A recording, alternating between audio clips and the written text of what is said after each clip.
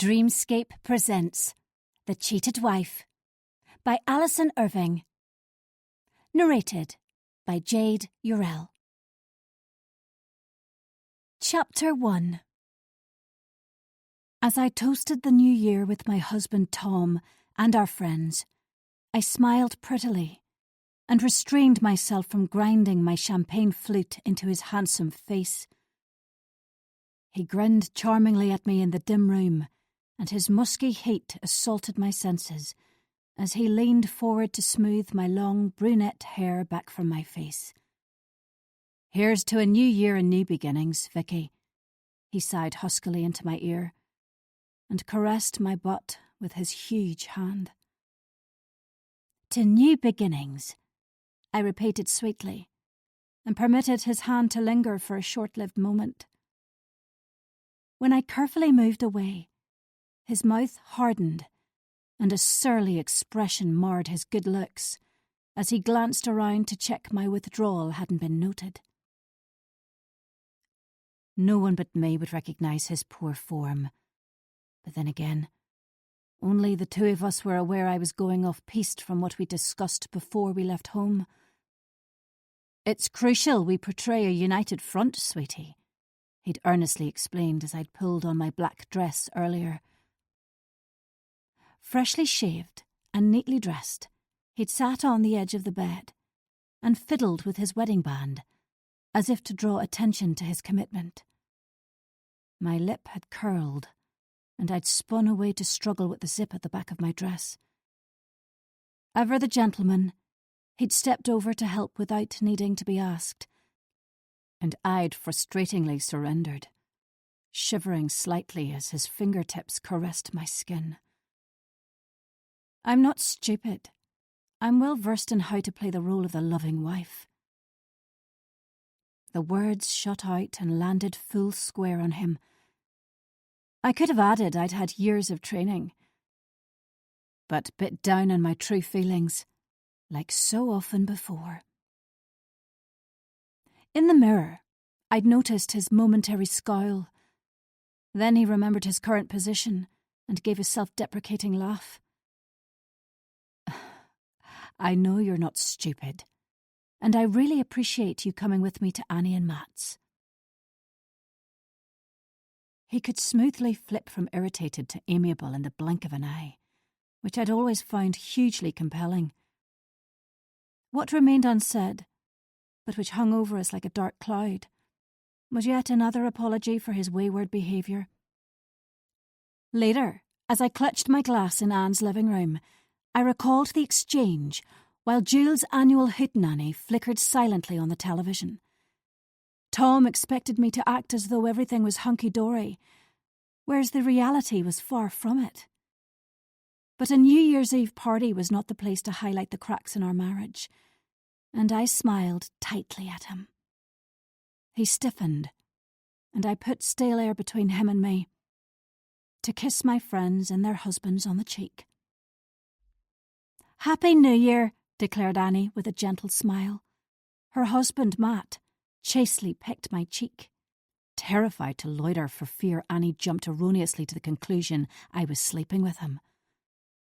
"Happy New Year," squealed Kate, over-exuberant as ever, to compensate for the fact 2/5 of our book club were missing. Her husband, David, beamed as he chinked glasses with me, then moved swiftly onto Tom. Backslaps ensued, like 8-year-olds on the football pitch after scoring a goal. No. Here's to us, or to the best friends ever drivel we'd normally proclaim. For our formerly close-knit friendship group had been crushed into smithereens.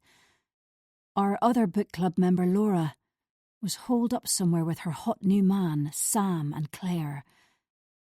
A ripple of hurt as I contemplated Claire, my not-so-loyal friend who'd recently exposed her year-long affair with Tom, my husband of 20-odd years. Obviously, I was devastated at their treachery and genuinely grieved the destruction of our friendship group. But secretly a tiny piece of me was less devastated by Tom's behaviour, for this was a well-worn tale of our marriage. Cheat, discover, beg, forgive. The never-ending circle of life, or rather, the never-ending circle of deceit in the Ford marriage. My tall, broad, gorgeous husband pecked my friends, the epitome of affability and dependability. The driest of kisses on Kate's pink cheek, the lightest of touches on Annie's bare arm. Meanwhile, my hand burned from where he'd clasped it as the bells tolled midnight, and our annus horribilis, at long last, drew to its woeful close. One death, one affair, and one visit from the police. It certainly would be a year none of us forgot quickly. I quashed those morose reflections as Annie switched on the overhead light, and we drained our glasses as though gasping for sustenance. We'd tried and failed to conceal the unpalatable fact. 6 was so much more pitiful than 10, and the upbeat music clashed with our deflated mood. No volume was loud enough to conceal the gaping void where the others should be. In years gone by, the 10 of us would have crowded into Laura and her husband James's house for our annual New Year's Eve gathering, not far along the street from where we partied. Now James was dead, and Laura had sprinted with indecent speed into a sparkling new relationship with Sam. I shouldn't have come.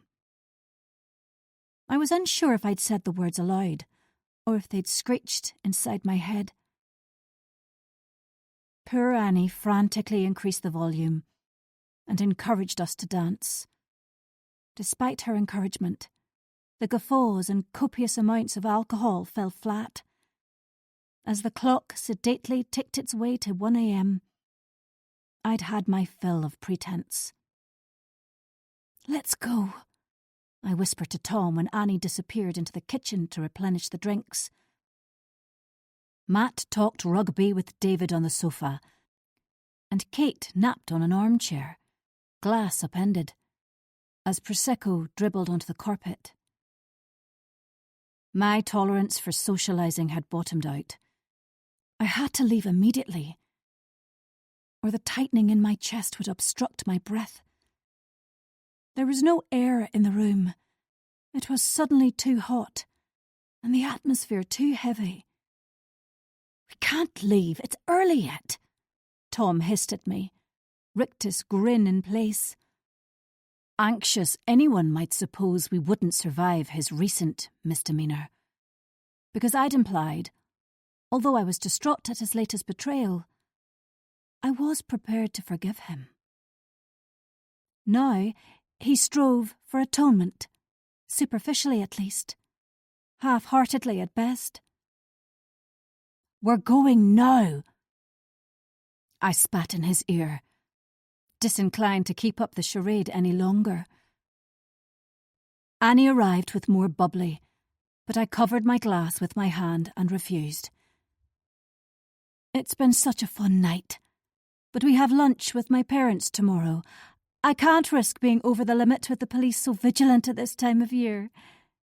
Straight-laced Annie whisked the bottle away from me, the mention of drink driving causing a flush to stain her pretty face. "We'd better leave too." David shook Kate by the shoulder. Groggily, she opened one eye and woke with a start. Saliva rolled sluggishly down her chin. David compressed his lips into a thin line and instructed her to wipe her face. She did so, then rose so fast she teetered slightly on her high heels, black hair flattened from where she'd been lying. Tight hugs and a longsome goodbye followed, and we promised to meet up soon. I hid my exasperation, for naturally we'd see each other soon, We all lived within a stone's throw. Our street was right at the edge of Castlebrick village, hardly 20 minutes' drive from Belfast. But an oasis of calm surrounded by green fields and the undulating Antrim hills. 15 minutes on the other direction, and we'd be at the coast. Blank windows from neighbouring houses kept their silent watch as the four of us made our way down the street. No stars and no moon tonight to welcome the new year and guide us home. We stopped outside our house and waited as David and Kate made their unsteady way down the street, her heels tapping on the pavement. When they disappeared onto their driveway with a final wave, we stepped onto our own path. The shriek of a cat, so reminiscent of a crying baby, made me jump. Maybe our cat Keiko was mauling some unsuspecting vermin. Wordlessly, we walked to our front door, and Tom unlocked it, then moved aside so I could enter first. The still house appeared to hold its breath as it waited to see what transpired next. More unforgiving words, slamming doors, noisy make-up sex. "Do you want a drink?" Tom asked me, with sincere brown eyes and chastened features. "Feck off," I answered, as I slipped off my shoes and coat. "You can sleep in Alex's bed tonight." I threw it over my shoulder as I hung my coat in the cloakroom and stalked into the kitchen. He'd been sleeping in our daughter's bed since I'd learned about his affair. His shoulders drooped as his gaze dropped sadly to the floor. Plausible. But the penitent act was an ancient one, which had played out 4 other times in the past 20 years. I'd unquestioningly pardoned him the first time, when he cheated with a gorgeous young air stewardess. Fate had thrown them together on multiple long-haul flights after I gave birth to our second daughter, Flora, and I'd exposed their dirty messages while my breasts leaked milk. I was too fragile to deny his fervent pleas for absolution then. The next time I'd walked in on him kissing the neck of the wife of one of his colleagues at a party, I may have presumed it inoffensive if her hand hadn't been down the front of his trousers and her blouse unbuttoned. The memory of her lacy red bra taunted me for some time after. And so it went on, time after time after time. Routinely, when he was caught, he implored and beseeched. And predictably, I forgave him. He hadn't changed in 20 years, but I had. Perhaps this time I wouldn't accept his behaviour and lame excuses. For this time he'd chosen my friend, and although I understood her reasons for doing what she'd done, his role was indefensible. A fire created deep at my centre blazed at the memory of Claire and her motive for sleeping with my husband. She'd been my friend for many years, and then betrayed me in the worst way possible. Surprisingly, though, I forgave her completely, and almost admired the nerve it had taken to sustain it for so long. Nevertheless, I'd shared those complex emotions with no one, and was unlikely to. On the other hand, I was uncertain if I could pardon Tom. The serial philanderer, so effortlessly. So why would I stay with him? He was devastatingly attractive, though looks were thin over time.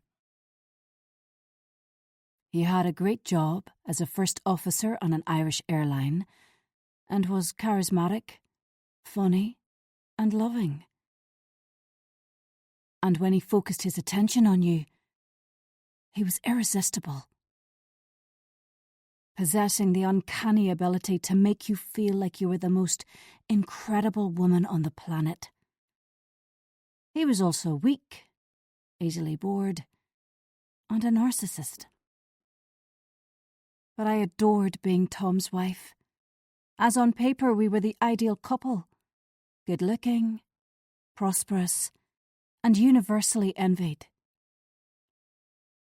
Privately, I'd acknowledged that for years, as I'd outwardly feigned ignorance, which is why I was so angry with Tom.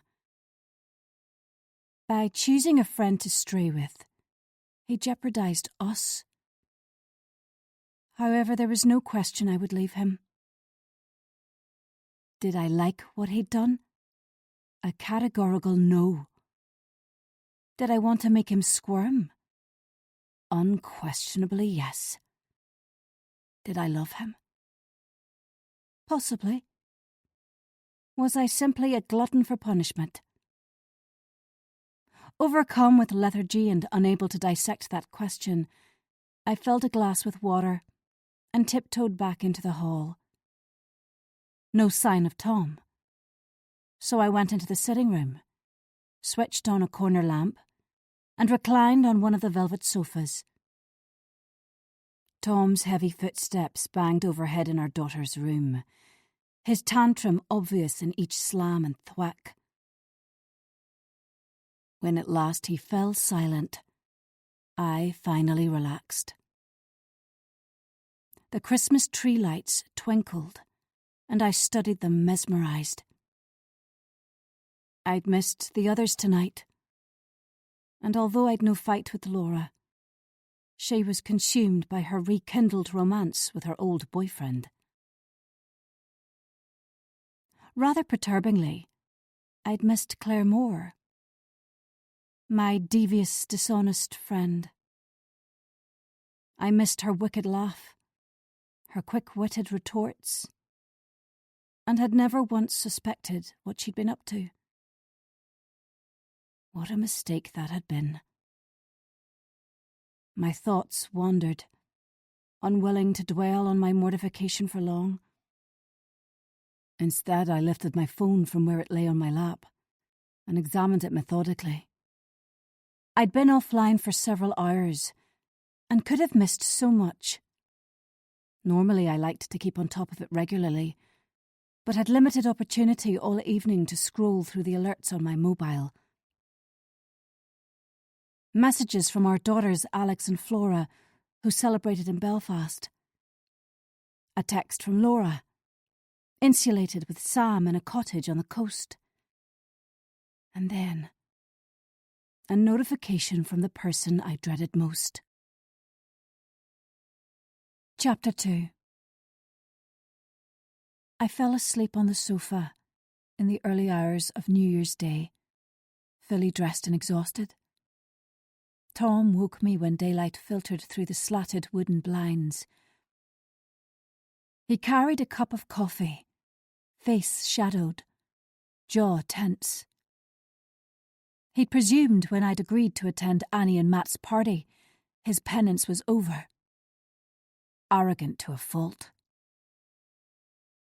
With a muttered thanks, I lifted my mobile to indicate he was dismissed. He hesitated, obviously expecting me to converse normally with him. When I didn't, he loudly cleared his throat. Can we move past this? I've apologised so many times. I'm so sorry. She came on to me and I was flattered. She refused to take no for an answer. Please forgive me. He knelt on the floor beside me and grasped my free hand. The intoxicating smell of his aftershave teased, and I briefly indulged myself as I stared at his lush lips. I ached to rake my hands through his hair, rip off his shirt, and feel the firm muscles of his torso as I lay under his weight. Feck off, Tom. I hauled myself from my daydream. Claire said you pursued her, and I believe her. She's lying, Vicky. Honestly, she is. You know the lies she told about you. She made it up about me chasing her in exactly the same way. She messaged me constantly, demanded we meet, and I'm embarrassed to say, in the end wore me down.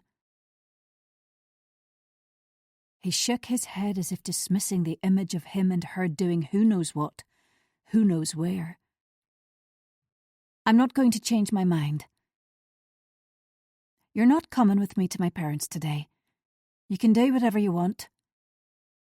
I hear Will has left Claire. You can go to her house and shag on the carpet. His face reddened and my stomach curdled at the realisation they had indeed shagged on the carpet in Claire's house. Nauseated by him, I roughly pushed him away and swung my legs over the side of the sofa. The coffee cup was knocked over in my haste, and the hot liquid splashed over both Tom and the carpet. You'd better clean that up, I spat caustically, as he rose, nursing his hand where the coffee had scalded him. Hold your hand under the cold tap. I softened a little, as I hadn't meant to burn him.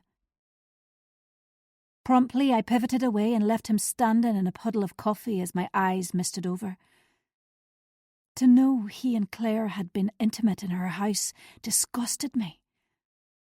Perhaps this time he really had done the inexcusable. Hastily, I climbed the stairs to avoid him seeing how upset I was. And when I reached the sanctity of the bathroom, locked the door, and dejectedly stripped off the figure-hugging black dress I'd worn to the party. My lacy black lingerie followed and lay in a crumpled heap on the white tiles, taunting me. I nudged it out of the way with my toe and studied my reflection in the full-length mirror as the bath filled with water. Today, dark circles betrayed my sleep-deprived night and the toll the last few weeks had taken. Objectively, though, despite reaching midlife and the accompanying fine lines, I knew I was still attractive. Throughout my life, women either resented me for my looks or conversely wanted to be my friend. Attractive by proxy, if you like. Men made no secret of the fact they wanted me, but none of them had come close to Tom. And yet my husband repeatedly slept with other women, leaving me hollow. My exterior may be immaculate, but my interior was littered with deep flaws. I sighed sadly, added fragrant bath oil to the water, and lowered myself into it with a small moan.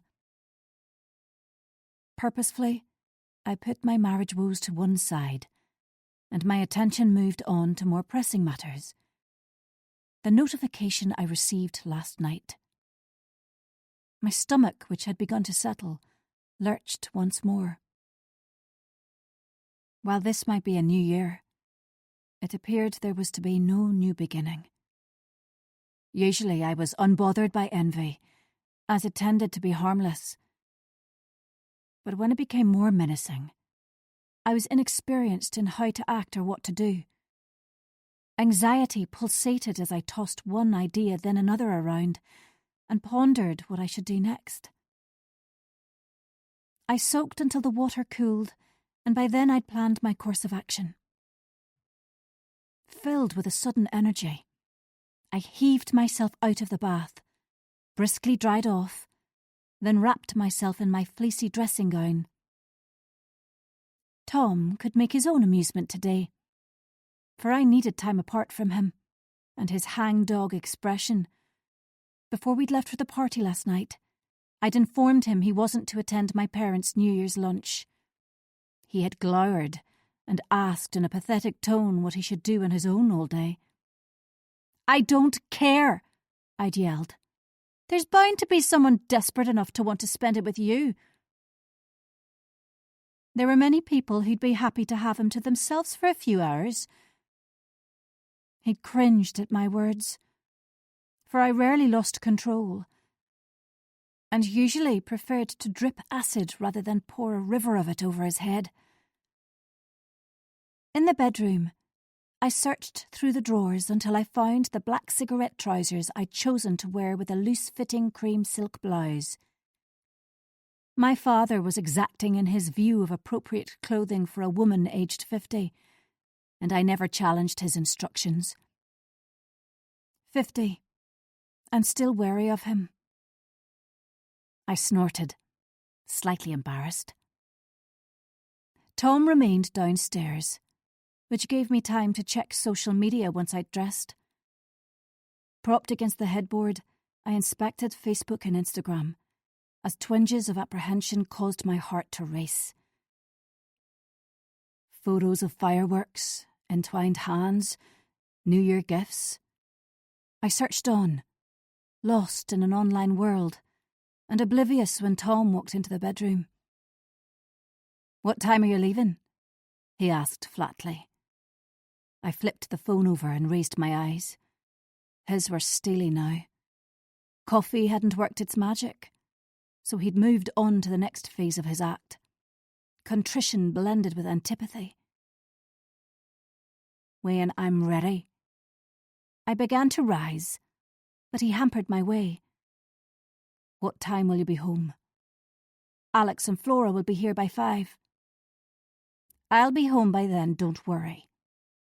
The girls know dinner will be at 6. The steak pie I'd prepared yesterday was in the fridge, ready for our daughter's arrival." "Please let me come with you. Your parents will ask awkward questions otherwise." "If they ask, I'll be honest with them."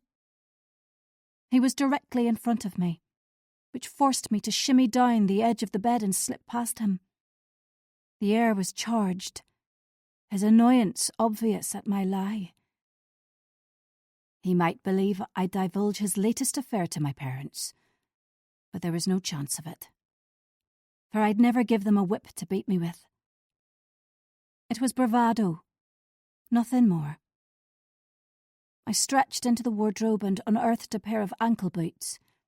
Using the wall for balance, I pushed my feet into them and avoided eye contact. Tom stood with his hands on his hips. "Let me pass, please." My voice was measured, though I longed to bellow my sufferings as visions of his body entwined with my friend's ran riotously through my head. Slick with sweat. Hot words of passion. Bare-faced lies. In an effort to dissolve them, I blinked rapidly. Stubbornly they persisted as he stepped aside, and I made my way downstairs. My phone vibrated with a notification, but Tom was on my heels, so I set it face down on the worktop without looking. I studiously took no notice of him, made myself a frothy coffee, and popped a slice of bread into the toaster. He slumped heavily onto a stool at the breakfast bar and begged again to go with me, brow-knitted.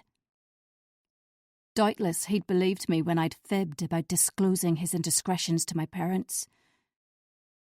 When I'd reached the limit of my tolerance, I said wearily, "Don't be bloody stupid, Tom. Do you really think I'd tell Mum and Dad about your affair? You know what their response to that little gem would be." He studied his clenched fists as a muscle twitched in his jaw. For my parents were the golden goose which kept on laying, and the prospect of the bottomless pit of money drying up was guaranteed to stop him in his tracks. "Thank you, sweetie." Back to contrition. "I'll hate the pie later so you don't need to rush home." He smiled sheepishly at me, then disappeared into the sitting room. His alleged remorse left a rancid aftertaste, and I was fully mindful it was the danger of my parents learning his secret which had caused his about-face. My mouth was dry as I nibbled the toast, and even with liberal lashings of marmalade, I had difficulty swallowing. For I was now distracted by another issue. The newest notification. When I checked it, and found it was nothing more sinister than a message from a work friend, my nerves dissolved. Today could be all right after all. Suddenly I was ravenous. My mouth no longer acrid. So I brewed fresh coffee and buttered another slice of toast. As I munched it at the kitchen table, I scrolled through my mobile again, replied to the New Year messages, texted my daughters to remind them not to be late for dinner, then began over. Checking and double-checking everything was as it should be, and nothing untoward had been posted. No unwelcome comments nor messages. Simultaneously anxious in anticipation of what I might read, but helpless to stop myself from looking. Before long, it was time to leave for the lunch at my parents', and I stuck my head around the door to the sitting room to say goodbye to my errant husband. Gloomily, he jerked his chin and silently reproached me from the sofa. A spasm of pleasure at his sour expression, and I swiftly turned on my heel. Fresh air buffeted me as I stepped outside, and instinctively I glanced around, alert for anything unusual. Satisfied no one was hanging about, I slammed the front door with as much force as I dared. It wouldn't do if a neighbour heard the bang or questioned our marriage. For appearances were everything.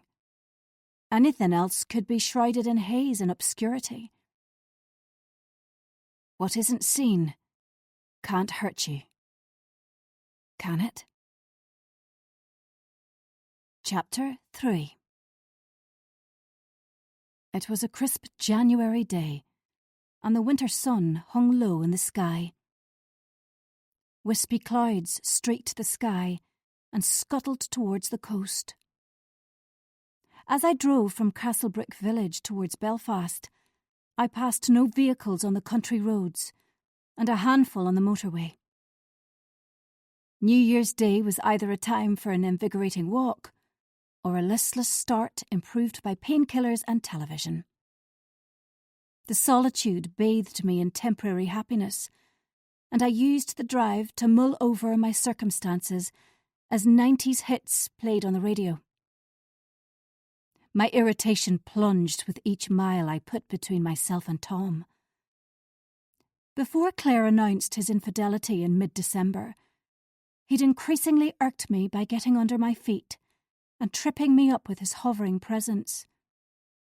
Uninvited fingers had slithered over nightly to stroke my bare flesh in bed.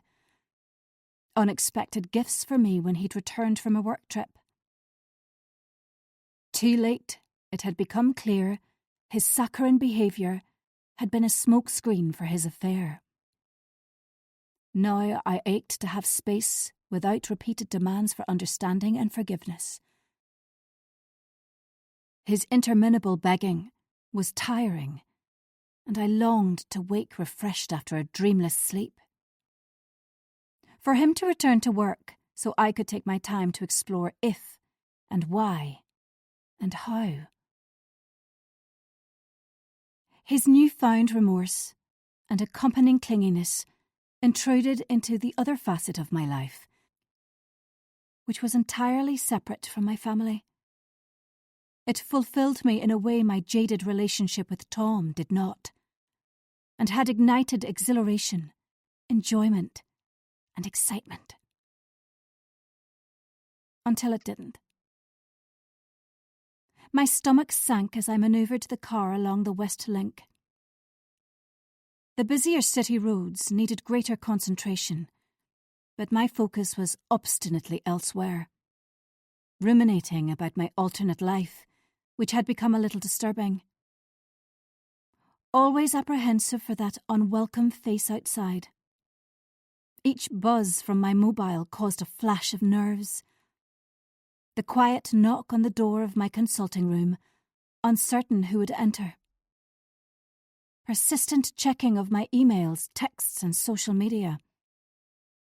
The sad thing was, there was no one I could trust, and to share the burden of my worries. which sometimes threatened to overwhelm. For it was unremitting, and in spite of what was said or done, it appeared there was to be no end. What had started so promisingly had disintegrated despite my wholehearted efforts, and I dealt with it alone when my husband had been occupied elsewhere, breaking his vows. I scolded myself often, for I should have known it would lead to disappointment. My mind was consumed with negativity as I arrived at the gates of my parents' house in South Belfast. Thankfully, my deliberations were cut short as I swung onto their driveway and parked in front of their garage. A quick glance in the mirror, then I lifted the chilled bottle of champagne I'd fortunately remembered to bring from the fridge at home. My father would have been furious if I'd not extended the courtesy of a gift when visiting them. The cool air calmed me as I walked across the gravel path and rang the doorbell. My parents' home was not a house which invited an informal hello when you entered without knocking. As I waited, I see gusts blasted, and my skin prickled at the whir of security cameras rotating towards me. The heavy oak door was opened by my mother, faultless in a baby pink silk sheath dress, slim and elegant. Though much shorter than my 5'11". Her hair was precisely sprayed in place, her makeup perfect. "Victoria, how nice of you to almost make it on time." She preferred a cheek for a kiss and graciously accepted the champagne. "What a pity my granddaughters were too busy to visit on New Year's Day." The second barb in as many moments hit its mark as I followed her down the hallway and into the lounge. I'd suspected my daughters would be hungover on New Year's Day and had bravely refused the invitation on their behalf. Dad lounged on his favourite leather armchair, half-moon glasses on the end of his nose. Strands of grey combed over his balding pate. He was reading World Without End by Ken Follett, a novel he'd failed to finish since my previous visit. He didn't look up, so I perched on the edge of a nearby overstuffed sofa. Mum disappeared into the kitchen, and my palms grew clammy. Surreptitiously I rubbed them on my trousers as I calculated how many minutes I'd be expected to stay. The doorbell chimed, and my mother's heels click-clacked back down the hall. Slowly, Dad placed the book on the mahogany side table and removed his glasses. "Victoria, good of you to join us. Where's your no-good husband?" He predicted my fluster, but I was well versed in his snide ways and had my lie prepared. "Dubai. A last-minute thing." The untruth slid easily off the tongue. The benefits of having a pilot for a husband, non-appearances easily explained. "Humph," was his reply, and the silence grew long and sour, the overpowering scent of disappointment saturating the air between us. We were biding our time until my brother and his perfect family joined our happy band. A small blonde whirlwind ran into the room and launched itself at Dad, who'd opened his arms wide and embraced the hurricane with a laugh. "Grandpa! Grandpa! Grandpa!" shouted the boy, my adored nephew Xander. The greatest success my younger brother Adam had achieved was to produce an heir to carry on the Harris name. The fact I practiced medicine under my maiden name and called my oldest child Alex after her grandfather meant nothing once the golden boy had arrived. But that was an old gripe, and one I couldn't rebuke Adam for, because he too had borne the brunt of our father's discontent. until the revered moment his wife Natalie had delivered Xander. Adam was tall and good-looking, and I loved my not-so-little brother. His wife Natalie I loved a lot less. She now believed herself to be the equivalent of Jane Seymour, having produced a sought-after male for the demanding head of the family. I assumed she was too vacuous to recall Jane's fate. After I hugged my brother, Natalie and I air-kissed, as she lavished praise on my mum's dress, hair, and French manicure. For me, a dismissive smirk. "On your own again?" "Yes, unfortunately," I replied through gritted teeth. Dripping with faux empathy, Natalie pouted, then delivered her stock. "Poor you, Victoria. I couldn't bear it if Adam wasn't home every night. I'd miss him terribly and worry what he was getting up to on his own." The same thing every bloody time. A cold shudder trailed up my spine as I wondered if Tom had made a pass at her at some point. It couldn't be absolutely ruled out, although he generally had never been interested in catty snobs. We took our seats at the dining room table, and I was sorry I was driving, as the inclination to drown my sorrows was intense. As Mum served coq au vin, I conversed genially and did what I had done my entire adult life. Diluted my aversion for my parents and sister-in-law with bland words and insincere smiles. Xander played games on an iPad, something neither of my girls had been allowed to do. It was unsurprising they resented spending time with their grandparents. Lunch was a prolonged affair, and my mind wandered to the past.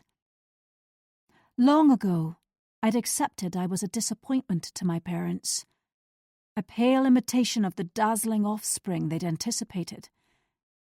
They discounted my career, family, and accomplishments, and instead perceived me an abject failure. My B in O-level French had resulted in a summer spent studying with a tutor, before I resat it the following year. My cousin had been taken in my place on our family holiday to Mexico, and my grades never dropped again. After my silver medal win in a major triathlon, Dad coerced me into running another 5 miles that night, in the pouring rain, and along the city streets as punishment. Blistered heels and detached toenails served as a reminder to train harder. Studying medicine hadn't warranted praise when I became a GP rather than the orthopaedic consultant he'd envisaged. It was one of the few things I'd held my ground on, and his eyes had bulged at my audacity. I'd driven home to Tom afterwards with his snarl ringing in my ears as tears dripped down my face. "You couldn't achieve even that, could you? You've always been an embarrassment to me, Victoria." When I made the decision not to become partner in the practice due to family commitments, he'd sniffed dismissively. Sitting in my parents' prosperous yet inhospitable house, I wished I had the strength to stand up to them, to live a productive and independent life. Nevertheless, I again failed, as Tom and I had a tendency to live outside our means and relied on their one lavish gift, money. It was startling how two people so mean with their affection should be generous with their cash. But their reasons were shallow, and boasting to friends about me and Adam was one of the few pleasures we provided. Although they rarely complimented us to our faces, my parents' one saving grace was they'd never beat us. Their bruises had been purely emotional. I didn't particularly like either of them, but remained too afraid of the consequences to sever our flimsy links. After lunch, I sipped my coffee on the same overfilled sofa in the sweltering lounge as the clock ticked down to 4 o'clock. Then I made my excuses, my throat thick with pressure, and awaited the command for my dismissal. Dad permitted me to leave 30 minutes later, with the brusque instruction to visit in 2 weeks with Tom and the girls. Meekly, I agreed, and discreetly once again thanked them both for their substantial monetary Christmas gift. I would be thanking them ad infinitum for the rest of their lives. Free to leave, I fled to my car and started the engine. It purred reassuringly, and a quick glance at the door confirmed my parents hadn't waited, but were already inside with the door shut. Their Christmas wreath of greenery and berries hung lopsided on a red velvet ribbon, wilted and curled in the bleak atmosphere. Duty done. I drove out of the driveway and indicted left. A few minutes later, I pulled over to the curb and examined my phone. Worry drained from me. I read the messages which had been teasingly close throughout the afternoon, though resolutely out of bounds. My parents forbade mobiles to be answered when lunching with them. The exception was a life or death emergency, such as a rapid plunge in the stock market or an unexpected 4-ball at golf. I replied to those which required a response, checked social media quickly, and restarted the engine. When the city lights dimmed in the distance, I reached the country-bound carriageway, and relief streamed through me, for I'd worried unnecessarily. Made a mountain out of a molehill. There was a chance I'd sleep well and wake revitalised. It had come to nothing. As the road narrowed and twisted homewards, I drove the car down the country lanes. My mind bounced about as I anticipated a chatty meal with my daughters, while Tom and I papered over the fissures in our marriage. Castlebrook was a welcome sight as I passed the crop of the copper beeches and drove over the bridge. Unintentionally, I slowed down to scour the footpaths and side roads, anticipating a glimpse of that one unwanted face. The village was quiet as everyone sheltered behind closed doors and drawn curtains.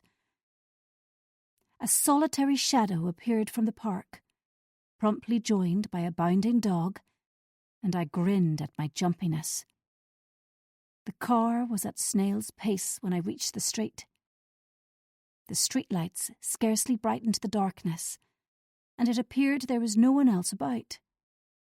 Inevitably, as I began to breathe a little easier, I saw them. Unmistakable despite the gloom. Immediately my breathing became shallow. It was far from over yet. Chapter 4. On edge, I swung onto my driveway. Light peeped around the blinds on the ground floor, the upstairs windows in darkness. Motion sensors had kicked into action when I'd swung into the drive, and harsh light flooded the front of the house. Dazzled by the glare, I gripped the steering wheel and battled to stem my rocketing anxiety. The girls would be inside, and I had to act as if nothing was wrong. A few minutes passed, and I composed myself before shakily walking indoors, where I called a faux cheery hello. Jackets were slung over the end of the banister. Trainers lay discarded in the hall, right beside the cloakroom. Anxiety melded into resentment. I ached for order and tidiness, but suppressed my cross words, for my daughters rarely visited from their university digs. True to form, Alex and Flora had adopted their usual sprawled positions on the sofas in the living room. intent on their phones, television blaring. Relieved they would ease the oppressive atmosphere between me and Tom. I gave both of them a quick hug.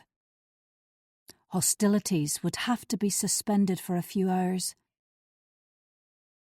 Alex's pretty face was ashen, brunette hair limp, and messily scraped into a long ponytail.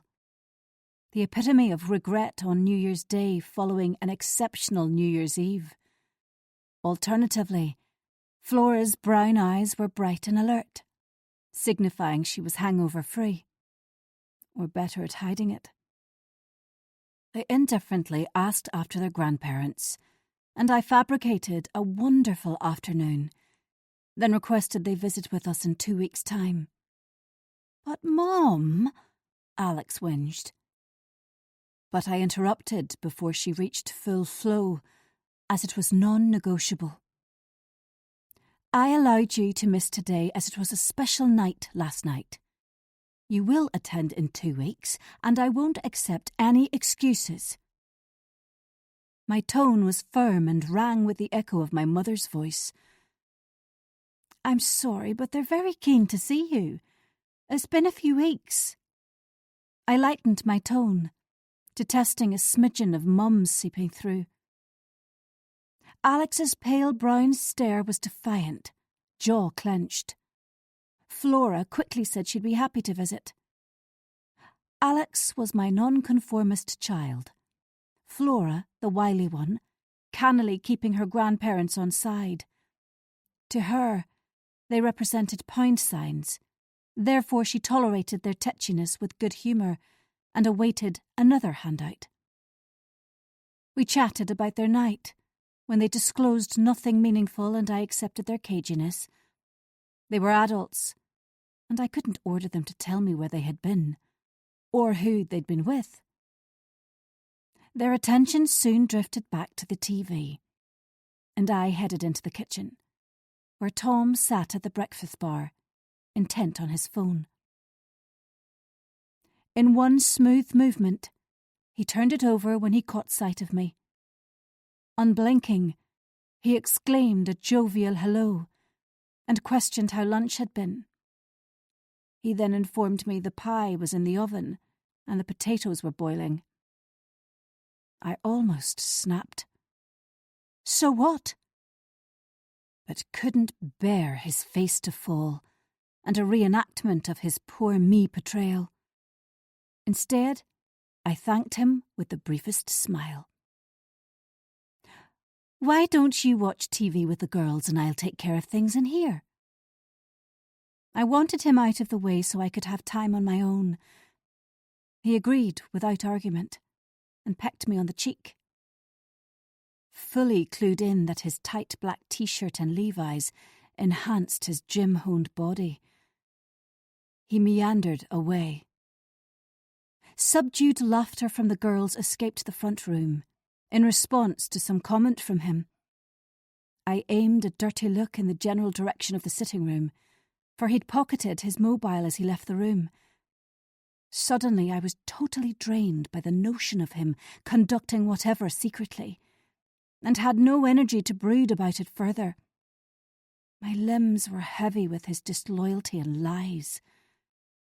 After a cursory check of the pie, I wearily clattered upstairs with my bag.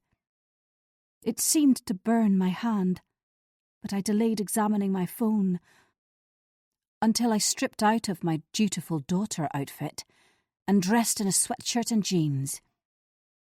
Comfy slippers and my hair carelessly plaited completed my transition back to village mum.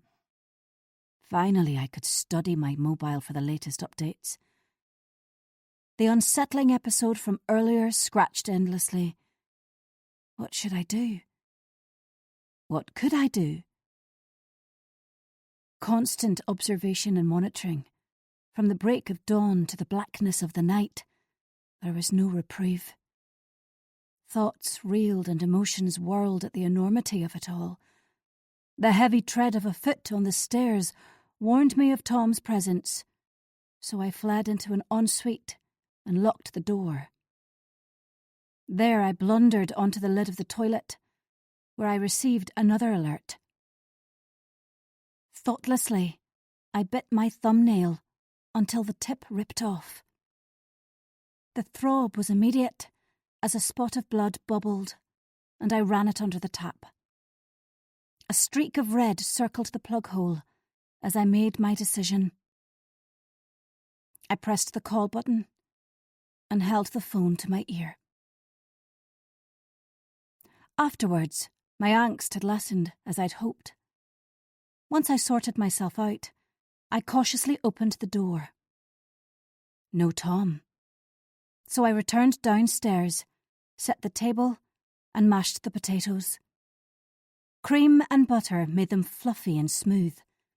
Steamed broccoli for vitamins C and K.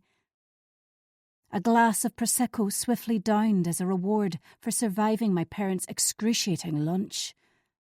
A second glass, sipped more slowly.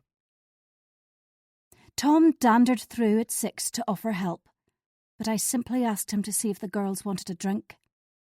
A hair of the dog for Alex, a meaningful smile passed between us, words unnecessary, as we recalled many similar days ourselves. Possibly, this is why I entertain his behaviour, I mused as he poured the drinks. When you've been with someone this long, they instinctively understand you. He topped up my glass, handed it back to me, and my animosity towards him thawed a little. Warm fingers brushed mine. I'm sorry for putting you through this. The humbled, repentant husband. And certainly he was sincere at that moment in time. I silently saluted him with my glass, and he returned to the sitting room, with the ghost of a smile playing about his lips. Some people might suppose me ludicrous, staying with a womanizer and a repeat offender. But generally we made a good team, for he was my cover. From my scathing parents, to whom divorce meant failure, from unsolicited attention from other men, from reality when it became untethered and too arduous. We had been a couple for so many years. I didn't know how to exist without him, and was too proud to split up. Therefore, I appreciated him a little that New Year's Day. The moon hung in the black velvet sky, and frost shimmered on the grass. If I opened the back door, the brook would be babbling at the end of the garden. However, I didn't open the door, nor stand in the garden to lift my head and admire the skies. Instead, I flitted through the house to ensure the doors were bolted and the blinds closed tight, so not even a sliver of light was visible outside. Our family was safely locked away from prying scowls and loitering silhouettes. Content, I lit candles and played soft music, drank Prosecco, and ate dinner with my family. When my phone buzzed on the breakfast bar, I neglected it for a time. We chatted and after dinner played our traditional game of Monopoly at the kitchen table, complete with customary disagreements and fallings out. Tom held my hand at one point, and I endured it, pretending he wasn't untrustworthy, and truly was the man he depicted to others. Our daughters laughed and squabbled, unquestioning we were still together, yet informed he cheated with my close friend Claire. Reflecting on that, I released his hand and disregarded both my distressed words and urge to slap his face. For one night only, I assumed the role of the magnanimous wife. As the good-natured sparring of my daughters and husband eddied around me, I rolled my last dice and admitted defeat. Then I kissed Flora's head, stealthily picked up my phone, and carried it to the sofa in the conservatory, where I read multiple messages, obscured from sight. one, caused my mouth to dry. Another text from Claire. Begging, lonesome and rejected. For Will had left her when she'd confessed her sins, and now her marriage was in ruins, her 2 daughters appalled by her behaviour. And I was torn in two, troubled by her desolation, but sickened by her actions. Stark words of misery laid bare her pain. Tom's loud guffaw broke my reverie, the embodiment of nonchalance, as he teased Flora and topped up Alex's wine when he supposed I wasn't looking. Undeniably, the fault was fully his. For a minute, the intensity of my dislike for my husband verged on hatred, a forceful, intense hatred which propelled so violently through my body it lodged in my throat. I glanced again at Claire's bereft pleading. As harrowing as it was, I couldn't be seen to absolve her. Tom was indispensable. Claire was dispensable. The sinner was vital in his role as my protector. The sinned against had no role to play now. My heart hardened as I finally acknowledged I had no choice but to accept Tom's apology. The road had come to a dead end tonight, with no space for U-turns or alternatives. Ending our marriage was not an option. Claire's message was left unanswered, and my composure splintered a little. I sighed heavily and walked over to my family. When I leaned forward to plant a kiss on Tom's neck, I allowed my hair to graze his skin in a way he found irresistible. A grip of his muscular shoulder as I murmured I was going to watch television. Hopeful eyes locked onto mine reflected his gratitude. We should watch some TV together. He covered my hand with his, and I dispassionately studied his fingers linked with mine, the fingers which had done unspeakable things to Claire, which I'd been blind to it all. For she'd described in minute detail exactly what and where it had occurred, this great deception. All in the name of revenge. A revenge she'd demanded years after the initial trauma, which had obsessed her. Ultimately, the only way I could maintain the impression of having won was to remain with the pawn from her game. So I smiled through gritted teeth and lowered my lashes to mask my sadness. The 4 of us filed through to the front room, where we chuckled our way through the reruns of Father Ted and Derry Girls. Much later, the girls disappeared into their bedrooms, and Tom and I faced each other on the landing outside our bedroom. My decision had to be quick. It may hurt me, but was unavoidable. I reached for his hand, led him into our bedroom, and softly closed the door. As he pawed me later, my mind rambled free. He'd taken me for a fool. But I was no fool. Not about him. Later he slept the sleep of the blameless, and I stared into the blackness. My mind careered chaotically, afraid this new year would bring nothing but heartache. We'd reconnected physically, but emotionally, we were further apart than we'd ever been. Chapter 5. Alex and Flora stayed with us for a few days, until they returned to their student lives. The house was quiet when they left, but I consoled myself I wouldn't miss damp towels heaped on the bathroom floor, long hairs on the plug hole, nor half-drunk coffee cups staining the furniture.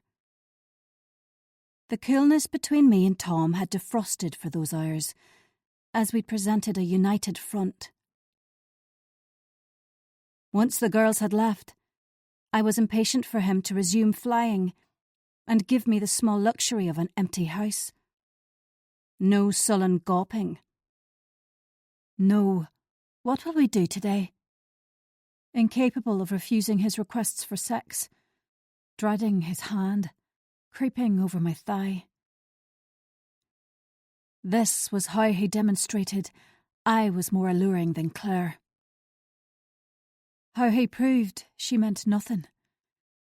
It was time I moved on, and there was no point in prolonging his sentence, for it was noticeable by his intermittent, stony expression. He presumed the whole sordid chapter should be forgiven and forgotten. The night before he returned to work, the sheets cooled between us like his ardour. Back to me. His breathing slowed, but sleep remained infuriatingly elusive. The headlights of a passing car swept across the ceiling, and my stomach tightened. After the relative haven of the past few days, the hiatus was coming to an end. I rolled away from my husband, and the rhythmic sounds of his breathing helped settle my uneasiness. Inhale, exhale, monotonous and mundane. The sounds of our marriage. Inhale, exhale, deceive, repeat. In time, my last conscious thought was not of Tom, but a direct blue gaze and full black beard. The next morning, Tom dressed for work, self-important in his uniform. His case was packed, pilot bag on top.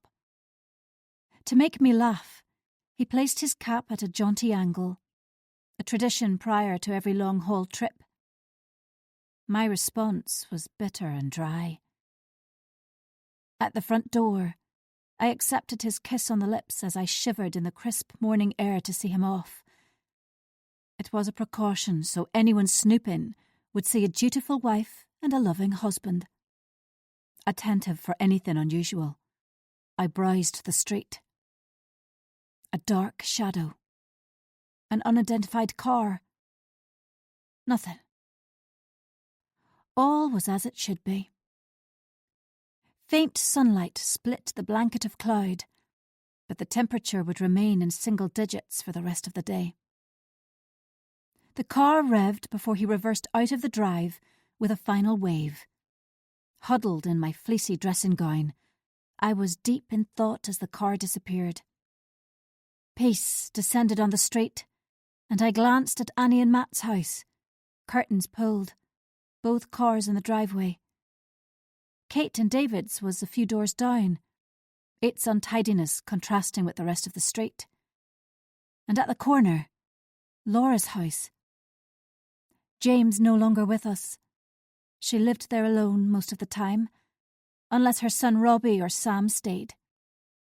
I begrudged her nothing, for she'd withered through neglect with James and bloomed under Sam's attention. With a smile to myself, I returned to the warmth and locked the front door with a firm click. My joy was whooped quietly, as if afraid somebody would hear and judge me. One day on my own, and I'd numerous plans for it. There was no danger of Tom appearing unannounced beside me, or questioning what I was doing. In the utility room, I swapped my slippers for shoes and my dressing gown for a jacket, before stepping outside to call for Keiko. The misty morning light threw squat shadows across the garden. Bare branches of the mature trees extended heavenward. The brook separated us from the open fields, a fertile hunting ground for a young cat. Keiko appeared soundlessly at my ankles as I walked over the grass, which was wet with dew. She accompanied me indoors, and I diligently locked the door before I discarded my outdoor shoes and clothes.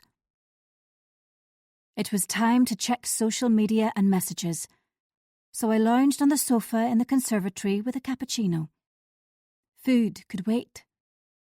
Nervously, I scanned the notifications, predicting the disagreeable, but miraculously found nothing problematic. Able now to relax, I devoured them fully. Kate messaged the book club WhatsApp to invite us to her house on Friday night. Claire had subtly been removed from the WhatsApp group in a show of solidarity with me.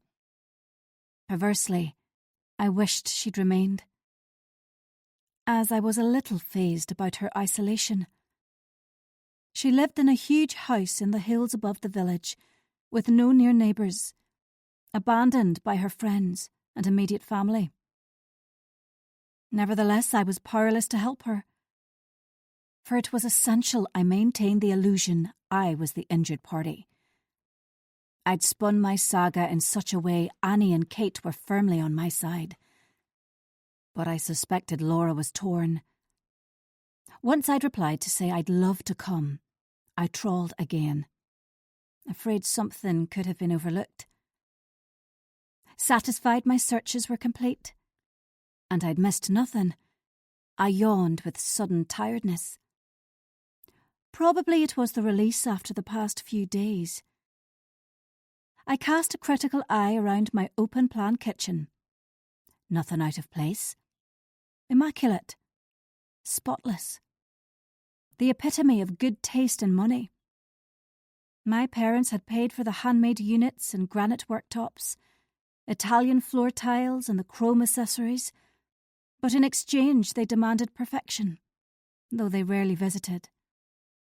To them, we lived in the wilds of the country, although the village was a short drive from Belfast city centre.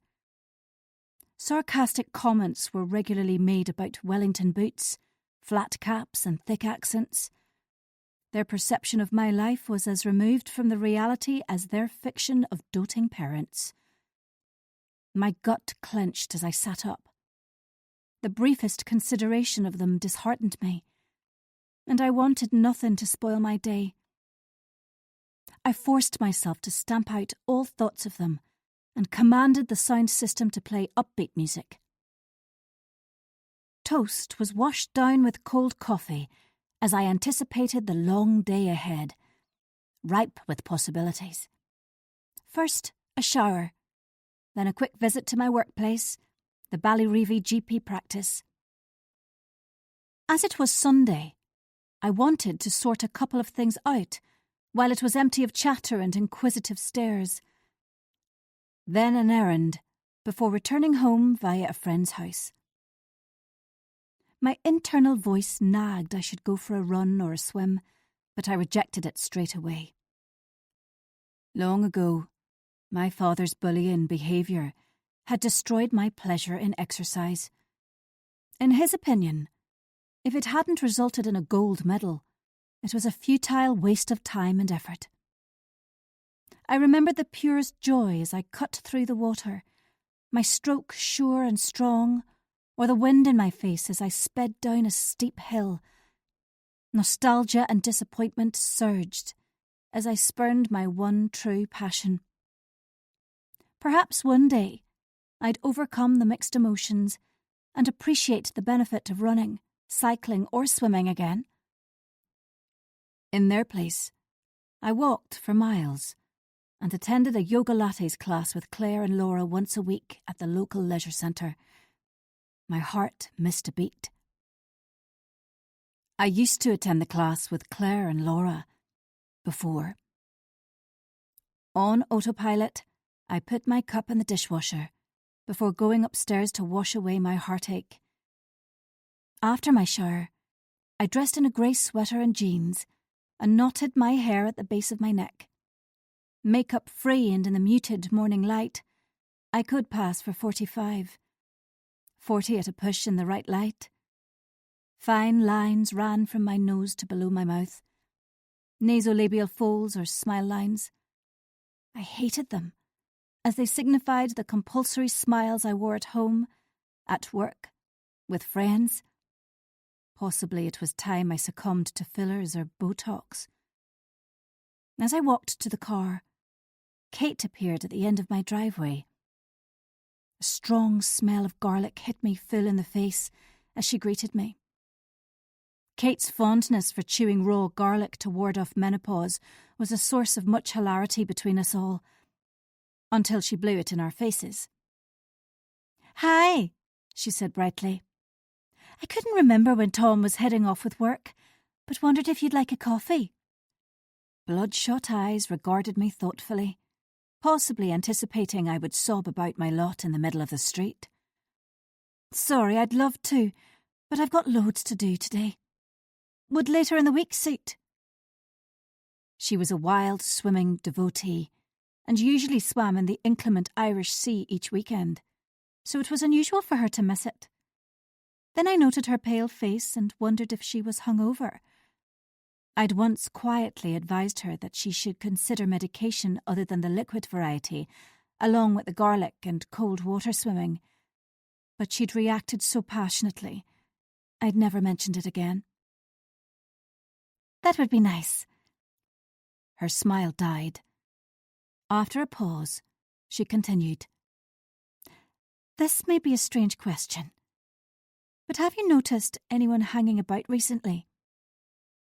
In an instant, my armpits became damp.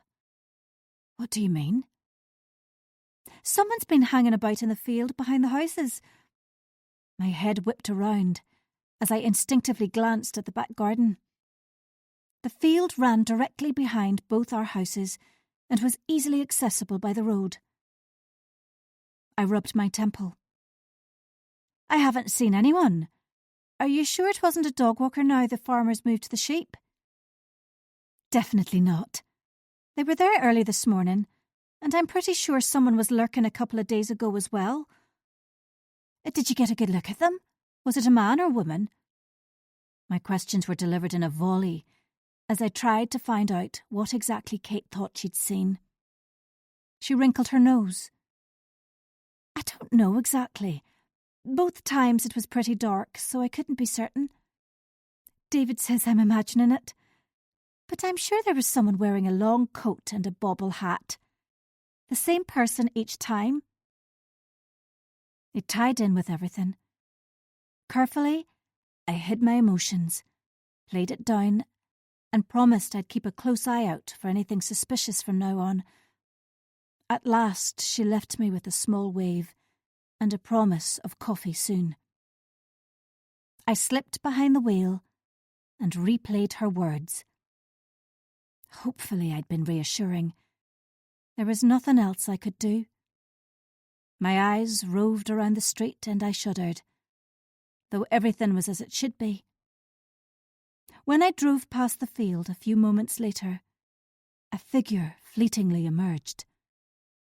But it had to be a trick of the light, for there was no one there.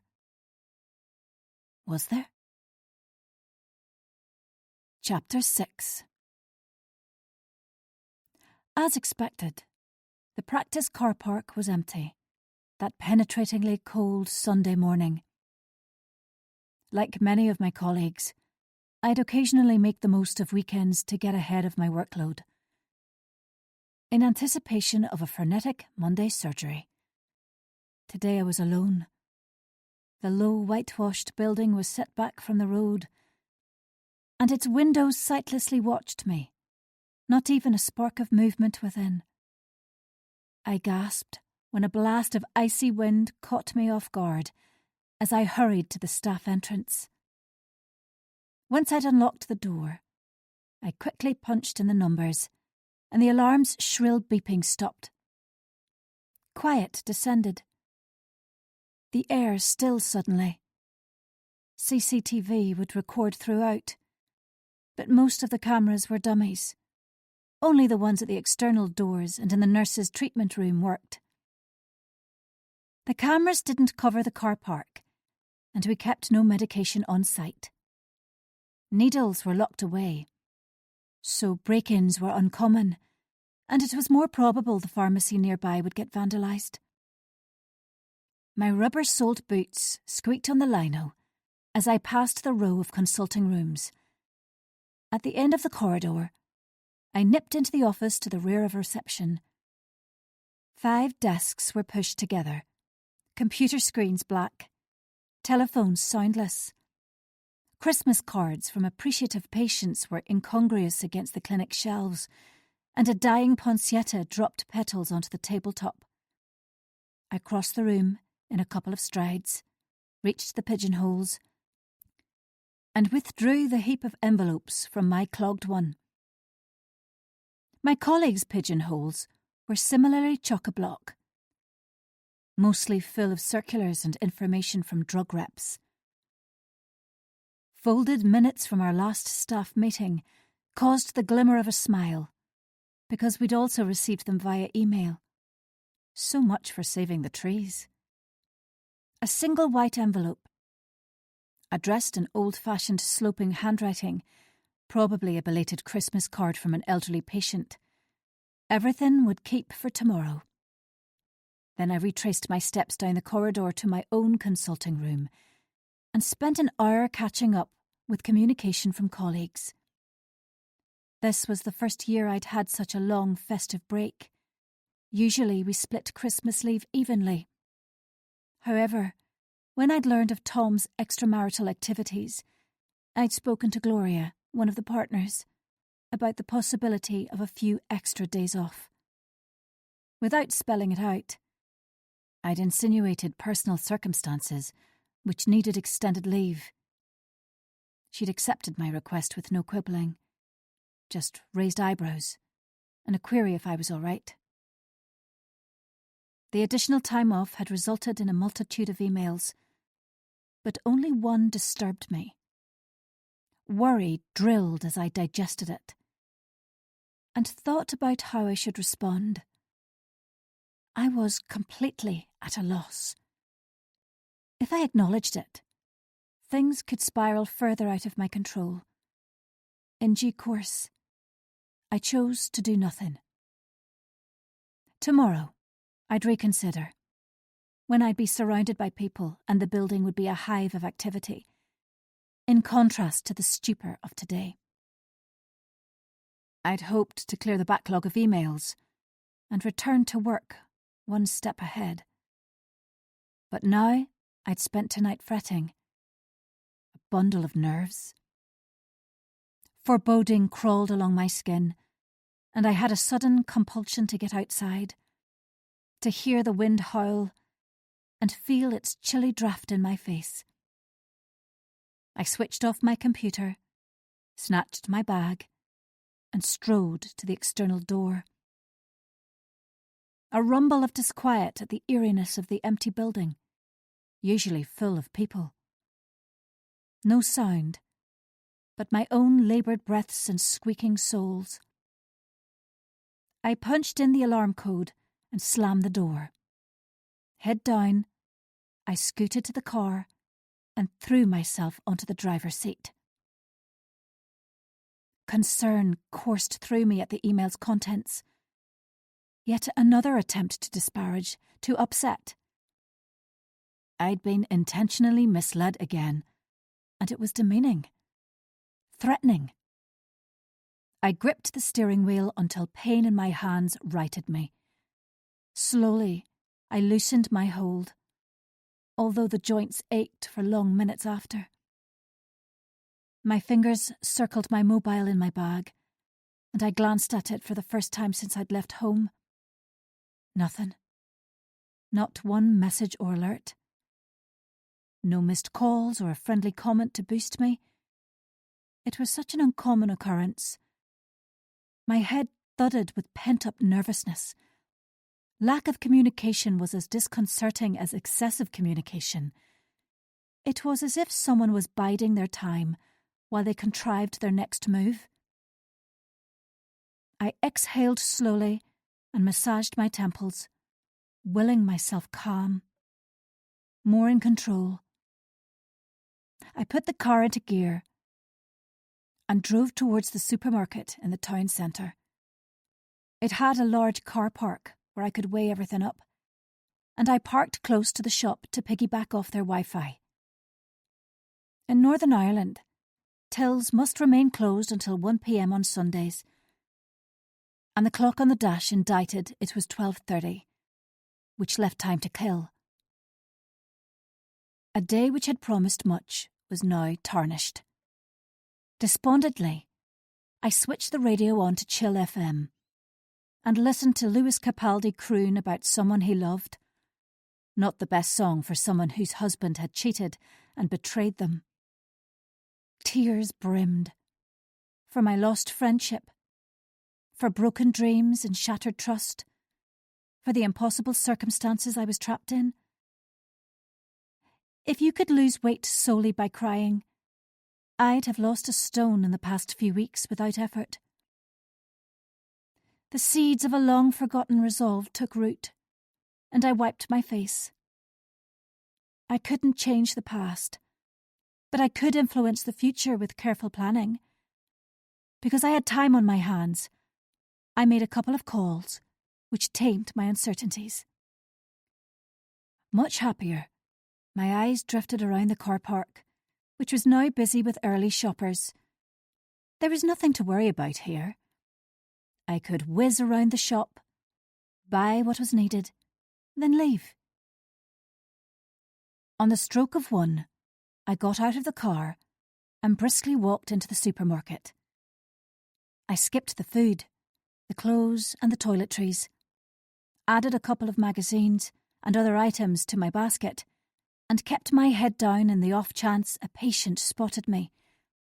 Thankfully, the self-serve tills were unoccupied, which left me free to scan my purchases without interruption, and I made it back to the car without bumping into anyone I knew.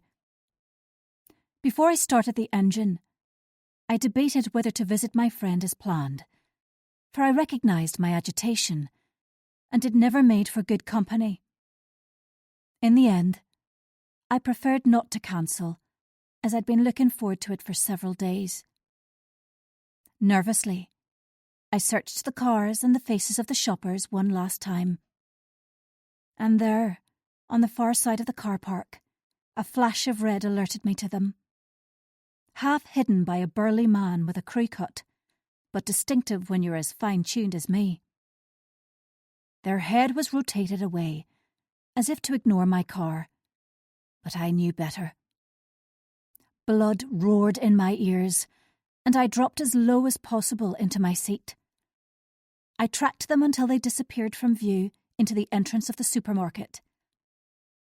My neck tingled. I didn't believe in coincidences. When I counted to 20 and they didn't reappear, I turned the key and exited the car park. My jaw ached from grinding my teeth on the drive back from Castlebrook. Tension was presenting itself in physical form. Always alert, always anxious. Although exhausted, I drove towards my friend's house. When I left the busy town streets behind, I breathed a sigh of relief, but my mind danced about. Had they known where I was? And if so, how? Castlebrook was a quiet haven, pavements deserted, roads empty. I passed the end of my street and parked in front of a red-bricked bungalow a couple of streets over. With a last glance in the mirror to establish my mascara hadn't smudged, I climbed out and walked up the path to the front door. A bedraggled Christmas wreath still hung from a cheap hook, and I yearned to take it down. Instead, I rang the bell and stopped back to eye the vertical blinds in the adjacent room.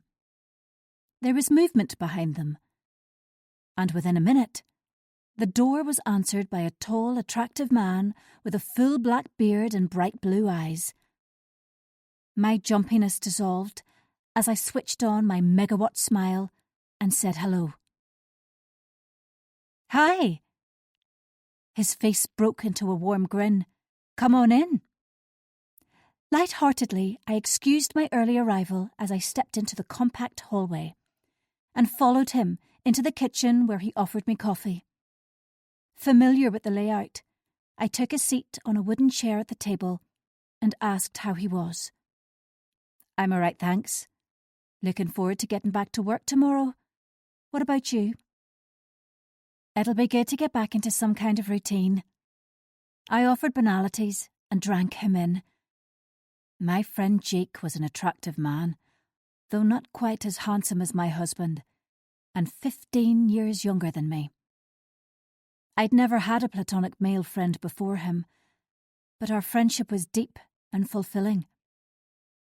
From the first day we'd met, we bonded over our similar sense of humour, love of athletics and Breaking Bad. He made a mean espresso martini, and from time to time when Tom was off doing whatever Tom did, I would visit Jake to binge-watch Walter White and sip a cocktail. It was quite some time since our last cocktail and crystal meth session. With an almost physical hunger, I longed to once again have drinks with a man who was gorgeous, but out of bounds, who'd seen beneath the surface of my shiny facade and liked what skulked there. He was one of my closest friends, and I detested when his attention was enticed elsewhere. Although a good friend, I'd never confided in him about Tom's betrayal or my tribulations. The book club had learned my wretched secret only as a result of Claire's role. Ashamed, I'd begged Laura and Kate and Annie to keep it to themselves, and had no reason to doubt them. "Do you want to come into the living room?" Jake's words broke into my trance and I nodded. He handed me a coffee in a chipped cup with a picture of a dachshund on it and offered me a biscuit, which I declined. Chatting away, I followed him into his snug front room. Such a masculine house, metal and leather, gadgets and remotes. No candles, flowers or knickknacks. A distinctly male space, testosterone blatantly on display. A pair of framed photos on the mantelpiece were the solitary concession to a softer touch. As ever, conversation flowed easily, and he made me laugh, while Tom receded into the distance. I sat on Jake's slightly sagging two-seater sofa, opposite to where he reclined on a black leather gaming chair, and put the past weeks to the back of my mind. Instinct warned me not to relax too much, to keep track of the time and too soon I had to leave, although he tried to cajole me into staying longer. Fog had descended since I'd been at Jake's, dampening sound, blurring the village. The streetlight's dull glow barely cut through the haze as we said goodbye at the door, and I had a sudden desire to unburden myself to him, to reveal my heartbreak at home and worries for the future. But I stamped it down, and without a backwards glance, walked to my car. When I stopped at the junction of his street, a car passed me, the face unsmiling. Alarm compressed my chest. Would I ever be free of them? Chapter 7. When I arrived home from Jake's, I pottered about, restless and unable to settle. The solitude I'd craved no longer promised freedom, but instead seemed like a punishment.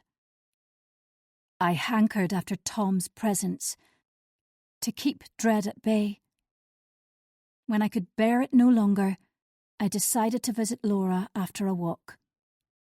Her Mini had been parked in her driveway earlier, and it had been several days since we'd caught up. Dressed in my padded jacket, I pulled on the gloves and hat, knowing the freezing fog would chill me. Braving the cold was preferable to overthinking at home. The enticing smell of turf hung in the wintry air, and the fog swirled and shifted as I tramped along. No one was about. The street was still, and within minutes, calm spread through me. From habit, I glanced around for anything out of the ordinary, but assured I was alone, tugged the hat low over my forehead. As I strode along, I contemplated each house in turn, some in darkness, some with faint light seeping out. An engine revved nearby, and predictably, a dog barked forlornly. The quiet of the village worked its magic as I marched along the streets, and encountered no one except a group of teenagers sharing a sneaky cigarette at the rear of the park. They greeted me with sniggers and moved away quickly, fading into the murk, their laughs muffled. I looped around the village streets, and well over an hour passed before I reached Laura's. In spite of my warm clothes, my face was frozen, and I was less inclined to see anyone. The urge to converse had vanished along with my misgivings, though I knew I should find out her opinion on Claire and Tom. We'd not had a proper chance to discuss it, and I was curious about her reaction. With a sigh, I plodded up her driveway and rang the doorbell before I could change my mind. While I waited for an answer, I studied the house across the street. David and Kate's was so brightly illuminated, it was probably visible from space. No curtains were drawn, so I could see David and his son Luke watching football on the giant TV screen in the front room. Momentarily uncomfortable, I felt like a voyeur into their private lives. Fortunately, Laura soon opened the door with a smile. "Hi, do you want to come in?" Typical Laura, always keen for company. Her normally pale face was flushed, and she glowed in an emerald green jersey dress, making my jeans and sweatshirt combo dowdy in comparison. "Lovely, thanks. Are you on your own?" The temperature of her house was a welcome in itself. "Yes. Sam had to go into work at the hospice earlier, and Robbie's at his house in Belfast. Is Tom away with work at the minute?" I peeled off my coat, deposited it on the wicker chair in the hall, and followed her into the kitchen, where she offered either coffee or Pinot Gris. As tempting as wine was, I chose coffee, and sat at the table as she filled the kettle. With her back to me, she reached into a cupboard for mugs and asked how I was. I deflected the question back to her, which she appeared not to notice. When she offered biscuits, I refused, mindful of the extra pounds I'd comfort-eaten over Christmas. We went into her living room, where subdued lighting and soft furnishings created a cosy atmosphere. My attention was taken by 2 photos on the white shelves. The first, her and Robbie crouched together on a beach, taken when her son was young. Her red hair had been whipped by the wind, and both of them pointed at something in the distance. The second, a new one, was of her and Sam standing together at Annie's charity dinner dance last October. As she chittered happily, I recalled our surprise on the night when she'd introduced her friend to us all. Their chemistry had raised the idea of mere friendship almost instantly. I almost asked if she'd deliberately removed every trace of James, for there were no photos of him, and it was as though he'd been erased in every way from her life. I wondered about their marriage, happy and glorious, or hopeless and doomed. She'd never complained about him when he was alive. She was unlikely to now he was dead. Bitterly, I then recalled Claire and Tom's relationship had been thriving the night of the dinner dance, and bile rose, which I swallowed with a gulp of too hot coffee. "How was your New Year?" I asked, through sore lips. Laura enthused for several minutes about a quaint cottage and a bracing walk on a windswept beach. Her contentment was palpable, at such odds with my own internal misery. I chewed my cheek to stop myself from blurting everything out. She was not so self-absorbed she couldn't sense my unhappiness, and abruptly stopped talking, then lightly placed a hand on my forearm and inquired if I was all right. "No, I'm not all right," The roar was exclusively in my head. Obviously, I had to contain myself to prevent the delicate walls surrounding my heart from crumbling. I inspected my fingernails, suddenly keen to be honest with someone. No, not really. It was barely above a whisper. Easy tears spilled, and I allowed them to stream unchecked down my face. It's a huge mess, isn't it? The question was rhetorical. The answer, obvious. She pressed her lips together, nodded, and waited to see if I'd say more. Her gaze was direct, as if she could see right through me. Heat began in my chest and crept up my neck at the memory of my past actions. I'd sugar-coated my convoluted history to Kate and Annie, but under Laura's perceptive stare, the truth was at risk of pouring out in an obscene deluge. Needing a kinder reaction, I sobbed more loudly. Tears always worked wonders. She allowed me to weep, handed me a box of tissues, and finally, my snuffles subsidized. Sorry, I dabbed my face. Do you know the reason Claire did it? Laura nodded. Face on fire, I replied. Revenge, retribution, call it what you want. Now our friendship group is destroyed and I'm living with a cheat. Have you seen her? Is she okay? Yes, I've seen her. No, she's not okay. Will's no longer living with her and Eva and Poppy are furious with her. Did you know Robbie and Eva are in a relationship? I shook my head. Astonished, 2 childhood friends had crossed the line. It seems she was a tower of strength after James died, and their friendship developed into something deeper. She smiled ruefully at the claddagh ring she wore on her left hand. No wedding band. Scarlet nail polish. I almost snorted my cynicism at 22-year-olds knowing anything about relationships. Then I reminded myself I'd met Tom when I was in my early 20s and thought I knew it all. How wrong I'd been. Are you looking out for Claire? Yes, I am.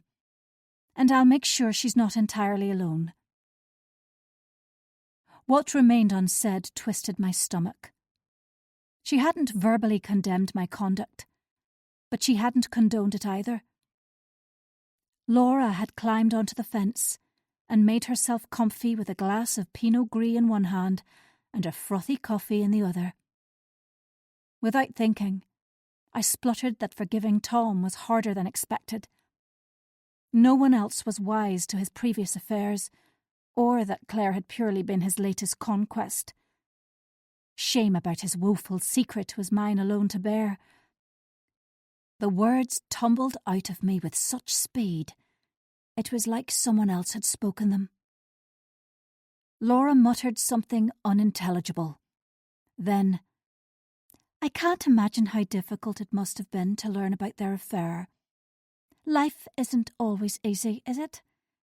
Do you want to stay with him? I was taken aback by her forthrightedness, and silence filled the space between us. Gradually it dawned on me. It was time to be honest, both with her and myself. Yes, I think so. But he seems to believe I should be over it by now, and things should be back to normal. Whatever normal means. Animosity leaked out.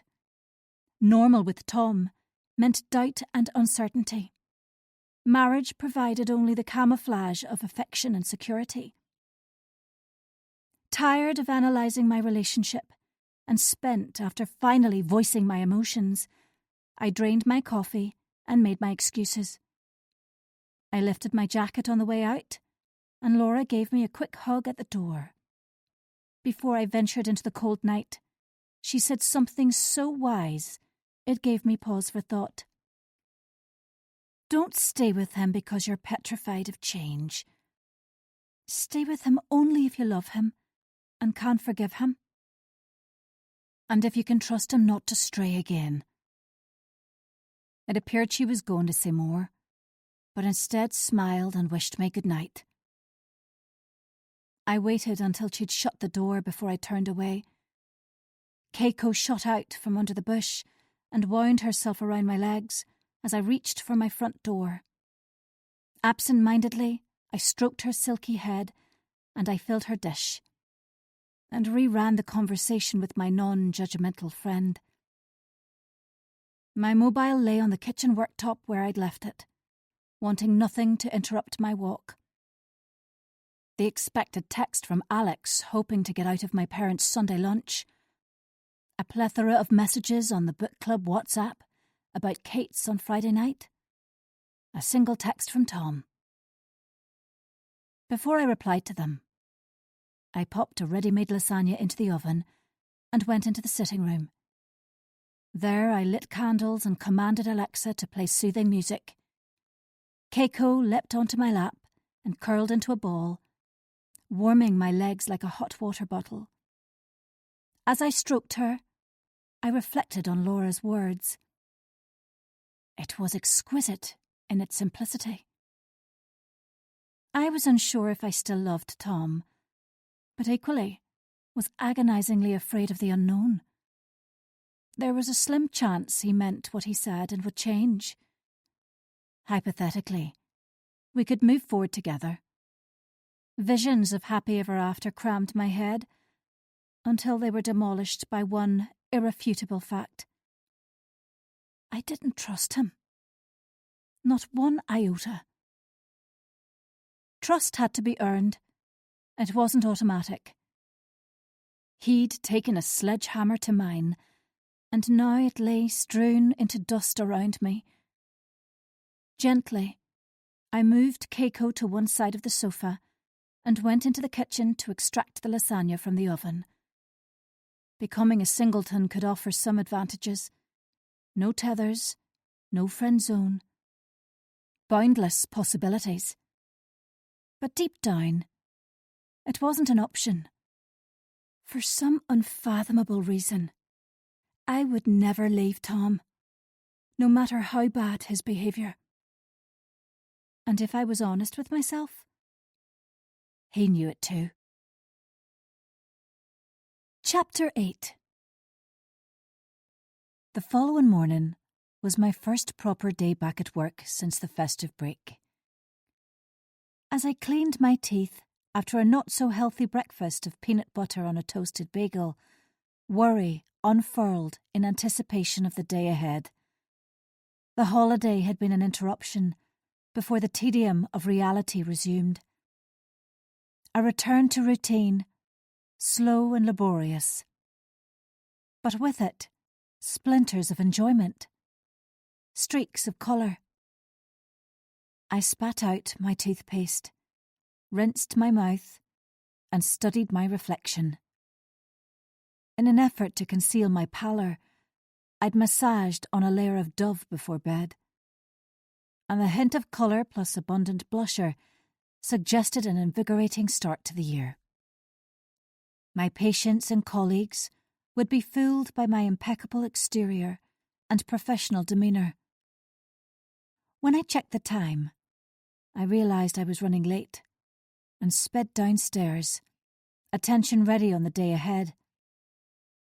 My colleague Gloria parked beside me in the surgery car park. We exchanged pleasantries as we walked inside together, and she regaled me with a tale about her 3 boisterous children and a cracked coffee table. I smiled appropriately and reassured her that having a glass table hadn't been negligent with 3 children under 8. The staff room hummed with conversation, New Year's good wishes and gripes about thickened waistlines. My colleagues were a friendly bunch, and as we drank instant coffee, commiserated with each other about another day on the treadmill of work.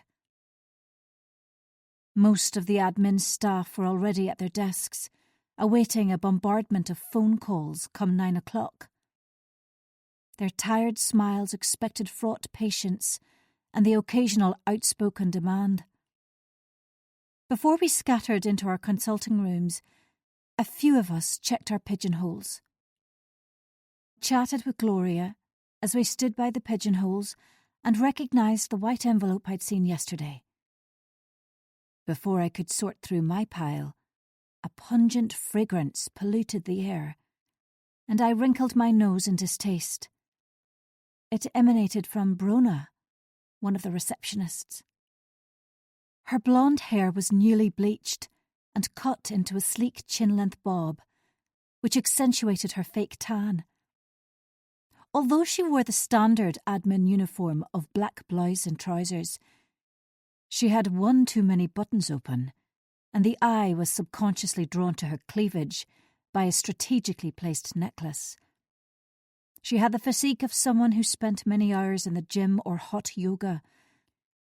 A plum talon pointed at the wall clock as she made a witty remark about school starting, and we all duly laughed.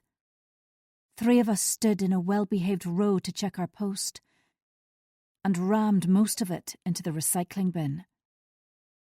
Then it happened. A card was ripped from the inoffensive white envelope. But rather than Santa or snowmen on the front, there was a bunch of wishy-washy flowers, crowned with the words, "With deepest sympathy." A loud intake of breath. Boldly handwritten inside in red pen, "Sorry to hear about your imminent bereavement." It was unsigned. A short silence, then a rising tide of voices at the nasty surprise on a Monday morning. The effect was immediate. Distress, offence, quiet anger at the person who would send such a spiteful thing. If it had been an isolated event, it could have been dismissed as malicious but harmless. Combined with a bunch of dead flowers in early December, a broken car window, and a spate of aggressive emails, it was too much to cope with. My palms became sticky. Such a barefaced thing to do in front of so many. Thankfully, my colleagues were a supportive team. Kind words and offers of tea were made, along with attempts to downplay. The festive break had brought no respite from the deplorable goings-on. We huddled together, neglectful of the time and patience already queuing outside the practice entrance. Then Gloria voiced what many were no doubt wondering. Should the police be informed again? They'd been contacted after an email which warned of impending danger, and the other unsettling incidents had duly been reported as well. It's probably too late. I couldn't disguise the tremor in my voice. Surely they couldn't brush for fingerprints or whatever it is they do. So many people would have touched it. I glanced at the others for confirmation, but was met with shrugs and shakes of the head.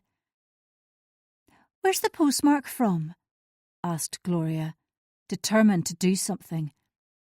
A blush brightened her thin face. "Belfast," I read aloud, knowing it meant little. The central sorting office dealt with thousands of letters and parcels a week. A male voice broke through the hubbub. The practice manager. "I heard what happened. Can I see it?"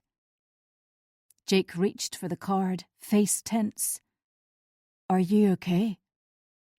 A terse nod in reply. He read it, then turned it over, as if searching for a hidden message. "What do you want to do?" His tone was light, and he made no suggestions. "Nothing. What's the point?" "We can ring the police." A statement rather than a question.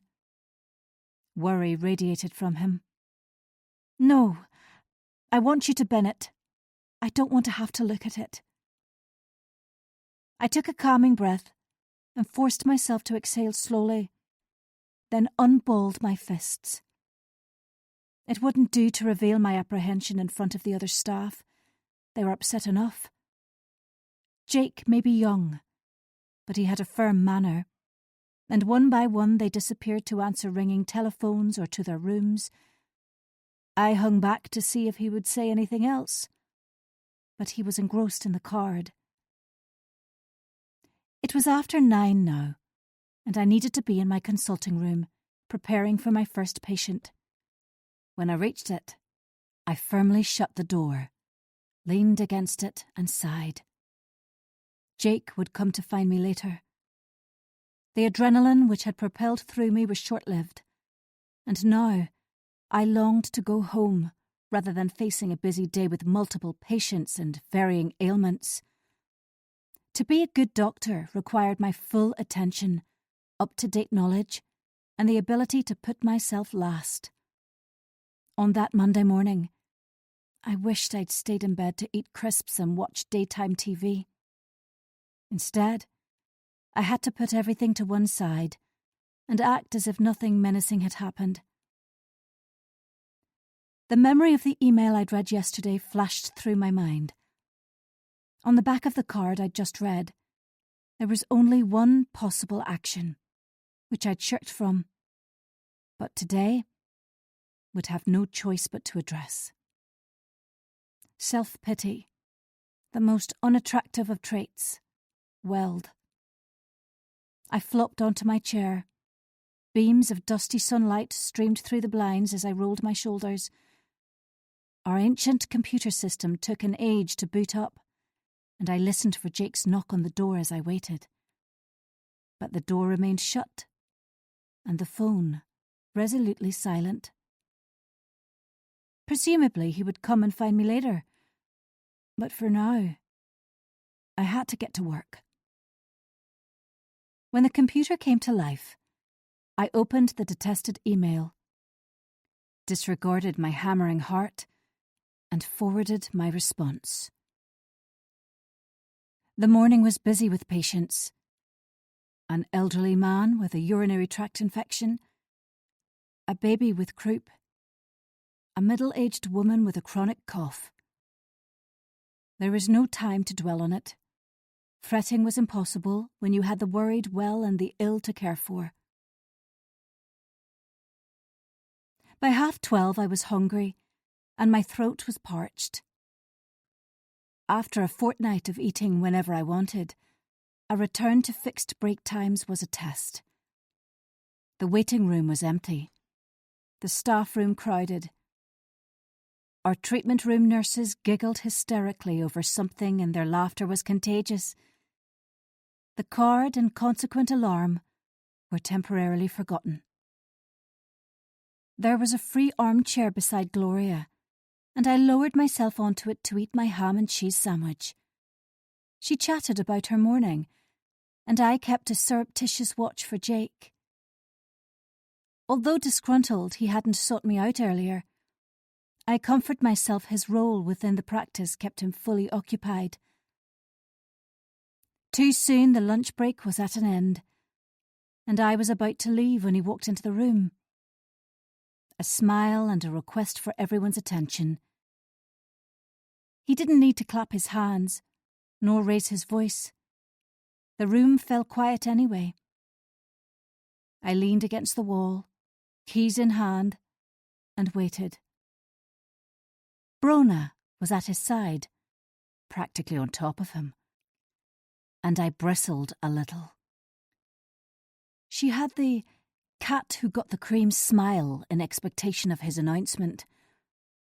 Her lips were newly plumped with shiny lip gloss, and the air around her buzzed with excitement. Although I was braced for what was coming, it was still a shock to hear the words. "Everyone!" At once, inclusive and yet detached. "I'm sure you'll all want to join me in congratulating Brona on her appointment as admin manager of the practice. It's fair to say she excelled at interview, and I, for one, am looking forward to working alongside her in her new role." A soft chuckle, and polite if reserved applause. A subdued ripple of well done. She flicked her hair, smirked, and my sandwich got stuck in my gullet. Ever the consummate actress, I faked delight and made sure to congratulate her before I stomped back to my room. Somehow, I stopped myself from slamming the door and closed it as softly as possible. Shallow breathing filled the space, and my palm ached from where I'd pressed my keys so hard they'd marked my flesh. Mindlessly, I massaged it with my thumb, walked over to my chair, and peered out the window. Small rivulets of rain ran down the outside of the pane. One merged with another, then another, until they pooled at the bottom of the frame. It had been a discouraging day in many ways, but I could handle it. I was expert at it now. Chapter 9. As I'd hoped, Jake made his way to my consulting room at the end of the afternoon. By then, my emotions had stabilised enough for me to civilly discuss Brona's promotion and the morning's episode.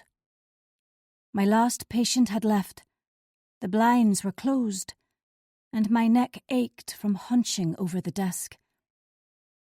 The sight of his face made me smile and forget my pains. He sat on the plastic chair usually reserved for patients and reclined back, hands behind his head, long legs extended in front of him, crossed at the ankles. It was reassuring he came to me to talk things through after a difficult day, and it alleviated my earlier disappointment. "How do you feel about everything now?" Frank blue eyes searched for my answer. "Fine," I replied, almost honestly. "What about you?" He studied the ceiling before answering.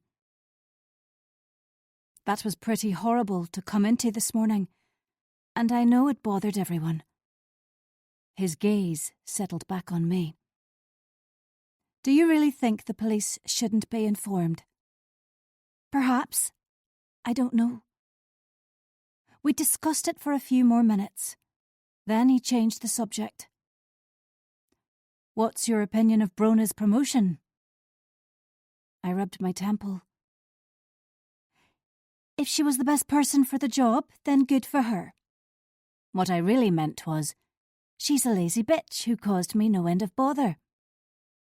But it was spoken in the confines of my head. My smile was sweet. Men can be easily duped by a pretty face and an inflated chest, as I appreciated wholly too well. His next words were exactly as I'd forecast. "There's been no talk about, well, favouritism, has there?" He licked his lips and gave an embarrassed laugh. "Not at all," I lied smoothly.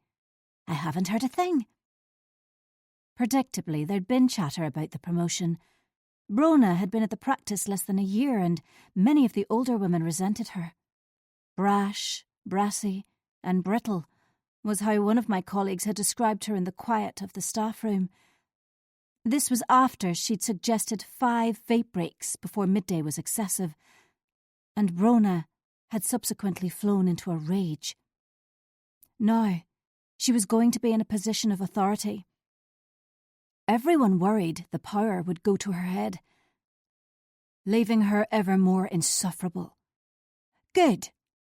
Jake's hesitation endeared him further to me. I would hate to be accused of bias.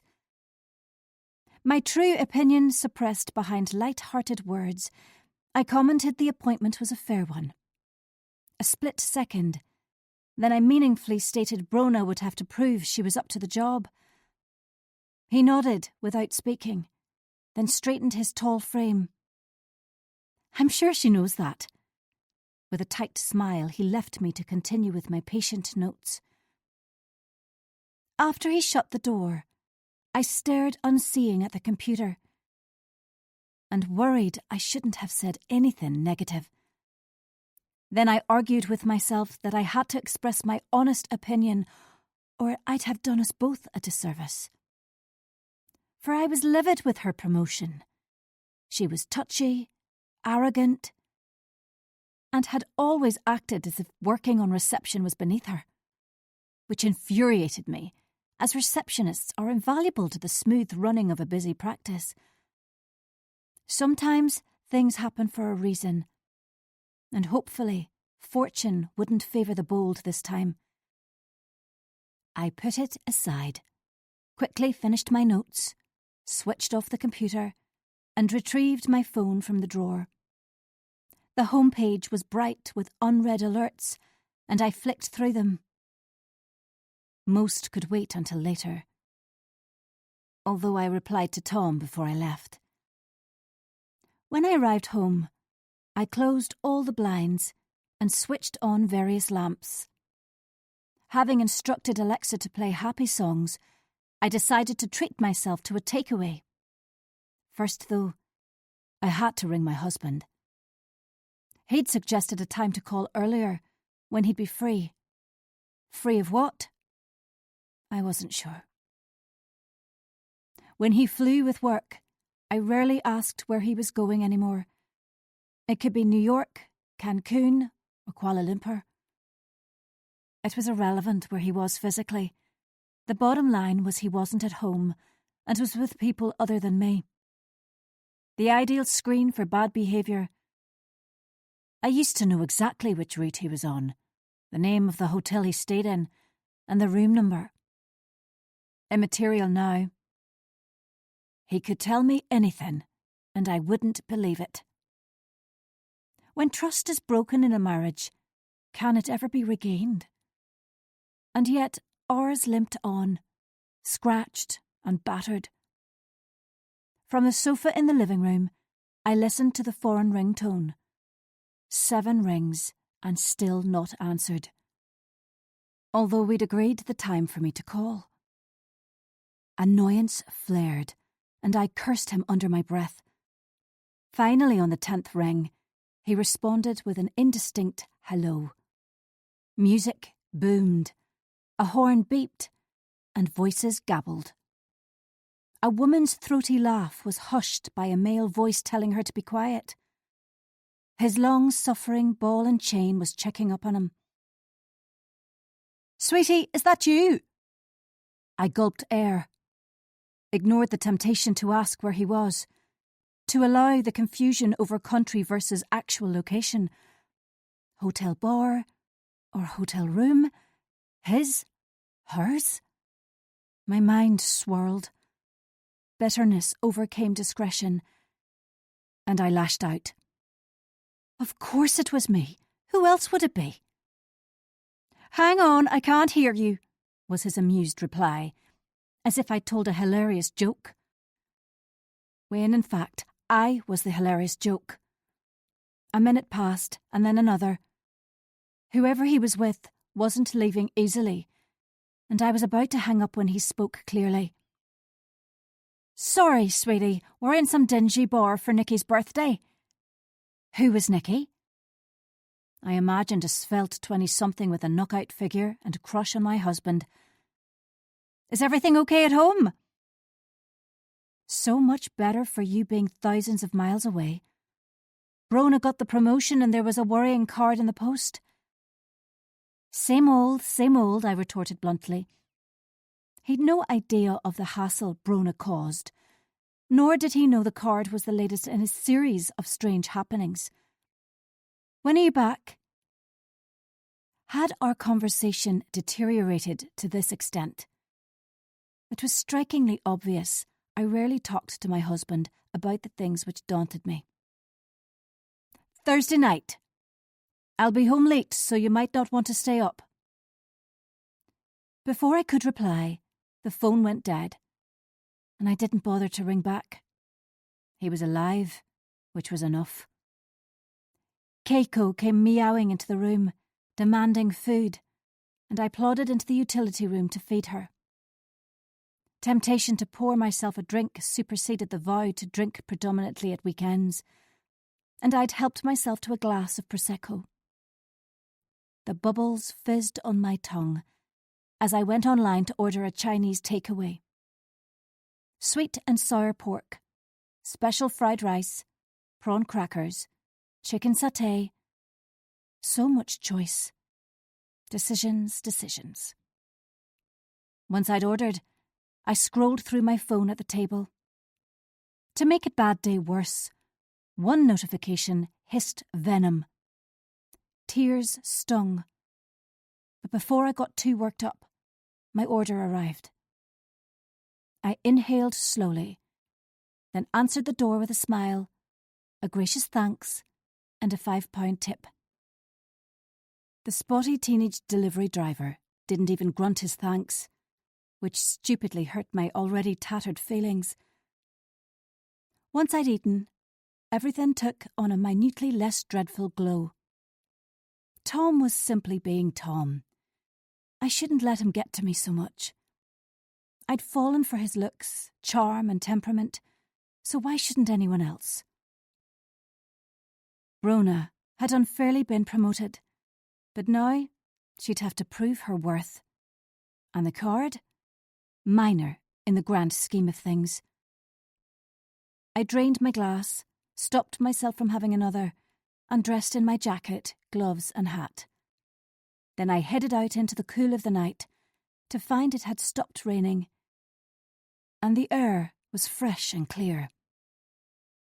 Thousands of stars twinkled innocently above me. The brook babbled nearby. From habit, my gaze swept the length of the street. All clear. My feet carried me along a route I rarely followed. Music loud through my AirPods. As the beat thumped, life shifted behind windows. Headlights dazzled, and I disregarded everything except what I could hear and see.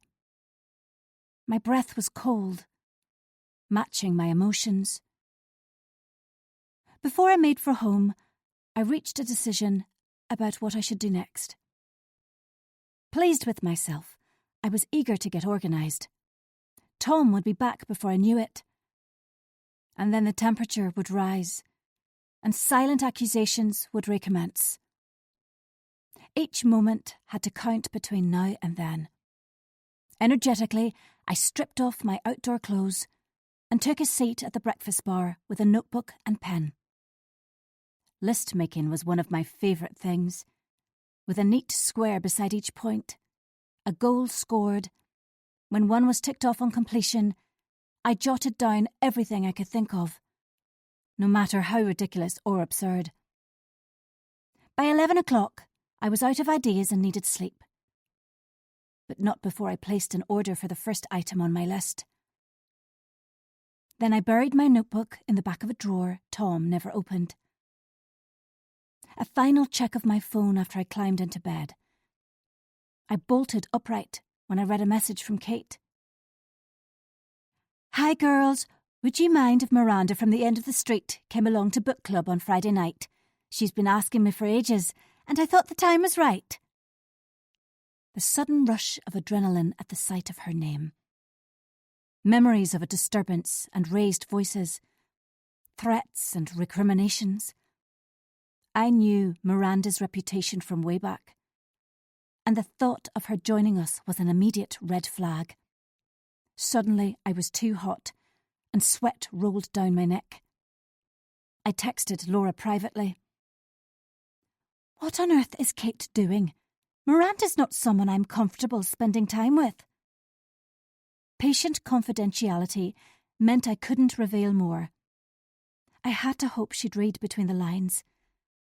She messaged back in moments. "Kate's lost the plot. Does she think she's going to replace Claire with Miranda?" My mind reeled as my hands were tied regarding her medical history. Also, book club was sacred. We were more than a book club. We were the best of friends, who told each other everything. Obviously, that was essentially untrue. But the premise was correct. How could Kate be so insensitive to think someone who barely knew us could replace Claire? I pictured Miranda.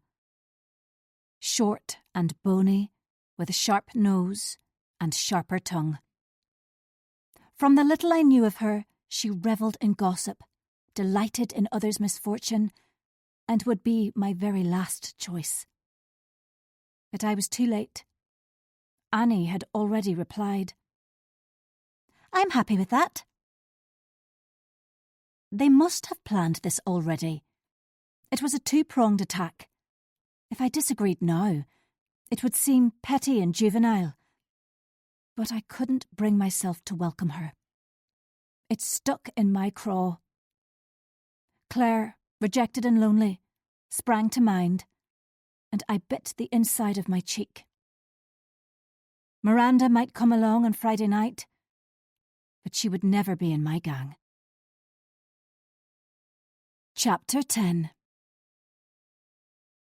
The busy week passed quickly, and I stayed late on Thursday to catch up on paperwork and make onward referrals. The highlight was when my online shopping had been delivered on Wednesday. It brightened an otherwise dull day. When Tom shut the front door late on Thursday night, my form dipped. Sleep had evaded me before he arrived home, and remained determinedly out of reach. The harder you try, the more impossible it becomes. I was alert to every noise as he padded about downstairs. Lights flicked on, tap running, calling for Keiko. Each footstep a soft tread on the stairs, and then he blocked the doorway. A broad silhouette, his face in shadow. "Are you awake, sweetie?" A sigh in the darkness. Seconds to make a decision. My stomach jolted. Yes. The landing light was switched off and plunged the room into darkness. Small sounds as he undressed. My heartbeat loud as I waited for the inevitable. His body warm and reassuring as he joined me in bed, heavy and strong as I forgot my enmity. When he dozed off, I rolled towards him and lightly ran my fingers down the length of his spine. This dishonest, lying husband of mine, who held my heart within his careless grasp, come what may. The next morning, I rose after 9 as Friday was my day off. Tom slept on, spread-eagled on the bed. For a few minutes, I could pretend I was fine. We were fine. I studied his face, relaxed in sleep, and it became crystal clear. I would never leave him. We were bound together forever, through the good times and the bad, the hair-raising ups, the death-defying downs. Although it didn't mean I was going to make it easy for him. I dressed in the ensuite before going downstairs. In the kitchen, I reached into the very back of the drawer beside the sink and withdrew my list. What should I tick off next? So many choices. But I'd choose an easy one. The shower started overhead. It wouldn't be long before Tom appeared. Throughout our marriage, he developed a sneaky habit of grilling me about my credit card spending. It was wearisome to be checked up on. Plus, it took the enjoyment out of gift-giving when he'd already seen the bill. Therefore, it made sense for me to have a private card where I could indulge my love of impulsive purchases without his knowledge. My prepaid debit card was a godsend, and I used it before slipping it into my purse. Every spouse keeps secrets. It's the reward for tolerating morning breath and toenail clippings on the floor. My secret was a debit card he knew nothing about. His secret was sex with my friend. Tit for tat, I'd just settled onto a stool at the breakfast bar with my phone when Tom appeared behind me. He wrapped his arms around my waist and nuzzled my neck. The softest of kisses planted along my collarbone as he trailed his hands up and down my sides before they swept over my breasts. "What do you want to do today?" I leaned against him and stroked his biceps. "How about a drive up the coast?" The weather was dry and bright, a contrast to the beginning of the week. "We could go to Jennings for lunch." He strolled over to the Nespresso machine and helped himself to a strong black coffee as my glower seared the back of his head. Jennings was where we'd inadvertently had lunch with Claire and Will in the autumn. Unbeknown to me, she and Tom had been in the throes of their grand passion. Or at least I'd presumed it had been a grand passion. I couldn't bear to think about it. Although Jennings was a fabulous seafood restaurant, it was forever tainted by that knowledge. "How about we drive up to Pont Stewart and have lunch in Roberto's? They do a fantastic lobster ravioli, and we haven't had Italian for ages." I forced a level tone as he spun away to make toast. Pictures of hot, glistening bodies swarmed in my head, and I screwed my eyes tight against them. Great suggestion. I opened them as he handed me coffee in my favourite mug and managed a feeble smile of thanks. He hummed as he buttered the toast, then slathered it with marmalade. Tall and muscly, his face tanned and rested, it became clear how much I loved him, despite his faults. Even his self-absorption and selfishness couldn't swamp it. It was time I showed him what he'd almost thrown away. My phone pinged, and I hauled attention away from Tom. My latest purchase had been dispatched, although I would have to find the exact time to use it. Retail therapy had its place without doubt. I walked over and circled his waist. His shower gel was minty, his cheek soft. My hands dropped to his butt, and I kissed him with an intensity which caught him by surprise. "I love you." A husky undertone. "I love you too." The words were said without consideration, and my heart healed a little as the cuts sealed over. The chime of the bell broke the silence, and I sighed heavily. Tom plonked himself down on the table and grinned as I went to answer it. Kate. Tiny in an oversized padded jacket and pink woolly hat. Groaning to myself, I attempted a phony smile and opened the door. "Hi." Forehead furrowed, her lips twitched in the approximation of a smile. "Hi." I kept the door half closed, unwilling to ask her in. She was tireless in her crusade to find out exactly how I was feeling, if I'd exonerated Tom, and what we should do about Claire. Her brows snapped together before she spoke. Vicky, this may not be convenient, but I need to speak to you about the person who's been walking in the fields behind the houses." "Oh, right. A moment. Do you want to come in?" Before I got a chance to step out of the way, she darted past me, and I shut the door with a loud bang. She'd already made her way into the kitchen. Tom's sullen hello floated out to me. Uninvited, she'd taken a seat at the breakfast bar and eyed my coffee longingly. There was no option but to offer her one, and she readily agreed as she took off her coat and hat. A girlish giggle for Tom's benefit as she requested a cappuccino. I had the sinking feeling this was going to be no short visit. Once the coffee was dispatched in front of her, Tom made his excuses. She watched him until he disappeared from view and softly asked how I was. "Fine. We're fine." I refused to admit anything else. Tetchily, I changed the subject. "You wanted to talk about the person you thought was in the field?" Her face contorted at my refusal to discuss my marriage, but she rallied. "There's no question about it. Someone's been in the field.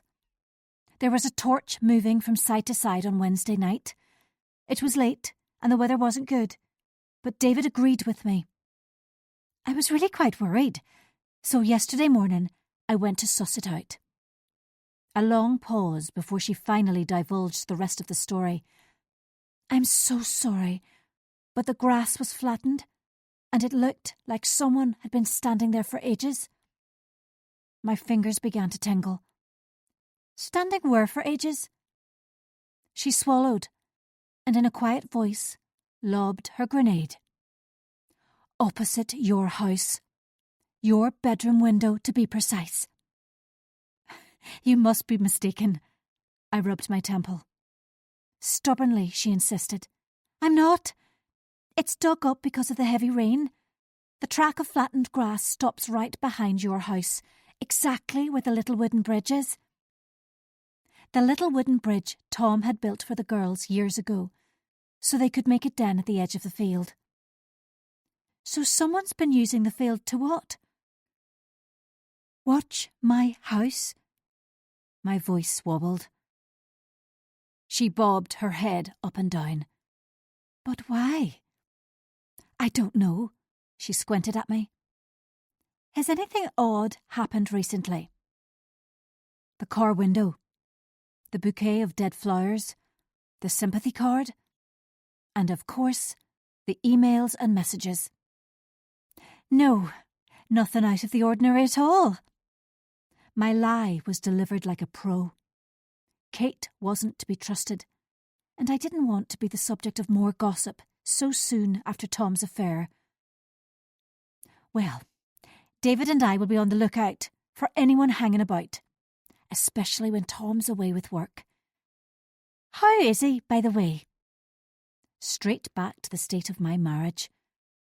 I pinched my lips together in frustration. A frustration Kate failed to recognise. I snapped. "He's good. We're good, sorting things out. Please don't worry. With time and space we can work through it." She patted my hand like you would a dog and rose when Tom entered the room.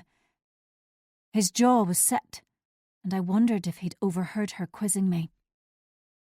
There was a frostiness about him, normally reserved for our children when they'd misbehaved. She wittered merrily on to conceal her self-consciousness. My temper was holding on by a thread as I showed her out. Before I shut the door, the dam broke. "Kate, I don't want either Tom or Claire mentioned tonight at book club. Okay?" She winced. "Of course not. I won't say a thing." I should call her out for inviting Miranda, but simply didn't have the energy to cope with watery eyes and a quivering lip. Instead, I contrived to smile and shut the door quietly, though I wanted to slam it so noisily Miranda would hear it at the bottom of the street. Tom stood in the middle of the kitchen, hands on hips. He glowered so intently I began to laugh. Before long, he joined in. Kate's words were suppressed along with my suffering as my husband enveloped me within his arms. Today, we'd go out for lunch, and I'd pick the rest apart later. Chapter 11. Lunch with Tom at Roberto's had been lovely. Once I moved past my irritation with Kate.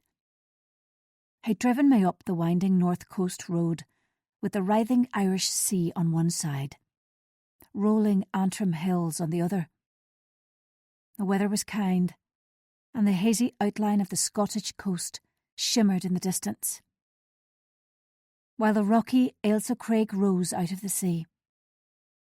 Sunlight sparkled on the water as we ate up the miles. We sat at a window table in Roberto's and held hands like young lovers as he ran his foot up and down my calf. Decadent for a school day. The restaurant hummed with activity. The clatter of cutlery and chink of glasses. After lunch, we'd strolled along the seaside path, past the herring pond, and along the prom, where I'd insisted we eat ice cream in the shadow of the clifftop convent. The day had given me respite from my worries, but now they burrowed and bored as I got ready for book club. Hot water cascaded over me in the shower, and I reflected on my friends while I lathered and soaped. Book club usually provided an opportunity to drink too much alcohol and catch up on each other's gossip. Laura had set it up 15 years ago, and over time, reading books had become secondary to our friendship. Books have the power to connect, even when you don't have much else in common. Ironically, I had more in common with Claire than I'd ever expected. This would be the first time we'd all be together since our night at the Morinview Hotel in early December. All minus Claire. As I dried my hair, memories of that night surged along with a savage memory of her spite, as she'd broadcast her deception a couple of weeks later in a different hotel. Shame singed my cheeks at the recollection.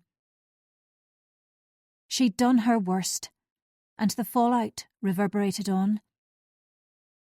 Head dizzy, I rested it on my hands until the world stopped revolving. Once they'd learned of her subterfuge, Kate and Annie had united on my side, horrified by her deceit. Tonight, I'd expected them to bolster my emotional support, but now Kate had invited Miranda, who was practically a stranger. The four of us hadn't yet had a proper chance to debrief in person. Annoyance jabbed, and I wondered how the new addition would change the dynamic. Before I left for Kate's, I scrolled through Facebook, and a comment below a post grabbed my attention. An Italian restaurant, a mouth-watering bowl of pasta. White wine so cold, condensation coated the glass. Male hands loosely spread on the table. Not having your usual Prosecco? It's not like you to mix your drinks. Innocuous. However, the poster Be Good had a penchant for commenting on every photo. Their page was empty. The cover photo miles of golden sand.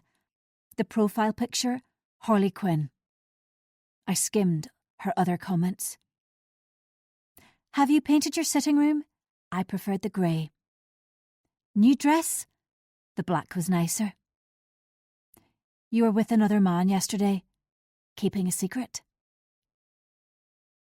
Every recent post had a similar remark, a snide comment meant to undermine.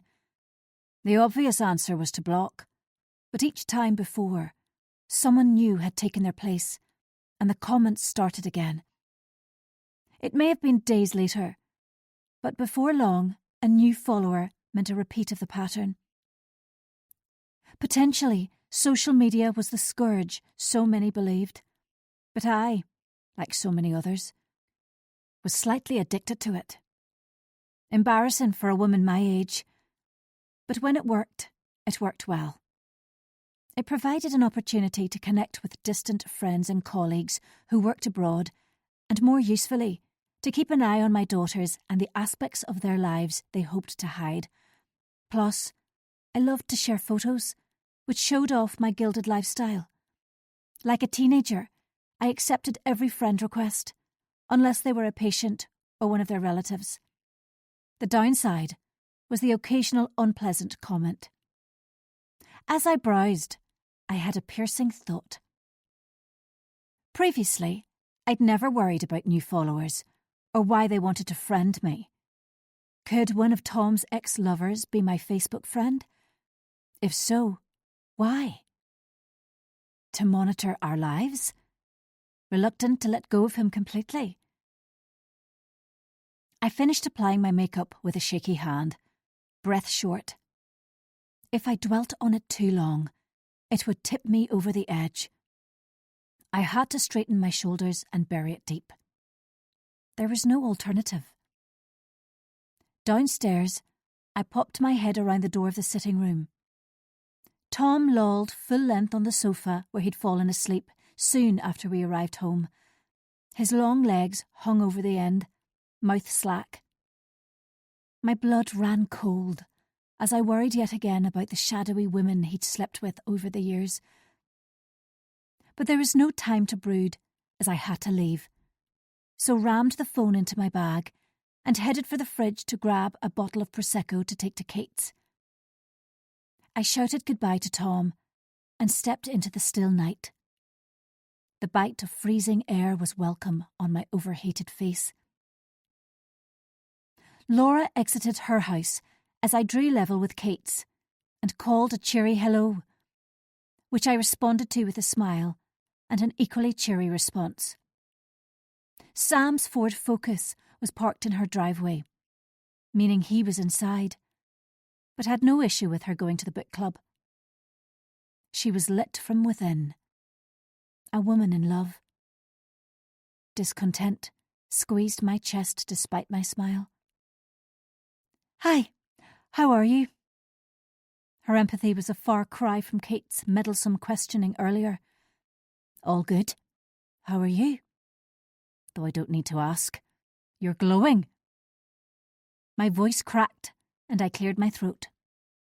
She laughed, tucked her arm through mine, and we walked down Kate's drive together. The living room curtains were open, and Miranda gesticulated wildly on the sofa. Laura raised her eyebrows in a question, and I shrugged my answer. Neither of us were impressed with our new member. It was going to be a long night. David opened the door and invited us in. Tall and slim, his dark brown eyes flitted between us. A brief kiss on the cheek, a kind hello. I liked David because he had a heart of gold and the patience of a saint. He accepted the bottle of Prosecco with a smile and disappeared into the kitchen to pour us a glass. The hall was a mess, coats and shoes everywhere, the bottom stair piled high. As usual, it was in need of a good tidy. My mother's badgering criticism rang in my head. Raised voices from the living room greeted us. Annie, Kate and Miranda were already in full flow. Miranda instantly jumped up from the sofa, and I found myself enclosed in a tight embrace. Sour breath grazed my skin as she whispered, "I hope you're okay," in my ear. Unable to manage a civil reply, I brusquely stepped back and positioned myself as far from her as possible on an armchair by the window. Had Kate broken my confidence and told her about Tom's affair? I'd specifically asked her to keep it private, and hurt crackled beneath my calm exterior. "It's so lovely to be invited. Kate and I have been friends for ages, but I always thought book club was out of bounds." A shrewd laugh. "Although Kate says you don't really read books anymore. I brought one of my favourites, The Affair by N.A. Cooper." I choked when she said it, and hastily turned it into a cough. Miranda had the grace to blush, and Kate blustered past the flagrant faux pas.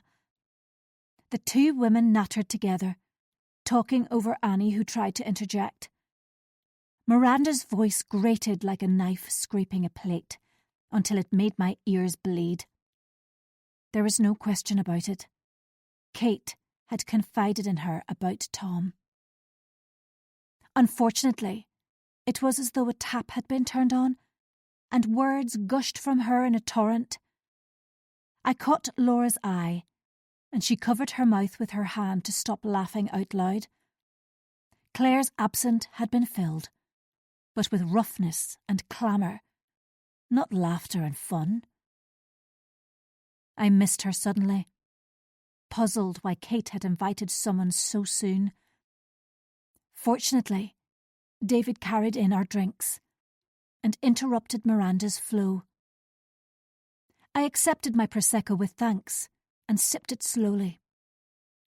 Hysterical laughter, jarring voices and raucous chatter. I rested back on the chair and contributed little. Kate and Miranda downed their glasses of wine in minutes, and it became clear they'd one thing in common: an inability to hold their drink. As I nursed my glass, I evaluated our newest addition. She'd clearly gone to some effort to spruce up, though her heavy blusher gave the impression of a high temperature, and her roots needed touching up.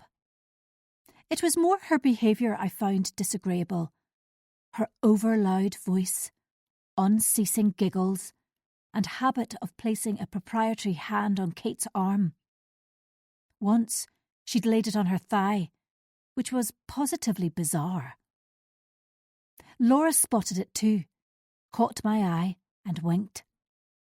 Miranda was trying too hard, and perhaps I was too world-weary to accept a replacement for Claire. Or we were a tight-knit clique, though I'd never admit it. The seconds ticked excruciatingly slowly to 11 o'clock. Eyes glazed and words became slurred. My mobile was in my bag at my feet and buzzed repeatedly. I yearned to sneak it into the bathroom, but was being closely scrutinised. By Miranda, Kate, Annie. Only Laura acted as though nothing was out of place. When I could bear it no longer, I bent down both to hide my emotion and grasp my phone. To the top of my head, Kate's garbled voice asked about Tom and Claire. Quiet descended. Annie's eyes were round circles in a pale oval. I prefer not to talk about Tom. My tone was ice, to match the hand which gripped my heart. You can tell us. We're all friends here. And have your best interests at heart. The words spewed from Miranda, their sharpness like vinegar poured over an open wound. My throat closed, and I quietly repeated the sentence. There would be no talk about my husband in front of an outsider. I looked at Miranda, who quickly hid her smirk with her hand, but not before I clocked it. Kate bumbled on, regardless of my discomfiture. I saw Claire the other day. She looked awful. Her hair needs a wash, and she was wearing an old pair of tracksuit bottoms. For a minute it seemed like she was going to corner me, but then slunk away with her head down. I can't believe she would betray your friendship. Miranda swallowed another slug of her wine. It must be difficult for you when Tom is away with work so much, and Alex and Flora are at uni. If you ever want a coffee, I don't work now, so feel free to call any Friday you're off. Miranda's beady eyes gleamed their delight. Something about this woman was off. The knowledge of it chipped at my subconscious, but I was too uneasy about Claire to work it out. Unable to bear it, I staggered to my feet. I'm not feeling well. I'm going home. I no longer cared if I appeared rude. I needed to get away. Kate's head shot up. I'm so sorry, Vicky. Please stay. Indignation flowed through my veins. These were supposed to be my friends, the girls I could tell anything to without judgment. Tonight they wanted me to bare my soul for their own amusement. The damage was done, and if I didn't flee from the stuffy, untidy house, I'd say something I later regretted. Laura rose too, and calmly asked Kate for our coats. Annie was deep crimson, but sat on, clearly torn about what to do. Miranda's thirst for gossip was etched across her cheeks. "I'm sorry, Kate. I don't want to ruin the night, but I must get home." I lowered my voice, though it took every ounce of self-discipline I possessed. "I know you didn't mean any harm, but I am not going to discuss my marriage or Claire tonight. I told you earlier. I shouldn't have to ask," ricocheted around my head. Kate unsteadily led the way into the hall and rummaged about in the cloakroom for our coats. When she stumbled against the wall, my animosity dwindled. She really was very drunk. One by one, she lifted jackets out and discarded them on the tiled floor. Laura's brows knitted together, and she offered to help. Kate refused, and finally found our coats, which she flaunted like trophies. "Stupid David hid them on me," she giggled as she handed them over. I zipped up my coat and thanked her for the evening. No doubt, she wouldn't remember the disagreement or glacial atmosphere when she woke tomorrow. Although I was desperate to leave, she insisted on pulling me and Laura in for a hug. Disentangling ourselves with a forced laugh, we stepped into the cold night air. I can't believe Kate mentioned Claire and Tom. That was completely out of order. And I don't know about you, but I'm not going to book club again if Miranda's there. Laura's tone was mutinous. She's a gossip and also has an unhealthy interest in you and your life. I balked at her perceptive words. A woman I spent no time with and had barely spoken to in several years appeared intimately acquainted with my life, my family, and my work. The question was, why? Chapter 12. I was welcomed from book club by every downstairs light burning brightly, the blinds wide open. Our home was on display for anyone who happened to be passing, or looking. Anger roiled as I unlocked the door. There was no sign of Tom, and when I stepped into the sanctuary of my hallway, I was greeted with silence. Laura's perplexing words had circled on my short walk up the street. Miranda's behaviour and prurient interest in my life worried me.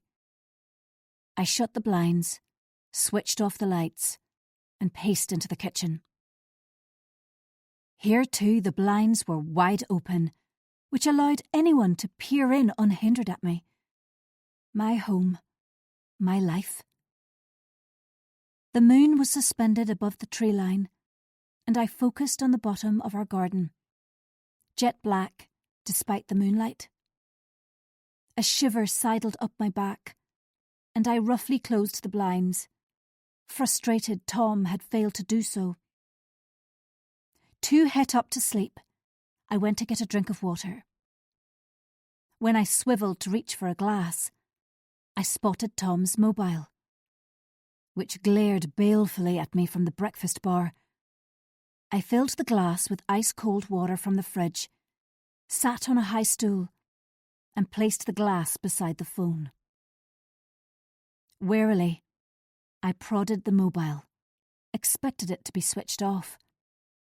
Instead, it illuminated instantly, and I withdrew my hand as if scorched. A smiling photo of me and the girls, taken on Christmas morning, greeted me, plus notifications from someone called Ashley on Instagram. Dread pulsed. I'd been oblivious Tom had an Instagram account. The phone was locked, and I didn't know the passcode. I weighed up what to do, then swiped the screen to reveal snippets of 3 messages. I told Robin I'd be home. We could book a room. Okay, I'll see what I can. Was he cheating again so soon after Claire? Were his earnest words of love and apology a barefaced lie? Despair fluttered. Possibly this was the price for loving Tom. Always insecure, never trusting. Before my mind could descend further into the abyss, a door creaked and I swung around.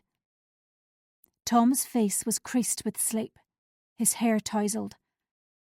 He took one look at me, dashed over, and grasped my chin between his hands. What on earth's wrong, sweetie? Are you having an affair? I sniffed pathetically. He dropped his hands and his expression closed. Why are you asking me? Of course not. I pivoted round, snatched his phone, and thrust it towards him. Who's Ashley? He spread his hands in front of him and answered quietly. Ashley's another pilot. And a bloke. Robin's his wife, and we're planning a stag do for Ewan. I'd been introduced to Ewan before. A naive 20-something with a rugby player's neck. Then why do it over Instagram? Why not text like anyone normal? It's supposed to be a secret. Robin is a total pain who complains constantly about Ashley's job. He's afraid of upsetting her about something as trivial as this. Here. He keyed in his passcode so rapidly, I missed the numbers. And held out the mobile. Read them. Tiredly, he slouched onto the stool beside mine as I read the messages. They really were organising a stag do, and Ashley did have a nagging wife called Robin. Tom's face was tense and closed. My words got stuck in my throat, and silently I handed it back to him. My passcode is our wedding anniversary, for when you want to check my messages again. His tone was aggrieved. Okay, was all I could summon before I buried my head in his chest. His familiar smell and strong arms surrounded me, and I exhaled loudly. I could either allow this to eat me up, or I could move on. Inch by inch, mile by mile. When he led me upstairs by the hand, I repressed my swirling worries. It was the two of us, navigating our way through shattered dreams and injured pride. Next morning dawned fine and sunny, though I slept late. Tom brought me breakfast to bed, then left me alone as he disappeared for a shower. I relaxed against the headboard and studied my phone. With the drama when I'd arrived home last night, I'd missed so much, but was relieved to find nothing out of the ordinary. No new emails, no unkind comments on Facebook, not even a menacing text. I half expected a message of apology from Kate, but suspected she'd been nursing a hangover in bed. Then I had a sudden thought. Had Miranda been added to the book club WhatsApp? Nervously, I checked, but thankfully she hadn't been. Her thin lips and hooded eyes bellowed a warning, while her non-stop questions ruffled me. How did she know so much about me and my life? My instincts howled alarm, especially after Laura's observation, and I made a mental note. She was someone to be careful around. As I drank my coffee, my thoughts rolled on. We lived at the end of a cul-de-sac where cars turned regularly. Deliveries, neighbours, visitors. When Tom left the blinds open on a dark night, it was like living in a goldfish bowl. I must remind him to close them as darkness fell, without explaining the importance. He was ignorant to what I was contending with, and it had to remain that way. The shower stopped, and I hopped out of bed, disinclined for a rerun of last night. I headed downstairs with my coffee mug, in my dressing gown and slippers. Streaky sunlight peeped around the edge of the curtains in the hall, and I yanked them open, keen for daylight. There was a bright splash of colour outside the front door, and I did a double take. Leaning against the doorframe was a bouquet of flowers. Pink, purple and yellow roses wrapped in cellophane, the ends concealed by a plain white plastic bag. My heart rate quickened as I scanned the drive and street from the safety of the hall. No one was about, no unfamiliar cars, no unwelcome faces partially concealed by a scarf. Should I wait for Tom to come downstairs or go out and investigate now? He cleared his throat upstairs. I made a quick decision, prized open the door and lifted them cautiously. The door shut with a bang, and I carried them into the kitchen. It was plainly time for a Ring doorbell or CCTV. But I'd have to covertly discuss it with Tom.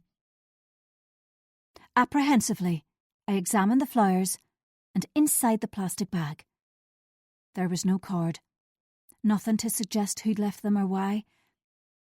A thorn sliced my finger, and I dropped them into the sink with a yelp of pain.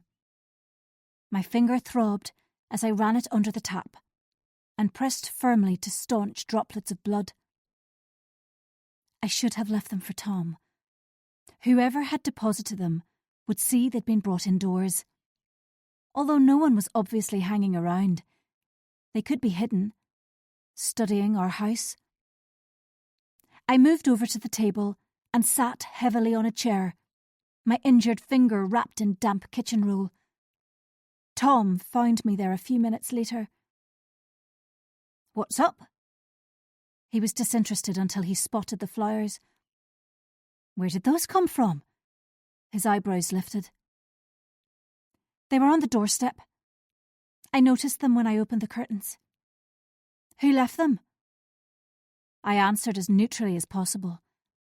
"There was no card, so I don't know." "Weird. Do you want another coffee?" Tom put them out of his mind and popped a pod into the Nespresso machine.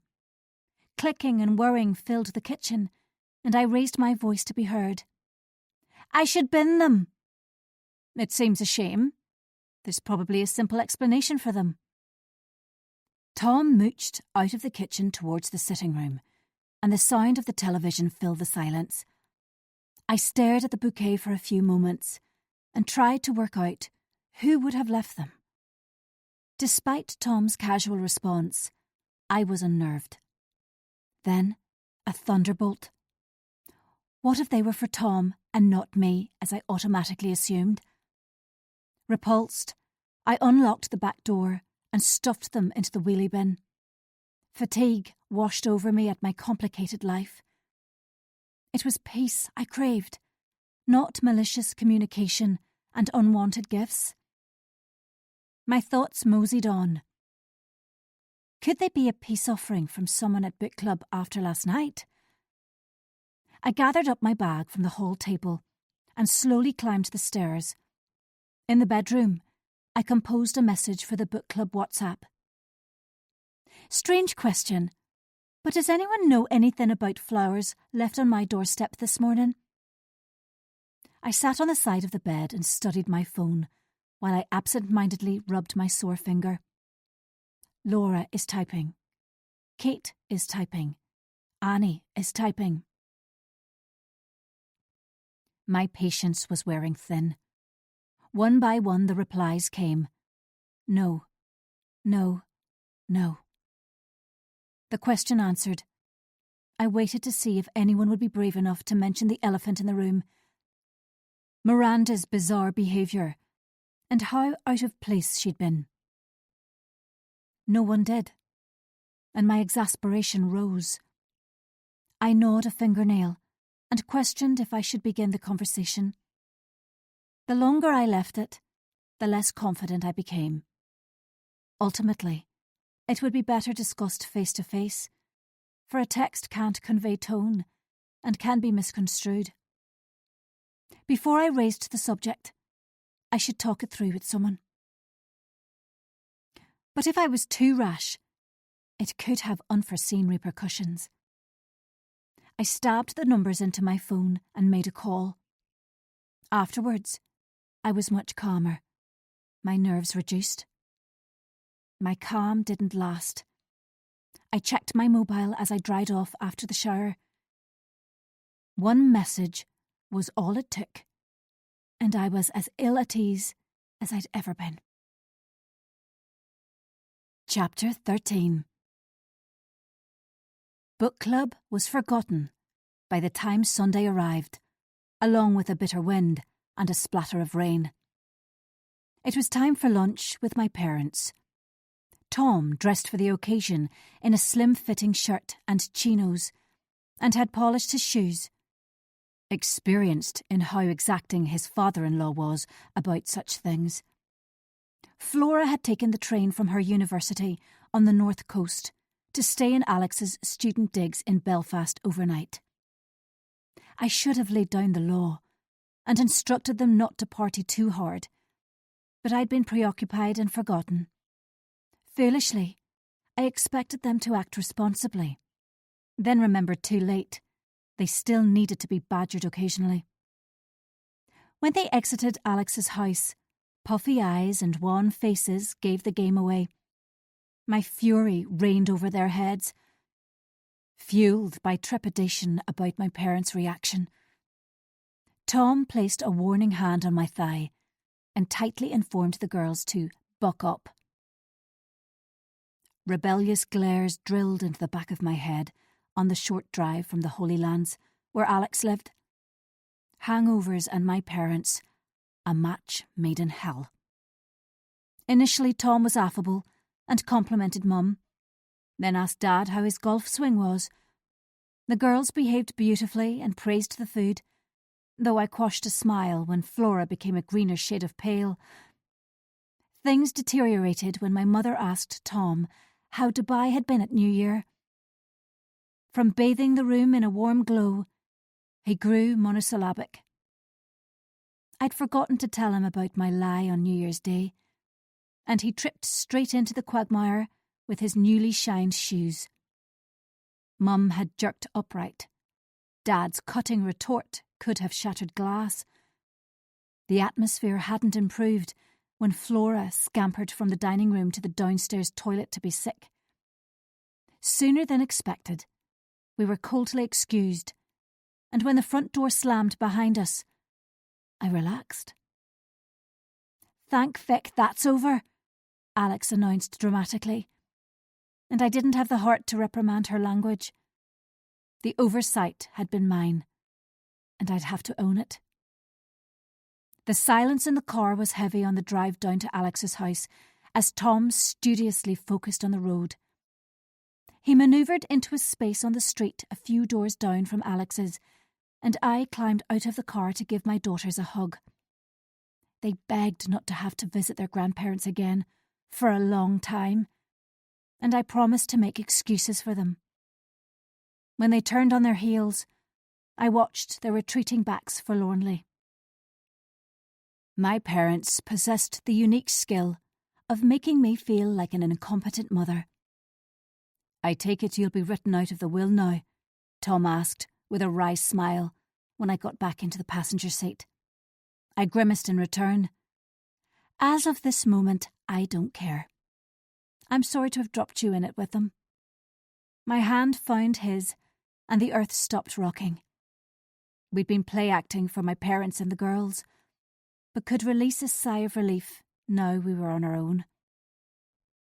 The following day, I drove to work through torrential rain. Chit-chat and gossip greeted me, and I prepared myself for the onslaught of patients. Almost everyone had disappeared to their rooms by 9 o'clock, but I'd spilled coffee on my blouse and ineffectually rubbed at it with a damp cloth in the staff room. Before I made it the length of my consulting room, the buzz of voices in reception captured my attention.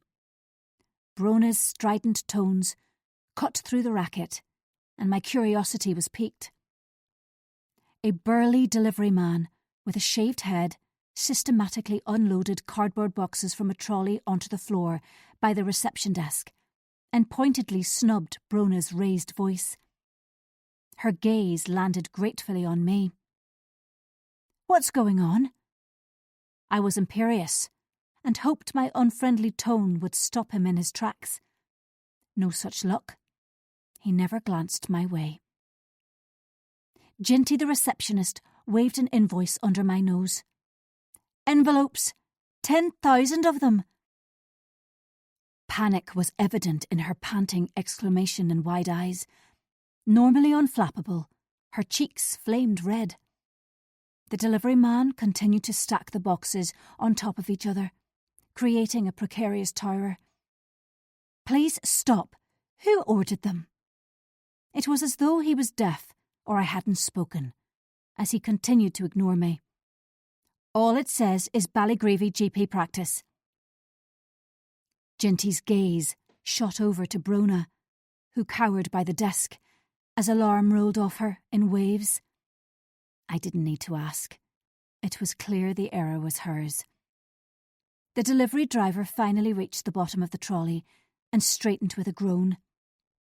His trousers had slipped down to reveal the waistband of his boxers, and he hauled them up with one hand. Fluorescent lights reflected off his bald head, which shone with exertion. "That's them unloaded." He held out a clipboard. I switched on the charm. "I'm very sorry, but there's been a mistake." I reached for the clipboard so I could read the invoice. It should be easy to rectify. Someone must have ordered the wrong number and not spotted it before payment. The finger was pointed at, clearly at Brona, the new admin manager, although her name wasn't on the invoice. I handed the clipboard back without signing. "Please reload the trolley and take them back." The delivery driver folded his arms across his beer belly. "Are you serious? It's taken me ages to unload them all." What I wanted to say was, if you'd listened to me in the first place, this wouldn't have happened. But there are many ways to skin a cat, and I opted for the soft touch. My first patient was already in the waiting room, fully engrossed in the unfolding charade. Several other patients queued to check in, attention fixed on us. The predicament needed to be diffused as quickly as possible, and for once Brona was speechless. She chewed on a talon, face mottled and tight. Fake tan had caked around her fingers, and her palm was a telltale orange. "I'm sorry to inconvenience you, but there's clearly been a mistake with the order. If we give you a hand to reload them, could you please return them?" I almost batted my eyelashes, and at last his lips lifted in the briefest smile. He sighed. "Okay, but don't you be lifting them. You might damage yourself." "Well, you'll get it done far faster than us, as you're so much stronger." I tinkled a laugh and thought, men can be so gullible sometimes. All it takes is a bit of flattery and a pretty face. Noting the time and rapidly filling waiting room, I indicated to Brona we should move into the back room. Her heels tapped after me, which grated on my already thin nerves. She was like a deflated balloon, all the bluster gone. We reached the privacy of the staff room. "I'm really sorry." She was chastened, a far cry from her usual overconfident self. "I must have ordered the wrong number last week. There was a delivery for me when I was doing the ordering and I got sidetracked. When I went back to the order, I didn't check the price or quantity. It was a very strange delivery of extra-large gym kit." Her eyes glistened brilliantly, as though begging me to sympathise with her incompetence. Our budget was tight enough. Mistakes like this could be costly. Summoning my patience, I cut in. "Mistakes happen, Brona. You must be more careful in future, especially as you have responsibility for ordering admin supplies now. Let's hope there's no problem with the return and no damage done. If not..." My voice tailed off. I'd leave her to jump to her own conclusions. Jake was elsewhere for training. He could sort it when he returned to work tomorrow. "Thanks for your help. I've got to organise staff meetings and training now. So if you hadn't stepped in, I'd be even more pushed for time." I had no interest in what her job entailed, but nodded politely and left her to it. My patient accompanied me down the corridor to my consulting room, and I switched into Dr. Harris mode. She was a sweet, elderly woman with arthritic knees and accepted my apology for the delay with good grace. It wasn't until the end of morning surgery I was able to give the shambles with Brona some thought. Like many of the staff, I had reservations about her ability to do the new job. It was busy with many more responsibilities than she'd had before. Unfortunately, as I wasn't partner, I had no say in her appointment. It had been a fait accompli when I'd been informed. Irritated again, I watched the rain, which bounced off the ground and lashed the panes. Puddles dotted the car park, impossible to avoid completely. A woman struggled past with a multicoloured umbrella, which blew inside out as she reached her car. Another miserable January day. My stomach grumbled as I checked my phone. On the home page was one message. "Is everyone free for coffee at the village cafe on Friday? I've got a half day in work, so could make it by 1. There's a few things we need to chat about, and I know you can't make Friday night, Vicky." Laura had bitten the bullet and was going to discuss the contentious issue of Miranda with book club. They were going into Belfast for a meal on Friday night, but I declined as I had other plans. Grimly, I answered to say it suited me. I wanted Miranda out of book club before she ingratiated herself any further, and was glad Laura was on side. One by one, the girls answered and we arranged a time. No one proposed inviting Miranda, which was a relief, as I'd been half expecting Kate to suggest it. Towards the end of afternoon surgery, a patient failed to attend, which gave me a few minutes to myself. My throat was dry, and I returned to the staff room to make a cup of coffee. Ginty and another member of the admin staff clustered together by the kettle. Groaning inwardly, I fixed a smile in place and said hello. Startled, they swung around. They hadn't heard me enter. "Is everything all right?" Ginty scowled. "Oh, everything's great." I cocked an eyebrow and waited. They exchanged a look and an almost imperceptible nod of encouragement. Ginty launched in. "Brona's made another mistake. She's now in charge of scheduling meetings, and she's booked a staff meeting for next Friday afternoon. Half the staff don't work Fridays." Friday was a terrible day for a staff meeting. Brona should have known better. I rubbed my temple before speaking. "It's easily sorted. Frustrating, yes. Lethal, no." I forced a warm smile while Ginty pouted. She'd been vociferous in her criticism of Brona's promotion already. 2 mistakes in one day would antagonise the staff further.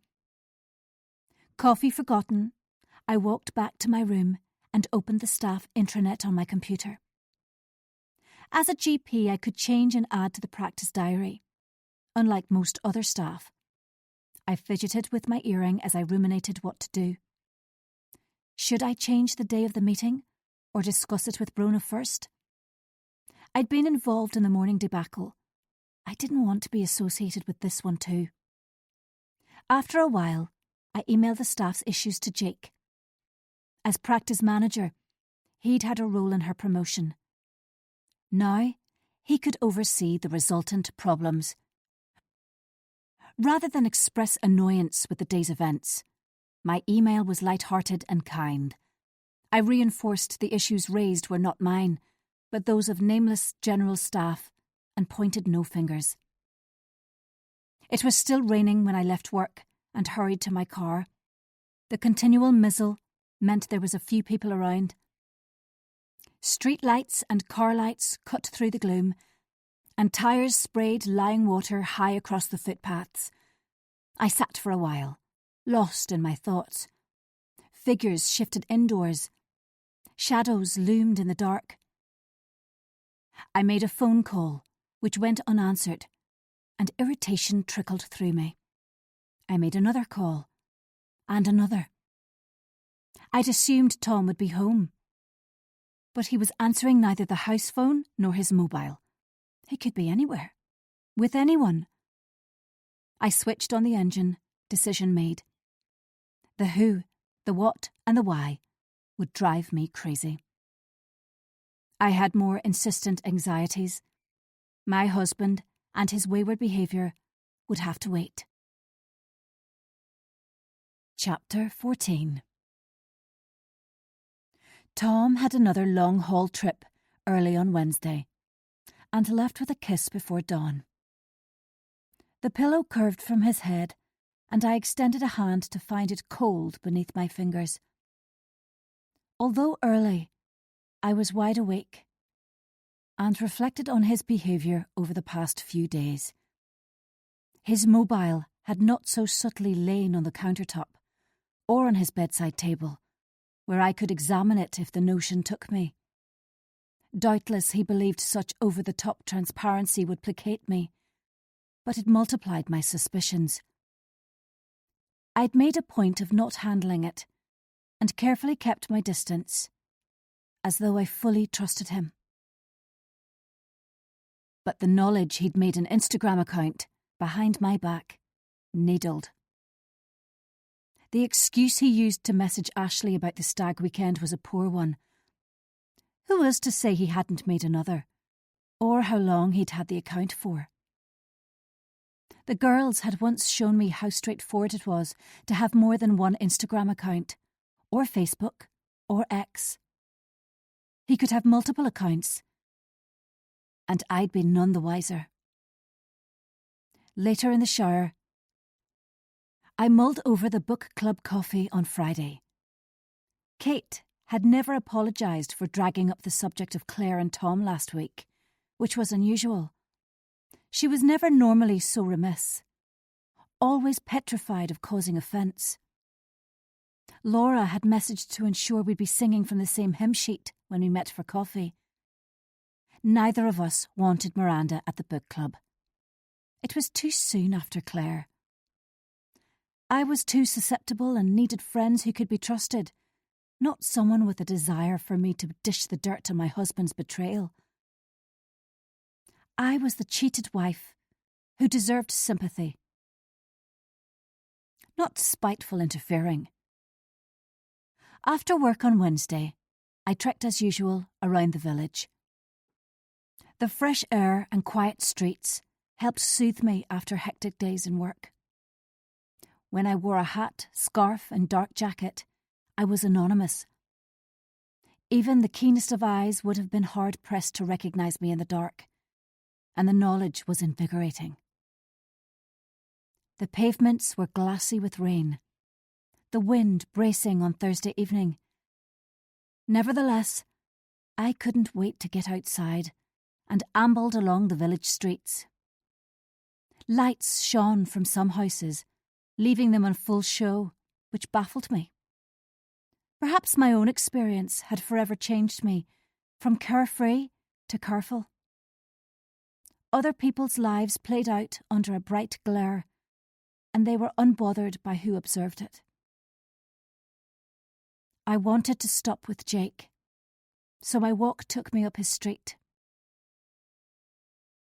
The day after the envelope and staff meeting fiascos, his usual good-natured expression had darkened when Ginty pounced first thing. Eager to fill him in on Brona's slip-ups, I'd lurked nearby, ready to intervene if needed. But he dismissed us with a gentle instruction he would deal with it. A glance thrown in my direction and a tight smile was the closest he'd come to sharing his opinion with me. For the first time, a sliver of disappointment pierced me. I'd wrongly assumed he'd be rattled and want to discuss it with me. It had languished between us all week, as I futilely waited for him to seek me out. Miffed, I'd been short with him once or twice, which didn't seem to faze him.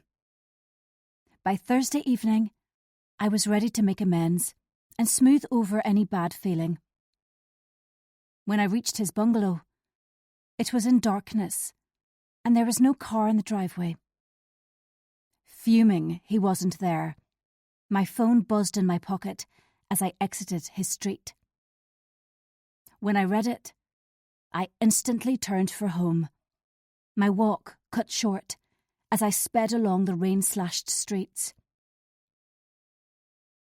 Kate was confident the mystery person was in the field behind my house again. I needed to return home as soon as possible. Head down, against the wind, I passed first Miranda's, then Laura's, Kate's, and finally reached my front door. My eyes had patrolled incessantly, but there was no one around. No one I could see anyway. With the door locked, I texted Kate back.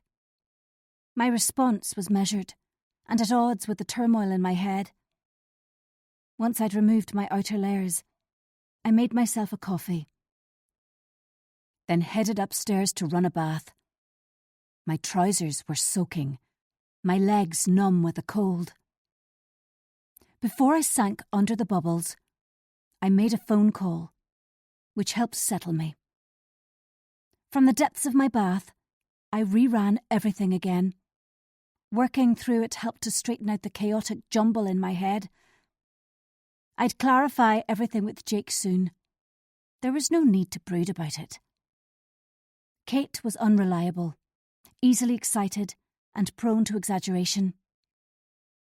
My doors were locked, the blinds tightly closed.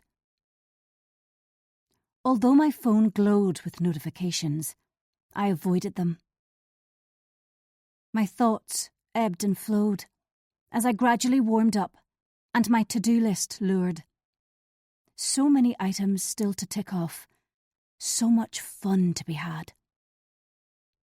Relaxed now, I dried off, dressed in my pyjamas and dressing gown, then checked my mobile.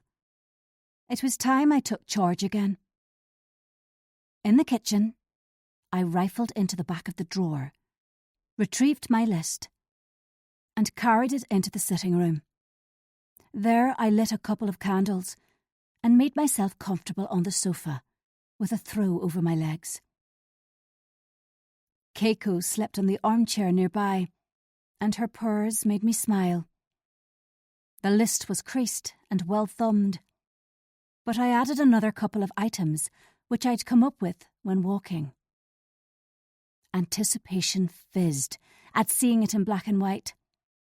There was one glaringly obvious online purchase I could make, which would take a bit of time to sort, but was perfect for the task at hand. Which reminded me, it wasn't long until Tom's birthday, and I'd need to buy an appropriate present. A reminder of our recommitment to each other. Something showy and expensive to silence questions and vicious tongues.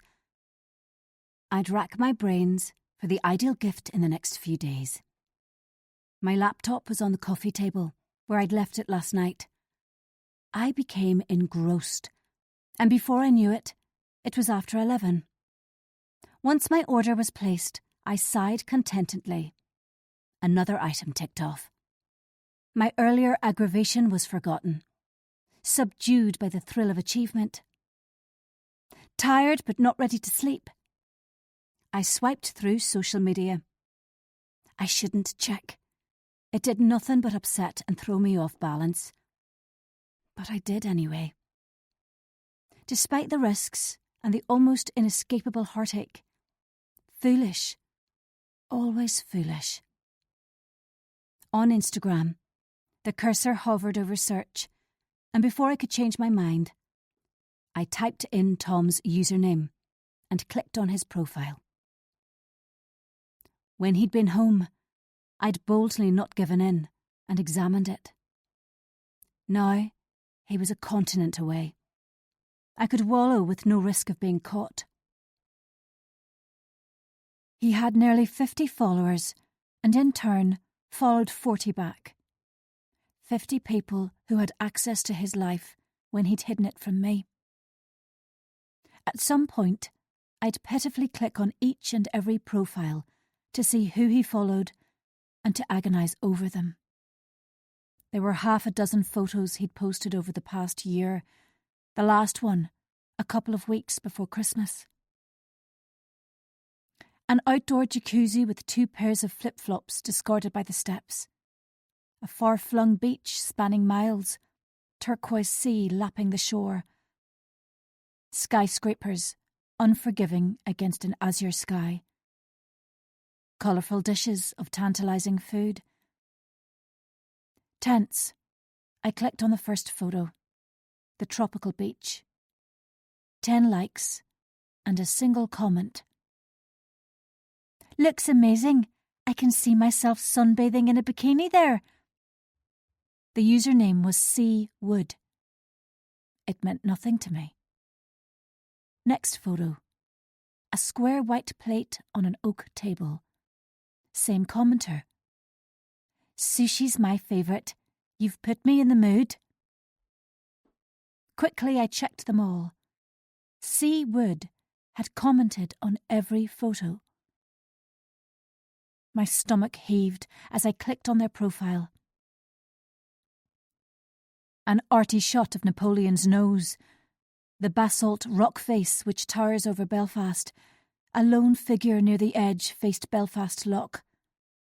Their account was private, which gave no indication who they were, except for the suggestion they were Northern Irish. My loving, unreliable husband lied compulsively and strayed persistently. My mind trundled down the rabbit hole of self-reproach and doubt. Once I had finished with his Instagram page, Facebook became my focus. His profile photo was an old one, taken years ago on a family holiday to Portugal. In it, he peered out to sea, shades on top of his head, chin propped on his hand. His face was tanned and unlined, and my heart flipped. It was almost unfair how handsome he was. The cover photo was 4 pairs of sun-kissed bare feet in a circle, golden sand beneath. It was the 4 of us, taken when the girls were young teenagers. The hurt was exquisite, like a burn from standing too close to a flame. Could I ever trust him again? Inundated with despair, I closed the laptop with a soft thud. Over and over he'd betrayed me. Time and time again I took him back. Was I a masochist? Did I deserve his contempt? Was this retribution for past sins? I rose so fast, I became lightheaded and the room swayed.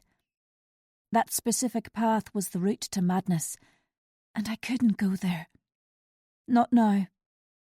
Not ever. On unsteady legs, I returned to the kitchen and hid my list at the back of the drawer. My earlier optimism had abated. The mysterious sea wood weaved around my psyche. I was certain it was a woman, by the sugary comments. Was it an old lover? An admirer? In the past or hideously current? I caught sight of my reflection in the window. Sallow complexion and bruised eyes observed me. The insecurity beneath the veneer was oozing out. I forced a brilliant smile. Mouth contorted. The grin faded. My gloss was dulling. Carefully, I made certain everywhere was spotless before I climbed the stairs with leaden feet. My body desired sleep, but my mind whirred into overdrive. Without cleaning my teeth, I crawled under the duvet, lugged it up to my chin, and flicked off the light. Darkness fell. Keiko jumped on the bed and stretched out alongside my legs. Her weight was a consolation, as the knot in my stomach unkinked. My reservations about Tom lessened. The ties which bound him to me were tatty and torn, but tough. Contrition for past deeds was crushed deep into the crevices of my mind.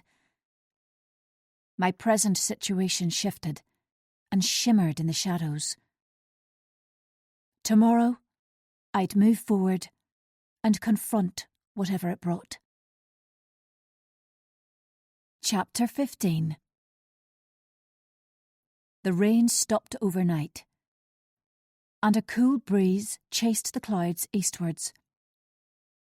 When I opened the blinds, I was greeted by pale sunlight and a clear blue sky. Contentment bubbled as I stretched and yawned. It bubbled until I checked my phone, when it was replaced with a raging fire. Kate wanted to invite Miranda for coffee. I slammed my palm onto the dressing table with such force it ached. Miranda's sly meddling chafed, and Kate's suggestion doused my good humour. Without hesitation, I typed, "I need to see you girls on your own today. Don't dare invite her." Fortunately, I read it before sending. Too brash. My teeth were bared and I rarely dropped my guard, so deleted the last part of the message. If Miranda did appear, I'd manufacture tears and leave. There was more to this get-together than simple coffee with friends. It was an opportunity to unravel what Kate thought she'd seen last night. I had an inkling of who she suspected, and wanted her to confirm or deny it. With careful questioning, I could tease it from her. I planned to walk to the cafe, but social media sidetracked me. When I glanced at the clock, it was late, and I'd have to drive. Repeated scrolling through Tom's Insta and Facebook hadn't resulted in anything new, so I had to pull myself together and set it aside. The cafe car park was half full, and I recognised my friends' cars. I raised my chin to the sun and inhaled the earthy fragrance of the ground after the rain. Green fields rolled away from the village, and in the distance, the Antrim hills were lush and grassy. I was more at home in the quiet village than I'd ever been in the city centre. The others were already seated at our usual table by the window, and I noted the fifth chair hadn't been removed. Claire's absence was disguised under a heap of coats.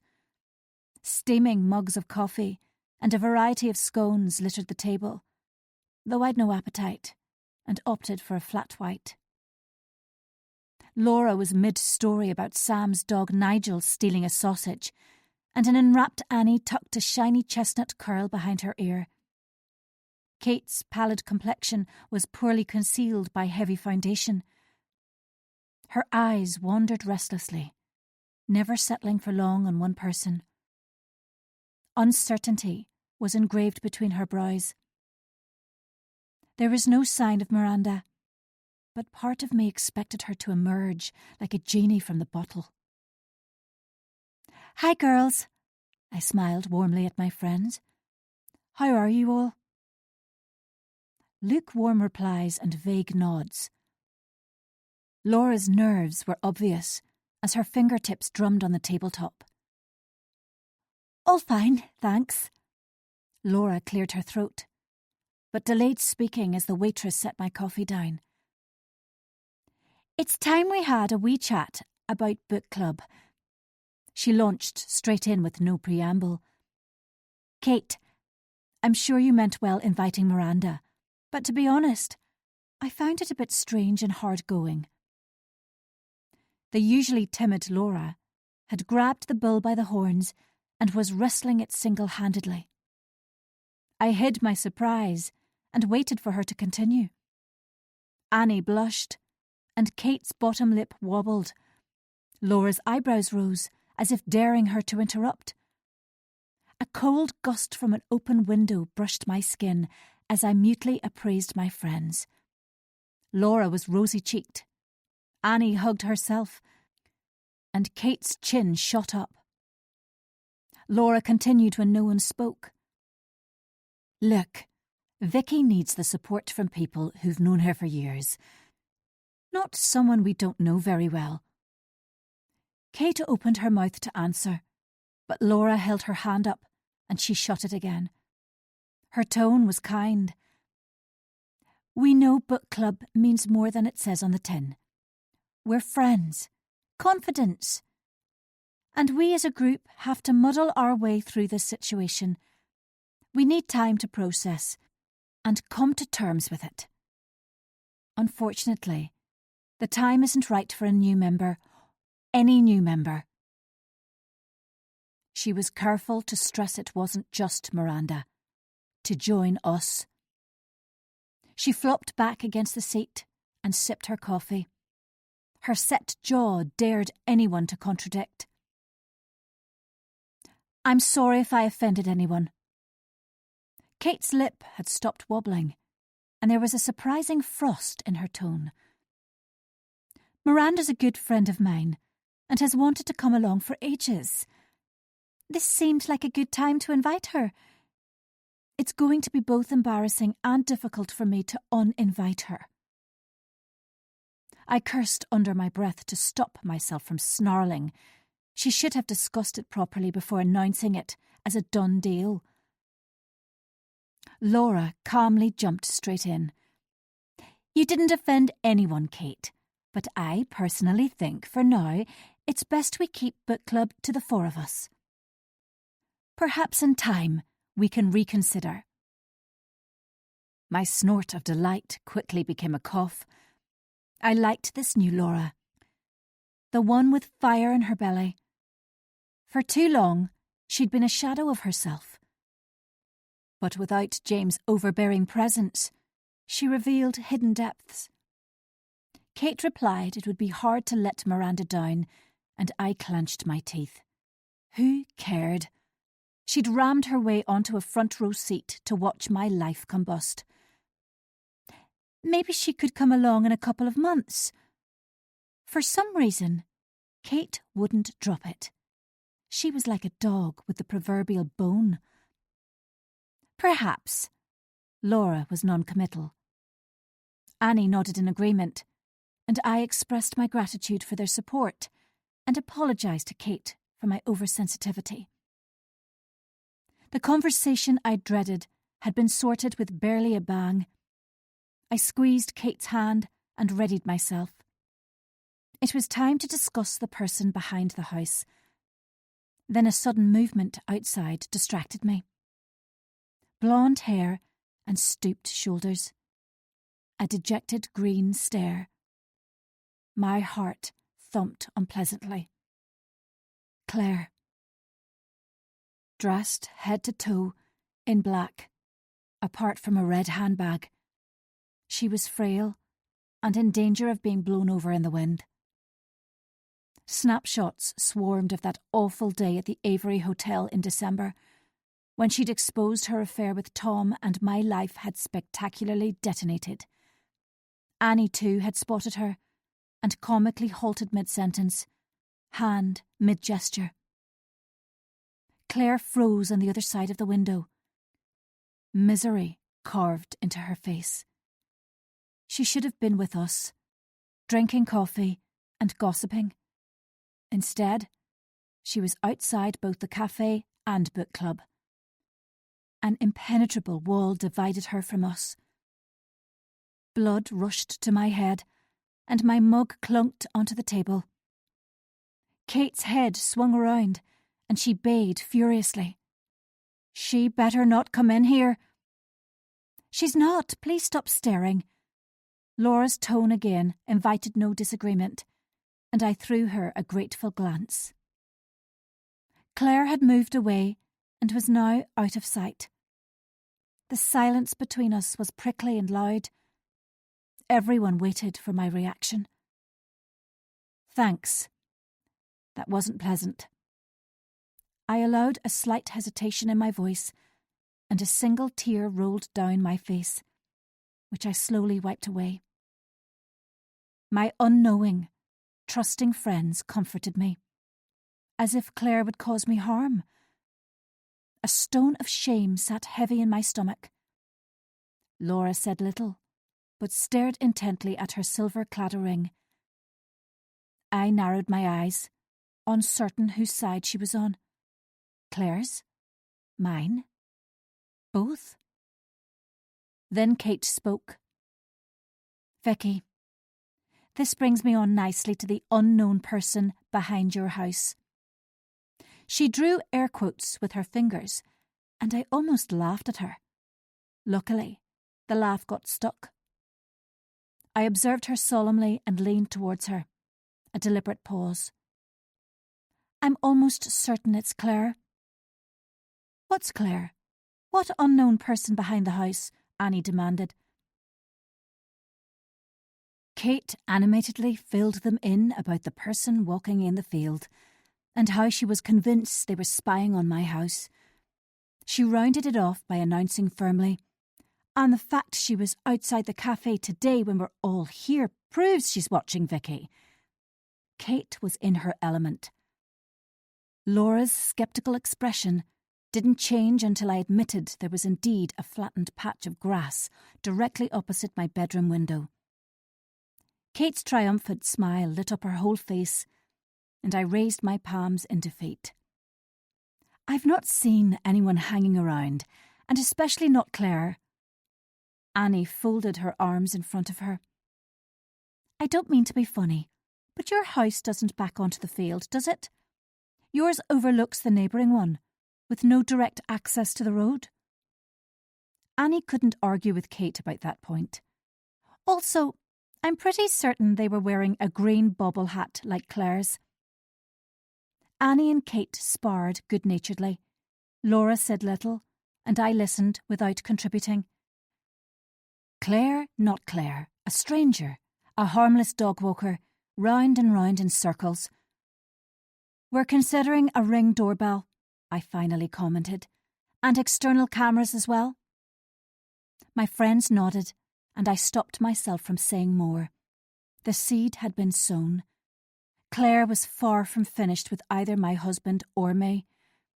I worked to disperse her image, which had taken up residence in the forefront of my mind.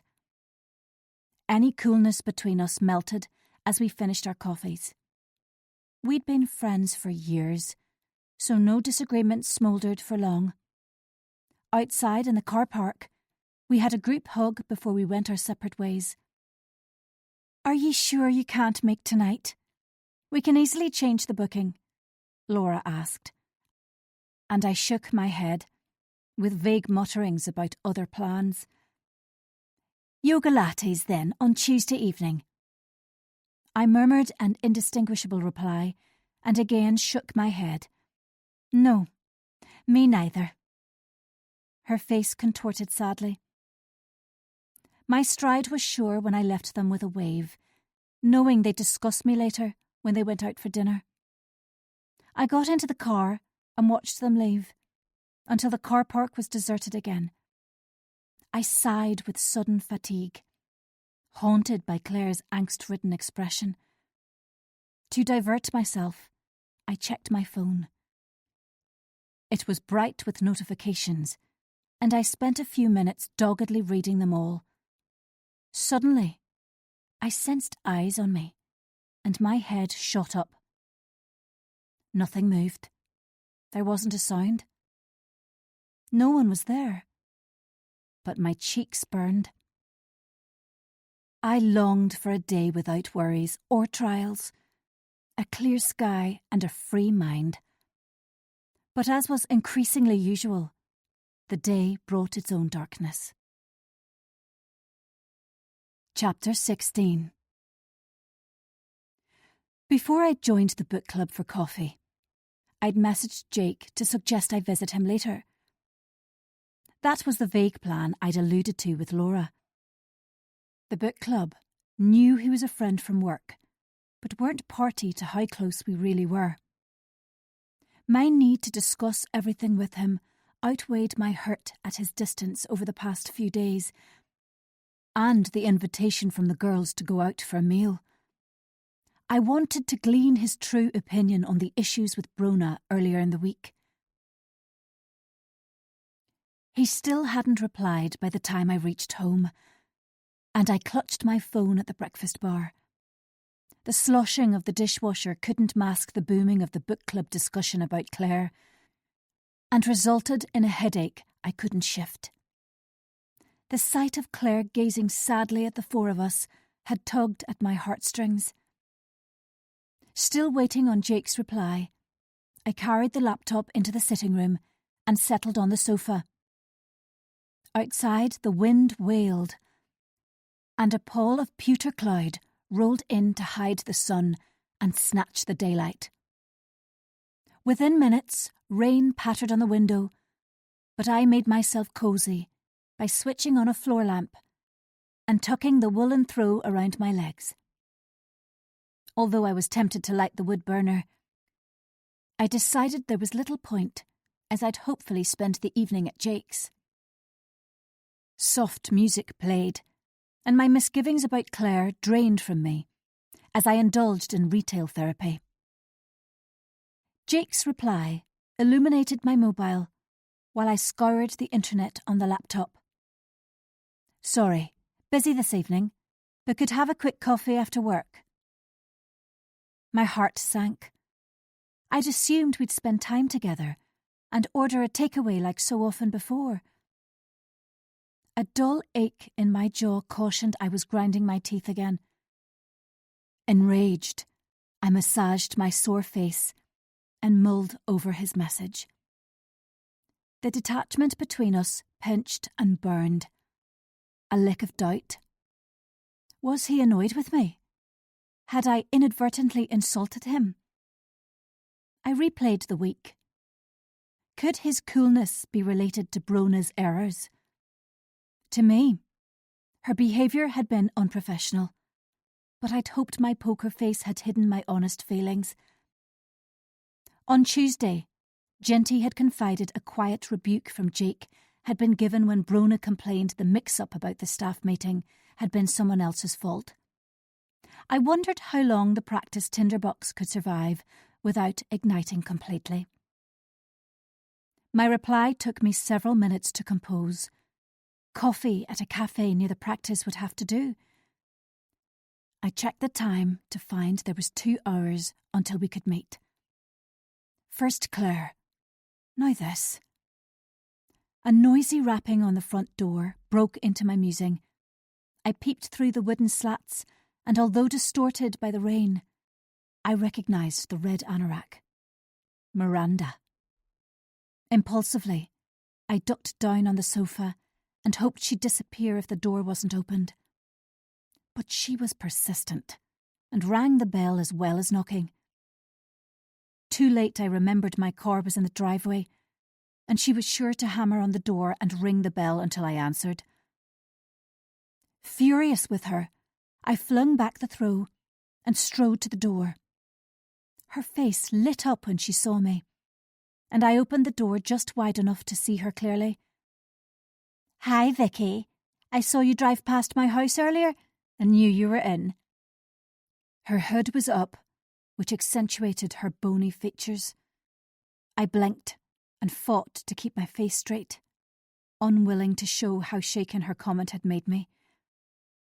When I didn't respond immediately, she held out a grubby plastic bag. It would be churlish of me not to accept it, or to invite her in. So I opened the door a few inches wider. Despite the lack of invitation, she stepped past me so swiftly the damp of her coat assailed my nostrils. "Come in then," I snapped, unable to hide my annoyance. She ignored my surliness and grinned as she lowered her hood and ran a hand through her lank hair. Her eyes flicked up and down the hallway, past and around me. She rocked on her feet as she absorbed my home, my safe space. "I brought a few books I thought you'd like." Again she preferred the bag, which I now accepted with a vague smile and feeble thanks. Without looking inside, I set it on the hall table. "There's some mint arrow tray bakes from the bakery in there as well. Kate said they're your favourite."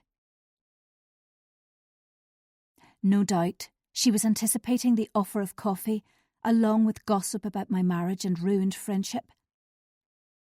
I hid my frustration, switched on my gloomy face, and said, "Thanks so much, Miranda. Unfortunately, I have a headache. Otherwise, I'd offer you coffee." I moved decisively towards the front door, turned a blind eye to the anger which blazed across her face, and turned the handle. When I glanced back, she remained rooted to the spot, fixated on my sitting room. "I wanted to ask you something." It was as though I hadn't spoken or opened the door. An icy blast chilled me, and I suppressed my groan of impatience. Not wanting to close the door, and thus my implication, keep her indoors, I pushed it over a fraction. She turned from my sitting room and spoke in an undertone. "Kate told me she thinks Claire's been walking in the field behind your houses. As you know, I'm on the other side of the street, so don't have a clear view. However, I don't work, and I'm home a lot. Would you like me to watch out for her? I could come up here and check she's not sneaking around when you're out." Alarm swept over me, and I gaped at her. If I agreed, Miranda could legitimately call at any time and say I'd given her my blessing. A suspicion as to her reason floated into my mind, but it was slippery and indistinct, gone before I could seize it. "Thanks for the offer, but as I explained to Kate, I doubt Claire would be prowling around. There's no need for you to worry." I'd remembered in the nick of time not to mention our earlier coffee. Her smile vanished as her fake geniality evaporated. "Fine." It was spat out. "I'm in a good position to help a friend out, but don't worry, I know when I'm not wanted." Too late, she recognised her error. The mask dropped back into place, and she gave a humourless laugh. "I'm sorry, you're probably right. I like to help my friends when I can." The casual use of the word friend caused me to shudder. Once Miranda took hold, she was rampant and suffocating. I hid my antipathy, smiled blandly, and opened the door again. This time she took the hint and left with a couple of taps on my hand. The imprint of her sticky fingers stuck to me, and I went directly into the kitchen to wash my hands. As I soaped, discomfort itched my skin. It was both her overfamiliarity and her interfering. Desperation to be my friend seeped from her like a bad smell. On my way back to the living room, I spotted the plastic bag. Sighing, I peeked in. 3 books and a squashed box of tray bakes. Gingerly, I reached for the first book. Men are from Mars, women are from Venus. I tossed my head in annoyance and withdrew the next one. Why has nobody told me this before by Dr. Geely Smith? A self-help book which I flipped through. Miranda had annotated the margins. I huffed out my anger. Overfamiliar indeed. Lastly, a novel. The Paper Palace by Miranda Coley Heller, about an affair and a lost love. I slammed it down with such force the table vibrated. Bitch. I removed the tray bakes and carried them to the sofa. Mint arrow tray bakes from our local bakery were indeed my favourite, and I devoured one in moments. As I munched, an idea formed, which cheered me up considerably. I had time to relax with more online shopping before meeting Jake. There was something special I had in mind, but it might be difficult to source. An hour later, everything was good. My order had been placed, and there'd been nothing worrying on Instagram or Facebook. I was about to delve into X when my phone vibrated. Is it okay if Brona comes for coffee? An angry retort formed, then slipped away. No one could accuse me of rashness nor loss of control. My true response had to be whitewashed beneath the polished exterior I was at pains to portray. I deliberated before replying. The sole explanation for Jake inviting Brona was to discuss the week. As I was his friend, and presumably they needed some guidance, eventually I lied. It was no problem, and I'd see them both later. A little happier, I went to change my clothes. Makeup and a carefully curated shell were my barrier. Upstairs, I applied more makeup, then changed into a more flattering top. It had a low V-neck, which required a necklace, so I rummaged in my jewellery box and selected a gold calla lily pendant. Unfortunately, the clasp was minute, and I struggled to close it as my nails were too long. I leaned forward to see better in the mirror over the dressing table and finally fastened it. Once secured, I was about to turn away when I caught sight of a charging lead plugged into a socket behind the dressing table. Obscured from the room unless you leaned right over. Intrigued, I reached down as far as I could, but it was too low and all I felt was wall. I dropped onto my honkers, crawled under the dressing table, and scrabbled around on my hands and knees until my hand finally closed around the plug. Despite wriggling it around, it was firmly stuck in the socket with no room for manoeuvre. Frustrated, but not defeated, my fingers trailed along the lead until they encountered something firm and solid. Panting by now, I worked at it until a corner was visible, and I yanked more forcefully. A sleek black iPad toppled out from its hiding place. Bemused, I picked it up. I'd never seen it before, and dread constricted my lungs before I opened it. It must be Tom's. I summoned my nerve and flipped open the cover. And there it was. His clandestine device, with all his dirty secrets laid bare before me. Chapter 17. Marriage is complex, full of nooks and crannies, disappointments and delights. Some, like mine, would never be boring or humdrum. Neither would it be secure and steadfast.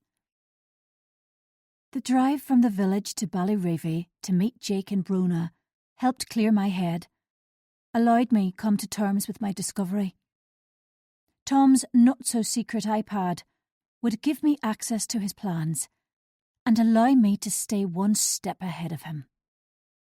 Rather than crumble under the knowledge, I'd use it to my advantage, and he'd be none the wiser. I could secretly inspect his messages and emails, Instagram, Facebook, and DMs, along with his photos. I smiled in satisfaction as I drove into the car park beside the coffee shop. Instead of worrying about him straying and imagining all sorts, I'd be able to check up on him any time I wanted. Which made the GPS trackers I'd recently purchased redundant. Maybe though I should err on the side of caution and slip one into his gym bag anyway. Or sew it into the lining of his jacket. The trickiest issue was he could wear a different jacket or leave his gym kit at home. If he were a woman, he'd mostly use the same handbag. which was why I'd bought 2 trackers. My initial idea had been to hide one in the glove compartment of his car, but so far it remained an idea rather than an action. For I was afraid he would locate it, or it would beep and alert him. I'd made use of the many lonely hours on my own to study how to turn iPhone tracking notifications off. My plan was to adjust the settings the next time I got my hands on his mobile. There'd been nothing especially incriminating on the iPad since Christmas, just some earlier overt messages between him and Claire, which he'd archived but not deleted. I'd sagged with relief there were no obscene photos, for my face had flamed when I recalled how Claire had texted me photos and a video as proof of his affair. Despite his declarations, a year was a long time to cheat with someone. Indisputably, there must have been genuine emotion involved. The car park was poorly lit, and as I reversed into an empty space close to the coffee shop, I spotted Jake across the street. His outline was out of focus in the murk, but I'd recognise his tall, broad frame anywhere. A quick glance in the mirror, I applied some lipstick and exited the car. Something moved in the periphery of my vision. Was it a bush? Or a person hidden in the shadows? The streetlights were muted, the boundaries of the car park jagged, and I peered into the shade until my eyes ached. It was only a bush. The heels of my boots broke the silence as I walked towards the coffee shop. I longed for summer, with short nights and balmy sunny evenings.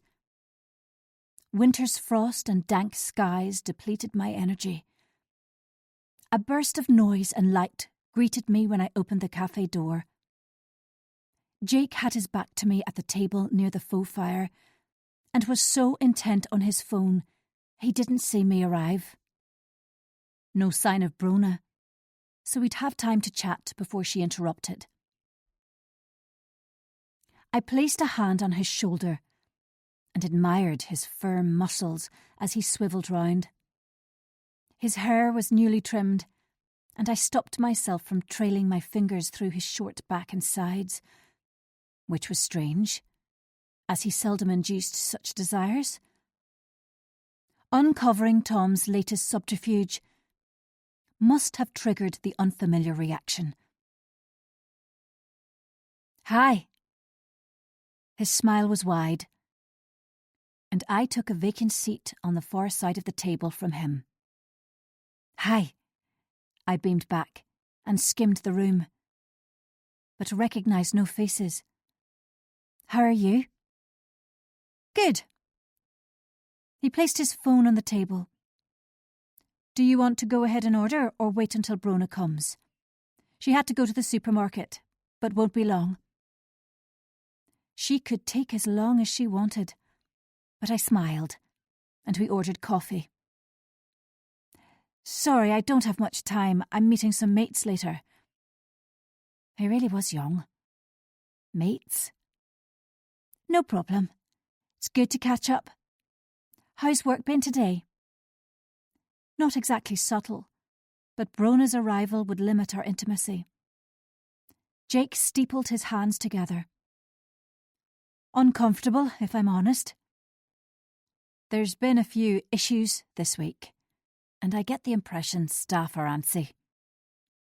I nodded and carefully kept my face blank, although I was eager for him to continue. He paused momentarily before saying, "Brona's struggling a bit with her new role, and so much has gone wrong already. Is there any chatter about it?" He valued my opinion, and it warmed my heart. I'd rehearsed my response to such a question over the past days, expecting him to ask. For Jake trusted me completely. When he had work problems, he ran them past me.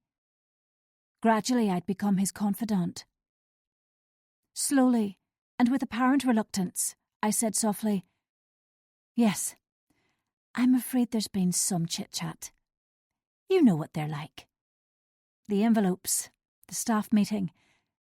Was there anything else? He studied his coffee and took a sip before speaking. Money's gone missing from petty cash. Brona can't be blamed for that, I fired back. It's money paid by a patient for a private letter. Although we've been slowly changing the system to bank transfers, some of the old school patients have been vocal in their objections and insist on paying cash or by cheque. It was something he tried unsuccessfully to change. Most GP practices had already stopped cash payments, but our partners were disinclined to make bank transfers the sole method and used the argument some patients could struggle with the technology. There was already some awkwardness at having to charge a fee for such letters. Jake continued. Brona took the cash yesterday and swears she locked it away, but Ginty discovered it was missing from the safe this morning. Biding my time before replying, I swallowed a mouthful of coffee. Everyone knows where the key is kept. Anyone could have taken the money. He nodded. I know, and you know, but the finger of blame is being pointed firmly at Brona and she's upset. A flurry of activity at the entrance broke through our chat, and I glanced up. Brona.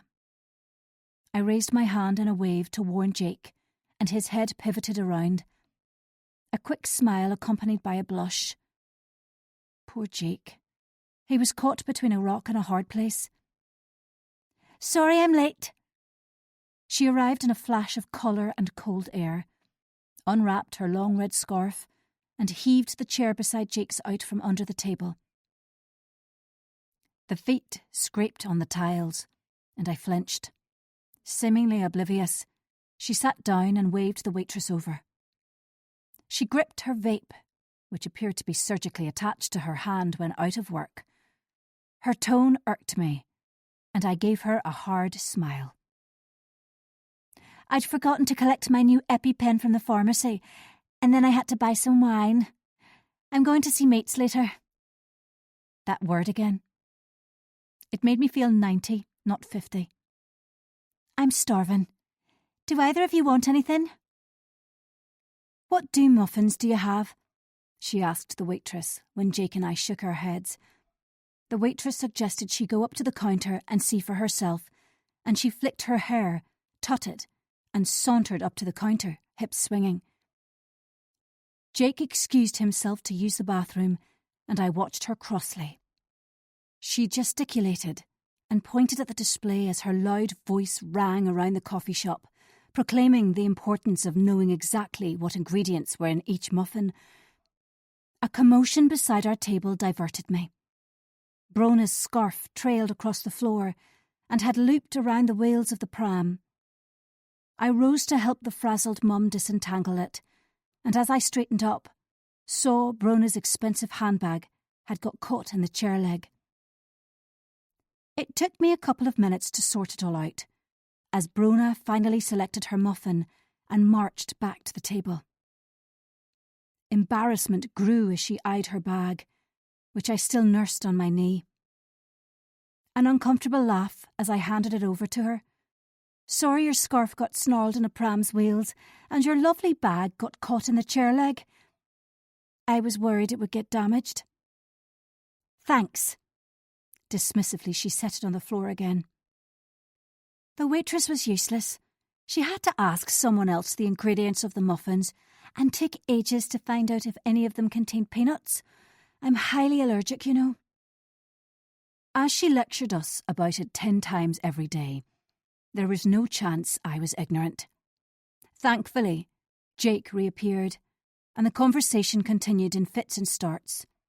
There was no real reason for Brona to have been invited, and my tolerance plummeted. She blowed about her new job and neatly sidestepped my question about how she was getting on. There was no mention of the missing money, but instead she blathered on about responsibility, and I nodded in response. Jake was quiet. and I wondered if he was sorry he'd included her. Perhaps he thought with her new role, she'd appreciate being asked. When she began a monologue about booking a holiday to Tenerife, I stopped listening and devised an excuse to leave. Then Jake glanced at me and cleared his throat. Brona dithered and they exchanged a look I couldn't decipher. Uncharacteristically nervous, she toyed with her vape. Actually, there was a reason Brona wanted to come along today. She blushed, which was a first. I'd supposed her incapable of it. Something else has happened, which only we know about. An email was sent to both of us, with a compromising photo attached. He reddened as he plucked at the cuff of his shirt. What do you mean, a compromising photo? I kept my tone low. Brona reached into her bag and withdrew a mobile. It was a new Samsung Galaxy Flip, ostentatious and flashy like its owner. Do you want to see? She asked with a grimace. I'd rather not. Her eyes were downcast. I'd prefer not to have to describe it. Okay, let me see. I held out my hand. Her nose wrinkled as she handed it over. I stared at the photo. Who sent this? Who else was it sent to? Who would do this? The questions shot from me, and I involuntarily rubbed my temple. Jake was gentle. Me and Brona were the sole recipients. When I replied to the email, it bounced back as the email address doesn't exist. Obviously, it's not a photo we'd want either colleagues or patients to see. Unfortunately, they threatened to forward it to other practice staff. We wanted to chat it through with you privately. He was a good friend, and I was touched by his consideration. Brona sighed, muffin forgotten. I laced my fingers together on the table and collected my thoughts, though my heart pounded and head throbbed. They sat across from me and listened intently. Jake nodded once or twice, and Brona remained uncommonly silent. Should the police be informed? Brona was pale under her fake tan. Perhaps, I don't know. What do you think?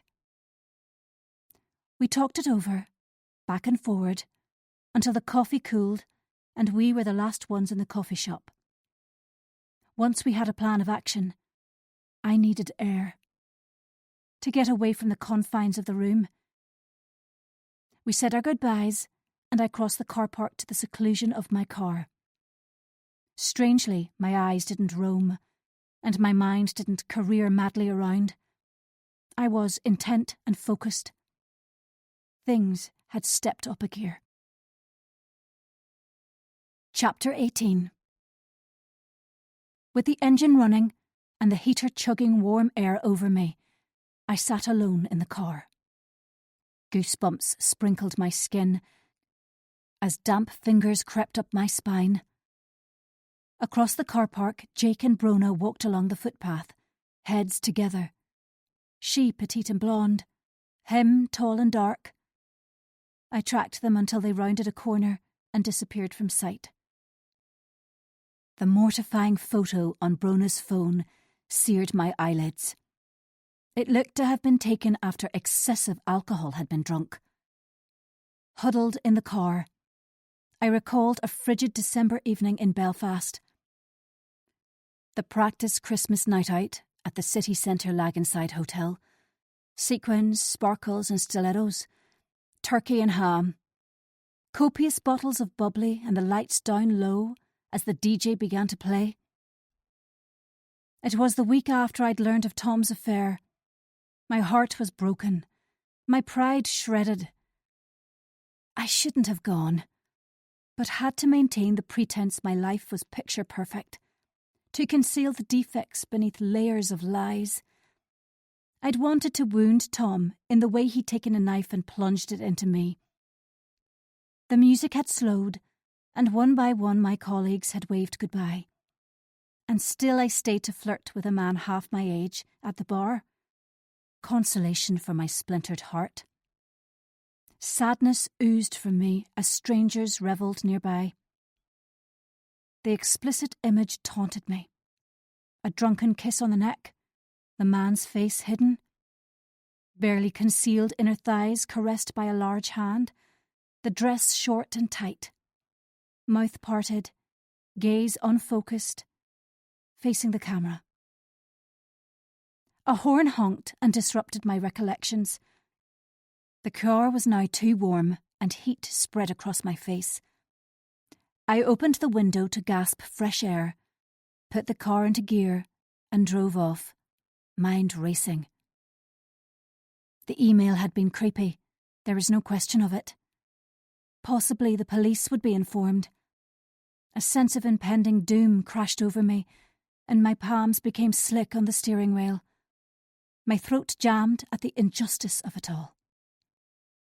Rather than go straight home, I took a detour in an attempt to cure my anxiety. The evening lay before me, empty, lonely. Tom would be back tomorrow, and we would recommence our dance of betrayal. Oddly, my quiet house held no appeal as my mobile illuminated with alert after alert. I should make the most of my obligation-free time. No children to mind, no husband to consider. I now wished I hadn't refused the meal out with the girls, but I'd presumed I would be busy with Jake. I should think of this night on my own as a bonus, not a calamity. Unexpectedly ravenous, I slunk into the nearest chippy and treated myself to fish and chips. The smell of vinegar was tantalising as I devoured the greasy takeaway in the car. It would linger for days, a reminder of my temporary loss of control. It was indulgent, irresponsible. Around me, the town was waking up from its early evening stupor. A nightlife I'd forgotten existed emerged from side streets and along pavements. The light drizzle ignored. Teenagers tottered in stilettos, and skirts barely covered their buttocks. Fresh-faced boys with fake IDs bought alcohol to take to Prez at a friend's house. Sad-faced 40-somethings fell out of a sports bar.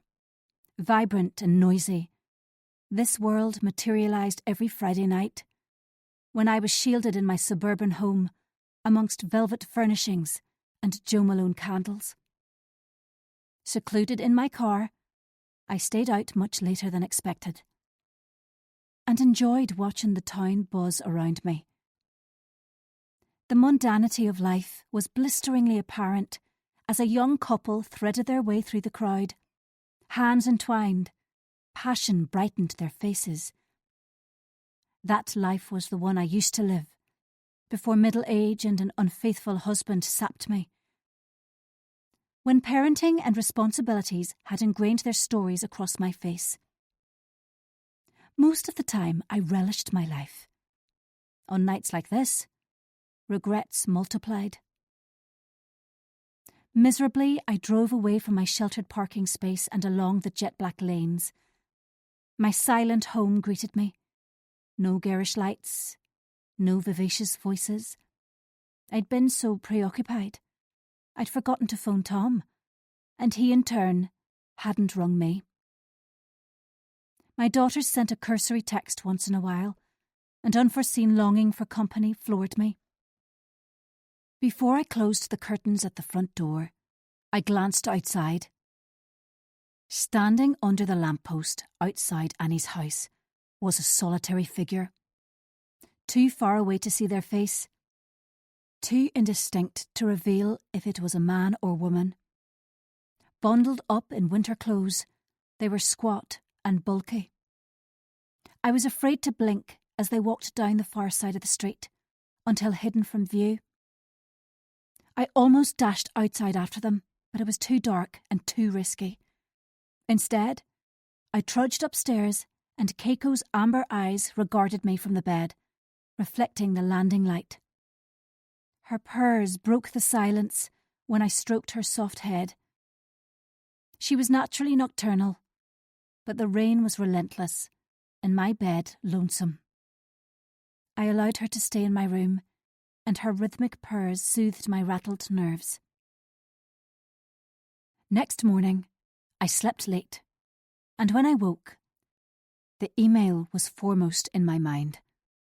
Keiko had jumped off the bed in the early hours, and I was alone. Automatically, I reached for my phone and retrieved it from where it had charged overnight on the bedside table. A rash of notifications, which I hungrily scrolled through. One curt message from Tom. His flight was delayed, and he'd be later home than expected. Claire had drunk texted again, pleading, begging, desolate. I deleted it, and wonder again if I should block her. Yet again, I found I couldn't. A jolt of remorse before I moved on. Comments on Instagram which caused my stomach to knot. An alert to notify me my latest purchase had been dispatched. The long day stretched out before me. Impetuously, I opted to drive into Belfast to fill the meaningless hours ahead. Guilty about our disastrous lunch at my parents', I messaged Alex to suggest we meet. 2 grey ticks showed it had been delivered. No blue ticks to let me know it had been read. My daughters' lives were fulfilled and busy. Flora was at university on the North Coast and worked part-time in a popular hotel. Alex led a hedonistic student life before the reality of a full-time job. An unexpected poignancy pricked me. They didn't need me anymore. No one needed me. I wished my relationship with my mother was better. I yearned for a happy marriage. Last night, I'd been enticed by a more exciting life. This morning, I wanted to submerge myself under the bedclothes, eat chocolate and watch television. But I must rise, paste on a smile, and tackle my demons. Lounging about in bed is a self-indulgence for the lazy and boring. Mum's words resonated from decades ago. Contemplating her for even the briefest moment eroded any happiness or pride I had. Over the years, I'd learned to compartmentalise my life. Daughter meant failure. Mum brought joy. Doctor equalled satisfaction. Wife. There were many words I associated with wife. Inadequate. Lacking. Second best. Failure. That word again, which ripped and stung and tore strips off me. Furious with my maudlin ruminating, I threw back the duvet and leapt out of bed. I'd have breakfast, then go into the city. Rather than a lonesome, drab day, I'd immerse myself in things I enjoyed. My positivity lasted until after my shower and while I dressed. As I dried my hair at the dressing table, the recollection of Tom's iPad poked and prodded. It was too tempting to ignore. I found myself on my knees again and hauled it from its hiding place. Although I searched methodically, there was nothing new. No unread messages, no incriminating photos. His DMs were old ones. Satisfied my reservations were unfounded, I stuck it back into its hidey hole and headed downstairs. Over breakfast, I browsed social media. Laura had posted a photo from the evening before on Facebook. The night had gone ahead without me, as if I was irrelevant. 3 laughing faces, busy restaurant in the background, plates loaded with delicious food, chic decor, and smart clothes. Laura, grinning as she raised a glass of wine. Kate, face scrunched up. Annie, curls bouncing and head thrown back as she laughed at something unknown. While I'd kept out of sight in the shadows, my friends had spent time together. Despondency lugged me down. I'd chosen poorly. My life had shrunk to such an extent. I actively missed out on so much. It was time I focused on the good and forgot the bad. Put my problems to one side and fully participate in life again. Then a question popped into my head. Who'd taken the photo? I recoiled when I noticed the fourth plate of food and a glass of red wine. Had they invited Miranda? Surely not. I thumped out a private message to Laura and anxiously chewed my nail. 3 rolling dots, then the response pinged. Miranda was there. Unbelievably, Kate invited her and only told me 10 minutes before the taxi arrived. I was gratified she ended the text with a furious face emoji. Laura did like a good emoji, and I laughed, feeling much less regretful I'd missed out, and by default, skipped Miranda. I asked how she'd been. Total nightmare, can't hold her drink, and encouraged Kate to drink too much. She was downright paralytic at the end of the night, going to have to speak to Kate about her. We texted back and forward for a while, and I felt so much better for it. It was time I dragged myself from my navel-gazing and re-entered real life. Then my phone pinged with an alert, and all good intentions flew out the window. Chapter 19. After the rain, the air was crisp, and I inhaled deeply.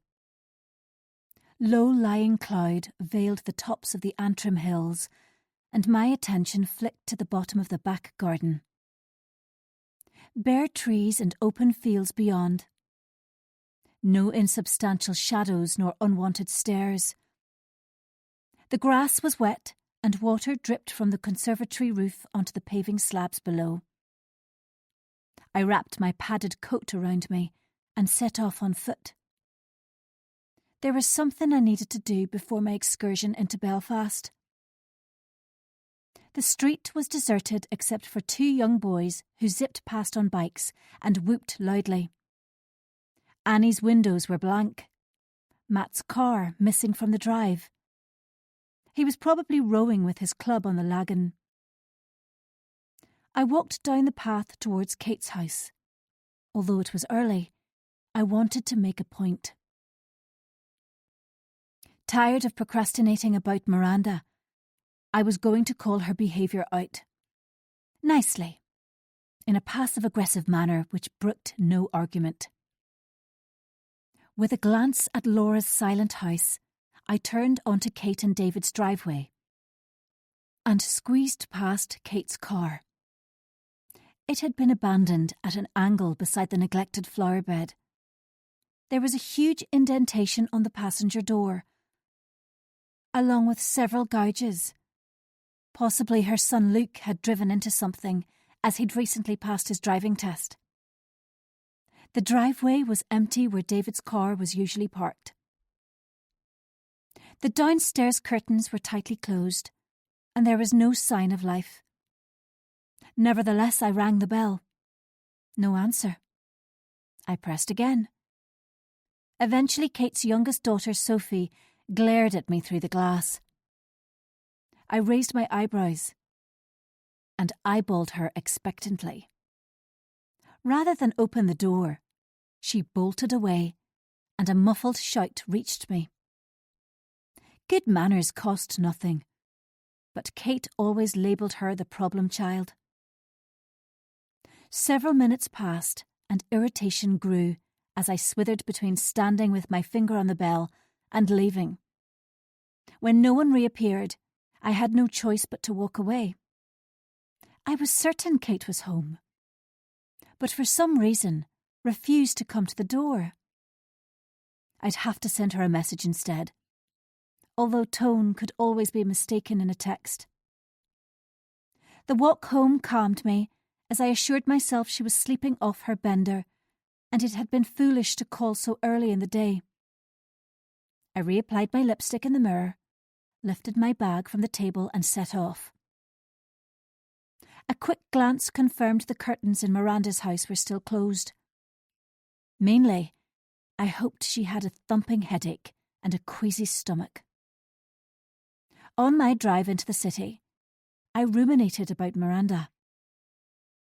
Although my inherent dislike of her was a tad irrational, she set my teeth on edge.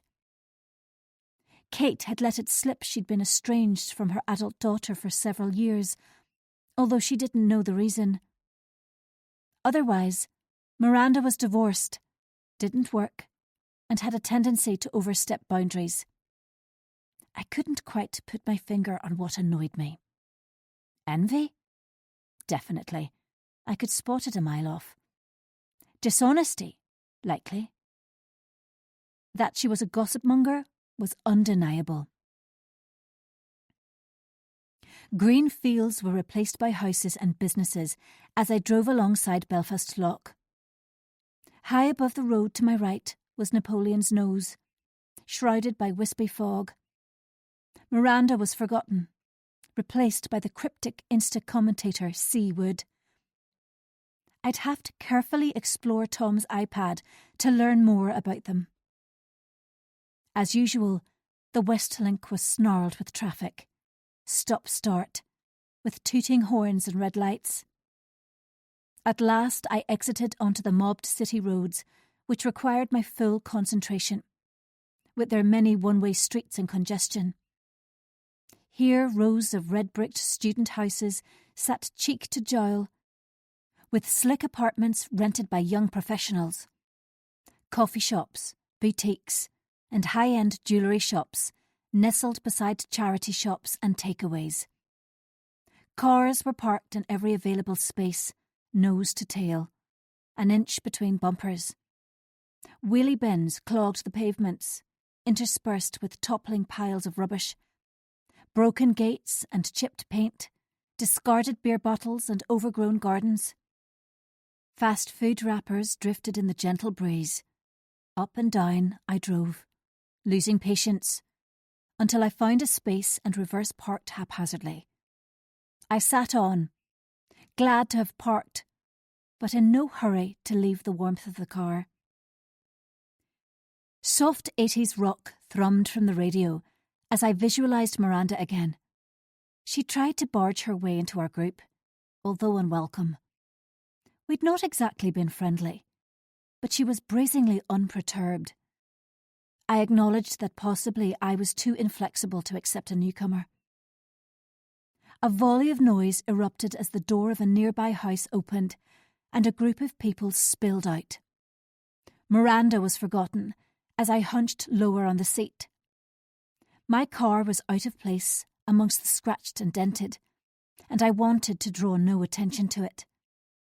Head down, I checked my phone, but there was still no response from Alex to my offer of lunch. It struck me how ridiculous I'd been driving to within a few streets of her student digs, but in my loneliness, it had seemed like a good idea. If she replied, I could legitimately claim to have been window shopping the new season's fashions in Oliver Bonas, or Please Don't Tell, rather than somewhat sadly hoping for a catch-up. Meantime, the group had walked in the opposite direction from my car and made their way along the pavement. Once they were out of sight, I exited into the pong of exhaust fumes, overflowing bins and spilt beer. Certain the car was safely locked, I made my way onto the lively Lisburn Road. My attention was taken by a window display, and I temporarily forgot Alex's lack of reply and my cares. Instead, I absorbed the silks and the pleather, and treated myself to a new burgundy crossbody bag. My phone bleeped in my pocket, and as I stepped out into the sunlight, I read the message. Alex would love to meet me. My heart lifted, for I was inordinately pleased. After Sunday lunch with my parents, I'd agonised she was still mad and was avoiding me. Happily, I suggested brunch in one of her favourite cafes in an hour's time, which allowed me plenty of time to shop and her to get out of bed. I was captivated by the jewellery section in Oliver Bonas when I detected someone hovering nearby. An insipid middle-aged blonde openly inspected me. She wore a battered wax jacket and black Doc Martens, nondescript apart from the challenge in her pale blue scowl. Her boots squeaked as she marched over and my hackles rose, though I didn't recognise her. An elusive memory of those eyes and the tight sneer. She'd invaded my personal space, and I couldn't step back without knocking into a cabinet. Her snarl was unashamed, pupils dilated. "Well, well, well, if it isn't Dr. Harris." The moment she spoke, my skin tingled at the abrasive, cruel voice. "We missed you at the school reunion. Such a shame you couldn't make it. Or were you too important to make it?" Her head tilted to the side as the words slithered out. Elodie Brooks. A blast from the past. She'd been the leader of the pack, the queen bee, who I'd feared and admired in equal measure. Nausea swilled in my gut. It had been years since I'd seen her, and I'd steered clear of any contact since our time at university. Memories of our school days glittered and blurred my vision. I blinked them away, drew myself up to my full height, and coolly appraised this deceptively bland personification of poison. Her lizard smile widened, and years of loathing spewed out. She'd never forgiven me for moving on at Queen's University. Medical students had naturally garnered respect, and her payback had been vicious. I had seconds to react. If I showed weakness, she'd launch herself for the jugular. Bullies generally backed down when confronted head-on. I plumbed the depths of my courage and fixed a haughty smile. My tone was caustic. "Elodie, I didn't recognise you. I see you get your blonde from a bottle these days. Are those the same DMs you wore as a teenager?" The smile wavered before she recovered. "I'd recognise you anywhere. The same conceited know-it-all with a few more wrinkles and lines. Well, we're 50 now. Wrinkles are to be welcomed, except in our clothes." I copied the slow inspection she'd subjected me to a few minutes ago, and regained my composure. She wouldn't needle me further. "Anyway, it's been delightful. But I'm meeting my daughter for brunch. On your own, are you?" Before she could answer, I mustered my dignity and aimed for the exit. My leg banged against a table, but I kept going, keen to put space between her and me. Head down, I tore away from the shop and our checkered history. How could she have this effect still? Blindly, I sped up the street, each step putting distance between us. Lost in the past, I almost missed the cafe where I was due to meet Alex. With quaking hands, I wrenched open the door and scurried as far from the entrance as possible. A table was free at the very back, and I lowered myself onto the banquette seat. I set my bags on the floor and laced my fingers together to stop them shaking. My emotions charged around until I got them under control. It was incredible how a confrontation with her could distress me. As they settled, I glanced around the cafe. It was long and narrow, with an adjacent room. Busy and popular with both students and shoppers. I was lucky a table had been free. Laughter and chatter from a group in the next room filtered through. An older couple sipped coffee and read the papers in silence. A young mum spoon-fed a toddler in a high chair and stared at her mobile. A normal, unremarkable Saturday morning for those who'd not been goaded by the school bully. Claire sprang to mind, and I shuddered. Would I ever recover from her deception? Did she feel she'd evened the score? Or was there more doom and gloom ahead? The appearance of Alex saved me from falling into the pit of self-loathing. She barreled through the door in a flaming ball of brilliance, though she was pale. Her presence cheered me. I hugged her tightly and savoured both her youth and her perfume. When I went up to the counter to order lunch, I sensed a pair of eyes on me. But when I swung round, no one was looking in my direction. Everyone was absorbed by their phones or in conversation. I returned to Alex and quickly forgot all about it. Chapter 20.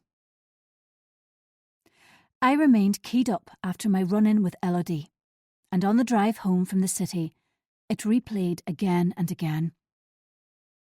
Now I was courageous and brave, but then had been very different. She reminded me of a long time ago, when I'd been desperate to fit in, to be included in the popular gang. Even at the expense of others, I'd been prepared to do whatever was needed. Remorse pricked me. I usually kept my mind firmly away from those years and my abysmal behaviour. She'd knocked the wind out of my sails. And when I reached Kate's house, I'd no heart to confront her. It would keep for another day. When I opened my own front door, Keiko rubbed against my ankles before shooting outside. A night indoors, and she was ready to prowl in the fields. I switched on the coffee machine, shrugged off my coat, and unpackaged my new handbag. It was a beauty, with multiple pockets and zipped compartments. The ultimate everyday bag. Meticulously, I transferred everything into it from my old one, then glanced at my phone. One missed call from Tom. I played his voicemail as I prepared the coffee. He'd be home around 7, would bring a takeaway, and was looking forward to seeing me. He missed me. My breath caught, for his voicemails were usually practical and short. Was it a sign of guilt? I tore upstairs with my coffee, grabbed his iPad, and systematically scrolled through it, confident there would be something incriminating. A photo, a message, an email. But there was nothing suspicious at all. My pulse raced as though I'd run 10 miles. I hunkered back. The situation was driving me crazy. The iPad slipped onto the carpet. As I buried my head in my hands, how was I ever going to move past this? Could I ever truly move past it? The doorbell chimed and I jumped. Too deep in misery to see anyone, I would have ignored it, but it rang again. Someone was persistent and wouldn't leave until I'd answered it. Defeated, I thrust the iPad carefully back into its hiding place, swiped my face, and checked myself in the mirror. Mascara had left faint trails of black, and I rubbed them with a wet finger. The bell rang once more, so I trudged downstairs. Kate had her back to the door, hands in pockets, pink woolly hat hiding her black hair. I opened the door and she swung around. "Hi." Her voice was raspy, as though she'd smoked 50 a day for 30 years. She cleared her throat and tried again. "Sorry I missed you this morning. Sophie only told me a wee while ago you'd called." "Come in." I waved her in out of the cold and offered coffee. She nodded in reply. Kate was usually ebullient. Now she was strikingly subdued. A spark of disquiet, as this was out of character. Silently, she followed at my heels into the kitchen. "Is everything okay?" I reached for a mug as she whipped off her hat and ran a hand through her hair. A grimace. "No, not really." She unzipped her coat. "I need some advice." It was dropped onto the table along with her hat. Coffee made, I handed her the mug and suggested we move into the sitting room. "Would you mind if we sat at the back of the house?" She jerked her head towards the conservatory. "Of course, no problem." Now I was apprehensive, for she was a pale shadow of herself. She flagged onto one end of the sofa, and I took the armchair. The sky outside was a thunderous grey, so I flicked on a floor lamp. It cast a shadow over Kate and drained her completely of colour. She licked her lips before speaking. "I've had a terrible row with David, and he hasn't come home. He's furious with me, and I don't know where he's at. He's not answering my calls or texts. The kids are really angry and blame me." It flooded out the noise and bluster, like a dam bursting. Snot bubbled and tears streamed down her cheeks. Stunned by her admission, I offered the box of tissues from the side table. She sniffed and blew her nose, eyes wet and shoulders bowed. I switched into GP mode, familiar with encouraging the deepest, darkest fears from frightened patients. "Do you want to tell me what happened? If you don't feel up to it, then you don't have to." "He says I'm drinking too much, and he's worried about me." The words were muffled, spoken to her chest. The hanky was back at her nose as she snuffled unhappily. My training kicked in, so I waited, certain there was more. A lengthy pause before she continued. "He doesn't like Miranda and says she's a bad influence, that she's always hanging around the house with a bottle of wine in her hand. The last straw was when he got up this morning and she was asleep on the sofa in the living room." "The sofa in your living room?" I was dumbstruck. "Why didn't she go home when you got back last night?" "I wanted her to, but she insisted on coming in when the taxi dropped us off. Laura and Annie probably assumed she'd walked down to her own house, but she was determined. Then we finished a bottle of white I'd opened before we went out. She fell asleep and it was easier to leave her. I thought I'd be up in time to get her out before anyone woke this morning, but I slept in." Her voice petered out. "What happened this morning?" I stamped down on my anger towards Miranda. "David found her and came storming upstairs. He made me go down and wake her. She was livid. I could tell by her face. When she left, she slammed the door and then all hell broke loose. David shouted at me, took his keys and drove off." There was more to it than a simple argument. This had been the behaviour of a man at the end of his tether. I wasn't sure what Kate expected of me, but I had to voice my uneasiness about Miranda, especially now. "I'm sure David will come home when he calms down, but this isn't like him. What he said about Miranda, well, I can see how he'd be annoyed if she's in your house a lot." I frowned and abruptly changed the subject. "Are you concerned about how much alcohol you're drinking?" She rubbed her nose with the tissue. "Not really. David's concerned about how much alcohol I'm drinking, but that's because he rarely touches the stuff. He thinks most people are raging alcoholics. When one's spouse doesn't drink much, it can seem like nagging if they comment or complain."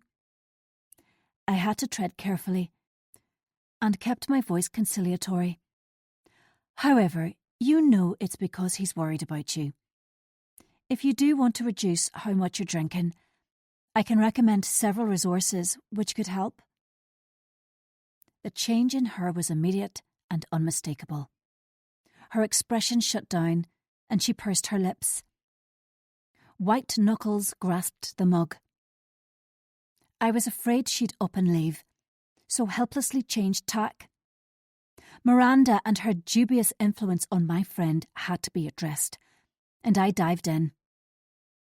"You and Miranda seem to have become very good friends very fast." She sniffed and nodded. I scrabbled around for a harmless remark. It's great you've friends outside book club, but the rest of us don't feel ready to replace Claire with anyone, not specifically Miranda. Miranda was determined I invite her to the book club at my house. I tried to say it was too soon after the Claire business, but she insisted there was no time like the present. This wrong-footed me, for I'd presumed it had been at Kate's invitation. Why was she so keen to join? Kate drank her coffee before she replied. I don't know. Though she's always asking about you all, how you are, what you're up to. Especially... Her voice died away. Especially? I prompted, when the silence became painful. Especially you and Tom. The hairs on the back of my neck stood up. Especially me and Tom? Why? She admires you and asks where you buy your clothes, or what your favourite restaurant is, where you go on holiday. She gave a short laugh. It's flattering, actually.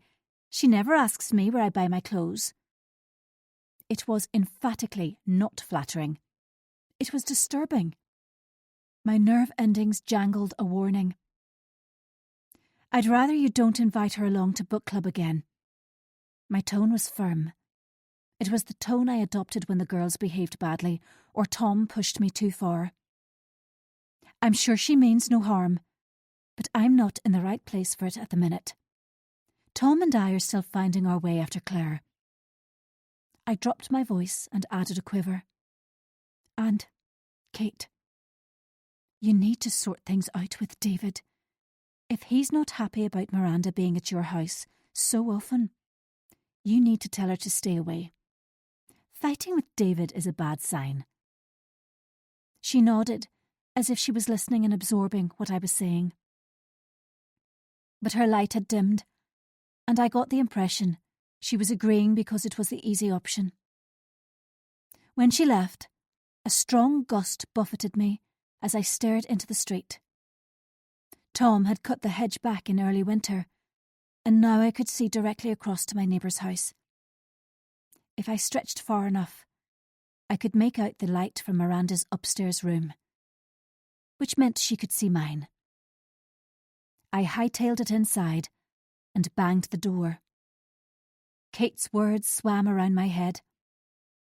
If I hadn't been so preoccupied and encouraged her to be more forthcoming, if I'd been less selfish, would it have changed anything? Chapter 21. Tom arrived home from his work trip in a jovial mood and bearing gifts. A Chinese takeaway, Prosecco, and a bottle of Daisy by Marc Jacobs. I smiled my thanks, and my brain hummed with questions and doubts.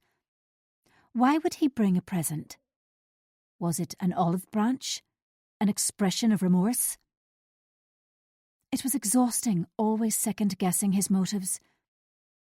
After we finished the Prosecco and ate the takeaway, he made love to me with a passion which did little to ease my distrust. Typically, he rolled away afterwards and fell asleep quickly, while I remained awake for hours. The blinds were open a crack, and I stared at his back in the moonlight. The defined muscles, the inch of tan line on the nape of his neck. Was there a graze beneath his shoulder blade? A long, slim red line made by a nail? Or something entirely coincidental? When sleep came, I dreamt I was in the Belfast gardens surrounded by a baying mob of teenagers. I jolted awake, skin damp. Tom's side of the bed was empty. The sheets cold and rumpled. The smell of bacon frying filled the house. Full-on repentance mode from Tom this weekend. He was so very predictable. Gifts, sex, making breakfast and bringing it to bed on a tray with a frothy coffee. Odds on, he would suggest a walk by the ocean this afternoon. My head was fuzzy through lack of sleep. but I propped myself against the headboard and reached for my phone. Footsteps on the stairs alerted me to him, and I set it on the bedside table before I got a chance to examine it fully. "Morning, sweetie. I've toasted you pancakes with bacon and maple syrup and made a frothy coffee." He beamed as he set the tray on my lap, and I muttered my thanks. "So far, as expected. We could go for a walk on Ballydun Beach later. It looks like a nice day. Full house, bingo." "Great idea. You're so caring." He pecked me on the lips and disappeared into the ensuite to shower, self-righteous smile in place. As I chewed a piece of bacon, I was certain dirty dishes would be scattered around the worktops, and fat from the frying pan would have japped everywhere. On the rare occasions Tom prepared food, he used multiple dishes, most utensils, and then left me with the washing up. But it was the thought which counted, and when I'd cleared my plate, contentment stirred. I headed downstairs to clean up long before Tom reappeared in the bedroom. He'd been right. The sky was a clear blue, as far as the eye could see. And although dew tipped the grass, it was a promising day for a walk. Laura loved walking by the ocean, and I missed her company. Although short notice, I texted to see if she and Sam would like to join us, and I waited for her answer. I made another coffee. Tom silently appeared at the kitchen door, which startled me. A tight t-shirt, bare feet in sliders, and face tanned from his recent trip implied summer rather than midwinter. "Oh, you surprised me," I laughed at his serious face. "What's up? You look very solemn." "Nothing. I just wondered where you were." His expression clouded. "You should shower if we're going for a walk." I was flummoxed by his monotone. What could have happened between bringing me breakfast to bed and now? "Yes, I'll go now. By the way, I texted Laura to see if she and Sam wanted to join us. Was that okay?" He nodded, but didn't answer, and strode over to the coffee machine. I slid my phone into the pocket of my dressing gown and sipped my coffee. Back to me. His hands splayed on the counter. Inexplicably nervous at his rigid stance, I walked over, circled his waist, and asked what was wrong. I stroked his stomach until he relaxed against me and gripped my hands with his. "Do you trust me?" "Yes," my voice said. "No," my mind squealed. "How could I?" "We can't move forward if you don't trust me." "I'm trying, Tom. I'm really trying." He swung around and wrapped me in a tight hug without speaking, until my phone vibrated in my pocket and he loosened his hold. Then he cupped my chin and raised it, eyes boring into mine. "I'm sorry for what I did. I'll never hurt you again. You have to believe me." "I know." I kissed him full on the lips in the impression of normality before I went upstairs, head crammed with blame and objections, but I couldn't face another row, more pleading apologies and tepid reassurances. Naked, I stepped under the pounding water and wondered what had triggered his sudden change in mood. As I washed my hair, I mulled over our many secrets and how our marriage survived by the finest of threads. Laura had replied when I got out of the shower. "Sam and I would love to go for a walk and then something to eat at Jennings." There was no way I'd have lunch in Jennings, but I'd persuade them to go somewhere else. After I replied, I called down to Tom to let him know they'd join us. His voice floated up to me as I dried my hair. I pondered Laura's situation. She'd been widowed last September when James had a fatal heart attack after a bike ride. Rather than break down under the loss, she'd seized life with both hands and thrown caution to the wind. Her resilience was admirable, and I envied her a little.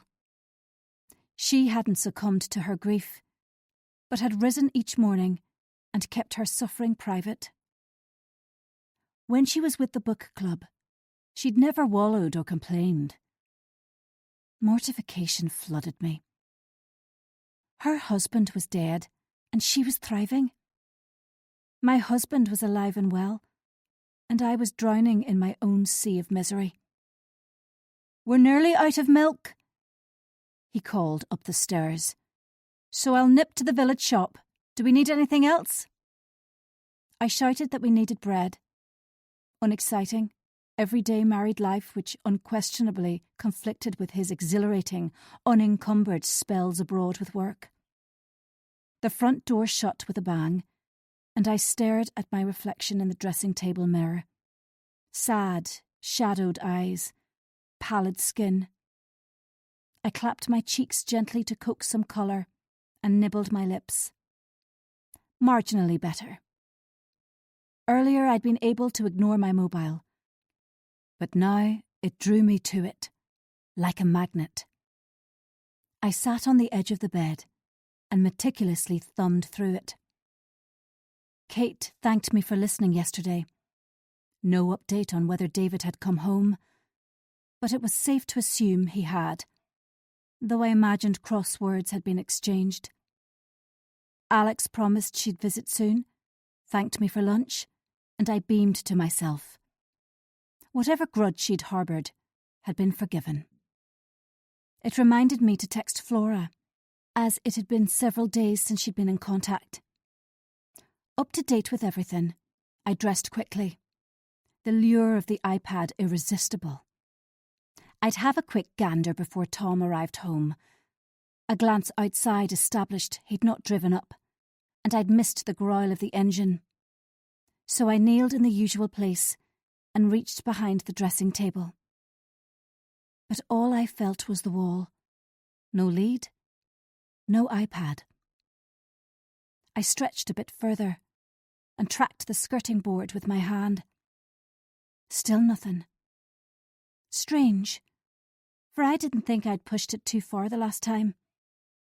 Frustratingly, I couldn't feel the plug, so rose with a soft groan as my knees complained, and bent over the dressing table to check the socket. It was empty. I gasped aloud and wriggled back under the dressing table. No plug, no lead, no iPad. Tom must have moved it. There was no other explanation. Had he rumbled me? Or maybe I hadn't tucked it back in the right place. Then I remembered Kate had rung the bell the last time I'd inspected it, and I'd carelessly pushed it into place before answering the door. Rather than meticulously ensuring it was exactly as Tom had left it, I'd roughly shoved it behind the dressing table, and therefore part of it must have stuck out from the hiding place. My gut twisted. If he guessed I'd found it, it would explain his offhand manner in the kitchen earlier, and now he'd hidden it somewhere else. Futile sobs built, and I slapped my hand hard on the dressing table. My one method of checking up on my husband's messages had been ripped from me. I'd have to strip search this room when he next went on a work trip to locate its new hiding place. Meanwhile, I still had the GPS tracker, which would allow me to know where he was going, if not his communications. Minimally happier, it was apparent the time had come to use it. I'd hide it in the glove box of his car when we drove up the coast later. Really, he gave me no option but to monitor him. He'd made his choices, and now I had to accept the consequences, no matter how harsh or bitter they may be. Chapter 22. I'd only met Sam a couple of times and was unsure how to describe him. Friend was Laura's preference, so I opted for that, though their chemistry was potent, and it was plain they were friends with benefits. She hadn't been around much. Many nights when I walked past her house, it was empty with black windows, no glint of movement inside. Although Kate liked to stress it was too soon after James, or Sam was nothing but a rebound relationship, I disagreed with her. When she'd first introduced him to us last autumn, he seemed friendly and kind, and Laura now exuded happiness.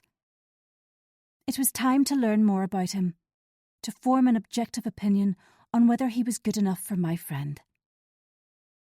We arranged to meet them at the beach car park in Ballydun, a seaside village about an hour's drive from Castlebrook. The sun was low in the sky as we zoomed up the coastal route, and sunglasses shielded my eyes from the glare. As the car ate up the miles, Tom admitted he was a little uncomfortable about Sam, as he'd been good friends with James. My opinion was that he should know better than to throw stones at someone else's choices, and I was glad the glasses hid my real expression. The discussion fizzled out, and the radio filled the resulting silence. We sped along the same snaking road we'd driven recently. Today, slow-moving camper vans trundled in a convoy in the opposite direction, no doubt aiming for Glenarm Harbour. Motorbikes whizzed past us, taking the racing line, risking blind bends. I rested my hand on Tom's thigh, his muscles firm and strong under my fingers. I've never walked on Ballydun Beach. What made you suggest it? I ducked slightly to get a better view of the towering hills above us.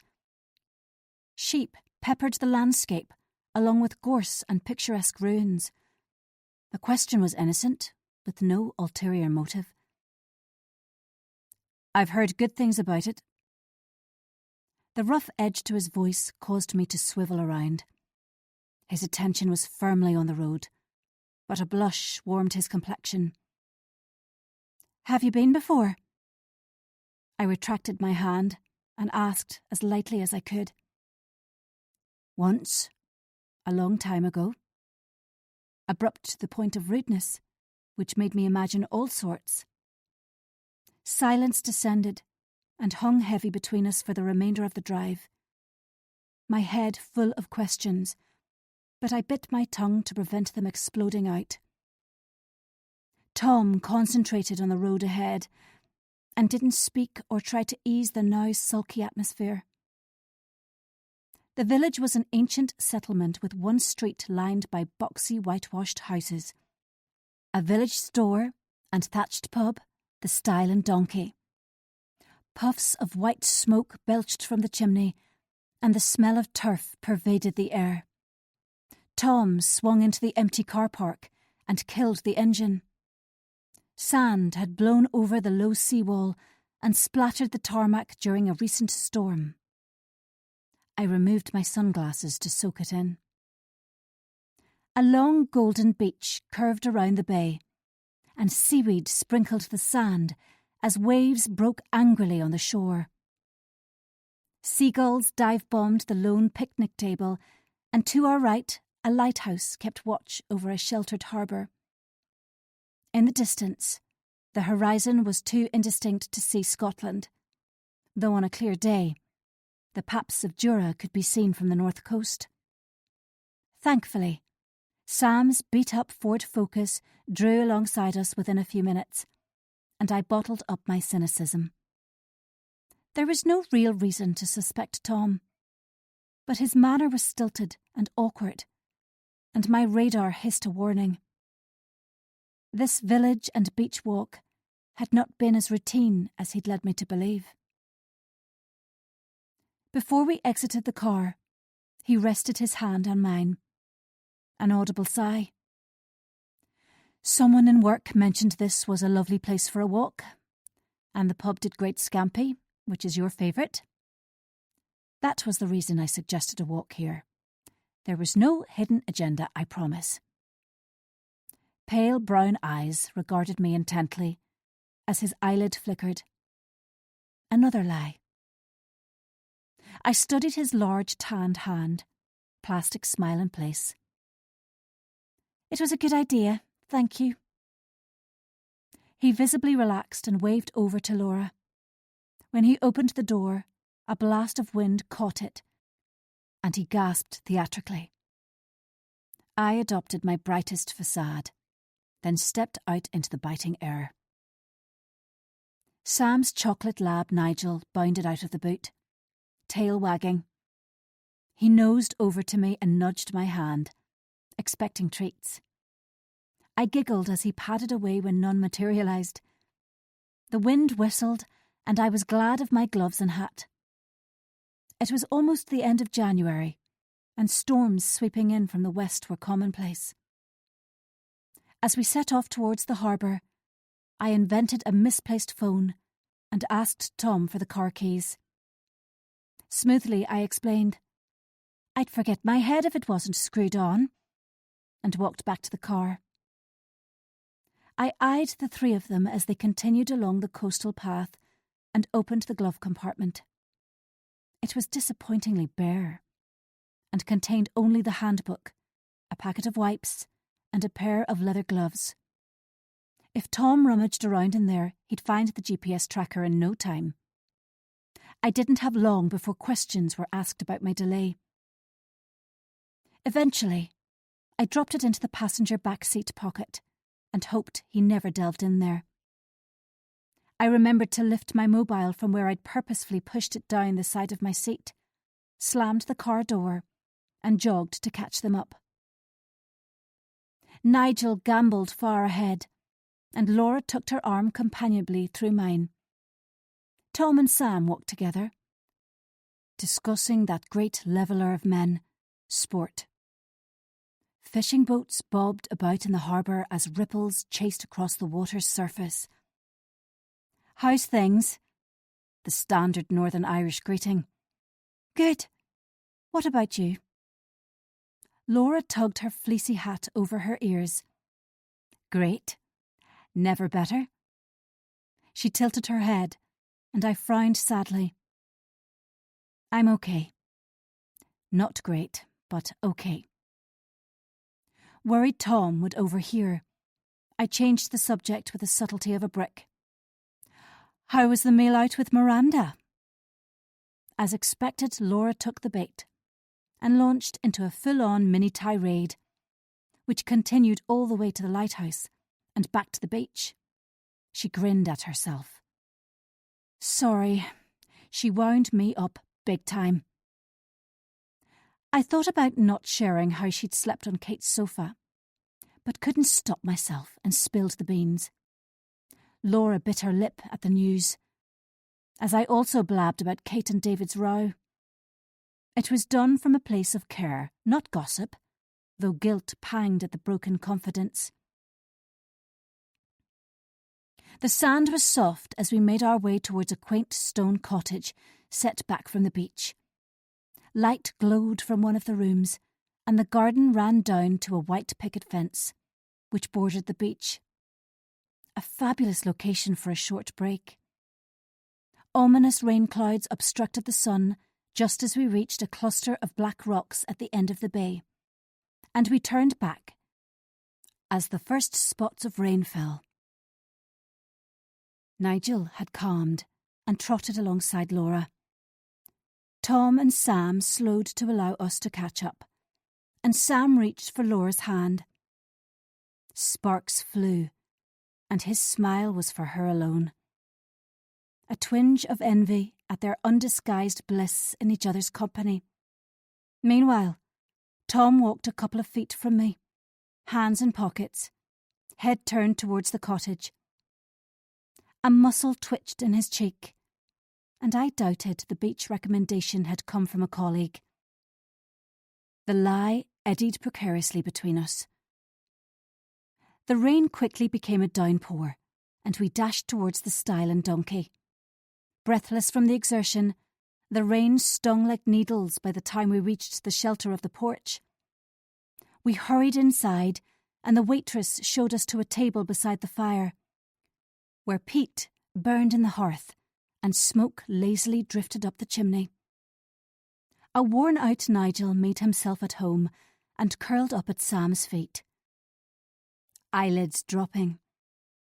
I glanced around the bar at the open beams and whitewashed walls, which were festooned with old memorabilia. Multiple donkeys glared forlornly out of grainy photos. Tom gallantly offered to drive home, so Laura and I ordered a bottle of Pinot Gris, the men alcohol-free Guinness. Conversation never faltered, and I realised early on how much I liked Sam. Intelligent eyes studied me from behind round glasses as he spoke about the rewards and challenges of working in a hospice. We traded medic black humour, and I was gratified when he got my jokes, which usually went straight over Tom's head. One thing caused prickles of discomfort. Laura mentioned her son Robbie was in Scotland with his girlfriend Eva, Claire's daughter. As soon as she said it, she blushed and shifted her weight apprehensively from side to side. Intentionally casual, I replied, "How nice," and moved the conversation on. Tom stared at the fire, but I was impervious to his embarrassment. He deserved to be. The second glass of wine I'd consumed with my scampi and chunky chips had blurred my boundaries, and I was seduced by a third. "You're a bad influence, Laura," I grinned as we ordered 2 large glasses and toasted each other. With the orange glow from the fire, wine and hum of conversation around us, I realised how much I'd missed this. Friendship and laughter. Meals out with friends. For the past few weeks, I'd been insular and distracted. Claire's big reveal before Christmas and accompanying disruption had left me unanchored. Sudden weariness swept through me, and I fervently wished it was over, or at least the end was in sight. And yet, I had no say about the future. Rather than relax me further, the third glass of wine soured my stomach, and I declined another. It was time to go home, shut the door, and lock out the world. The elements outside the pub were ferocious in their intensity. Rain was like stair rods, and wind pommelled as soon as we stepped out of the protection of the pub porch. Its howl was matched by the roaring of the waves as they boomed on the shore. I pulled on my hat and gloves, and we made for the car park, but had to wait before crossing the street. A white convertible hurtled towards us, splashing through puddles, headlights on full. Tom jerked me back from the curb before it reached us, to avoid the spray. It drew level, and as it passed, a haggard face regarded us through the windscreen. My stomach soured further. Claire was the driver. Chapter 23. If Tom had recognised Claire in the speeding car through Ballydun, he kept it to himself. On the drive home, he wordlessly concentrated on the road, and it festered between us. My erratic pulse finally settled into its usual rhythm once we reached the outskirts of Castlebrook. When he pulled into our driveway, I could contain myself no longer. Rain beat on the roof of the car and reduced the din in my head. Before we could exit the car, my pain spilled over. It was Claire who drove past us in Ballydun. The tremor in my voice was genuine. I know. It was quiet, reserved. Why was she there? I don't know. His face was white. Honestly, I don't. Every time you say honestly, you're telling a lie. I spat it out, and he shook his head in denial. I haven't spoken to her or contacted her since the night at the Avery Hotel. I can't make you believe me, but it's true. I'm tired of this. Sick of it. Each time I feel we're approaching semi-normal, something sets us back to square one. The shrillness hurt my ears. His voice rose. I'm sick and tired of it too. Sick of you watching me like a hawk. Tired of the revulsion in your face when you look at me. If you can't forgive me, maybe it's time I moved out. Sorrow bubbled so fast it left me woozy. The very idea of life apart from Tom was overwhelming. Despite my agony, despite his cheating. So I did what I did best. I cried. I was adept at it, having honed my skill over the years. First I willed my eyes to well, allowed the tears to pool, and roll dramatically down my cheeks. I didn't wipe them away, but focused on my trembling lower lip and dejected sobs. It always worked. On Tom, my friends, my colleagues. My parents were immune to it. Therefore, I'd stopped faking it in front of them years ago. I could tell from the repetitive clenching and unclenching of his fists. Tom was fighting to resist my weeping, but was softening. One last throw of the dice. I'm sorry, Tom. A soft moan. I don't know why I say these things. Of course I believe she hounded you, but it was still a shock to see her in Ballydun the very day we were there. The minute I spoke, I realised there were only two possible explanations. She was familiar with the village, and it was simple bad luck she was there at the same time as us. The alternative was more sinister. She was following us. I coughed several times to dislodge the obstacle in my throat. If I allowed myself to wonder why she was familiar with the village, it opened a huge can of worms, such as, why was Tom familiar with it too? The memory of the secluded cottage on the shoreline burned my eyelids. This was not the time to untangle it further. It would keep for another time, when I was alone and could consider it sensibly. It was a shock for me too. Could she have been following us? The one thing I was afraid of. Then he laughed, as if it was a game, and so absurd to be impossible.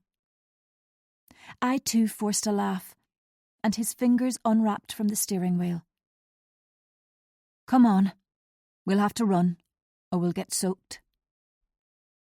Before he could pull the handle, I cupped his cheek and held it tight. Myriad emotions wrestled, but the most fundamental was sadness. I love you.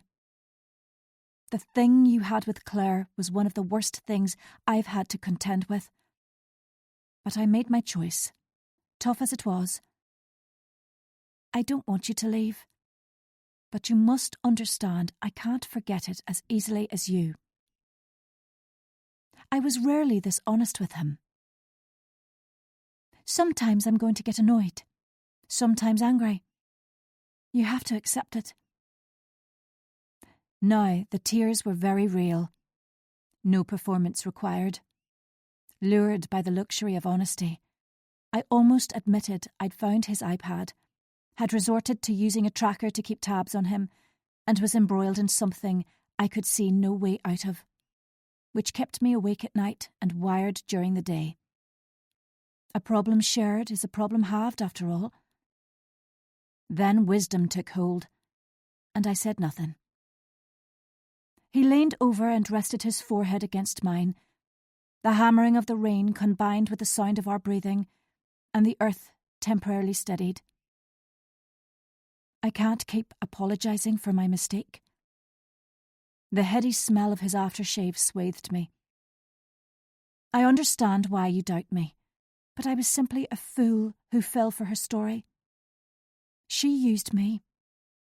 Deliberately and maliciously used me for her own reasons, and I was the idiot who should have said no but gave in. He fell back against the seat, and, for the first time, distress was written over his face. I couldn't allow myself to dwell on it, so kissed him with more emotion than I had in weeks. Hands linked around his neck, I held him close for a few moments. When at last we pulled apart, the rain had eased. Should we make a run for it? We sprinted for the front door, and splodges of rain soaked my hair as Tom fumbled with the lock. But I didn't care. I'd moved on to a new phase of coping with my husband sleeping with my friend. Now I'd hit rock bottom. I could begin to crawl towards daylight. Finally the door opened and he ushered me into the dry. We shook ourselves like dogs and deposited our coats in the hall cupboard. It was dusk, and soon the street lights would come on. Tom called from the kitchen to ask if I wanted coffee or Prosecco. "Coffee, please." I'd had more than enough alcohol for one day. I sat on the bottom stair to remove my boots, and with a groan, untied the laces and removed the first one. Outside, a blaze of red caught my attention as it streaked from the side of the house towards the street. There was no mistaking what it was. Miranda. My jaw dropped as she scrambled out of the drive and crossed the street without a backwards glance. Undoubtedly, she assumed she'd sneaked away unobserved. She must have been loitering in my back garden. How long had she been there? And more importantly, why had she been there? I'd refused her suggestion of keeping an eye out for Claire, so she couldn't use it as an excuse. Also, Claire had been in Ballydun, so nowhere near the village. I wondered what reason Miranda would have dreamt up if she'd been caught red-handed. Annoyance nipped at her poking around my garden when I was out. Furious, I pulled off my other boot, hauled myself into standing, and strode into the kitchen. Tom scrolled through his phone at the breakfast bar. A frothy coffee sat nearby, and he smiled when he heard me. "That's for you, sweetie." Then a frown. "What's up?" I paced over to him. "You know Miranda, who lives in the last house on the left?" A nod. "Well, Kate invited her to book club, and I don't like her at all. She's crafty, and has been hanging round, trying to wheedle herself in. Seems to think there's a vacancy and she's the right person to fill it." I didn't want to highlight his indiscretion was the root of it all. "She's just snuck out of our driveway, which means she was in our back garden when we were out." "But why?" Tom's brow wrinkled. "I don't know. And I'd taken my boot off so couldn't chase her." I sighed heavily. "We need to get a Ring doorbell and maybe CCTV. "Isn't that a bit over the top?" "There might be a good explanation for her being around the back. Have you checked? Maybe she left something." Surprisingly, his calm answer had the opposite effect. I exploded over the frothy coffee and wiped Tom's sceptical expression from his face with a few well-chosen words. "For feck's sake, there is absolutely no reason she should have been at the back of our house. We talked in the car for ages. She must have watched us, bided her time, and waited till we were indoors before she raced out the front." "OK." He held his hands up. "You're right. There's no plausible excuse. Do you want to check outside or do you want me to?" Relief coursed through me. He believed me. There was something distinctly odd about Miranda. "Will you, please?" I remained in the kitchen as he unlocked the back door and the outside light automatically illuminated the garden, suppressing the dark. He wandered down to the bottom of the lawn, where he faded into the shadows for a few minutes, then reappeared empty-handed. When he reached the patio, he directed a shake of the head at me, then squinted and bent down until the very top of his head was visible. When he straightened up, he held a dirty plastic bag. Chapter 24.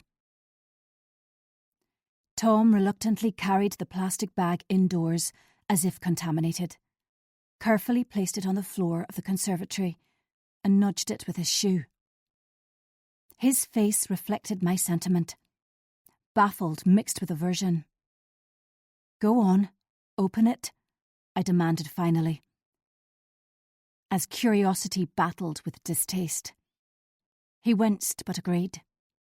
"Okay." Unenthusiastically, he bent down, and with 2 fingers opened the bag and gaped in. "It's some sort of tin. Should I take the lid off?" I nodded, intrigued. He reached in and withdrew a round lid. Laughter rang around the room. "What's so funny?" "You need to see for yourself." He stepped away from the bag to give me space to look inside. A bashed, homemade cake decorated with slices of mint arrow. At the side of the tin, a white envelope was visible, smeared with sticky chocolate icing.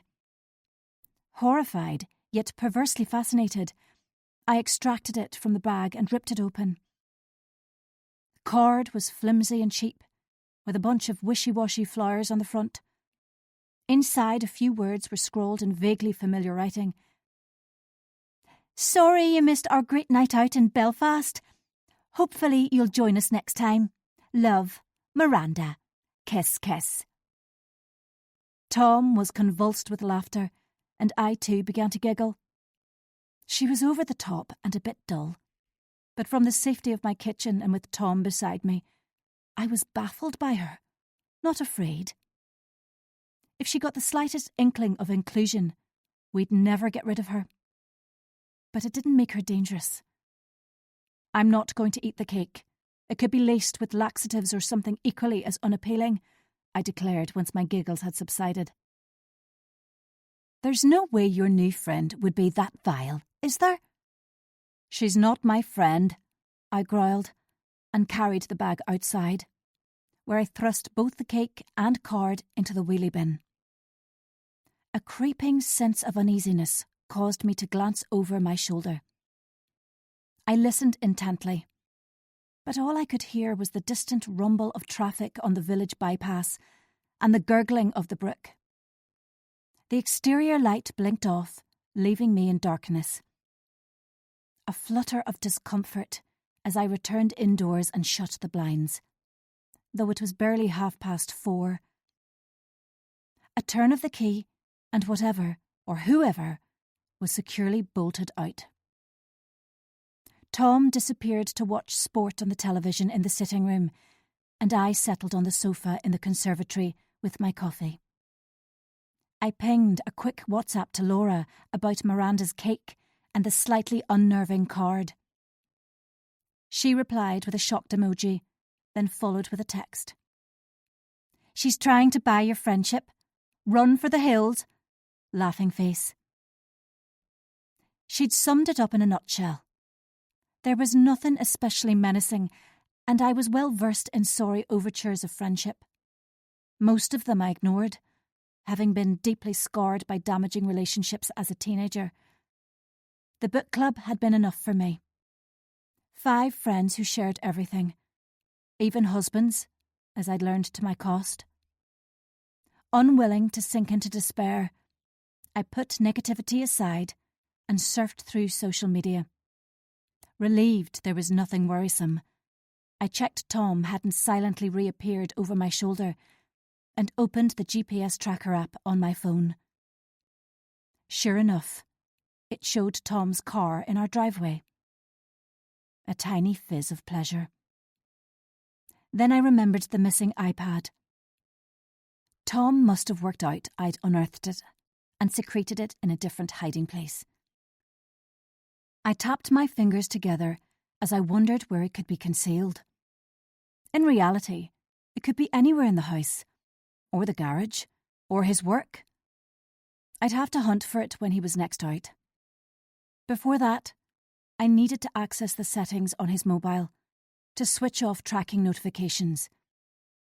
Energetically, I jumped up so fast I spilled my coffee. I cursed, patted my jeans with a damp towel, and combed the kitchen. No mobile. Potentially, Tom could have it with him in the sitting room, and was at this very moment furtively messaging someone. Heart in my mouth, I tiptoed to the door of the sitting room and quietly opened it. He was sprawled on the sofa and dozed in front of rugby on the TV. No sign of the phone in his hand or lying beside him. There was no way I could sidle over and explore his pockets without waking him. Then it struck me. His coat pocket.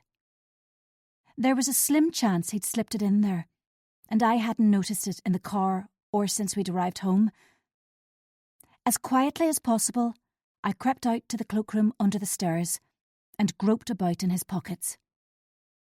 My fingers circled his phone in the inside pocket of his coat, and I jubilantly carried it into the kitchen. There I leaned against the worktops, with a clear view to the sitting room door. If he woke and came to find me, I'd pop it into a drawer. Breath shallow, I entered his passcode and read his latest text and emails. Everything was as it should be. Astonishingly, I was mildly disappointed. I'd expected something, anything, to be out of place, to verify he hadn't really changed, but was still the cheater he'd always been, who told a lie with the same sincerity he told the truth. Swiftly, I turned off tracking notifications and returned the phone to his coat pocket, not in the least guilty at my actions. Really, it was his fault. Broken trust and injured feelings had led to this situation. Irrespective of what he said, or I'd asserted earlier, he shouldn't expect me to move on so quickly. Trust had to be earned. There was a long way to go before he earned mine back.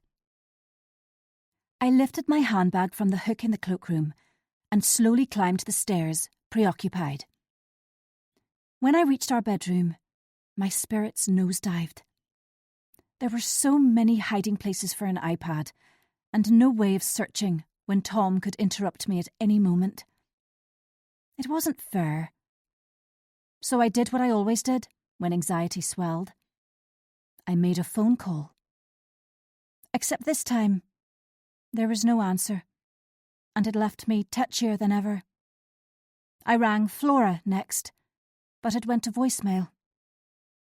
Everyone was off having fun, while I floundered in gloom.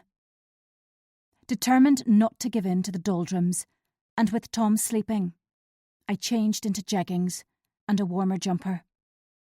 I'd go for a walk around the village. Wrapped up within my hat and scarf, I'd been nondescript, and even Miranda wouldn't recognise me. Suddenly I needed fresh air, the atmosphere in the house dense. Despite our walk on the beach earlier, I was too restless to settle. Tomorrow, I'd be back in work, confined to my desk for hours, and at the mercy of patients and colleagues. A memory of the photo that had been sent to Jake and Brona blurred my vision. Downstairs, I stuck my head around the sitting room door. Tom was awake and stared at his phone, although rugby still played on the television. "I'm going for a walk." My tone was light. "Another walk?" He grinned at me, virtue personified. "Yes, I feel cooped up in here." He thankfully didn't suggest accompanying me. If he came with me, he'd insist we rehash things again. In the utility room, I opted for my long padded jacket and deliberated which hat to wear. Once selected, I pulled on my boots and closed the door with a thud. The rain had stopped and I gulped the cold air, as though starved of oxygen. I squinted up at the star-strewn sky, exhaled slowly, and headed down the street. When I reached Miranda's house, there was no sign of life, and a spasm of unexpected sympathy at her barren existence gripped me. As hoped, calm surged through me as I walked the pavements in the semi-darkness and luxuriated in the silence. On the still streets, no one could disturb me. An hour passed, and my load lifted. It was then I could face returning home to Tom and his misplaced hurt. But rather than turn onto my street, I continued along the country-bound road. There was no footpath here, just a narrow, grassy verge. I kept walking till I came to the gate of the field which ran behind our houses. This was where Kate thought she'd seen someone being Claire. I rested against it and strained to see into the field, knowing it was pointless, but unable to stop myself. If someone was lurking, they'd be camouflaged among the shadows, hidden in the shade, even now, observing me. Mentally and physically, I gave myself a shake. Kate was wrong. With a sigh, I turned for home. As soon as I set foot on my street, it was as though a switch had been flipped. My senses tingled, and I scanned around. No one was about, but it didn't mean I was alone. The exterior lights burned brightly at Miranda's, which accentuated the overgrown garden and grimy paintwork. As usual, her rusty car was parked in the same spot on the driveway, condensation on the windows. The curtains in the front room were slightly open, though I couldn't clearly see inside. Nerves thrummed, and I jumped as a loud bang broke the hush. I swung around. Nothing stirred. Nothing moved. I scurried on with my head down as the sound of maniacal laughter harassed me, though rationally it was a figment of my imagination. The possibility I was losing my mind was real in that moment. Out of breath, and with a pulse galloping, I reached the safety of my own garden, where I flattened myself against the side wall to recover. Tom mustn't see my alarm.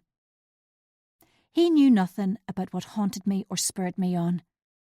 It was my secret, one I had to keep at all costs, or my cosy life would be upended.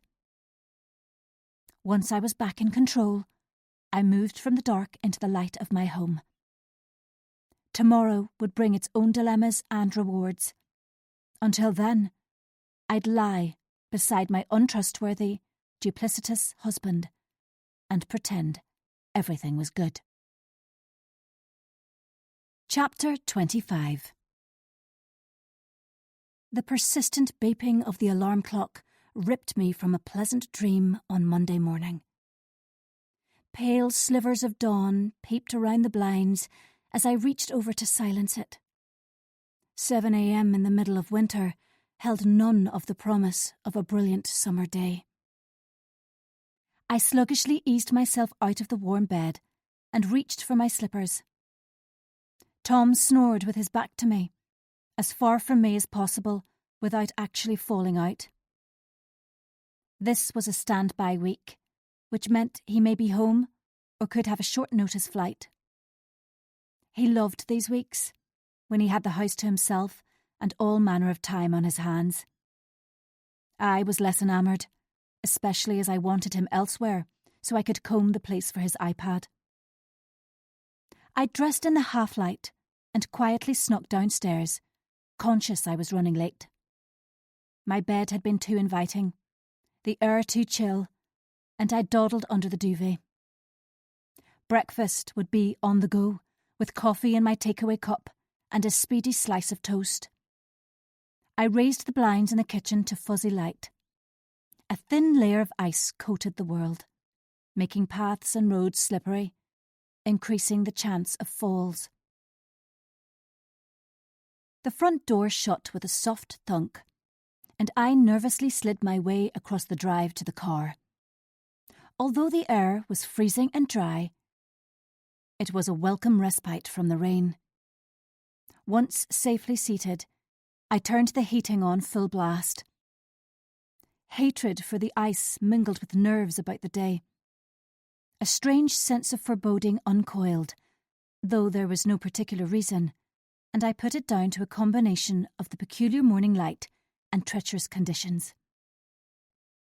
Shunning the ungritted country roads, I took the main route into Ballyravy. A van had already mounted the pavement outside the village school and was now abandoned with the hazards flashing. 15 long minutes later, I pulled into the deserted surgery car park. I was later than usual, but had still arrived before most of my colleagues. Many of them lived rurally, meaning icy roads and late arrivals. The surgery was warm, and I gladly unwrapped my many layers in the staff room. Ginty was on her own, brimming with gossip about the weekend. She launched into a long-winded tale about her dog, and I nodded along with one eye on the time. 10 minutes later, we were joined by Brona, whose gloss was a little less shiny. Lipstick had bled into the fine lines around her lips, and there was a white stain on her blouse. Suspiciously like toothpaste. "Morning," a dry mutter. "Morning." My cheery reply appeared to fall on deaf ears. Ginty disappeared out to reception with an undisguised sneer. Brona's glare at the back of her head was penetrating, and I was glad not to be on the receiving end of it. When we were alone, her shoulders relaxed and she cracked a smile. "Is everything all right?" I finished my coffee, not wanting to prolong our one-to-one time. "Not really." With a quick bow of the head Ginty's direction, she charged on. "She's been criticising me again, although she thinks I don't know it's her. All the weird things that happened last week. I'm sure she's behind them." Before I answered, I swallowed the last of my coffee and wondered how I could feel dog-tired so early on a Monday morning. My tolerance for petty bitching was at an all-time low. "What makes you say that?" "Isn't it odd how much has gone wrong for me in a short space of time? Someone has it out for me, and she's jealous of my promotion," Brona grumbled. A moment's silence as I pondered how to reply. "Honestly, everyone agrees your promotion was undeserved, not just Ginty." A half-truth. "You're not great at your job." A blatant lie which dodged the matter entirely. Everyone makes mistakes, be kind to yourself. Obviously, I opted for the lie. "Thanks. I really appreciate your support." I smiled pleasantly and stood, excuse that I needed to check the post before my first patient, already on my lips. At her next words, though, I faltered. "By the way, were you in Café Musgrave on the Lisburn Road on Saturday?" She nibbled on a talon, and I noticed she'd removed the worst of her fake tan disaster from her fingers. Tense, I worked to keep my voice indifferent. "Yes, I met my daughter Alex there for a catch-up. How did you know?" A blasé shrug. "I thought it was you. I was with friends and would have said hello, but you were engrossed in conversation." "What a coincidence." My tone was intentionally glib, to hide my agitation at being spotted. "You should have come over to meet Alex." I turned my back and washed the mug, as my breath got trapped in my lungs. "Next time I will." "Were you all right after our coffee on Friday? About the email and the photo, I mean." She flipped from cocky to tentative in a heartbeat. "Yes, though it was quite upsetting. Were you okay?" A nod, as she sucked her lower lip between her lip. When she spoke, her teeth were stained pink, and I could have warned her, yet remained silent. It was a nasty surprise. I can't understand how anyone could do something so intrusive. She expelled a loud breath. I know. I can't understand it either. Unwilling to discuss it further, I said, You have lipstick on your teeth? I squeezed her hand in a show of solidarity, knowing I would scrub mine clean at the sink in my room. I'd better go, it's almost 9, and half the staff still aren't here. It's going to be a busy morning. She turned to the mirror and I fled down the corridor to my room. There I soaped my hands, keen to wash the sickly smell of her perfume down the plug hole. Once dried, I sank onto my chair and booted up the computer. The room smelled musty, and I flung open the window to guzzle clean air. As I waited to get online, I replayed the conversation with Brona. Something had jarred when she asked about the Lisburn Road on Saturday morning. She'd seen me, and yet hadn't come to speak to me or acknowledge me. The hairs on my arms stood up. She'd been cagey, then deflected attention to the photo. A gentle knock at the door hauled me from my brooding. Jake opened it when I barked enter. He smiled, and I unthinkingly beamed back. His beard was neatly trimmed, and he was unusually formal in his shirt and tie. I swivelled around in my chair. Going somewhere posh today? Usually he wore chinos and an open-neck shirt. I'm meeting my solicitor later.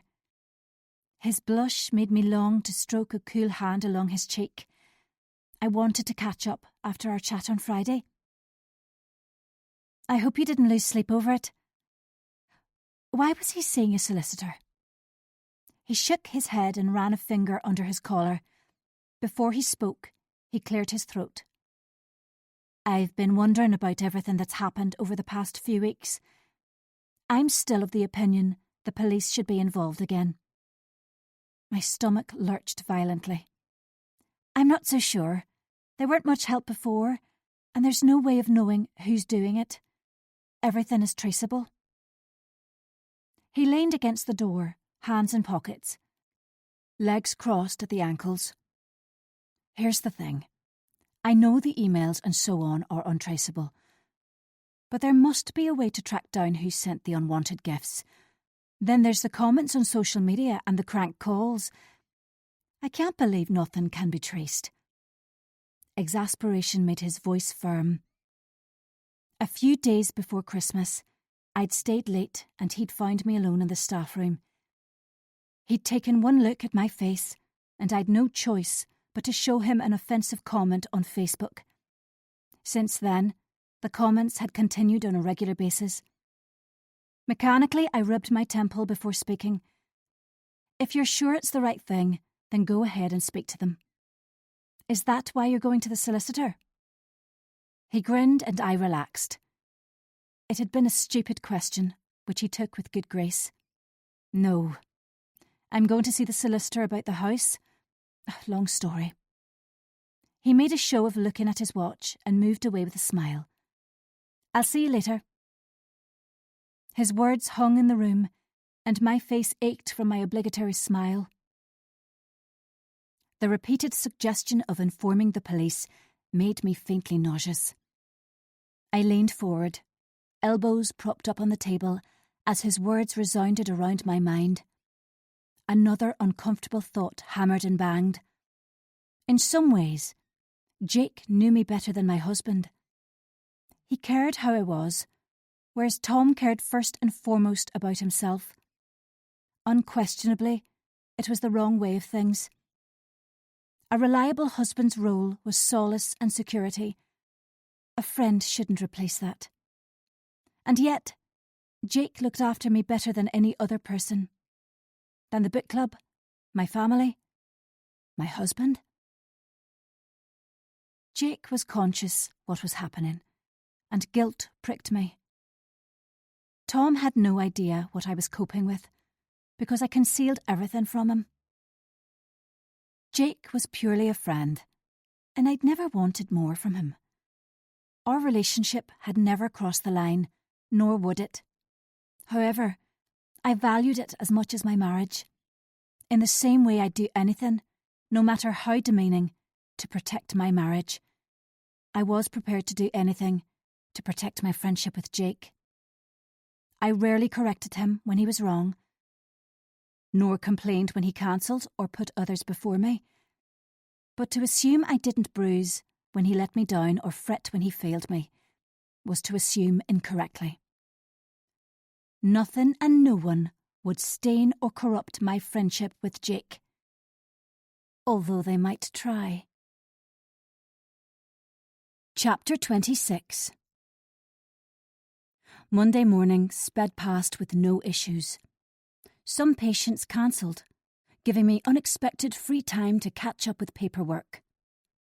Others had requested a phone call, and by lunchtime I was less uptight and more on top of things. I'd been so flustered before I left home, I'd forgotten to bring my packed lunch with me. Irrespective of the icy footpaths, I'd have to venture to the corner shop to buy a sandwich. Angry and hungry, or as Flora would say, hangry, I reached the front office to find Ginty had been on reception on her own all morning. Her colleague had phoned in to say she wouldn't make it until the afternoon, and Brona had been too busy to help. The words spat and sizzled as she slammed folders into the filing cabinet. The atmosphere between them deteriorated daily, and I'd no idea how to improve it.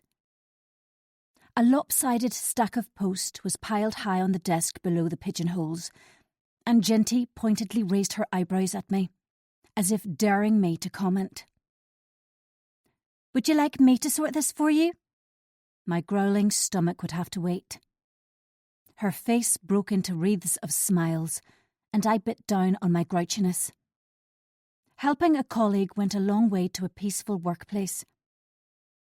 Brona strutted in as I was feeding the letters into the pigeonholes, but rather than offering to help, she perched on the edge of a desk and launched into a speech about her hectic morning. Hostility flared from Ginty in such strong flames, I expected Brona to combust. Soon, though, I'd reached the bottom of the pile, and there was one package left. I inspected the company logo on the box, but it was one the surgery hadn't used before. The cardboard was ripped open with little consideration. What on earth this is? Ginty, Brona and I crowded around, hunger and animosity temporarily forgotten. Out fell a calendar, with a sepia photo of Ballyreevy Town Hall on the front. A frown before opening it. Page after page of arty monochrome photos, some taken up close, many snapped from a distance. No people, all local places. There was nothing to suggest when they'd been taken, or who'd been behind the camera. The last page rang alarm bells, the intention to frighten explicit. A photo of 2 cars parked outside Ballyreevy GP practice. Mine and Brona's. The parking spaces alongside were empty, and there was no one around. The calendar clattered onto the table and was followed by silence, broken by the ticking of the wall clock. The photos were all places I'd been to recently. Brona bit a long plum nail as she watched me, face flaming. Ginty lifted the cardboard package and groped about inside it.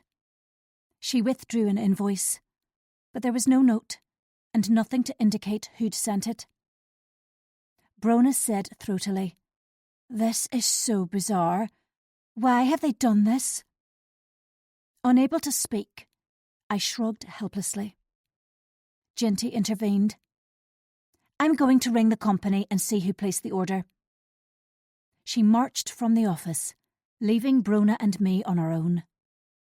She toppled onto a chair and I swayed on my feet, before reaching out for the calendar. It was poor quality, with cheap, shiny pages, and I flicked through it slowly. Castlebrook Park. An empty street I knew to be Jake's. The pharmacy next to the practice. The coffee shop, where we'd had coffee on Friday afternoon. The pages swam, and I dropped it onto the desk. Ginty bustled back into the office, face matching her neat pink scarf. They refused to tell me much, except the order was placed by a B.R. Logan, and the delivery address was here. No personal message from the seller or for the recipient, which they said isn't out of the ordinary. There's no Logan working here. Full marks for stating the obvious, Brona. There was a B.R. though. Brona Reeve. I kept that knowledge to myself and dropped onto a hard-backed chair. The three of us looked at each other. Ridges were etched onto Ginty's face and her eyes flitted between us. "What do you want to do?" asked quietly. A forced smile. What can I do? Like everything else that's been happening, it's weird, but too ambiguous to do anything about. It's simply a calendar of local places. Except for the one of the practice and our cars, there's nothing overly intimidating about it. My feet tapped on the floor until Brona pointedly stared at them. With an effort, I stopped. Jake needs to know. We nodded in unison. Another issue to lay at Jake's door. The three of us smiled grimly at each other until I offered to nip out to the corner shop and buy chocolate for everyone. A squeak of delight from Ginty, and a wan smile of agreement from Brona. I pulled on my coat and shuffled across the car park and down the street, greedily inhaling the air which was invigorating after the sickly scent of Brona's perfume in the confined office. Fortunately, the footpaths had been gritted and reduced the chance of falling. The morning played on a loop. Each day now brought its own trials. At home, at work. There was never a reprieve from it. When I reached the corner shop, it was a relief to step into the warmth. The soft prattle of voices greeted me, the weather and slippery paths the main topic of conversation. I selected pre-packed sandwiches for myself and a chocolate cake for the team, then went up to the till. The bell tinkled at the entrance, but I didn't turn around. The assistant scanned the items and mumbled the total. Metal studded her ears, nose and eyebrow, and she scratched a patch of eczema on her chin. Flakes of skin floated downwards, and I removed my purchases before they were sprinkled with them. My already fragile stomach soured. Outside the shop, I bowed my head against the wind and tramped back towards the surgery. Jake would by now know about the calendar, and may even at this very minute be on the phone to the police to report more strange goings-on at the local GP practice. I entered through the staff door and followed the hubbub of voices. Anyone who was in work had congregated in the staff room, and I set the cake on the counter. Smiles and thanks replaced troubled expressions. There was no sign of the calendar, and Ginty whispered that Jake had removed it. What's he going to do about it? He's going to consider it, which was code for he didn't tell me. I'd tactfully raise the subject with him later. Brona inched up beside me and loudly announced she'd need to read the ingredients of the cake to ensure it didn't contain nuts, and I clenched my teeth together. I'd already checked the ingredients and knew there were none, but she was understandably fastidious about it. With lunch over, I returned to my consulting room in an irritable frame of mind. There'd been no sign of Jake, so I still didn't know what he was going to do about the calendar, nor had he inquired how I was feeling, which rankled. He'd let me down. although loath to admit it to myself. This was increasingly common. It never crossed my mind that I expected too much from my friend, when he had other responsibilities and duties. Grumpily, I opened my patient list to see who was scheduled next. I grimaced at the screen. My day was going from bad to worse. It was Miranda. She wasn't my patient. Why had she inveigled her way onto my list? How had she done it? Before I called her, though, I rang Ginty to find out. The phone rang again and again, and I was about to slam it down when she answered. "What's Miranda Stevenson doing on my list?" "Sorry, Vicky," she was insistent. "Said she wouldn't see any other doctor." "She's not my patient," I snapped, then massaged that back of my neck. It wasn't Ginty's fault. Patients didn't always see the doctor they were registered with. "I'm sorry. She's a neighbour and I've seen her a couple of times socially, so it would be unethical to treat her." "What would you like me to do?" Ginty was chastened, and I hated myself for making her feel bad. "It's okay. I'll call her through and explain it to her myself after I've familiarised myself with her notes. If she complains about a delay, tell her I've been unavoidably detained. And don't worry, I know she can be persistent." Remarkably, I managed to refrain from bashing the phone down. Furious, I accessed Miranda's notes and gasped aloud when her frequent consultations and medications filled the screen. Although I'd known of her distant medical history, it was her more recent issues that unnerved me. I was so riveted that when a bird hit the window with an almighty blow, I uttered a loud yelp. My head shot up with such force, I jerked my neck. Was it a bad omen? In a cold sweat, I closed the computer and called her in.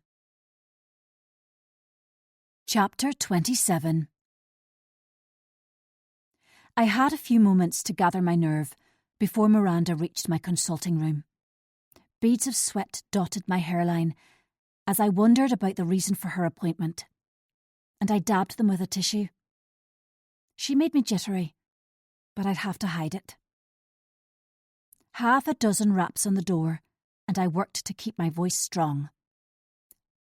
"Come in." Slowly, the door opened, and her head appeared, accompanied by a titter. "Dr. Harris, so good of you to see me."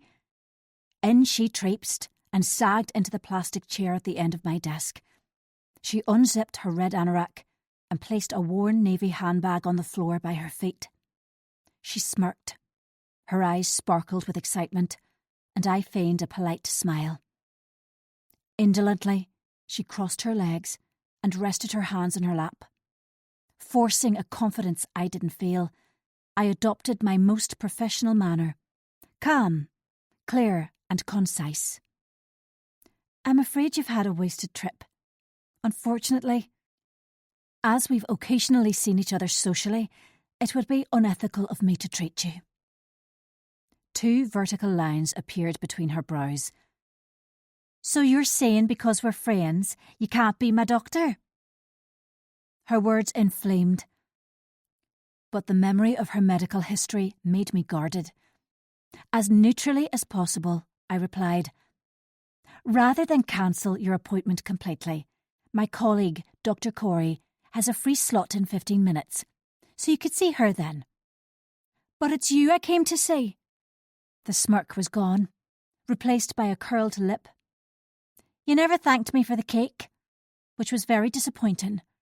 "I spent a lot of time on it and had to get the bus into Ballyravy to get aero bars, as the village shop had sold out." My blood pressure rose. "That was remiss of me, and I apologise. Thank you for the cake." Deciding attack was the best option, I repeated, "Again, I'm sorry I can't treat you, but rules are rules." She rested back in the chair, uncrossed her legs, and continued as if I hadn't spoken. It's Kate I wanted to see you about. I'm worried about her. My temper boiled, and I held on to it with difficulty. This is my place of work. I can't discuss Kate now. I'm sure you appreciate the practice is very busy. Actually, it's not. I overheard your receptionist say there's a number of cancellations today because of the ice. The smirk was back. It was clear she wasn't going to leave till she was ready, regardless of what I said. Please, I'm at work. I can't chit-chat about Kate here. I'm sorry, but this is neither the time nor the place. How many times had I now apologised? I understand completely. In one quick movement, she stretched over the desk until her fingertips almost touched mine. I could come to your house later. Rancid breath wafted over and instinctively I leaned away. My gut had warned me about her, and now she handed me a spade to dig my own hole. I'm afraid Tom is home this week, and we like to do things together in the evening. Maybe another time. I'm sure Tom wouldn't mind a friend calling to discuss her worries about Kate. Why don't I pop over to yours after dinner? The words were out before I engaged my brain, and could not now be retracted. She practically licked her lips with delight and leapt out of her chair. Great! See you about 7. Without a backwards glance, she strode out of the room with her handbag over her shoulder, anorak folded over her arm. My mind spun. What the hell had just happened? No wonder poor Kate had found herself railroaded about the couch issue. A vice-like pain crushed my head, and I futilely massaged my temples, shocked by how rapidly the conversation had deteriorated and how manipulative Miranda had been. I questioned what I should do. Decision made, I lifted the phone and rang reception. Ginty answered, and I asked if Miranda Stevenson had left the building. Yes, though she spent ages looking at the posters on the waiting room walls before she left. I need you to highlight her name so she's not booked in for me again. She's a neighbour, and I've explained to her it's unethical. Without demanding any further explanation, Ginty agreed, and I could hear tapping on the keyboard already. Sorted. She was nothing if not efficient. I thanked her and quickly typed up notes about the consultation. Then I closed the tab, as if not seeing them meant they could be forgotten. Unthinkingly, I called my next patient in, and for the remainder of the afternoon had no opportunity to reflect on anything else. My surgery ran late due to an unwell baby who had to be urgently referred to the Royal Belfast Hospital for sick children, and it was well after 5 before I finished. The poor mum had been distressed and required gentle handling. I was totally spent by the time her partner arrived to whiz them into the scary experience of hospitals. The silence of my consulting room was soothing as I finished my patient notes and shut down the computer. Echoes of the day wavered and twirled. The calendar, Miranda's complex medical history, her chilling, complacent expression as she got the better of me. A shiver brushed my spine. The last thing I wanted to do was spend any time in her company. How I rued suggesting the visit, but she'd bulldozed my feeble attempts to deflect. There was no way I was going home to make dinner now. Tom could order a takeaway and have it ready for me arriving home. I rootled about in the drawer, retrieved my phone, and rang him. But his mobile rang out and went to answer phone. Fury pounded until I remembered I could track him. Quickly I checked the tracker app to find his car outside the gym. Obviously, he'd forgotten I'd been at work, and we'd need dinner. As usual, he'd assumed I'd sort it, and his dinner would be on the table when he arrived home from a workout. He probably expected his slippers to have been warmed and me to greet him wearing skimpy lingerie and a lascivious smile. Crossly, I rang my favourite Chinese takeaway and placed an order. I didn't care what Tom wanted. He could have chicken curry, which he didn't much like. My attitude was foul, and I needed to take it out on someone. He'd be my punch bag tonight. I switched off the lights and walked down the corridor to the waiting room. Everyone had already left. Reception was deserted, the back office in darkness. I went into the staff room to get my coat, and the sound of a stifled giggle reached me. Disconcerted and as quietly as possible, I followed the noise. Light spilled from one office, the only place the giggle could have originated. My boots creaked a little, and I wished my breathing wasn't so laboured as I made my way down the corridor, which ran parallel with the one I'd just come from. Before I reached the room, a husky voice spoke, followed by a girlish titter. The door was slightly open, and I could see part of the room, although it was doubtful they could see me. Jake's feet were up on the desk, crossed at the ankles, hands clasped behind his head. His top button was undone, his grin wide. On the other side of the table, Brona too had her feet on the table, head thrown back, chest thrust forward. She was fiddling with her vape. Instantly offended, I shrank back, terrified they'd spot me lurking in the darkness. My impulse was to sneak shamefully outside without alerting them to my presence. But something hardened. It may have been the result of a difficult day, or the sneer on Miranda's face at my inability to refuse her. I crept back along the corridor, then hit the light switch. Bright fluorescent lights beamed, and I blustered down the corridor as my boots protested loudly. When I reached Jake's office, their feet were on the floor.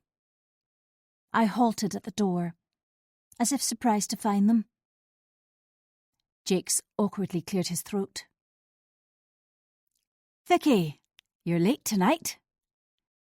"Yes, it's been a long day, rounded off by a very sick baby." Brona smoothed a peroxide strand into place and simpered. "Are you all right after everything today?" I nodded and managed a tight smile. "Yes, I'm fine, thanks." A beat. "I'll be off then. See you tomorrow." Jake smiled vaguely in my direction, but his attention had already strayed back to Brona, as if she was more important. I stalled by the door, thrown off guard. The ensuing silence dismissed me, and I left with a limp bye. Each footstep slapped against the lino, my limbs tense. So much had gone wrong since Brona had joined the practice. She'd weaseled her way into a position of authority, and now expected to be treated with respect. Her brazen, pushy attitude had won her few friends, apart from Jake and the male partners, who'd been duped by her pretty face and flirtatious manner. They were blind to her vapid, inane personality. Hurt mingled with resentment. As I drove down the deserted streets to collect our takeaway, I deliberated what, if anything, I could do about it. Chapter 28. Jake and Brona were still on my mind as I parked near the Chinese takeaway on the main street. Jake's attention sliding past me onto her burned vividly. In an effort to feel better, I placed a quick order online, which sheared off the worst of my stress. When I exited the heat of the car into the frosty air, my breath was a frozen cloud, and although gritted, patches of the footpath were still icy underfoot. Walking required my full concentration. One wrong step, and I could end up in a heap on the ground. Impatience simmered as I reached the foggy, warm takeaway. The queue was long, and my mouth watered at the appetising smell of curry. 10 minutes later, I finally reached the counter and paid in cash. The order wasn't ready. I'd have to wait. A kaleidoscope of the day mashed and churned as I leant against the wall, hands in my pockets. I focused on the tinny music blasting from the speakers in an effort to repair my tattered nerves. Once the food was ready, I plodded back to the car. My phone vibrated, and I glanced at it before driving off. Tom had received my earlier message and only now was offering to order a takeaway. I threw it on the passenger seat without replying. The sleepy village welcomed me, and at the bottom of my street, I scowled at Miranda's house. There would be one chance to nip this in the bud. Tonight, she would meet the other Vicky, the one I was usually at great pains to conceal behind the meek and mild charade. The gloves would come off to unleash the claws beneath the velvet. With a grim smile, I swung into my driveway and stormed into the house. Tom looked up from where he lounged on the conservatory sofa and offered a half-baked apology. The carry-out was thumped onto the breakfast bar, and I bashed around in the cupboards for plates. He said nothing, until I'd slammed and banged my annoyance away. When he reached into the fridge and extracted a bottle of wine, I lifted my chin in agreement. Wine on a school night was probably a bad idea, but might make me feel better. We sat at the breakfast bar, and I spooned the food onto the plates. A pang of guilt at Tom's wince when he unboxed the chicken curry. I savoured the wine before swallowing, and once my throat had lost its dryness, gave him the precise version of my day. The calendar was omitted, but I told him about the visit from Miranda. Naturally, I couldn't and wouldn't divulge her confidential medical history, but spoke in coded terms. Emphasised my overriding uneasiness for Kate and how entangled she'd become with an unstable friend and neighbour. A sudden realisation struck me with an almost physical force. Miranda was unstable. Therefore, I had to ignore the impulse to wade in with all guns blazing and tread discreetly, yet still warn her off. There was no reason to be afraid of her, for she was basically a lonely woman with limited social skills. I could handle her. Buoyed by the second glass of wine and my belly full of food, I changed out of my work clothes into jeans. Tom had assumed his usual position on the sofa in the sitting room to watch sport on the television. With a shout, I was going to visit Miranda. I zipped up my padded jacket and slammed the door. I was still unsure how to approach her, my earlier plan of attack having shrivelled and died. On the short walk down to her house, anger brewed again, which propelled me on. I'd enough on my plate without this. As I walked onto Miranda's unkept driveway, my pulse beat erratically, and I acknowledged how nervous I was. Dazzling exterior lights blinded me, and I blinked repeatedly to dislodge white flashes, rang the bell, and waited. Miranda leapt forward to wrench open the door within seconds. "You're late by 15 minutes. I clamped my teeth to kill my sarcastic response. "Come in then, or you'll let the heat out. Do you want a cup of tea?" "No thanks." A fusty smell hit me when I stepped inside the dingy hallway, and I instinctively scrunched up my nose. The sole light came from a dim table lamp, at direct odds with the brilliant glare from outside. She beckoned me to follow her, and I trudged into a cramped room which faced the road. She took the armchair by the window and waved me on to an overstuffed chair beside a brick fireplace which housed an electric 3-bar fire. Her chair was set at an angle, apparently positioned to give a bird's-eye view of the street. When she didn't offer to take my coat, I slipped it off and laid it on the arm of the chair. The material was threadbare, the corduroy worn. The smell was less pervasive in this room, and I scanned around. Busy floral wallpaper above the lurid green dado rail, stripes beneath. A clutter of twee ornaments. Wide-screen television. Basket of wool and knitting needles. Perhaps she was nothing more than a lonely woman who craved company and was inept at recognising non-verbal prompts. Within 5 minutes, I'd revised my opinion of her.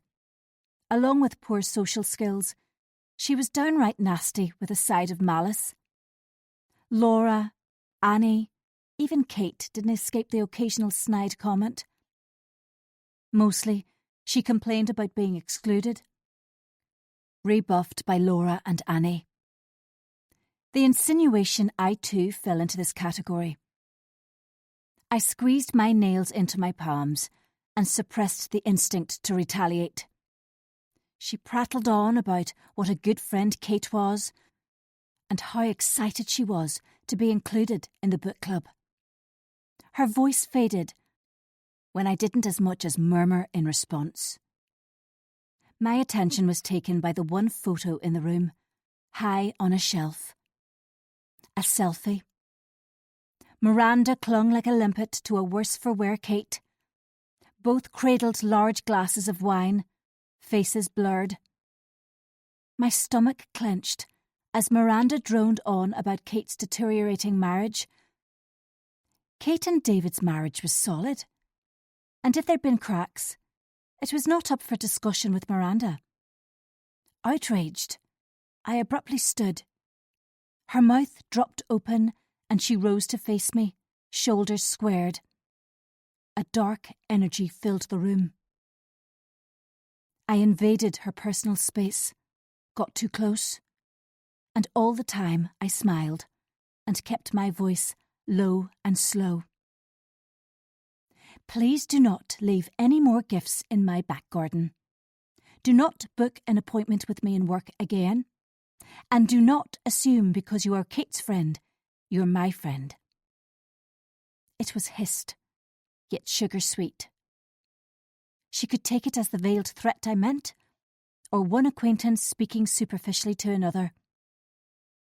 When I stepped back, I dropped my head to the side. Artificial smile in place. My eyes were locked on hers, until she nodded once.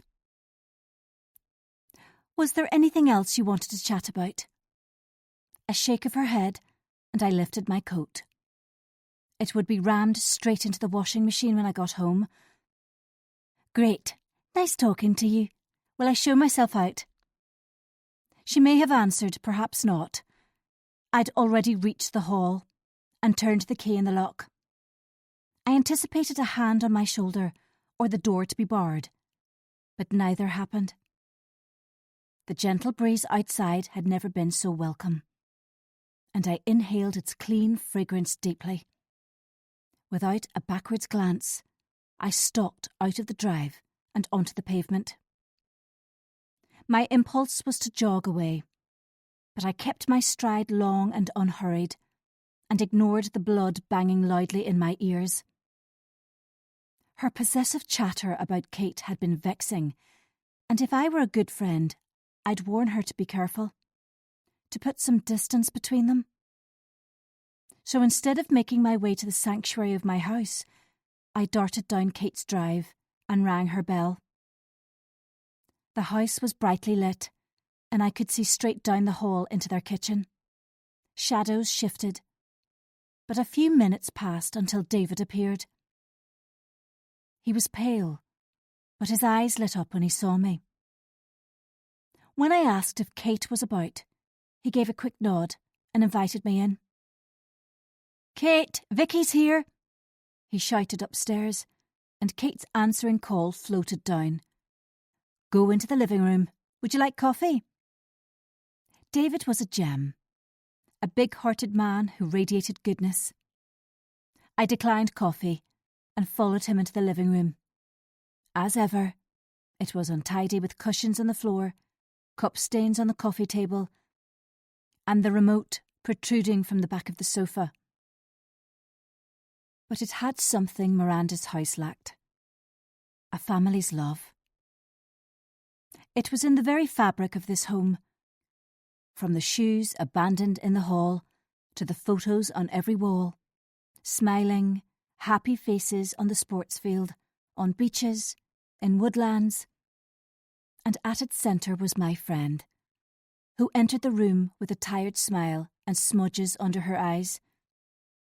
She sank onto the chair opposite, and I filled her in about Miranda's visit to the surgery and determination I visit her. She pressed her lips together as I briefly explained what Miranda had said, though I hid some of it along with my nervousness. It would help no one to repeat the jealous nature of Miranda's conversation, nor her feverish manner. When I finished talking, Kate paused before saying, "Thanks for speaking to her. She can be quite forceful and trips me up a lot. I'll try and stand up for myself from now on." She flopped back against the chair. The sense much was being left unsaid lay heavy between us, but Kate clammed up when I explored further. Half an hour later, I gave her a hug at the front door. Cold air swirled around us, so I didn't linger. Her face was tense, which was quickly replaced with a bashful smile as she wrapped her arms around her body. Before I reached the end of her drive, the front door was shut with a firm thump. Her words about trying to stand up for herself bothered me most. Did Miranda have a secret agenda in befriending Kate? If so, what could it be? Something gnawed at me on my return home, but it was hazy. A memory or an image which swam out of reach. I reassured myself I'd done my duty in warning Kate, but I wasn't confident anything would change. Tom was still prostrate on the sofa, and I called hello, stripped off my coat, and put it directly into the washing machine. It needed to be disinfected of the stale, unhealthy odour of Miranda's house. A grain of satisfaction at standing up to her warmed me, and I lay beside Tom, curled myself into the crook of his arm, and kissed his spiky jaw. His aftershave was clean and fresh, and my senses awoke. Desire throbbed as I ran my hands along his stomach and down his thighs.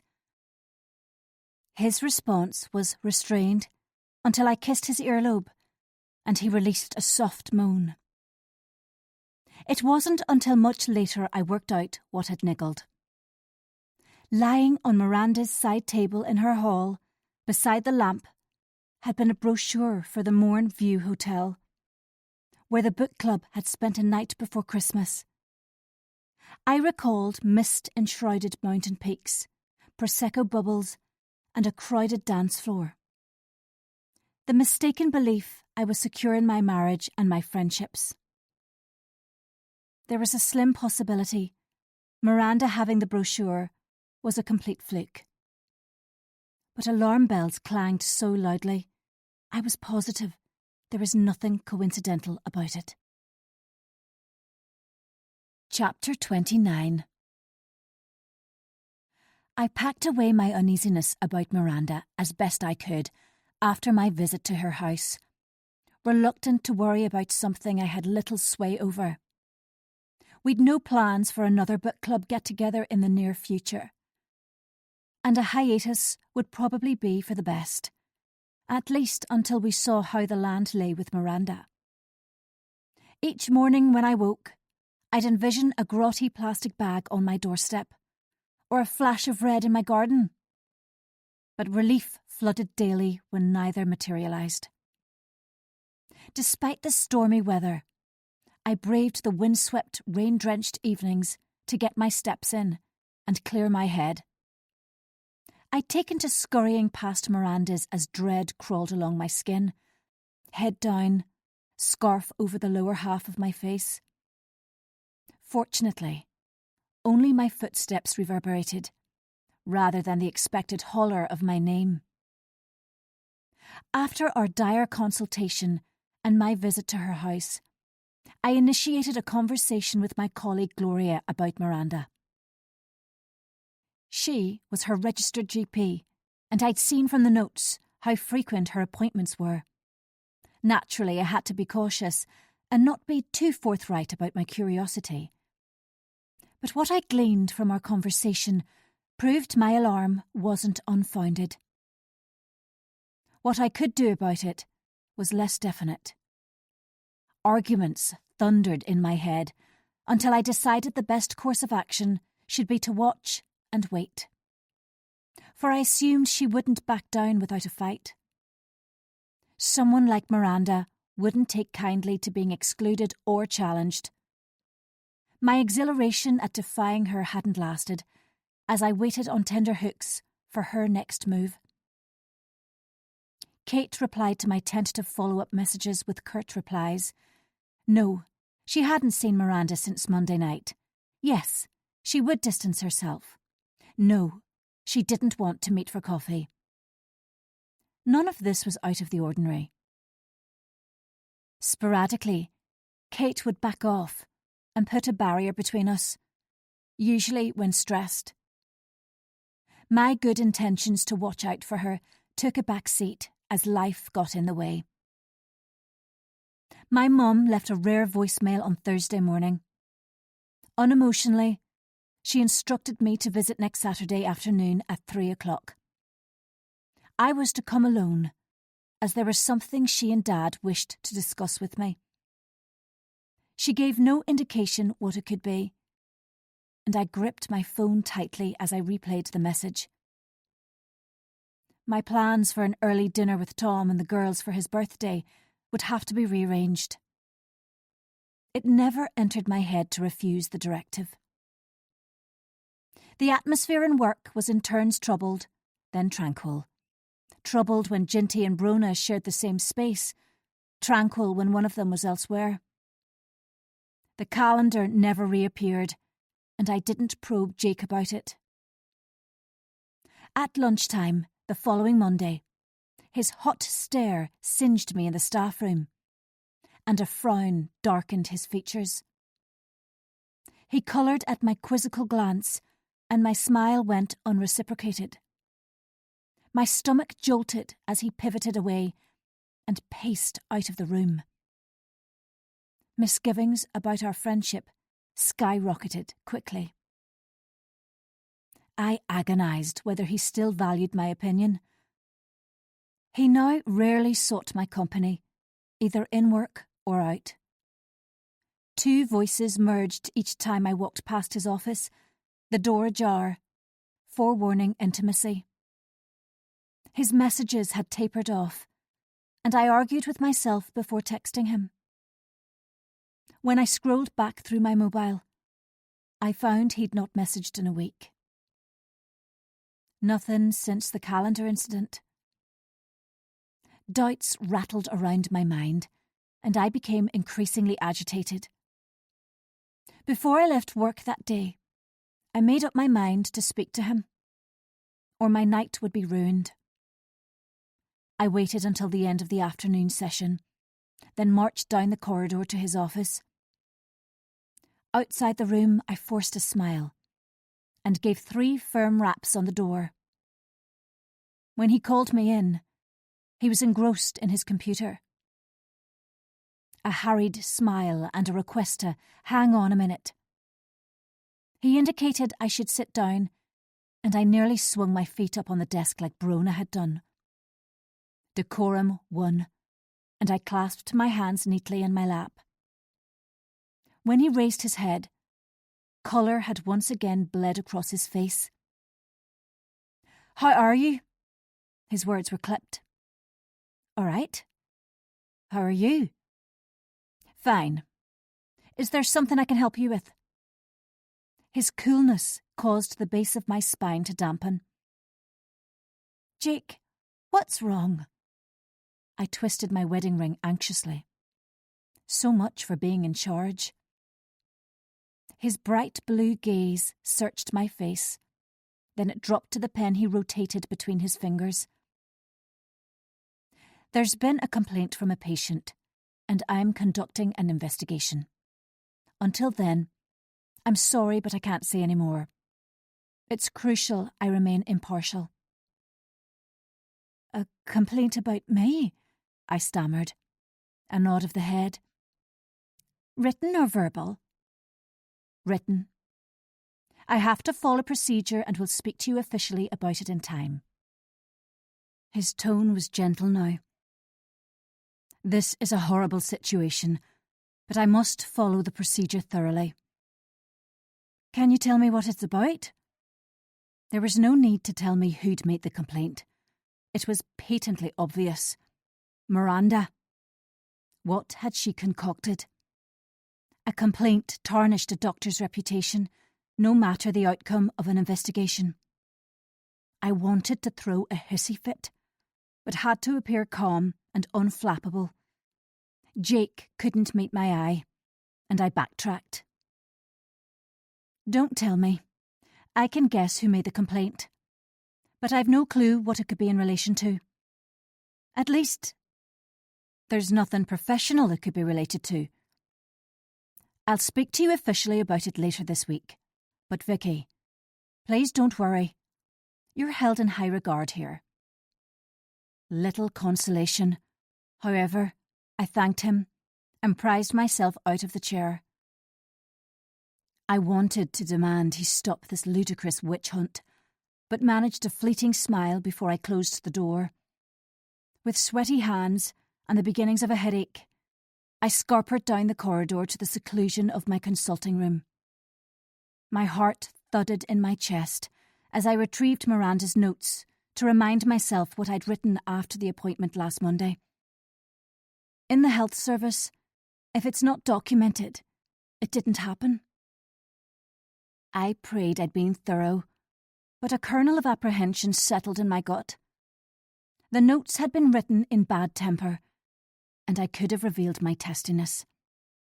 Thankfully, they were simple and concise.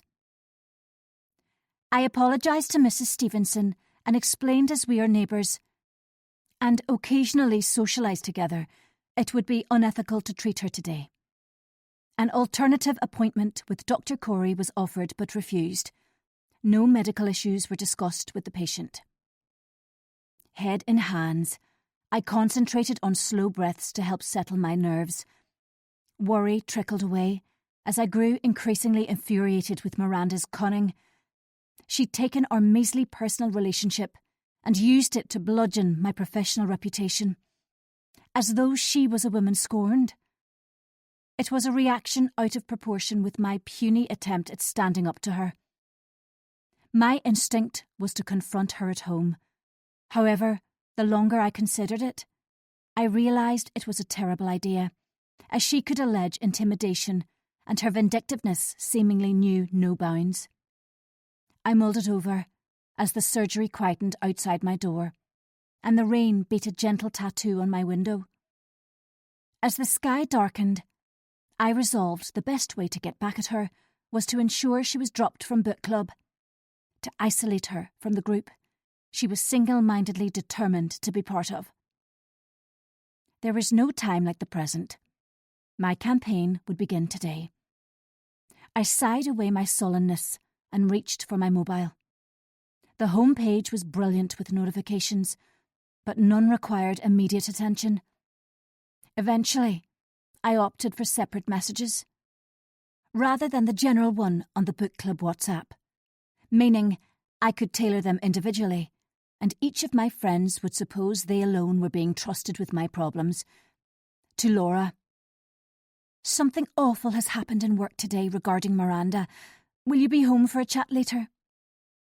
To Annie, I really need to discuss something with you. Will you be in later? To Kate, How are you today? Would it be okay if I popped in on my way home? There's something I want to run by you.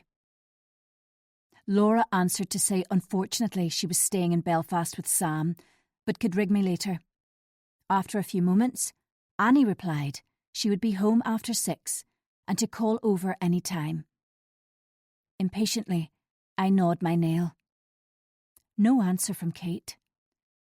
Although the grey ticks turned blue, so possibly she was formulating a reply. I couldn't sit and wait on her. The practice would be locked up for the night soon. There was still no response from her by the time I arrived home. Had Miranda wormed her way in and lied about me to Kate? I recalled our conversation last Monday, when Kate had acted as maddened with Miranda's behaviour as I'd been. But what if I'd been mistaken, and she was firmly on Miranda's side? Worse, what if the whole Claire debacle had made her view me differently, think less of me? A sudden buzzing from the phone prevented me from trundling down the path of self-recrimination. Kate had replied. As I read it, my heart skipped a beat. Sorry, I'm not feeling well, so tonight doesn't suit. No suggestion about another catch-up.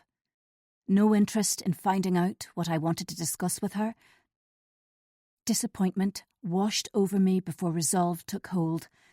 Miranda was not going to wreck my friendship. I'd overcome much tougher opponents over the years. She was foolish to underestimate me. She'd taken the pliable pretense of me and assumed I had no depth nor substance, which would be to her cost. Chapter 30. It was Tom's last night at home before he left for a long-haul trip. Apart from one overnight flight in the past week, he'd been home every day, and I was champing at the bit to be Tom-free for a few nights. Although by nature self-absorbed, he could sense my unhappiness on my return home from work. And over dinner, I clumsily disclosed I was under investigation following a complaint. His fork clanked onto the table as his mouth dropped open. Jake wouldn't confirm it, but I think Miranda's the patient in question. A flicker of dismay crossed his face. What exactly do you know? Not much yet, except Jake is following procedure, and he'll speak to me later in the week. I don't know what she's accused me of. My mouth was so dry, I was having difficulty swallowing the chili con carne. I can't stand this. She's been a thorn in my side for weeks, and now this. The last word caught on a sob, and then Tom was beside me, stroking my hair and telling me it would be all right. I leaned against him and took solace from his solid presence. For too long I dealt with everything on my own. To share my problems was novel, and I luxuriated in it. I'm sure the investigation will show no cause for concern. She's goading you. I nodded against his chest, raring to believe him. I'm going to ring Laura later, after I've been over to see Annie. Kate doesn't want to meet up, which is a worry. I'm afraid of what venom Miranda's been dripping into her ear. Tom stepped away and retook his seat opposite me. Kate's been your friend for years. She's unlikely to take the side of someone she's known for 5 minutes. I wanted to believe him, but the memory of Miranda's savage expression panicked me a little. I wanted to curl up with the curtains pulled and retreat from the world, but forced myself to go over to Annie's house after dinner. Perfunctorily, I checked the street, but it was empty. Lights glowed from hushed houses. The moon peeped out from behind a cloud. The howling of the wind was the only sound. Matt, Annie's husband, opened the door, greeted me good-naturedly, and showed me into their living room. They had no children, just a new unruly rescue dog called Roger, who barked excitedly, jumped around and chased his tail. Despite myself, I giggled. Matt adopted a stern tone, belied by his dancing eyes and beaming smile. He was a head teacher with a passion for motorbikes and rowing. Annie spent many hours complaining about her husband's hobbies, but his firm muscles and rugged good looks more than compensated. Annie came into the living room, took one look at me, and coiled her arms around me in a hug. Matt subtly disappeared into the kitchen with Roger, having offered to make coffee. "What on earth's the matter?" Her nose crinkled. Stumbling over the words, I told my sorry tale about Miranda and her strange behaviour.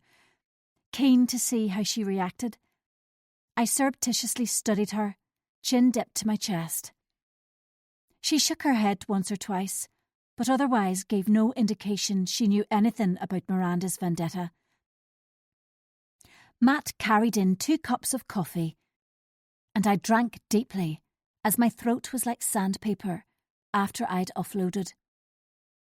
He left us alone, and Annie didn't speak immediately. The silence was broken only by Roger's muffled barking from the kitchen. The suspense increased. What if she took Miranda's side?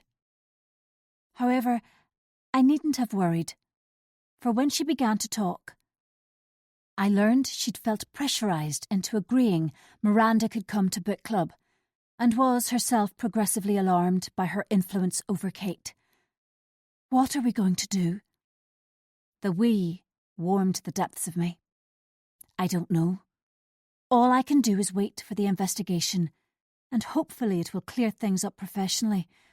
As for personally, the next half hour was spent discussing our next moves, and when I left, I was relieved Annie was in full agreement with me.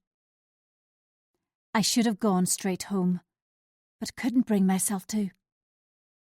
The craving to pound the streets was too great, and I didn't fight it. I needed headspace to work through my uncertainties, which multiplied by the day. My mind was a riot of worry, which in turn left me unable to think clearly or make good decisions.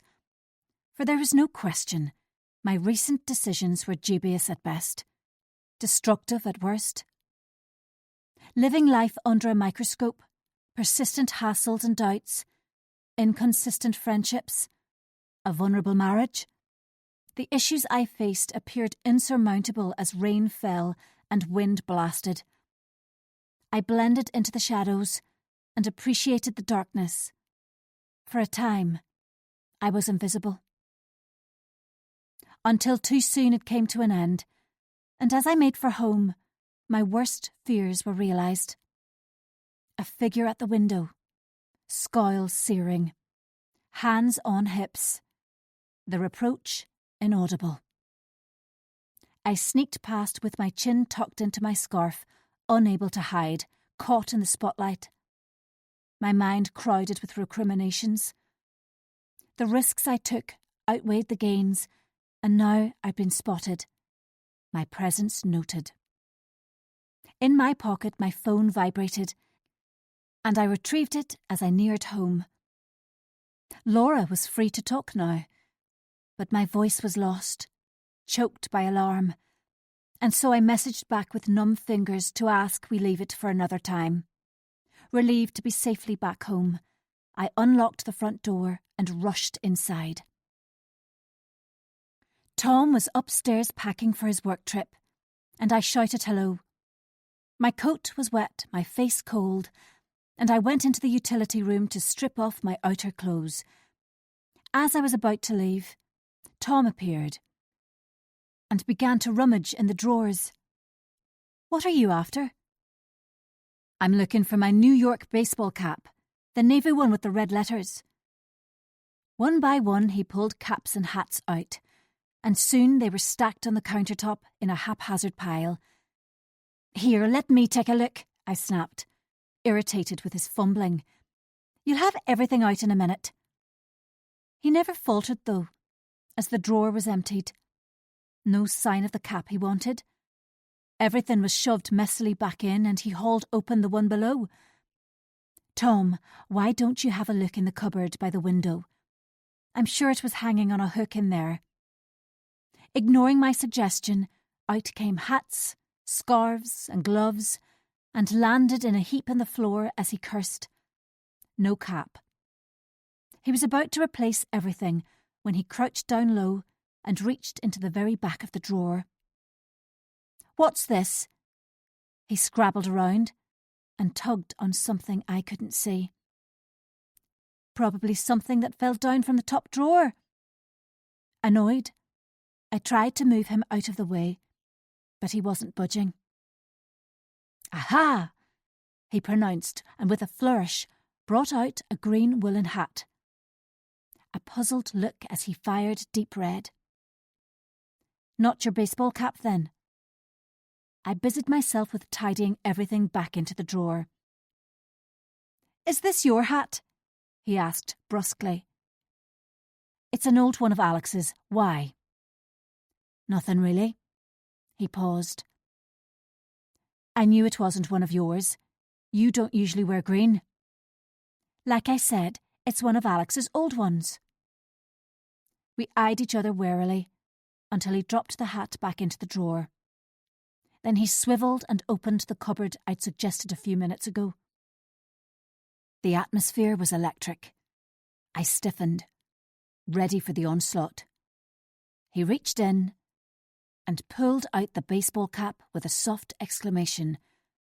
In a strangled voice, I asked, "What's so special about that hat?" "This?" He brandished the baseball cap. "No, the green one." I sensed what he was thinking, or rather, who he was thinking of. The rigidity of his face gave him away. He could dismiss it, but his embarrassment spoke volumes. It reminded him of Claire.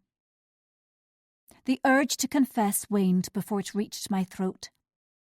He didn't deserve to know what tortured and haunted me, not while his brain and conceivably his heart were still recuperating from his tragic love affair with my friend. His jumpy movements, tight jaw, and burning face gave it away. I smiled stiffly and walked over to caress his cheek. The heat of it scorched my fingers, but I kept my voice steady and light. "Are you okay?" A faint, "Fine. Just a bit harassed getting sorted for my trip." I leaned forward and kissed his neck, trailed my fingers over his biceps, and told him I'd miss him. Throughout, indignation and pain shrieked in my head, and a green glower burnt my eyelids as she spat out the reason she'd cheated with my husband. Chapter 31. Tom had recovered his equilibrium after unearthing the green woolen hat, and made love to me with his now customary intensity. He was so predictable. I tolerated it, as I always did. He could commandeer my body, but never my mind. I woke from a fitful sleep when the alarm clock beeped, and it was still dark outside. He eased himself out of bed with a groan, before disappearing into the ensuite.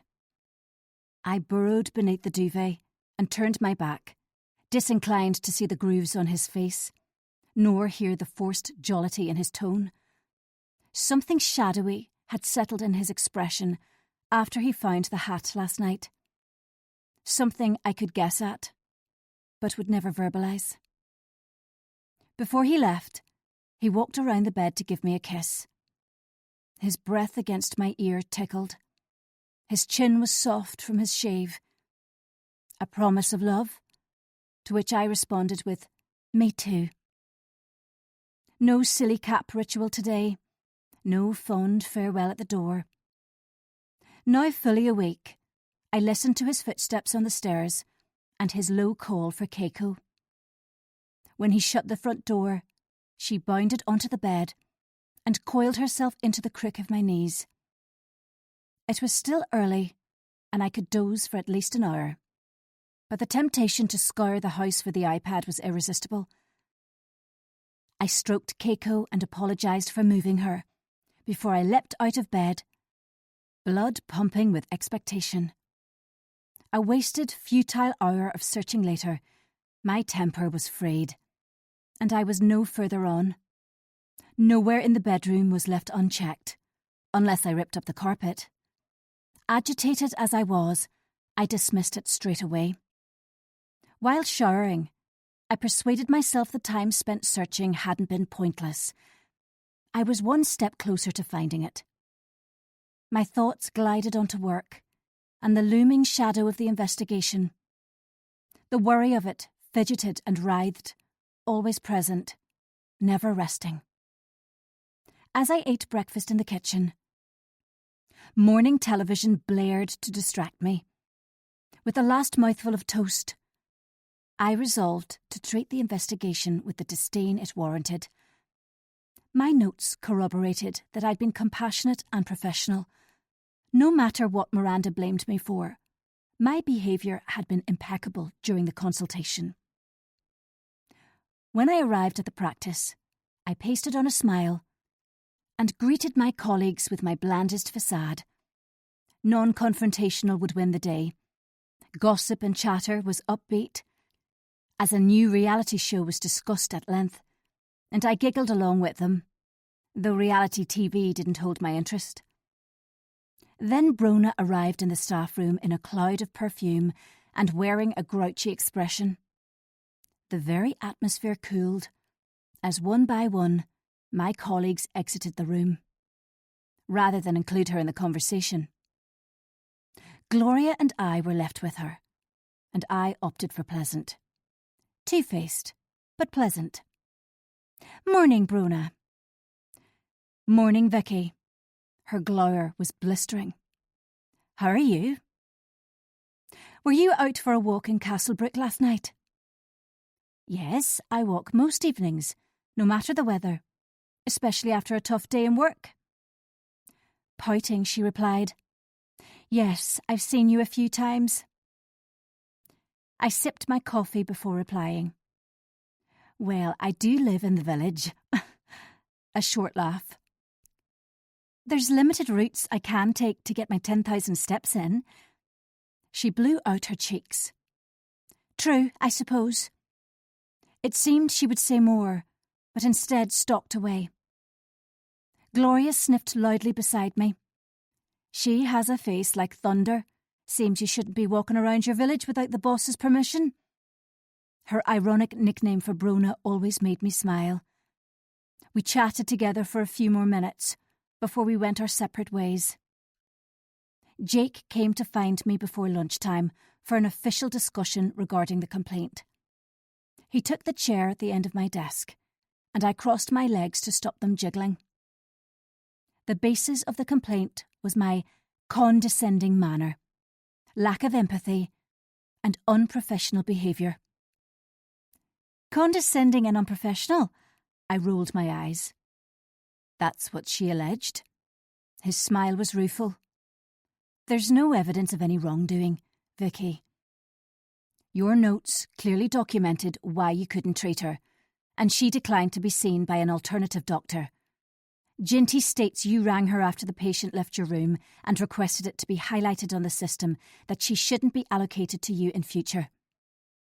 "So there's no basis for the complaint?" "There is no basis. But, unfortunately, there's something else." He avoided eye contact and stared out the window. "She says you've been loitering outside her house." Assuming this was a joke, I chuckled loudly. However, his expression was grave, so I knew it was true. Indignant, I exclaimed obviously I'd never loitered outside her house. We lived on the same street, so if she'd seen me it was by chance. Unfortunately, she says she can back it up. What has any of this to do with the quality of my work? How can this be incorporated into an official complaint? He thrust out his chin. It can't. But I needed to update you as she may take it further. I flinched as though struck. What do you mean? For the next 5 minutes, Jake talked me through exactly what Miranda had claimed. As expected, I'd been completely exonerated of any misconduct following his investigation, and a letter would be sent to her with the findings. Unfortunately, if she was unhappy with the result, she could contact the Northern Ireland Public Services Ombudsman to investigate further. Jake reassured me there was no scope for such an inquiry, but she was within her rights to request one. Once we'd exhausted the discussion about the formalities, he revisited the allegation I regularly lurked outside her house. Perplexed, I explained about her overfamiliar attempts at friendship, turning up unannounced with a bag of books, leaving the cake and hiding in my garden while Tom and I talked in the car, demanding I visit her at home. She may even have left the bunch of roses on my doorstep. I finished by saying, this is because I refused to socialise with her and told her I didn't want to be her friend. The childishness of it all made me defensive. Rather than placate me, Jake's reaction was unhelpful. I agree it's a little strange. The main problem is, she says she can prove it. He frowned at my look of dismay and continued, the thing is, I've seen you regularly out walking around the village, in my street, past my house, when it's dark and stormy and most people are indoors out of the bad weather. Last night, for example, it was pouring and windy, and yet there you were. I bristled and replied, I make no secret of my walks. There's nothing alarming about them. I do not loiter outside houses.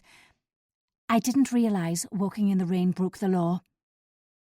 Instantly his colour drained and he snapped. Of course it doesn't break the law. What I mean is, it could be thought of as a little strange by some people. Do you think it's a little strange? The seconds ticked on. He studied his hands. No, I don't. Not really. Emphasis on the word I riled me, and I held on to my temper with difficulty. There was no need to ask who did consider my harmless walks suspicious. I tried to come up with a suitable retort, but my mind was a vacuum. Brain fog made an appearance at the most inopportune moment. Jake rose and shoved his hands into his pockets. His habitual pose. He scuffed a toe on the lino and cleared his throat. I'm sorry if you're upset. That wasn't my intention. I shifted away from him, wanting to remain unemotional, but failing. He had upset me. I shouldn't have to hide it from him. Well, I am upset, both about the complaint and the other suggestion. I'm sorry if my walks have put you in a difficult position. I wasn't remotely sorry, but allowed my voice to wobble. It's all right, no real harm done. He shrugged off my apology, and the sting of his dismissive gesture hurt. He left with a quick smile, his parting words echoing with menace. No real harm done. All I'd done was walk the village streets in the dark, and now my intention had been misinterpreted, had been included in a formal complaint in my workplace, and in addition, had caused a rift with my friend. No real harm done. I was sick to death of it all. Sick of hidden agendas and sneaky accusations. Fed up with people who leeched and sucked my goodwill. Weary of subterfuge. One thought sliced through the din in my head. Jake was my friend. Now he'd begun to doubt me and believe some of the unsavoury things I'd been accused of. Our friendship was crumbling, and I could do nothing to stop it. A stabbing pain in my chest caused me to double over, and I gasped for air. Throughout, the rain pelted the window, and my phone flashed a warning. At last the pain diminished, and with unsteady hands, I checked my mobile and tracker app. Tom's car wasn't at the airport as it should have been. It was parked outside an unknown house in Belfast. Chapter 32. By the end of the workday, an impeding migraine floored me. Zigzag lines flashed in the periphery of my vision, forewarning a brutal headache. I swallowed pills with a slug of lukewarm water and rang Ginty. I'd 2 patients left, a regular with poorly controlled diabetes and a woman with a rash on her face. It would be difficult to assess them with disturbed vision, but I was too afraid to cancel them at short notice. No other doctors had a free slot, which left me no option. Half an hour later, the diabetic patient had been referred to a specialist diabetes nurse, and the lovely woman with a bad case of rosacea left the consulting room. Grateful the cream I prescribed would help. My sight had cleared, replaced by a headache which drilled into my head, the nausea which rolled over me in waves. I longed to get into bed and pull the duvet over me, but had to drive home first. As quickly as possible, I typed my patient notes, then switched off the computer and made my way to the staff room. Ginty raised her eyebrows at me until I explained about the migraine, and her face screwed up in sympathy. "You're very pale. Get yourself off home and don't come in tomorrow if you're still unwell." She was familiar with my debilitating migraines, and I appreciated her kindness. There was no one else around as I trudged down the corridor towards the staff exit. Jake's door was open, and before I reached it, voices drift out. I should have walked past, but my name was mentioned as I approached the doorway. "Keep going," screamed my brain. No way was the response. Eavesdroppers never hear any good of themselves. Everyone knows it. As I slowed and ground to a halt, I ignored reason and heard most of what was said. Chunks were too muted, but it was enough to make me question everything and everyone. I no longer knew who was on my side or had my back. You had no choice but to be honest, as difficult as it was. Jake's response was too indistinct to hear. "I'm glad you called her out. It's been going on too long." It was horrible. She was fuming about it. Don't tell me. She gazed at you with those chocolate brown eyes and you apologised. A repressed titter followed by a deep laugh from Jake. My stomach knotted at his duplicity. They talked on, but I could listen no longer. As noiselessly as possible, I crept down the corridor and into the car park, glad of the dim light, as I slunk to my car. Inside, I leaned my arms on the steering wheel as tears pooled. Betrayal by Tom was nothing new. Betrayal by Jake cut like a knife. Was he the friend I'd believed he was?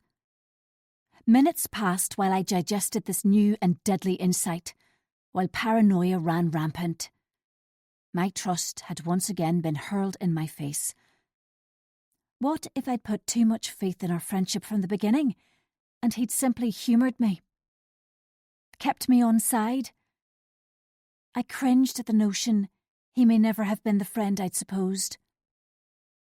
At long last, the staff door opened, and Gloria exited first, head bent towards Jake. From the obscurity of my car, I observed them both. So innocent, so banal. Something deep inside me curdled as Gloria raised her hand in a wave and climbed into her car at the far end of the car park.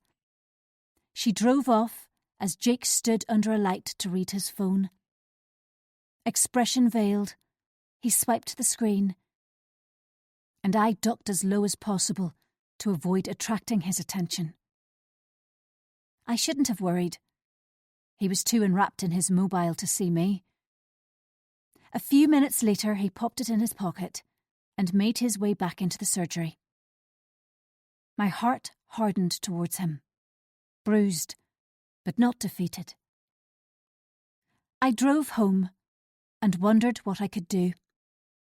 But my head throbbed and sickness churned, leaving me incapable of working it out. I needed to lie in a darkened room and allow the painkillers to work their magic. Relieved to be home, I locked the front door behind me with a click. I didn't even have it in me to race around the house closing blinds, but headed straight upstairs, peeled off my clothes, and crumpled gratefully into bed. Keiko joined me on the top of the duvet, and her soft purrs relaxed me. A short time later, sleep claimed me. When I woke a couple of hours later, moonlight filtered through the slats of the blinds. Although not completely improved, my headache was a little better. I stretched my legs and my stomach growled in protest. All I'd eaten was an insubstantial sandwich at lunch, and I longed for hot buttered toast with marmalade and a mug of frothy coffee.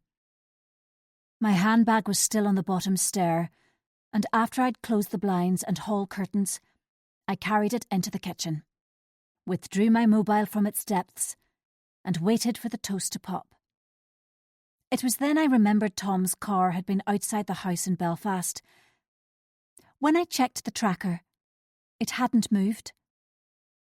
I lost my appetite, and the toast no longer appealed. Rashly, I rang him, as I was in no state to drive into Belfast and confront him directly. The mobile rang out and went to answer phone. Frustration crackled. I sank onto a chair and resisted the urge to throw the phone at the wall. Instead, I made another call, which was answered, and my mindset improved. I buttered the toast and made coffee, which I carried into the conservatory. The floor lamp cast dim light over me, too bright, and my headache would re-emerge with a vengeance. When I'd finished eating, my decision had been made. Irrespective of how I felt in the morning, I'd phone in sick tomorrow and spend my time wisely. First, I would search the house for the iPad and study its contents fully. Next, I would drive to the house in Belfast where his car was. Finally, I would confront my husband and demand to know why he'd lied to me again. If he asked me how I'd found his car, I'd invent the excuse someone had spotted it when they were driving past and informed me. I was adept at inventing a good story. After all, my life was one long role play. Fatigued by the migraine, my disappointing day and more qualms about Tom, I opened the back door to let Keiko outside for a night of prowling. The damp air held the fragrance of wood smoke, and I inhaled deeply. In the distance, pinpricks of light twinkled on a hillside road, and I remembered Claire, secluded in the hills on her own. Misery sapped my already depleted energy as I returned indoors. After I piled the dirty crockery into the dishwasher, I plodded upstairs, where I climbed back into bed after swallowing 2 strong painkillers without brushing my teeth nor cleansing my face, craving the oblivion of sleep. However, my phone buzzed again. A message from Jake. "I'm sorry if you were upset earlier." Unable to devise an appropriate answer, I switched the phone off without replying. Rather than gaining respite from sleep, my brain was hypervigilant with negative thoughts which zipped around uncontrollably. It was after midnight before I dozed off. No further forward. Next morning, the beep of the alarm dragged me from an unpleasant dream where I was drowning in quicksand. I'd forgotten to reset it last night, but needed to advise work I wouldn't be in. the headache still thumped, although the queasiness had subsided. So I took yet more tablets and washed them down with water. Then I messaged both Gloria and Jake to notify them I was unwell and would be taking the day off. Appointments would need to be cancelled or rearranged, and I kept my messages short and factual. No promises whether I'd return to work tomorrow. It would depend on how I was feeling later. The mobile began to vibrate as I set it on the bedside table. Tom's name flashed bright. After the briefest hesitation, I picked up. Hello? Hi. My lips were thick, my voice reedy. Sorry, I had a missed call from you when I was in the air. Is everything okay? Where are you? Petulance spilled out, but I couldn't stem it. New Delhi. The cacophony of noise suggested it was true, but still I doubted him. His words tumbled over each other, some getting lost in the tsunami of background sounds. I had a complete nightmare yesterday morning. Ashley asked me to give him a lift, but when I arrived at his house, an engine light came on, and I had to leave the car there. Robin whinged she'd be left without a car if he took theirs, so she ended up driving us both to the airport. My car's still in front of their house in Belfast. Could you ring the AA and get it sorted? Relief like cool water poured over me. There was a simple explanation after all. My heart broke a little for our precarious marriage as I told him of course I'd sort it. When he hung up, I was almost giddy at my lightened load. My headache was manageable, the nausea mild.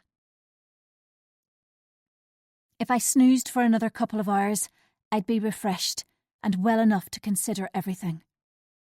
Before I fell asleep, the offensive words I'd overheard yesterday spun around my head, words which chipped away at my self-belief and eroded my faith in friendship.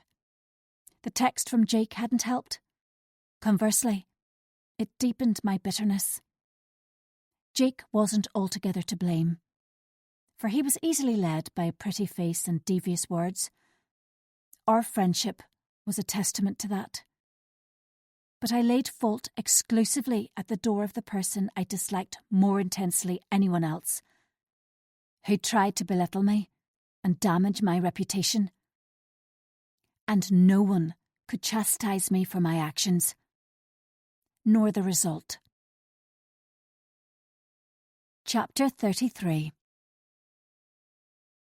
I dozed on and off for a couple of hours, and woke as insipid daylight peeped through the blinds. My head still ached, and a sweaty sheen coated my skin, leaving a faintly acrid odour. I needed a long soak in the bath and something to eat. Then I remembered I had 2 days to play Hunt the iPad. If it was in the house, I'd unearth it. I buried the worry Tom had removed it, and even now, it was in his car. Or New Delhi. Or in a skip somewhere. In reality, it could be anywhere. My good form spoilt as I contemplated never finding it. With a faint moan, I propped myself up against the headboard and grasped my mobile. Why was it always the first thing I reached for? Like wearing a hair shirt, it scraped and rubbed me raw, but I wore it anyway. A message from Gloria. You poor thing, hope you feel better soon. I snorted, replied my thanks and read Jake's. It was similar, but with an addition. Sorry to hear that. Hope it wasn't because of our meeting yesterday. If you're well enough, we could have coffee after work on Friday. I sniffed with annoyance before replying. There was no chance of me having coffee with him on Friday. I'd much rather wallow in wretchedness a bit longer. After breakfast, I ran a bath and while waiting for the tub to fill, systematically searched the entire ensuite. No iPad. The girls' bedrooms were next on my list. I poured scented bath oil into the water and sank under with a soft groan. Soothing music played from my phone to relax me. The luxury of an unexpected day to myself lifted my mood. There was my unfinished list in the kitchen drawer. I'd take some time to see what else could be ticked off this week. The arranged visit to my parents was on Saturday afternoon. Even if I was at death's door, it would be impossible to cancel. And then there was the excruciating issue of Miranda. I remained in the bath until both the water and my contemplations cooled. The headache was a dull throb, the queasiness minor. There was no guilt about taking a sick day. I'd not missed work in 3 years, and I was sick of my predicament. Dried and dressed, I went downstairs and opened the blinds. Keiko watched me from the windowsill in the conservatory and wound around my ankles when I let her in, mewing her impatience at having to wait for food. Once fed, she strutted off to find a warm spot in the sunshine. By lunchtime, I'd completed most of the items on my to-do list and had carefully searched Alec's bedroom for the iPad without success. Except for an ancient girlish diary hidden at the back of the wardrobe, there was nothing. I pushed it back under the heap of old shoes and moved on to Flora's room. Undoubtedly, it was shameful to ransack my daughter's private spaces as though they were nothing. My woeful excuse was it was due to a tired, overwrought mind, ignorant to how far I'd waded from the right route. Ultimately, though, I had to take full responsibility. For there was no iPad. But there was something worse, which caused bile to burn the back of my throat. My fruitless search was almost complete when I recalled Tom's initial hiding place behind the dressing table in our bedroom. There was a chance my not very imaginative husband had replicated it in another room. My fingers groped around the back of the dressing table, which was too heavy for me to pull out. Nothing. Next, I groped behind the bedside table. Flushed with success, I yanked something out. However, it was not the anticipated iPad. Instead, it was a bundle of folded notes, roughly tied together with a navy ribbon. Naturally, I shouldn't look. I should put them back without invading Flora's privacy further, but I didn't.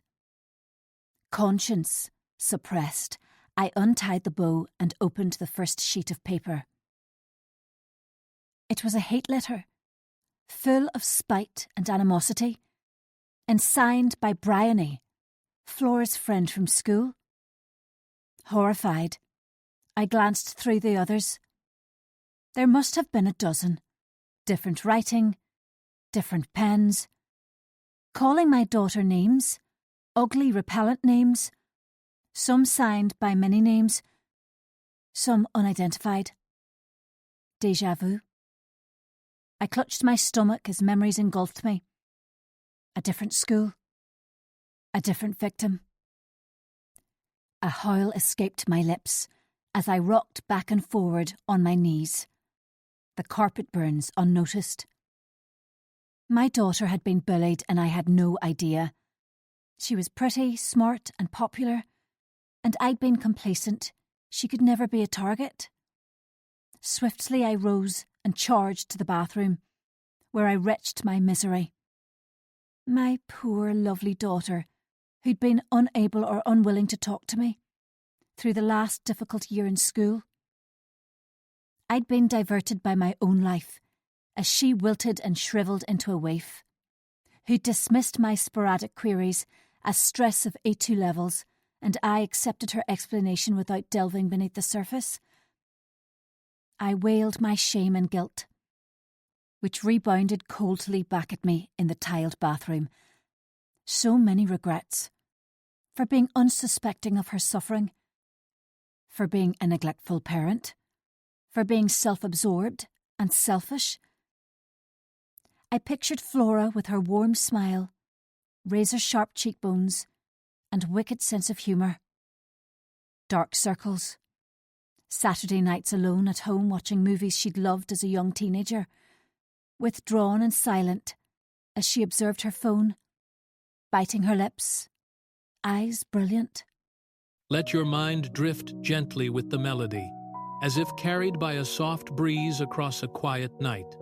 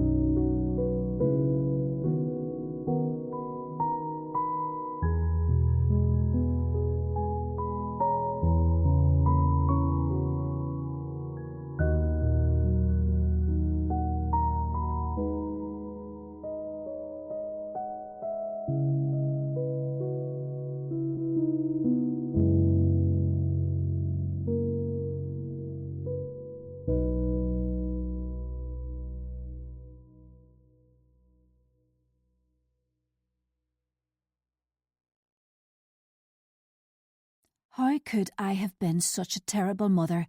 She never told me. I wrapped my arms around myself on the hard tiles as I whimpered aloud and chastised my failure as a parent. And then the slow dawning.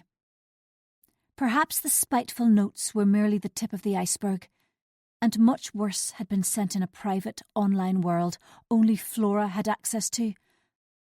How relentless it must have been for her each time her phone buzzed. Surely she was thriving now, happy and content studying journalism with English at university. Adamant she wouldn't go to Queen's University in Belfast. She'd stated she wanted to spread her wings at the Ulster University on the north coast, and we'd accepted her choice at face value. None of her friends were going there. Now it made perfect, hideous sense. With the benefit of hindsight, I understand her reluctance to come home at weekends or socialise in Belfast over Christmas, except with Alex. A crumb of comfort she'd moved on and left it in the distant past. Then I recalled another victim of bullying, who'd exacted her warped revenge many years after the events, and how the fallout had impacted and fragmented my family. For the first time since the middle of December, I allowed myself to consider my teenage behaviour. My despicable, horrendous behaviour towards someone weaker and defenceless. Humiliation overwhelmed me, from my centre to my extremities. Now the cool tiles were welcome, and I lay until I became stiff and sore. The iPad would wait. I needed to contact Flora and offer to drive to the North Coast, to hold her in my arms and see for myself she was flourishing now. I'd never be able to admit I found her stash of hate letters. It would make certain she knew how loved she was, and the door of communication was pasted open, never half closed. My own situation paled into insignificance beside my need to prove myself a good mother, and I hauled myself into a sitting position using the side of the bath. The headache was back, more invasive than before. Perhaps I deserved it, for being a poor mum and generally rotten person. This reality check singed in its ferocity and undermined the persona I'd created and portrayed to everyone. Perfect, pretty Vicky, who disguised the truth from everyone, including herself. Signing heavily, I walked on aching legs into the bedroom, where my mobile lay on the bed. Then I rang Flora. It went to answer phone. But I left a message suggesting I drive up to visit her on Friday. I was sorry I hadn't seen her for a few weeks, and told her I loved her, which in itself was not unusual, but over time had become a formality. The extent of my despair was hidden by a cheery tone, but each syllable was heartfelt. My mission to find the iPad was temporarily forgotten as I anxiously waited for her to contact me. I reclined on the bed in the dim light, with the phone clamped to my chest. Each vibration caused a rush of fear. Around an hour later, Flora messaged to say she'd love me to visit on Friday after her last lecture. Tears welled as I replied. Guilt assuaged a little, I resumed my search. A cursory browse through the spare room revealed the iPad in the bottom drawer, not hidden. Instead, it unashamedly lay on top of a woolen throw, with a charger beside it. I lifted it out and switched it on, though my heart wasn't in it, still preoccupied with my earlier find. When I checked it, there was nothing new. No rogue emails, no proclamations of love or lust from an unknown woman, no incriminating photos or videos. I switched it off and replaced it where I'd found it, knowing there would be a time when the impulse to explore it would win. But for today, I'd done enough snooping. It was time to move beyond this, to condemn it to the past. Either I trusted him or I didn't. No one was forcing me to stay with him. It was my choice, one I could change at any time. For now, I was staying, despite the pain and the lying. My own purgatory. In love with a man who was faithless, haunted by past deeds and bad memories, condemned forever to chase rainbows, and to be plagued by demons. Chapter 34. Next morning, my headache had lifted, and the nausea mostly gone. But I rang in sick anyway. A GP must be fully well and able to concentrate on their patients. Feeling under the weather would do them a disservice. This was the worst migraine I'd suffered from in months, probably as a result of the strain I'd been under. After a night of hurtling emotions and poor sleep, the rising of the sun brought a chink of light.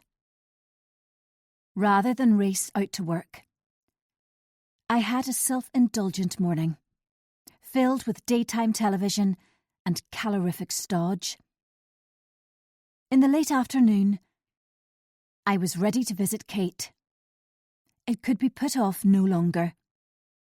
Her car was in the driveway, the curtains open an inch, so she must be home. Once I'd rung the bell, I glanced around as I waited. The flower beds were a mass of dead plants and decaying leaves. A broken terracotta pot lay on its side, clumpy soil a hardened mound on the path, discarded garden tools rusted in a heap by the side wall. The neglect disturbed me, for image is everything, and the scruffiness of her home had become more pronounced over the past year. Kate and David's children were teenagers now, and required less attention. Also, Kate didn't work, and not for the first time. I wondered how she filled her days. It was several minutes before she answered the door with a vague smile. Her hair was dishevelled, sweat bottoms stained. The odour of burnt toast greeted me. "Oh, hello." A whiff of raw garlic she chewed to manage menopause symptoms drifted over. "Hi, could I have a quick word?" Her gaze skimmed past me, and I stopped myself from turning round to see what she was staring at. A shiver caressed my skin. Perhaps Miranda had magically appeared in Kate's garden, summoned to provide backup. "Yes, come in." Kate stepped back to allow me pass, and firmly shut the door.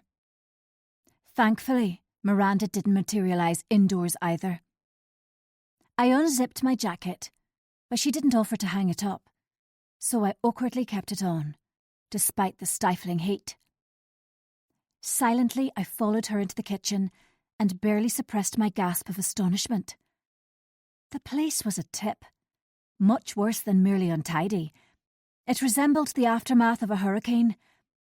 Clothes and shoes on every surface, dirty dishes toppled in the sink and on the countertop. The floor sticky underfoot. The burnt toast smell was pungent, and charred black flakes littered the worktop. Her glare was a challenge as she sized me up. "Do you want coffee?" "Lovely, thanks." I met her dare head on. "What's up?" Her tone softened a little. I dived in as she busied herself making coffee. When she sniffed the milk, I didn't blink, but hid my disgust behind a fixed smile. "I really need to chat to you about Miranda. Have you spoken to her this week?" A loud sigh. "I speak to her most days, so yes. I know about the complaint. She was very unhappy after your appointment." Her words hit me like a slap. Kate had known about the complaint for days, but chose not to speak to me about it. For the first time in our long friendship, I was thrown off balance, unsure whose side Kate was on. Previously, I could have counted on her to support me, no questions asked, loyalty unyielding. She'd been the one person who wholeheartedly cheered for me and excused my occasionally less than stellar behaviour. What did she say? I accepted the preferred mug and trailed behind her into the living room. Another bomb site. The television had been silenced and an ancient rerun of a soap played on. Half-full mugs of cold coffee dotted the coffee table. It crossed my mind Kate could be depressed. The unkept house and garden, drawn demeanour, unwashed hair, and clothes. If I hadn't been so distracted with my own issues and been a better friend to her, I would have inquired how she was. Asked why the curtains were closed at lunchtime. Queried whether she had worries which overpowered her. Obsessed by my own agenda, and to my later shame, I didn't ask, but left her to navigate it on her own. Instead, I took off my coat and sat down on the one free space, an armchair by the fireplace. It would be best if I don't say too much until Miranda gets a written response to the complaint. She didn't look at me, but observed the television, where Angie and Den were having a row. "Kate!" It spewed from me. "You don't believe I've done anything wrong, do you?" She shrugged, as if to dismiss my difficulties and our friendship. "How could you? It would have been unethical of me to treat her against my code of conduct." A plea to relax the stony expression. "She wanted to discuss your marriage." I'd planned to keep that card up my sleeve until later, but her vacant expression chilled me. "She's a good friend. There's nothing wrong with what she said." Totally emotionless. My jaw dropped at her comment. I was banging my head against a brick wall, so lobbed my last grenade. "She's made a complaint. I've been lurking outside her house." "Well, have you?" Her voice was weary, not horrified as I'd predicted. "How can you even ask?" Again, a shrug of dismissal. My temper rumbled. "You've been one of my best friends for years, hers for a few months, and yet you're taking her word over mine." I sounded unhinged, but no longer cared. "I'm not taking sides.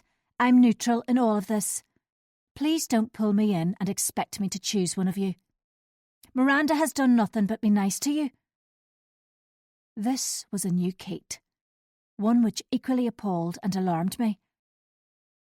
"All she did was try to be included and be your friend, but for some reason you've taken against her and put me in a very difficult position."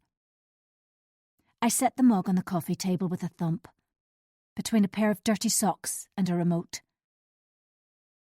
Dismayed, I stood up and mustered my composure. "I'm sorry you feel that way.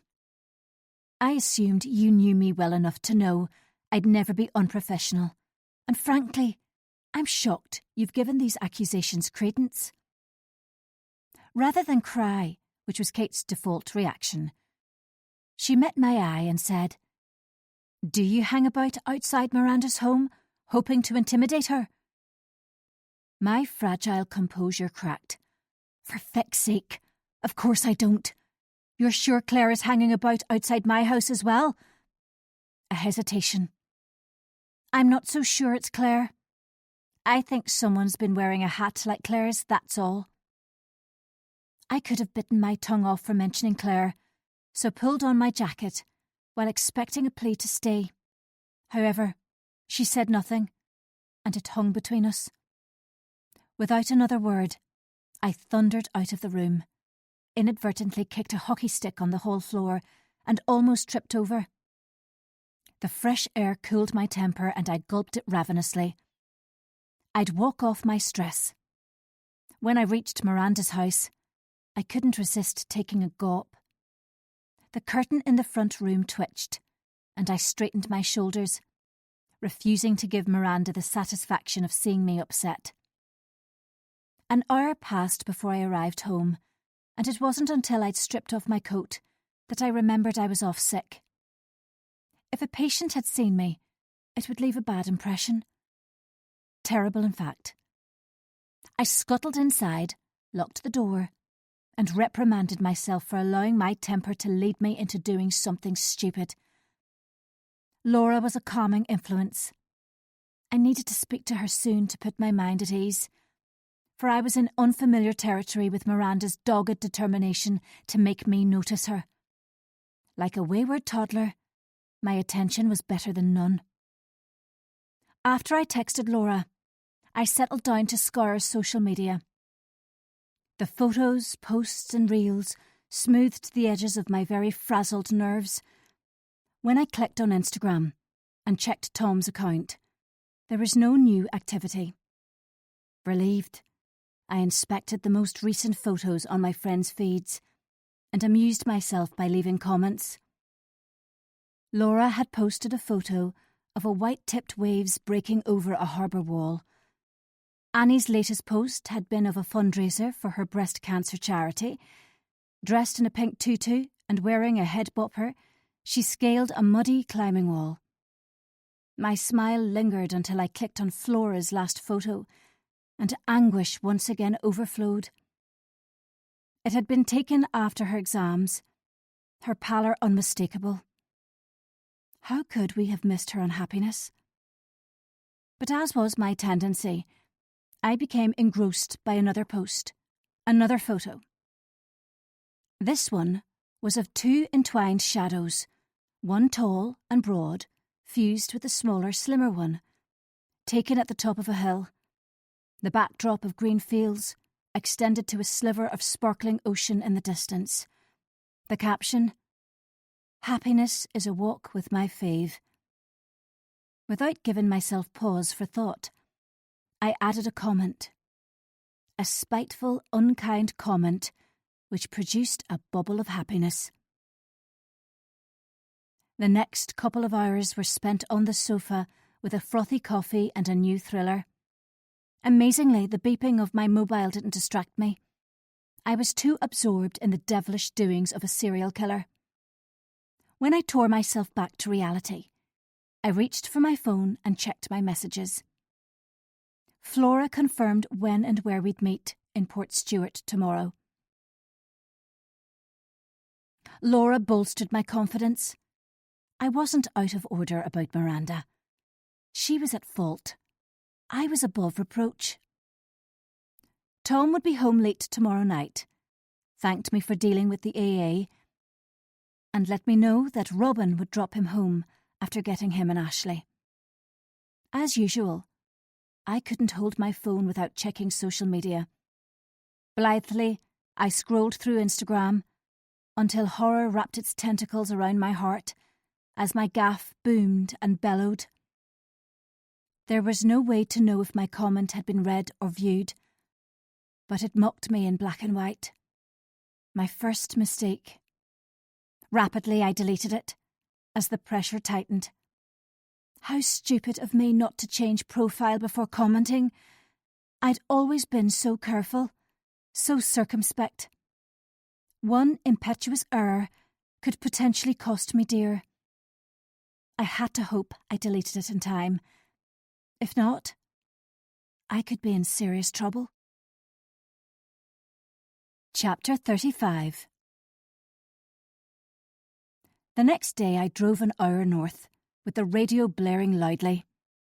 I'd had a disturbed night as my carelessness fumed and snarled. Although there was no obvious comeback, I catastrophised incessantly, certain my house of cards was on the verge of tumbling down around me. To my relief, Flora shone with contentment in her new life at university. We lunched together in a seaside cafe, which afforded the perfect view of Port Stewart Strand. Although the middle of winter, the cafe was busy, and there was a long row of cars parked at the foot of the sand dunes. The paint was chipped and dulled on the iconic "Danger, do not swim near rocks" sign on the beach steps. The nearby lifeguard hut unoccupied. Over fish and chips, I delicately raised the subject of her school friends. She played with her teaspoon and flatly replied she'd unfriended them on social media and never contacted them.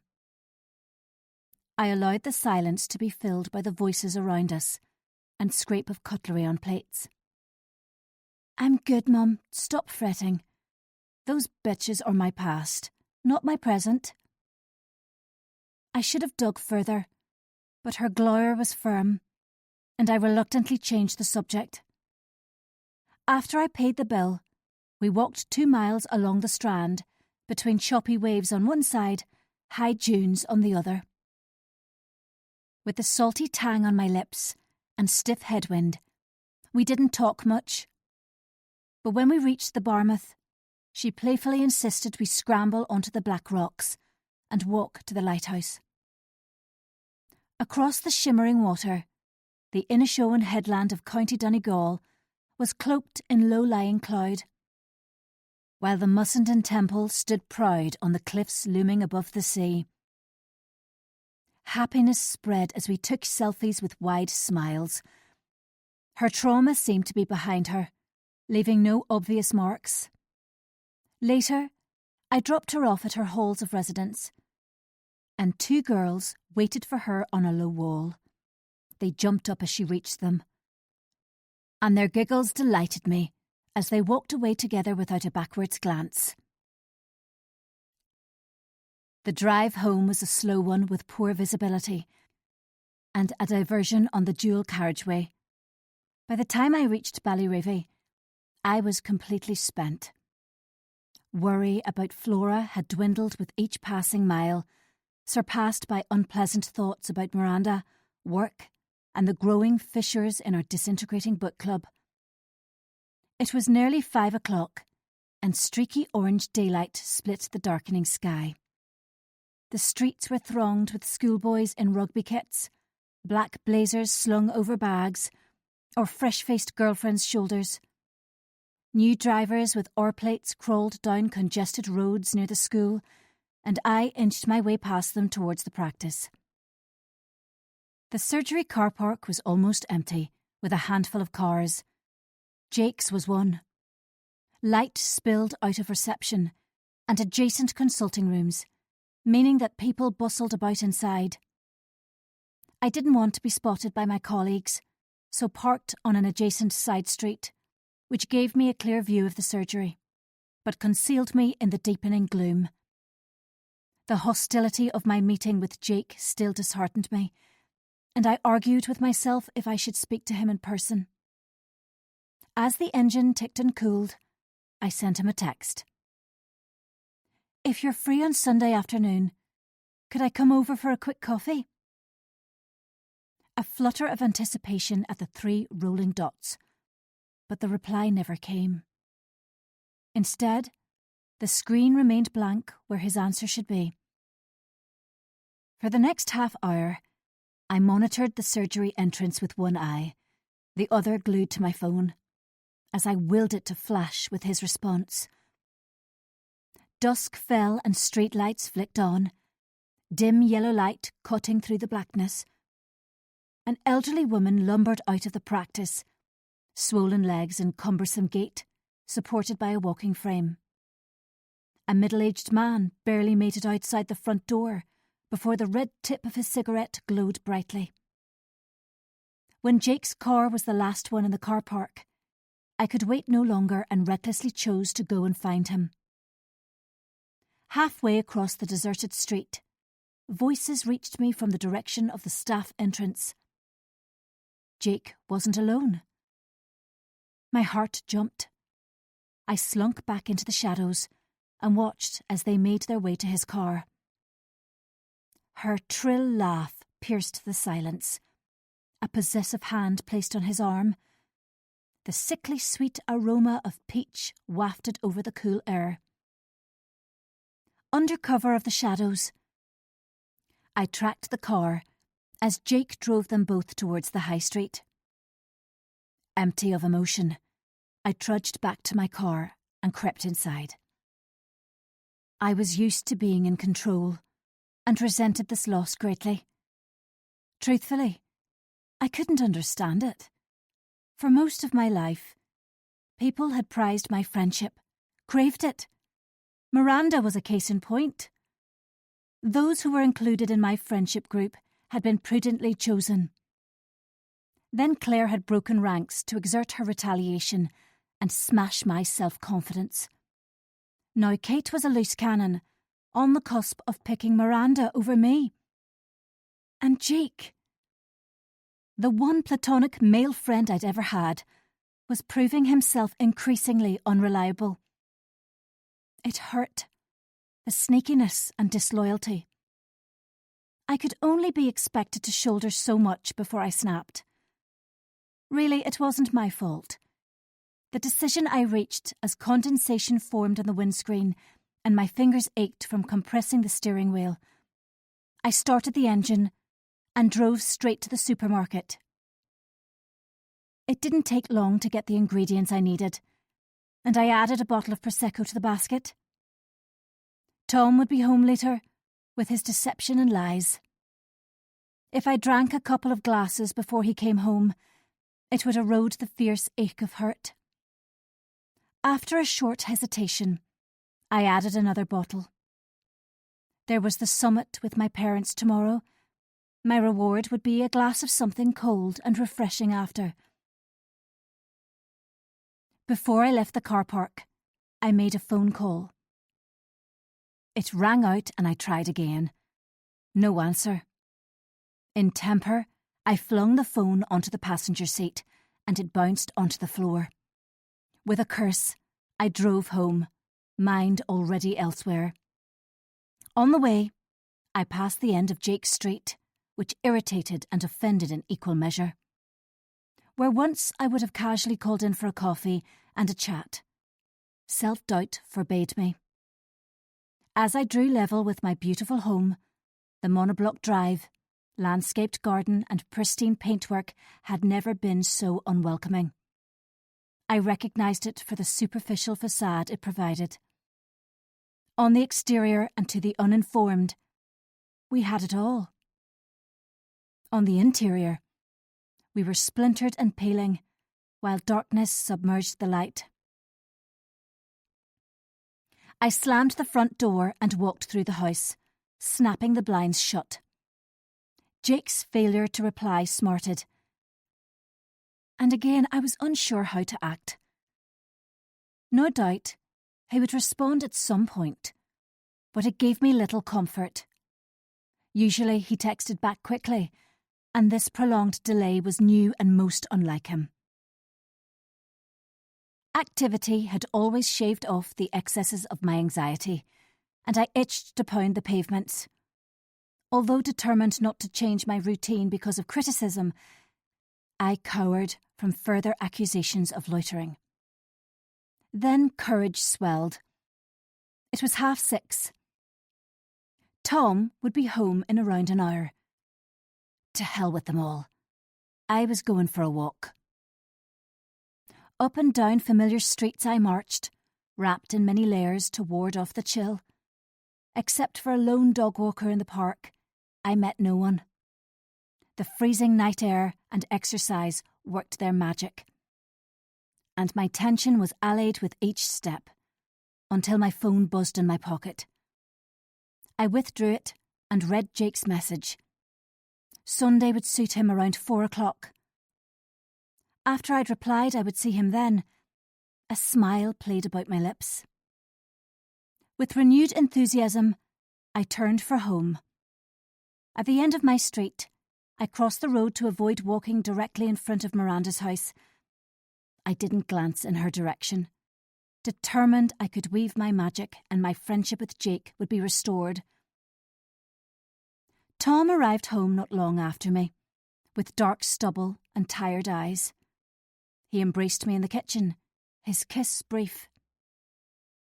Mundane chit-chat and a bottle of beer later, he said Robin had complained continually on the drive from the airport. It gave him a new appreciation of how accommodating I'd always been of his job and necessary spells away from home. I spontaneously kissed him before he went to shower. Antagonism thawed for a time. While he was upstairs, I made arrangements to see Laura on Monday evening. It had been too long since we'd caught up on each other's news. She suggested inviting Kate and Annie as well, but the memory of Kate's vacant look was too harrowing, so I declined and explained I preferred to see her alone.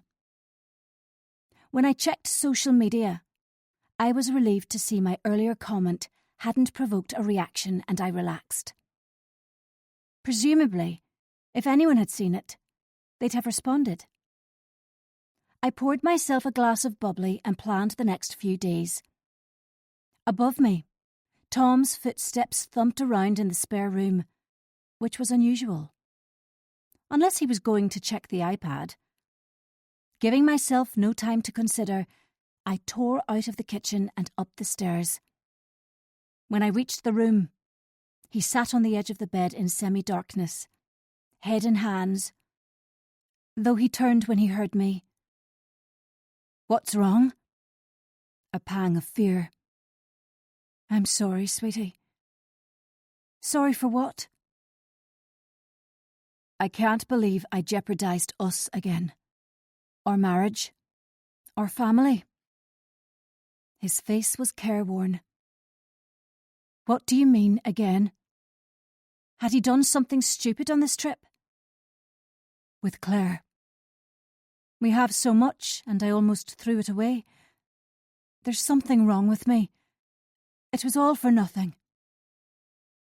My feet moved across the room, and I knelt on the carpet in front of him. Words careered around my head, but I couldn't express them. Instead, I leaned my forehead against his, and we sat together. When he began to talk, I listened.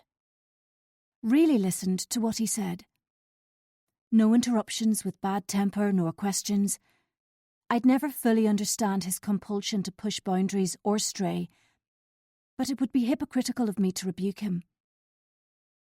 In my own way, I was putting our marriage at as much risk as he had. And if I crashed and burned, he'd have to pick up the pieces. The temptation to confess my own story was great, but it glided away before I uttered it. The truth was laid bare between us that Friday night. The almost truth. And as a result, I slept better than I had in weeks. Chapter 36. The late winter sun hung low in the sky on the morning of the visit to my parents. When I woke, fragments of my talk with Tom whispered to me, and I smiled at the memory. We were finally beginning afresh, with a greater understanding and acceptance of our sullied past. Tom climbed out of bed with the mumbled instruction I should lie on. He'd bring me breakfast. As I nibbled on the toast and marmalade he'd carried up, the progress we'd made in resolving our differences last night delighted me. It was as if the walls, which had been constructed from spikes and wire between us, were disintegrating. Even facing my parents in the afternoon couldn't wipe the smile from my face. I should have known it wouldn't last, and the sunny morning would blend into a turbulent afternoon, that a bitter wind was already blowing. Tom kissed me at the door before I left for the city. The worry lines faded. I sighed, "I love you," before I exited our cocoon and embarked on the drive alone. The earlier sun was blotted out by thick cloud, which settled on Cave Hill high above Belfast. Occasionally, optimistic rays of watery sunshine would perforate through, then were obliterated. The congested motorway and city streets whizzed past, and I hummed to myself. Memories of our candid talk and the aftermath flashed. We were finally laying the ghosts of his affair to rest. When I arrived at my parents' house at exactly 2:55, I experienced a twinge of dismay at the prospect of dealing with them. Although I try not to let their digs bother me, I reverted to childhood in their presence. One steely frown or negative comment, and my self-assurance crumbled. In anticipation of seeing them, my stomach flipped. Within a minute, Adam drove in behind me. No Natalie nor Xander today. Another smidgen of foreboding. They'd never summoned us without our families before. I watched in the rear-view mirror as my brother unfolded himself from the car and lifted a hand in greeting. He straightened up, strode over, and opened my door. As he leaned down, his smile was uncertain. "Hey, sis, do you know what this is about?" "No idea." I climbed out of the car and squinted up at him. 3 years younger and 5 inches taller than me. He was a handsome man who'd always been there for me when the frigidity of our home grew intolerable. I grasped his hand and smiled encouragingly. "Once more onto the breach, then." He grinned down at me, and we rang the bell at exactly 3 o'clock. My mother opened the door within moments, as if she had been hiding behind it with a stopwatch to ensure we entered at precisely the commanded time. Her smile didn't reach her eyes as we kissed her cheek, and she led us down the hall towards the lounge. Dad was in his usual leather armchair, today no unfinished book nor half-moon glasses. Instead, he nursed a whisky, which was extraordinary so early in the day. Adam and I sat at either end of the sofa, and after a cursory offer of coffee, which we both declined, my mother neatly seated beside Dad. I stifled a giggle at the impression we were about to play table tennis across the walnut coffee table. 2 hours later, me and Adam left the house together, shell-shocked. Silently, we hugged before we got into our respective cars. The drive home passed me by, my mind consumed with my father's blunt words. I have been diagnosed with advanced cancer. My emotions were perplexing and varied. I hated my father, but I loved him too. Years of failing to get a compliment or word of praise, of fierce demands I could never achieve, cold stares and malicious lectures. And yet, I'd assumed one day we would build bridges and smooth over our disagreements. Now, we were running out of time to make amends, and as the bomb exploded, his taut jaw and puckered brow provided little leeway for reconciliation. Sobs erupted from me as I wailed my heartache, which peeled around the car. His prognosis was guarded, dependent on how he responded to treatment. In his usual intransigent manner, he'd laid out his wishes in a firm, matter-of-fact way. My mother had sipped a sherry, face caked with powder, hand shaky. She was shriveled and small, like all fight had leaked from her. Most unusually, he hadn't snarled as I questioned him. Hands were wrung together were the solitary sign of his edginess. I fell into Tom's arms when I arrived home and spluttered the news. He hugged me tight and rubbed my back as if I were a child. We held each other for long minutes as I answered his questions to the best of my ability. I always thought your father would live forever. Tom moved away and offered me a drink, but I declined. It sounds so stupid, but I know what you mean. If you could prolong life through force of personality and willpower, Dad would never have surrendered to illness. Mind blank, I went upstairs. From the back of the drawer, I plucked out yoga leggings, a t-shirt and trainers. They were designed for indoor classes, but would do. A lightweight top. Then I tied my hair into a low ponytail. With a shout to Tom, I was going out. I slammed the door. My face lifted to the moon, and the rain as I inhaled the clear air and did some stretches. The tumult in my head could be silenced only by exercise. I walked onto the pavement and began to jog. The tyrant of my youth had been confronted with his own mortality. The shadow he'd cast over my life had been long and bleak, but now it would lighten and shorten. The burden of his expectations and inevitable disapproval would become as nothing, an illusion, relegated to history. The rain was painful as my lungs burned and muscles cramped. It had been too many years since I'd eaten up the miles on the pavements and running tracks, my stride sure and long. Now I was middle-aged and relatively unfit, despite my walks and sporadic exercise classes. Fulfillment now was in the release of pent-up emotions and the expunging of nightmares, not the chasing of medals or winners' podiums.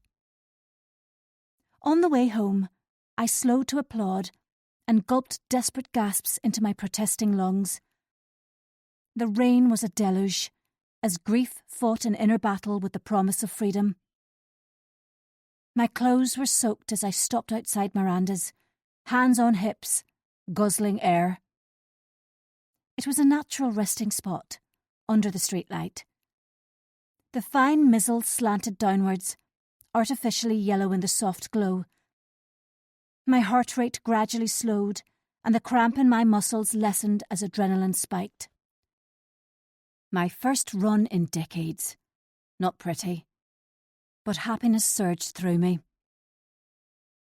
I studied Miranda's house, the external lights unforgiving and cold. If she spotted me, I no longer cared. She could do her worst, and it would never be enough to bring me to my knees. Exhausted from my run, I dawdled past Kate's house with its broken outside light and dented car.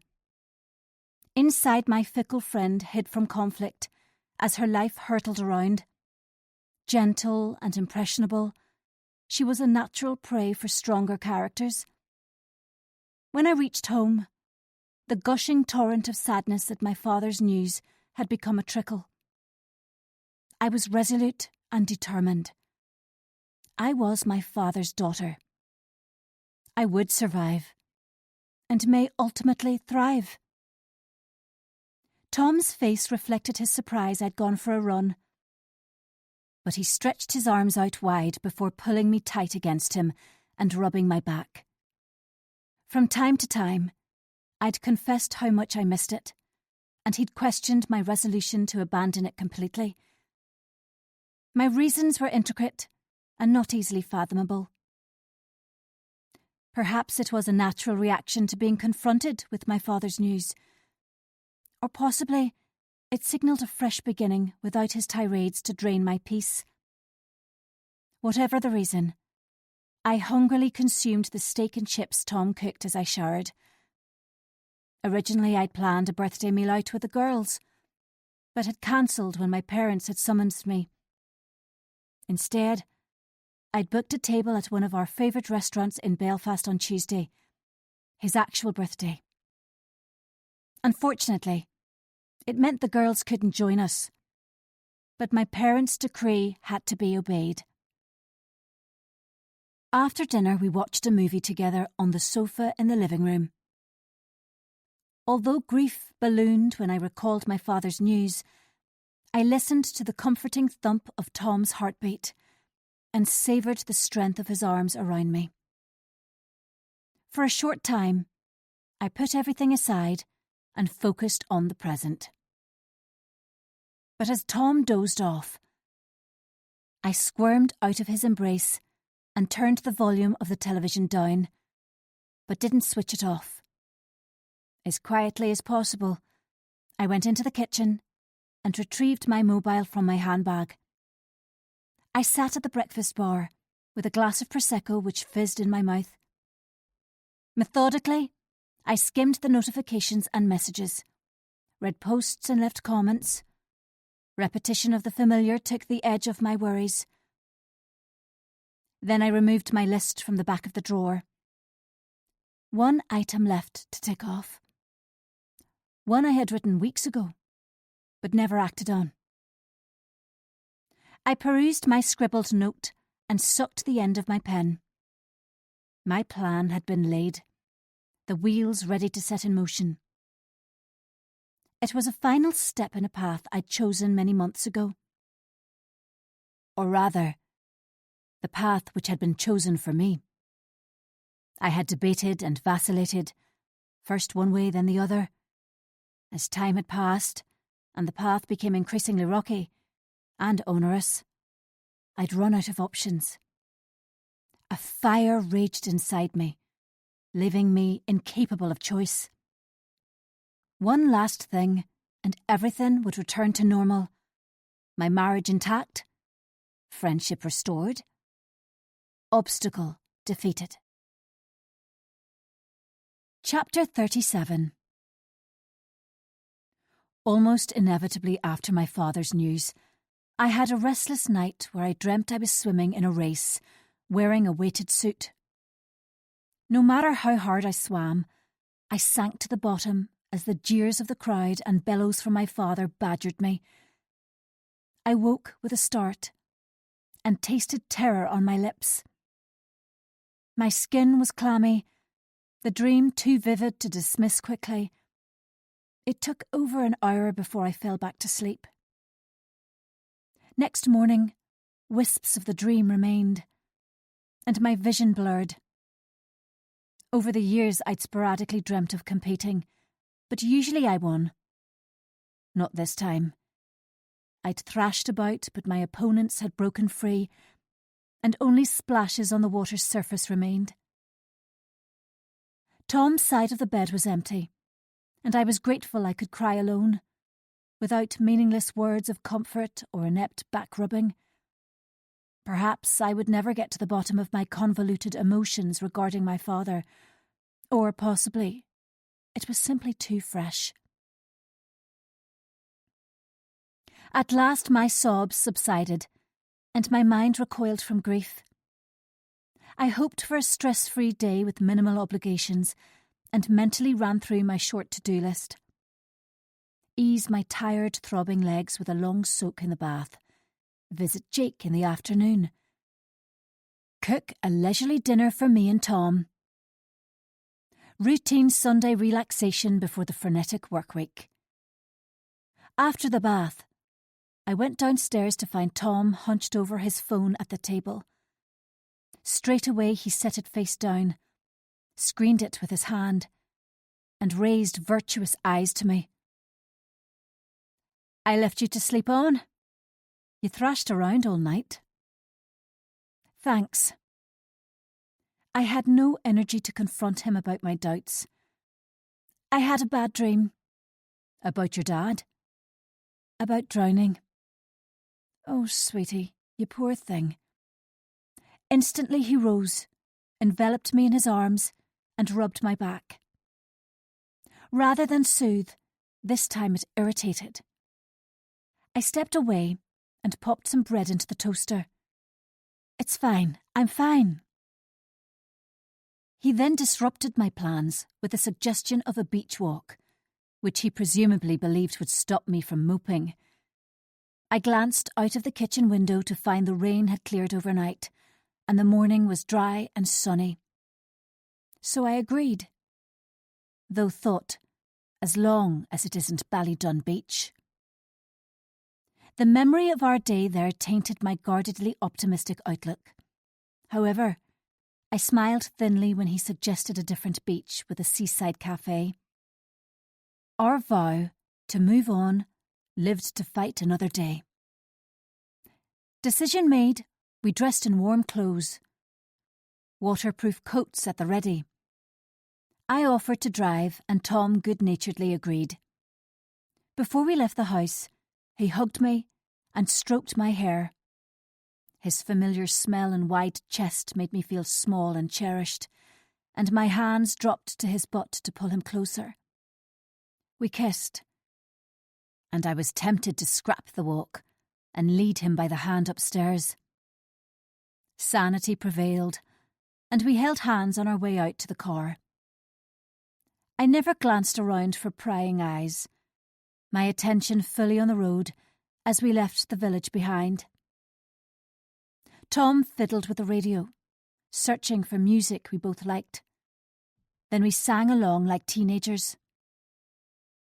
The car ate up the miles as we sped towards the Irish Sea, and by the time we reached the coastal road, contentment had settled beneath my ribs.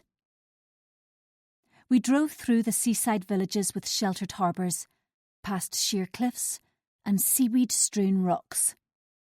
Wild swimmers braved the freezing water along with bodyboarders, and Scotland rose from the misty horizon as scanty clouds raced across the sky. Before we reached the beach car park, Tom muttered quietly and reached down into the footwell. Disinterested, I glanced over as he groped about at his feet, and with one hand braced himself against the dash. "What's up?" "There's something caught under the seat. It's half out, but has got stuck." His words blasted a warning, for immediately I knew what it was. "Don't worry about it now," I barked. "It's probably something that rolled out of my handbag." With a grunt of satisfaction, it broke free, and out of the corner of my eye, I saw him lift it up. Small, black, solid. Fear pulsed as he examined it. Excuses filled my head, but failed to reach my lips as I indicated right and pulled into the first empty space. Sudden silence as the radio cut off and the engine faltered. He turned to face me. "Why do you have a burner phone?" His nostrils flared. "Don't be daft, it's not a burner phone." Playing for time, my brain rushed to invent a reason for my second phone, but it was completely blank, and I couldn't produce one credible excuse. "I'm not stupid." Too late, I recalled he was the expert at deception. Abruptly, he pressed the button, and to my horror, the screen illuminated immediately. There was no PIN code, no Face ID. After all, it was a secret. There was no need to protect it from anyone. Usually it was concealed in the depths of my handbag. Horror tightened my chest as I recalled flinging it down in anger when my call went unanswered on Friday outside the surgery. The phone had bounced off the passenger seat and onto the floor, but in my upset, I'd forgotten to retrieve it. Too perplexed by Jake's slyness to think clearly, and rather than return it to the inner pocket of my bag, I had left it lying under the seat. Now my husband watched me through narrowed eyes as I desperately tried to make up a reason for having it. Before I could speak, he began to scroll through it. It didn't take long, for there was no internet connection on the most basic of phones. No messages had been sent. Its sole purpose had been to make calls. The log displayed one number, rung multiple times. Tom's knuckles were white, to match the pallor of his face.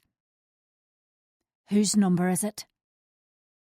His words landed heavily in the oppressive atmosphere of the car.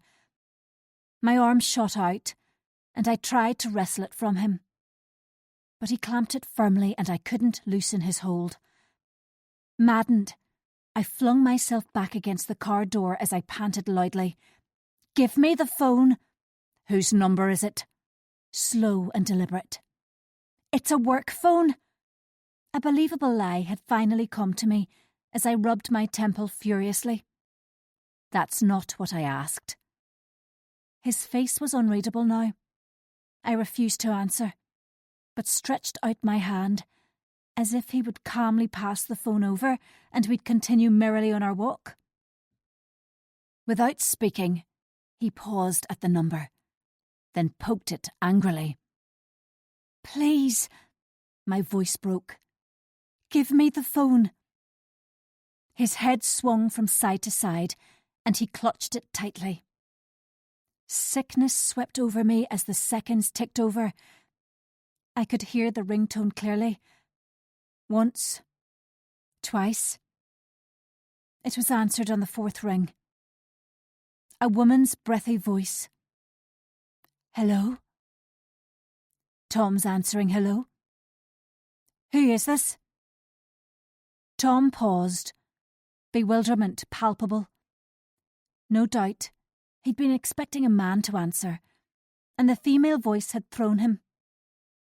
I grabbed the phone from his open palm and disconnected the call in one swift move. Then I snapped. "I told you it was a work phone. That was Ginty, the receptionist.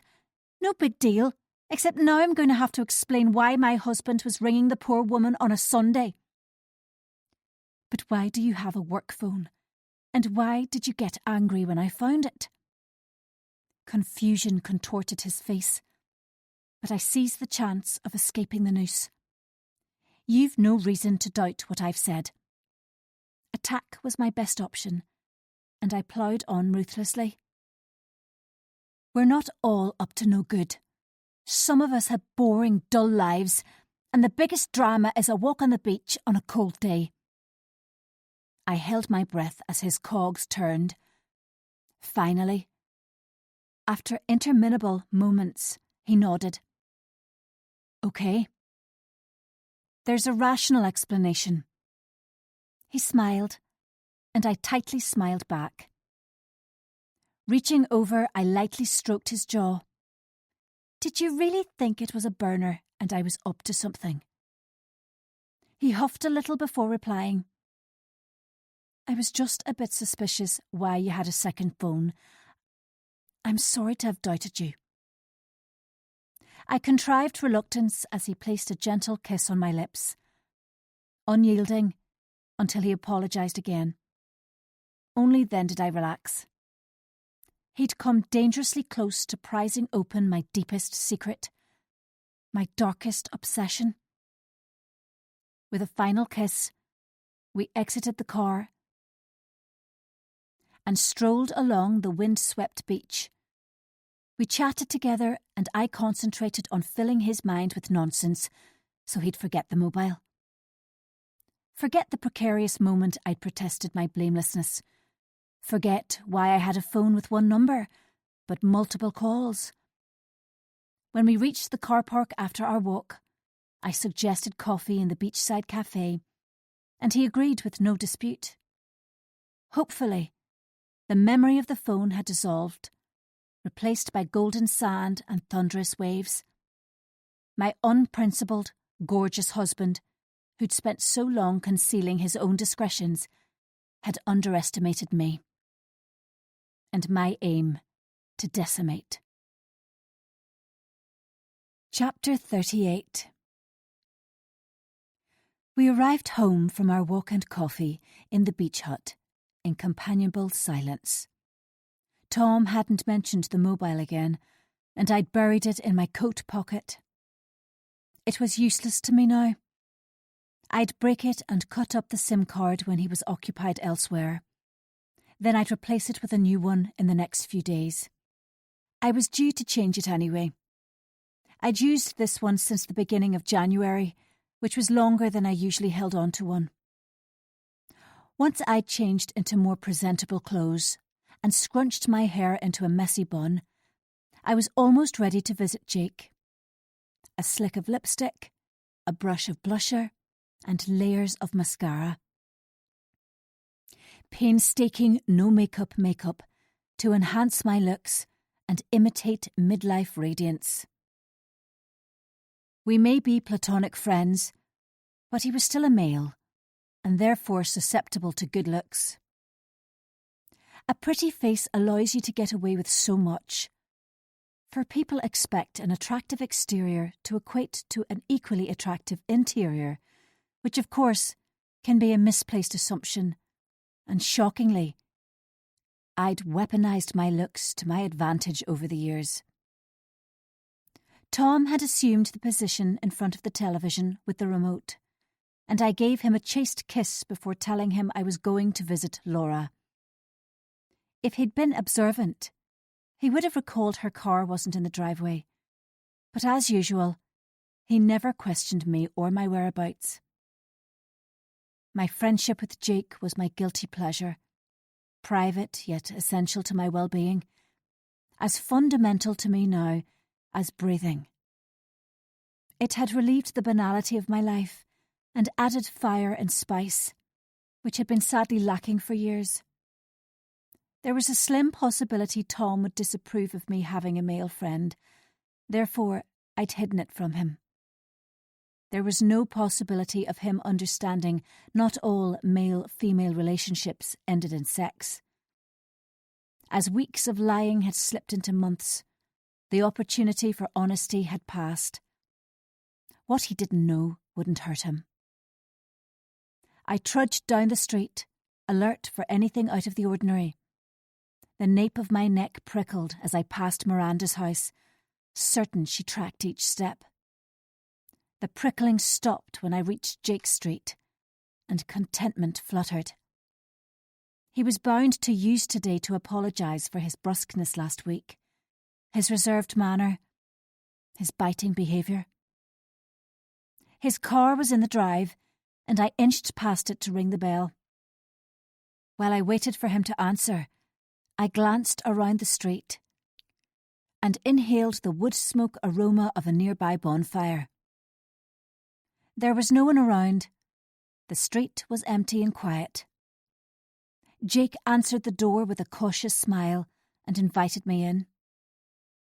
Silently, I followed him into the kitchen, where he offered me coffee, and I took my usual seat at the table, though he was clearly preoccupied.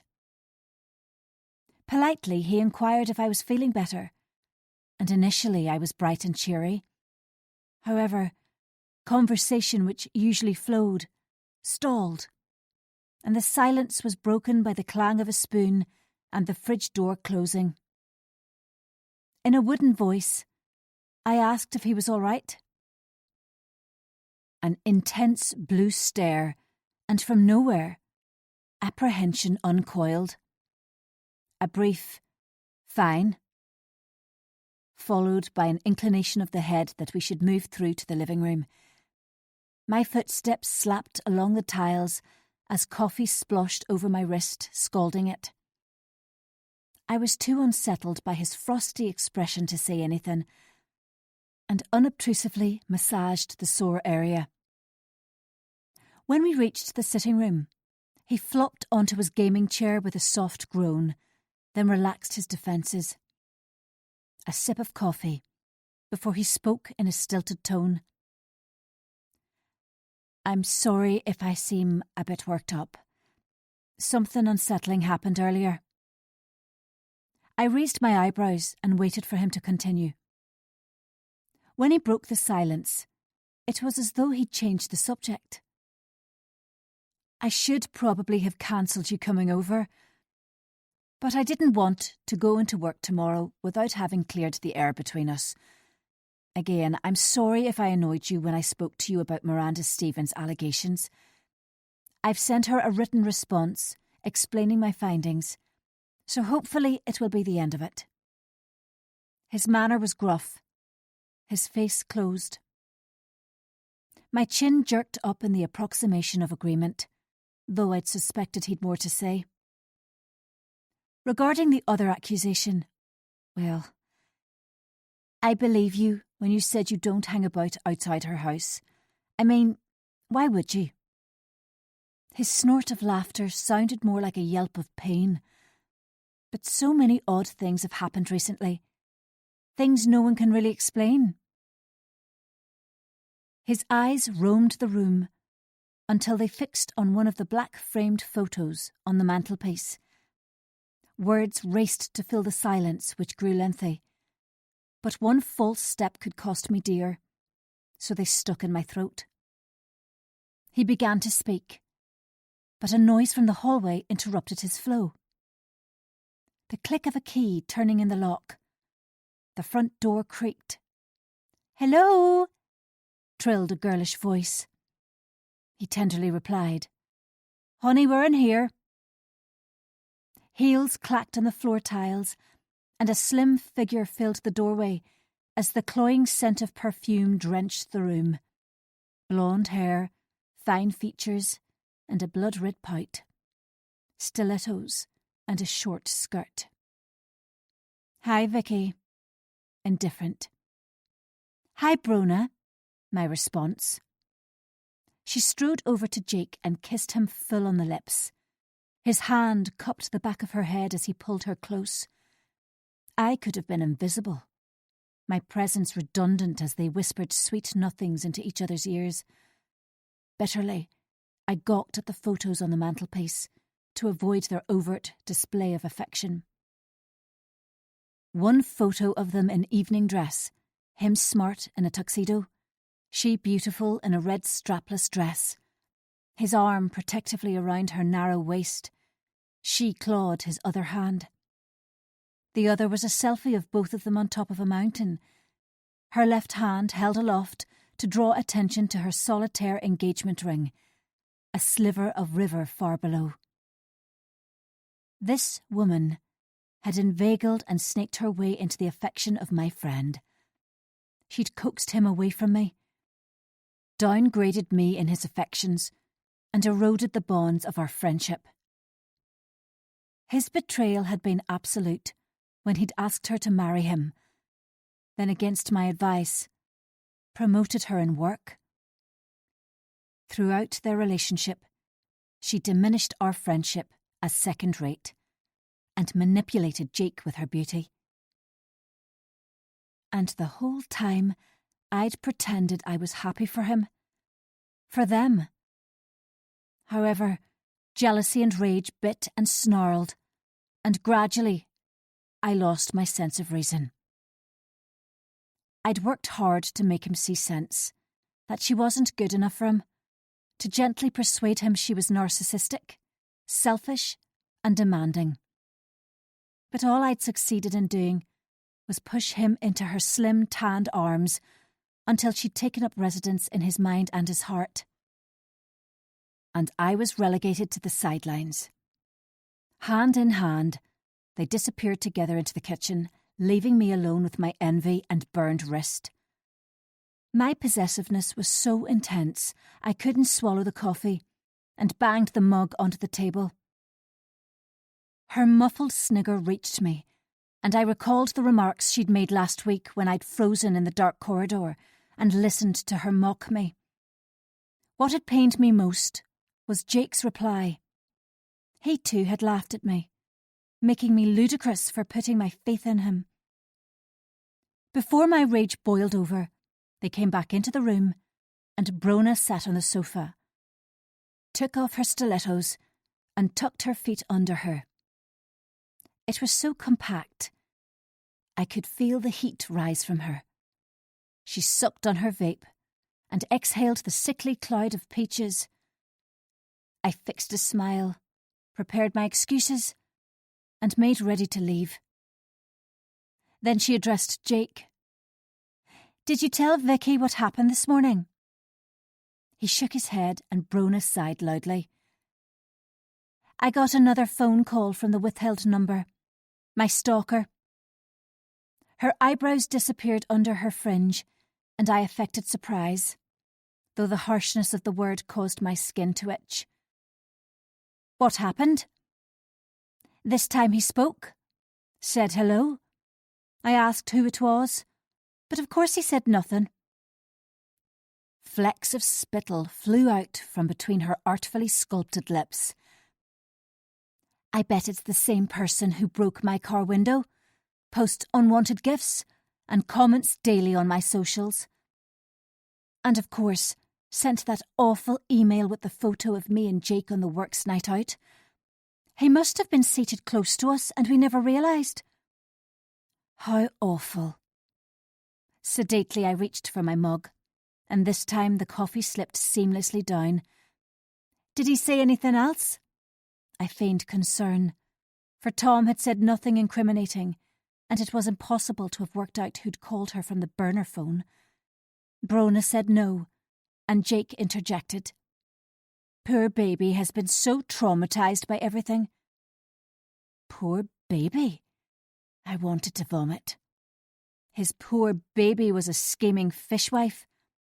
I lowered my lashes to conceal the full extent of my loathing, and chose my words with care. "It's been so tough for you. I'm not surprised you've been traumatised. Has anything else happened?" A private look was exchanged, and my heart stilled. Evidently they were keeping something from me. After an age, Brona cleared her throat. "Nothing much except they sent me a copy of Admin for Dummies and fake tan remover pads. The usual nastiness." "And you thought they were outside your flat again a few times?" Jake's voice cracked.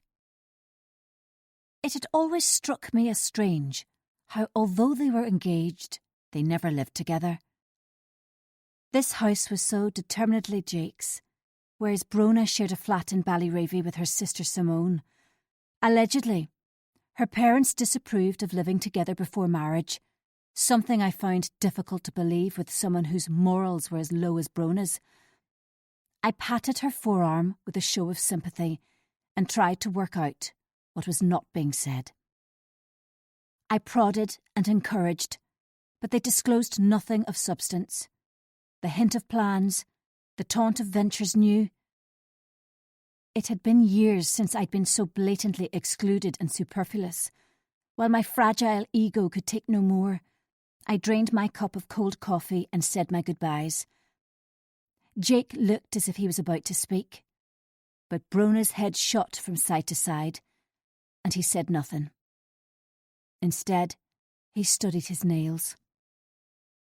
A scream of frustration built in my throat. The atmosphere thickened as my battered mind went into overdrive. The silence lengthened and grew stale until I unsteadily got to my feet and smiled vaguely.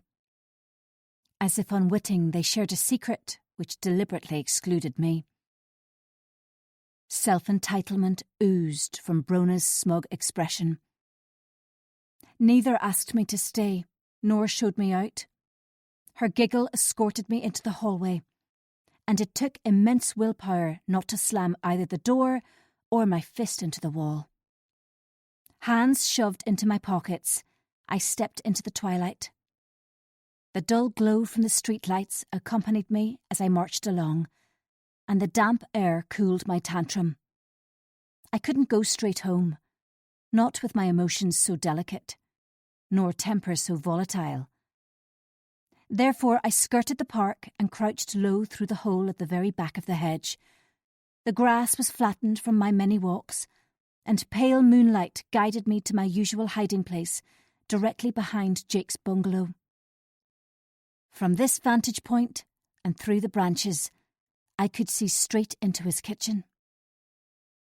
It made me feel so close to him, as he pottered around, made dinner, drank coffee and the like. However, the main reason I did it was because I could monitor when Brona visited, which saved me from parking outside her flat and guessing where she was. She'd almost caught me once when I dropped my guard and parked too close, but I'd learned quickly, and over the months had become quite the expert in surveillance. When she'd spotted me on the Lisburn Road, I'd had my excuse at the ready. Lunch with Alex in the very cafe where she and Jake happened to be with friends. To term it stalking was offensive. I wasn't stalking her, not in the true sense of the word. I was simply scrutinising her as she dissected my friendship with Jake, piece by piece, day by day. It had become an addiction, something which simultaneously amused and caused extreme pain. My natural dislike of Brona had melded into something darker when she'd stolen my friend. There is no question in my mind. I was as much a victim as her. Chapter 39. When I tired of watching Jake and Brona in the kitchen, I was almost ready to face Tom. Almost, but not quite. The knowledge they'd hidden something from me cut deep. With any luck, it was inconsequential, like a holiday. But I knew that potentially it could be significant. Worst case scenario, they'd set a wedding date. Brona's jaw had tensed when Jake almost spoke, and her eyes had flashed a warning. He'd been close to sharing until she'd clicked her fingers and he'd clammed up. The memory of it jabbed me, and my stomach churned with worry about the unknown. As I plodded back along the hedge, I pulled Claire's green woolen hat from my pocket and fingered it. She'd inadvertently left it in my car when I'd driven the book club to the Morn View Hotel in early December. Before I'd learned of her affair, before she confronted me with my teenage behaviour. The bauble had got tangled under the seat, and I'd never returned it, predicting it could come in handy. And it had indeed proved useful. When Tom had produced it from the drawer in the utility room, my pulse had hammered like a drum as he studied it before accepting my fictitious tale about it being an old one of Alex's, despite faint traces of Claire's perfume clinging to it. When news had broken about Tom and Claire's affair, my main hope had been to gain sympathy from others. There could be no margin of understanding for Claire's reason, no compassion shown. The germ of an idea had come to me as the reality of my situation had sunk in. To make Claire more treacherous and myself more of a casualty, I'd given the impression she'd continued to stalk me. I needed someone to fall for my tall tale, and Kate had been the obvious choice. She'd always hankered to be my best friend, and to my shame, had been easy to manipulate. Therefore, I'd regularly walked in the field behind our houses, wearing Claire's distinctive hat, and always made sure Kate spotted the mysterious figure. As I'd hoped, she'd assumed the role of the horrified friend who believed someone was hanging around the fields and bought the notion I was being watched. By Claire. An easy target who was helpless to defend herself. The day she'd been outside the coffee shop had been chance.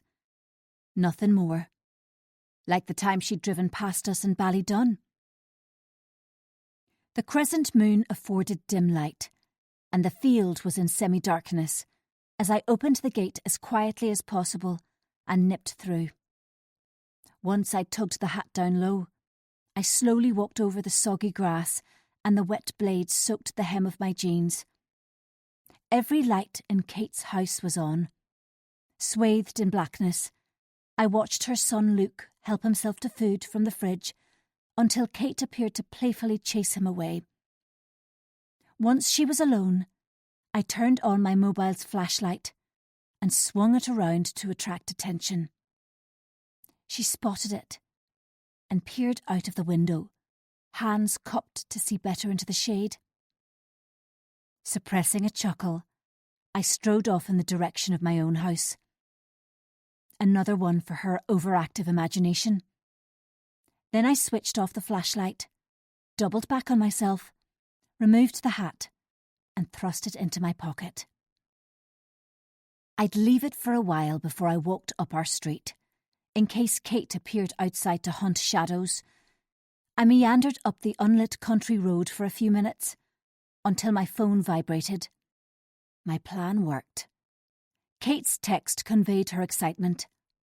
"There's someone in the field again." My reply was immediate. "Are you sure? Please don't go outside by yourself." It took her several minutes to reply. "Yes, I'm certain. Don't worry, I won't." Kate's fondness for exclamation marks in her messages generally made me smile. She really was a sweet person. Happy she'd once again fallen for my dupe. I retraced my steps and turned onto the street. A quick recce confirmed no one was hanging around. Miranda's house was in darkness. No curtain twitching. No bright exterior lights. Her car was parked in the usual spot in front of the garage. I hurried on. Once I arrived home, I called hello to Tom.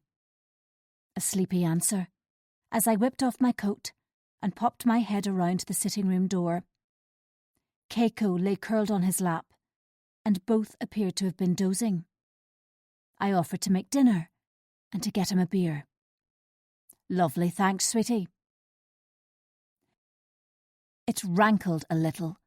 He didn't ask how my afternoon had been. But I suppressed my annoyance and retreated into the kitchen. There I extracted a beer from the fridge and presented it to him with an unenthusiastic smile. Music played as I prepared the veg and wrapped Parma ham around chicken drumsticks. Tom loved a Sunday roast, though I had minimal interest with both girls at university. A roast dinner for 2 was a little sad compared to our previous roasts for 4. However, the tedium of cooking helped reduce my lingering apprehension. When the food was in the oven, I became engrossed in Brona's social media posts. I left a few comments, fastidiously ensuring there was no repeat of the disastrous day I'd made the scathing remark from my own account. That was the closest I'd come to catastrophe before the business with Tom and the burner. She'd blocked Be Good, but my new guys, Summer Rose, had up to now been on her best behaviour. With a few well-chosen acerbic comments tonight, Brona would once again be at the mercy of an unknown internet troll. A few months ago, I'd purchased a VPN for my iPhone, which increased security and reduced the risk of being traced. I'd been relieved how straightforward it was to stay undetectable. All it took was a little homework and planning. My mind wandered as I scrolled. The burner had been perfect for my anonymous calls, and I'd got such a buzz when she ranted down the phone to an unresponsive caller. Afterwards, worry had always seeped from me. Selecting the unwanted gifts had given me a laugh. When she'd yapped about needing to lose a few pounds after Christmas, I'd got extra-large gymwear delivered. The self-help book and fake tan remover wipes could be construed as helpful. My favourite had been the photo calendar. It had taken time to snap all the photos, but had been worth it in the end. And of course, when I'd taken the money from petty cash, I donated it to charity. I'm not a thief. Primarily, I'd wanted to unnerve her, not frighten her. Not really. Make her wonder who detested her and why. The problem was, it took ever greater stakes to get the same level of satisfaction. After months of escalating behaviour, I no longer knew when enough was enough, and when a line had been crossed. But as usual, I reminded myself it was her fault, hers and sadly Jake's. They were complicit in keeping something from me, and it hurt. Like a physical pain, deceit wrapped itself around me and squashed my happiness. Where once sending unwanted gifts and making crank calls had been enough, now it left me unfulfilled. Sadly, I had to acknowledge my plan had failed. Rather than drive her away from Jake, it had pushed her closer to him, brought out his protective side. It was transparent where his loyalties lay. With her, not me.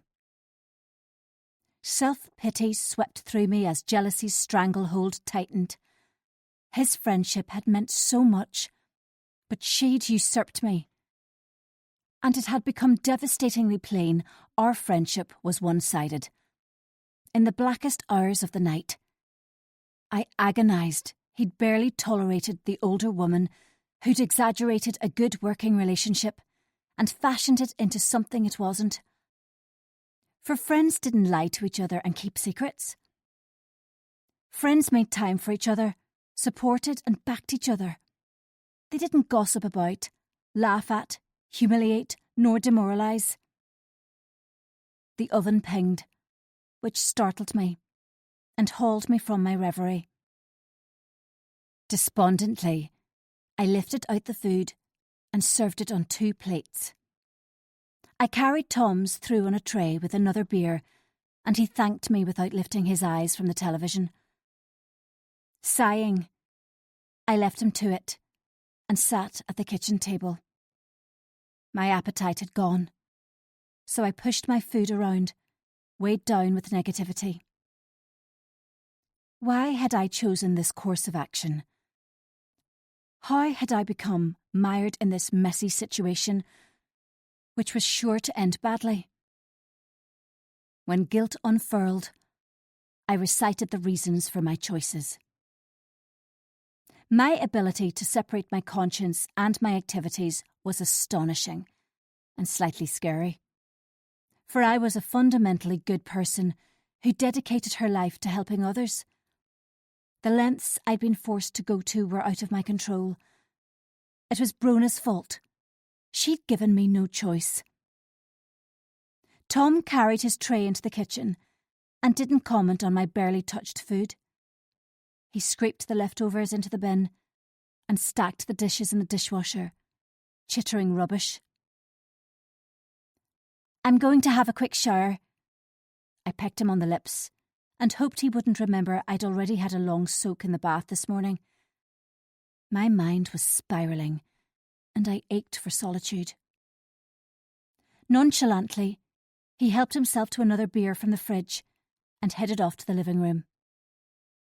Dispassionately, I tracked him. He may look like an Adonis, but could be mind-numbingly dull at times. Upstairs, I checked his iPad.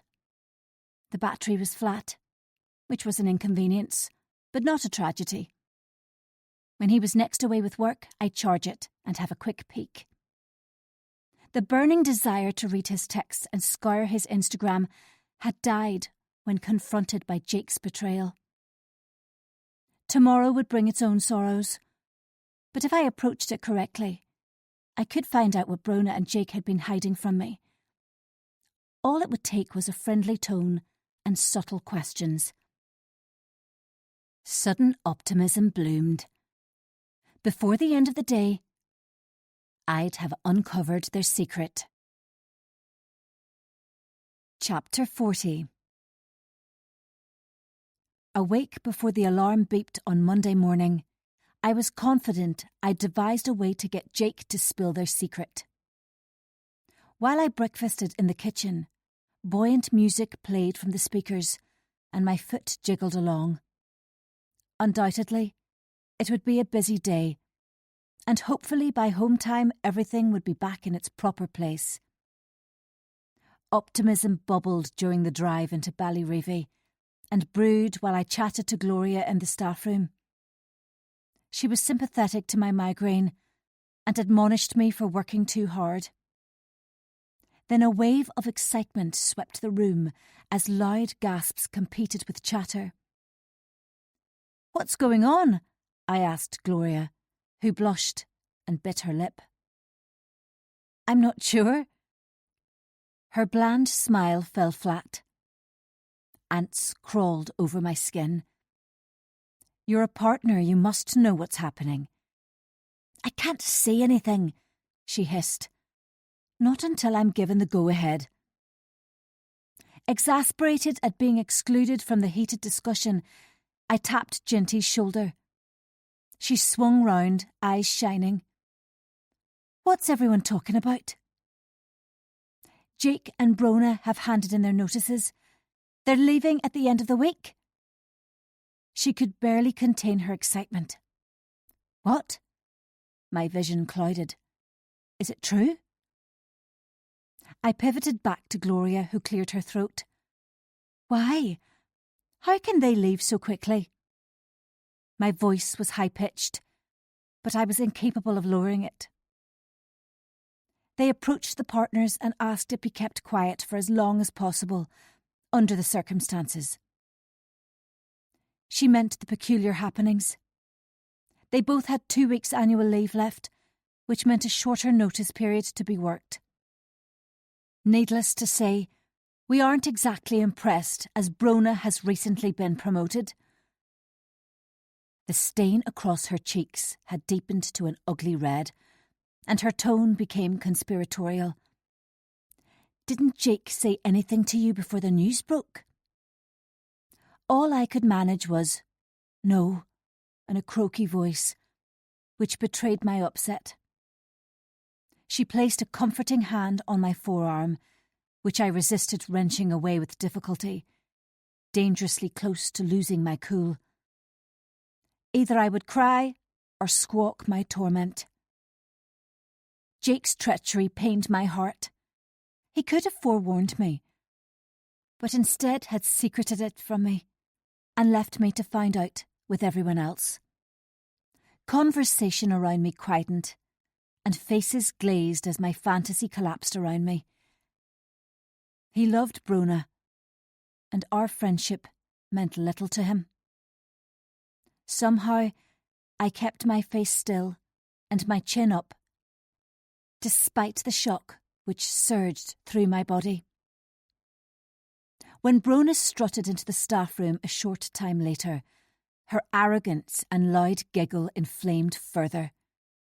"It seems we surprised you all." She flipped her hair and dissolved into giggles. "Have you another job lined up?" Ginty brazenly demanded. Brona's smile vanished, and her gaze slid away to the left. "Not yet." It rang false, and I detected a lie. She didn't want anyone to know, so she couldn't be followed. Dismay replaced astonishment.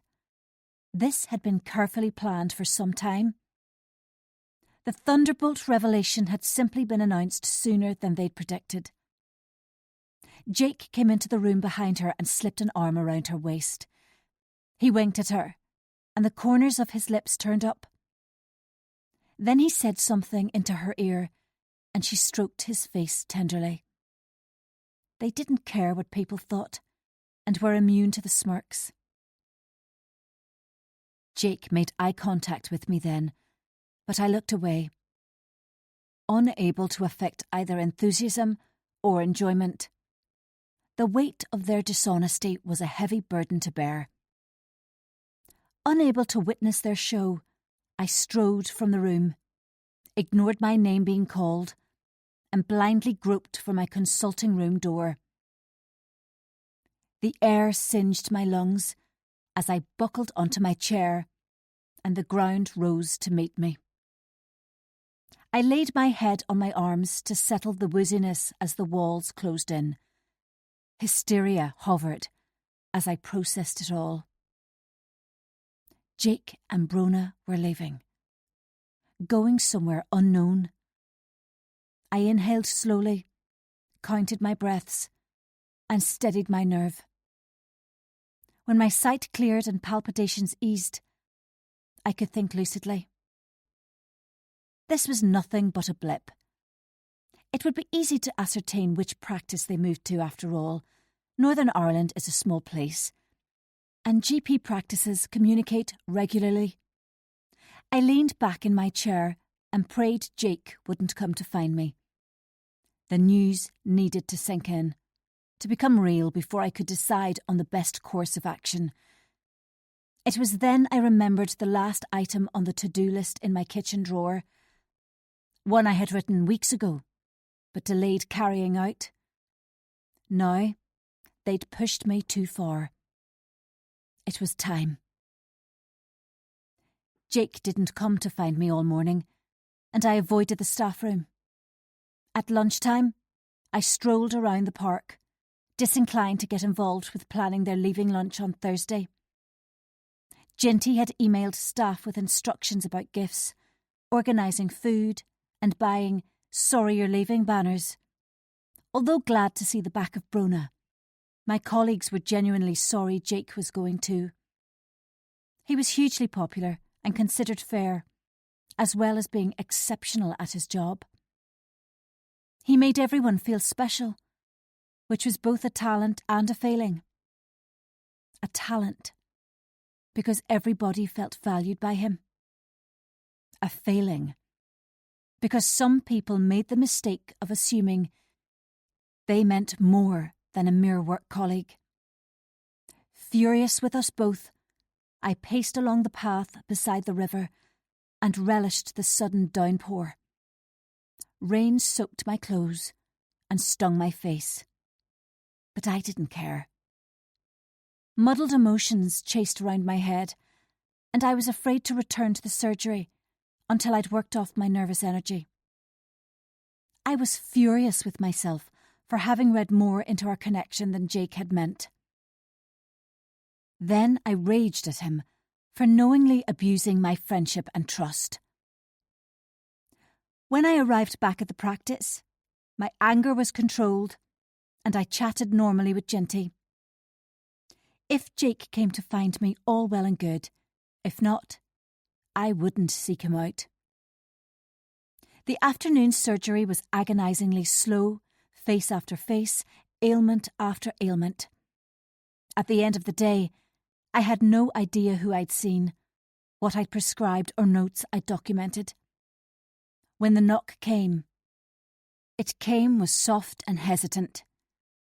I steeled myself and called him in. His mouth was a thin line, eyes skittish. It gave me no pleasure, but I wouldn't make it easy for him. Instead, I was entitled to be dazed by their news, to show some degree of hurt. It would be odd if I didn't. "Hello." I pointed towards the chair usually reserved for patients, and he sat with a frown. "Hello. I wanted to talk to you." "Really? What about?" He inspected his fingernails. "I'm sorry we didn't confide in you about leaving yesterday. We didn't want the news to get out and preferred no fuss." "You owe me nothing, Jake." I was glad my tone was firm. "You clearly had your reasons for keeping it a secret, so it's not a problem." Quietly he replied, "I'm sure you understand why we didn't want it to be general knowledge. We were afraid Brona's stalker would find out and cause trouble." I almost recoiled but didn't betray myself with even a shudder. The silence between us grew uncomfortable, and I filled it with inane words. Finally, the burning question. "Have you new jobs lined up?" His gaze flittered away and my stomach lurched. He wasn't going to tell me. He didn't trust me. What remained of our friendship shattered into minute shards. I scrambled for my dignity, murmured not to worry, and of course I understood. As my blood pumped in a frenzy around my overheated body. The scales had fallen off, and it was bitterly obvious. When they left, they wanted no one to know where they were going, bar the partners who'd write their references.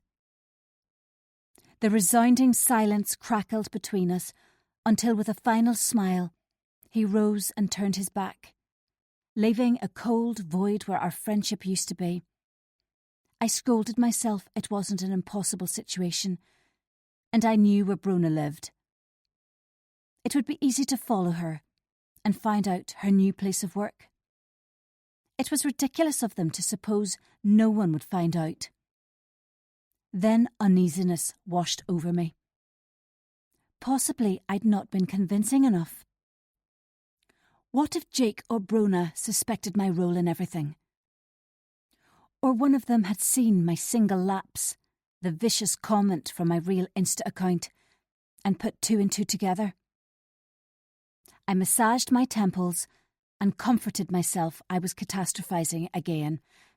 If they doubted me, they'd have confronted me before now. The simple explanation was they were being overly cautious.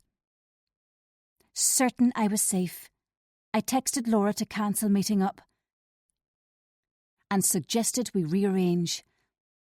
She replied it wasn't an issue and we'd catch up soon.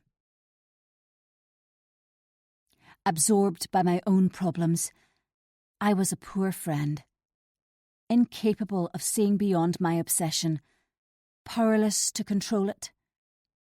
Again I derided myself. Then my internal voice reminded me I wasn't used to being cast aside and should be kinder to myself. Acknowledge my bruised ego. Coming so soon after Tom's infidelity, this was a step too far. Really, it wasn't fair to expect me to bounce back as if our friendship had counted for nothing. Resolute and determined, I switched off the computer. Brona had instigated them leaving. She was to blame. And therefore, she deserved everything that was coming. Chapter 41. Silence echoed throughout the empty house when I arrived home from work. Keiko had greeted me at the front door and shot into the gloom past my feet. Tom was elsewhere, presumably at the gym. Although my mind swarmed with other things, I checked the tracker. As expected, his car was outside the leisure centre. One less thing to torture myself with. Before I changed my clothes, my attention was taken by the darkening sky through the kitchen window. From force of habit, I closed all the blinds. Miranda could be hiding amongst the trees, planning her next move. She'd become a paltry nuisance when faced with the awfulness of the day's news, but I couldn't shake the feeling of being watched. I trudged upstairs, stripped off my work clothes, and caught sight of myself in the full-length mirror. Dark rings under my eyes. Deep creases lined my face, and silver threads streaked my hair. Who was I? The cowed daughter? The wronged wife? The vengeful friend? Once my self-confidence had brimmed over. Now I was wrecked with self-doubt. Brona had ruined everything, driven a wedge between me and Jake. My goal had been to sabotage their relationship, to make him doubt her. All I'd wanted was to get my friend back. Aggravation ebbed away, replaced by despair. Exercise beckoned, so I dressed for a run and tied my hair out of the way. For the first time in years, I considered cutting it into a bob. Then I snarled as Brona came to mind. A bob would be too reminiscent of her. My route would take me past Jake's, to see if her car was parked outside. If it was, I'd sneak behind his house and watch as they laughed at me and connived their next escapade. An hour later, I arrived home to find Tom cooking pasta and singing tunelessly along to the radio. The endorphin rush from exercise always cheered him up, and I reached my arms around him, inhaled the scent of his shower gel, and hid my expression. His skin glowed, muscles bulged, and I fleetingly chided myself for getting distracted by another man. My dreams were vibrant that night. And when I woke, a sweaty sheen coated my skin. A sliver of moon pooled on the bed, the single beam of light in the blackness. The dreams faded, but left a pit of alarm in my gut, and it took a long time for me to doze off again. Next morning, I presented Tom with his birthday gift and informed him a table was booked for dinner at his favourite restaurant. A grin split his face when he ripped open the paper to find a new Tudor watch. Unquestionably, he believed I deliberated long and hard before purchasing it. But he would be wrong. I'd chosen it online because I was lazy and disinterested, and the shop delivered to the house. All day in work, I kept to myself and avoided both Jake and Brona. Sandwiches were eaten at my desk. I sneaked into the unoccupied staff room to make coffee and left promptly at 5 o'clock. It was almost unheard of to finish on time, but I'd worked through lunch to get ahead of referrals and notes. Not one person sought me out. No one asked if I was okay, or why I was missing from the usual morning and break time chit-chat. Disillusionment left me tetchy. My temper simmered on the drive home, and I longed to put my feet up in front of the television. However, I had to drive into Belfast, as it was Tom's birthday, and behave as if everything was rosy, not grey and desolate. Fatigued both by emotional duress and poor sleep, it crushed me that no one cared. Tom was already dressed in chinos and an open-necked shirt when I arrived home. His hair was damp, and he'd nicked his chin shaving. My annoyance decreased, and I resolved to be on my best behaviour all evening. It wasn't Tom's fault I was unhappy. "I'll change out of these clothes and then we can leave." I lightly stroked the nape of his neck. He nodded, and I tramped upstairs, absorbed in my phone. Brona posted a nauseating reel on Instagram, which teased adventure ahead. My lip curled, and I took pleasure from ordering food she wouldn't eat and getting it delivered to her flat. My prepaid debit card meant she wouldn't be able to trace it. I toyed with creating chaos in work before she left, like I'd done with the mountain of envelopes and messing about with the staff meetings, but satisfied myself with the scheme already planned. Content for the time being, I dressed in a flattering shirt dress and high boots, a slick of pink lip gloss, and I knotted my hair into a neat bun. It was incredible that my facade was calm as my emotions tossed and turned.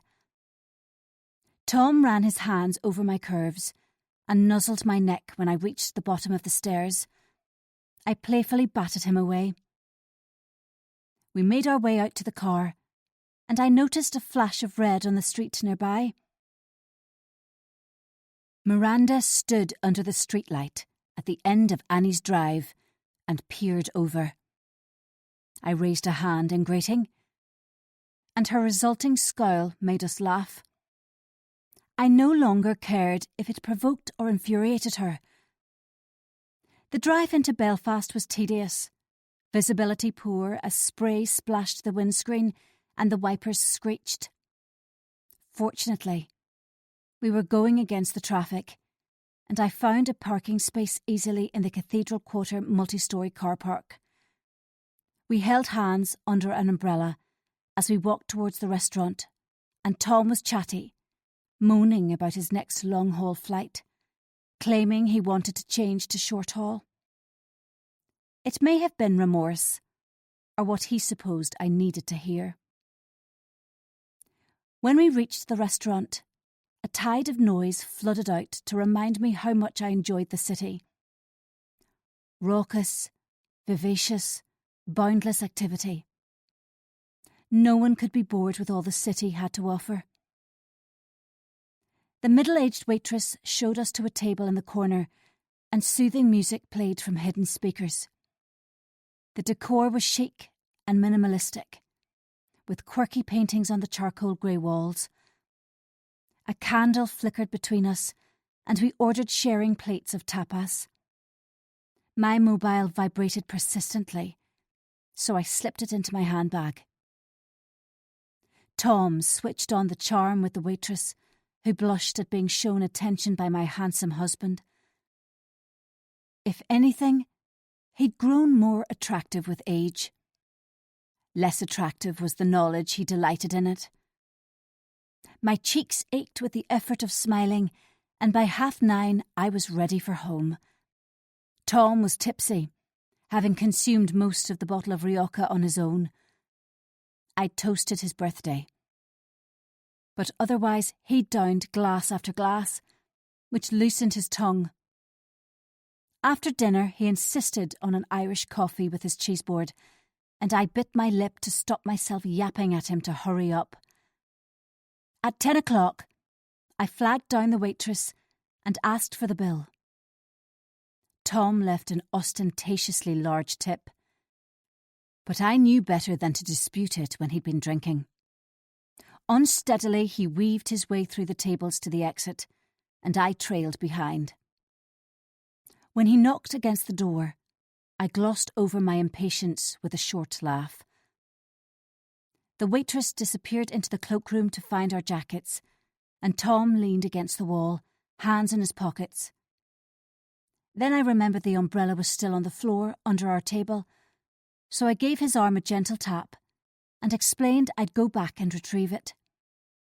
A dismissive nod, and I squeezed past the waitstaff to our table, The cacophony in the restaurant thundered, and suddenly I longed for fresh air and space.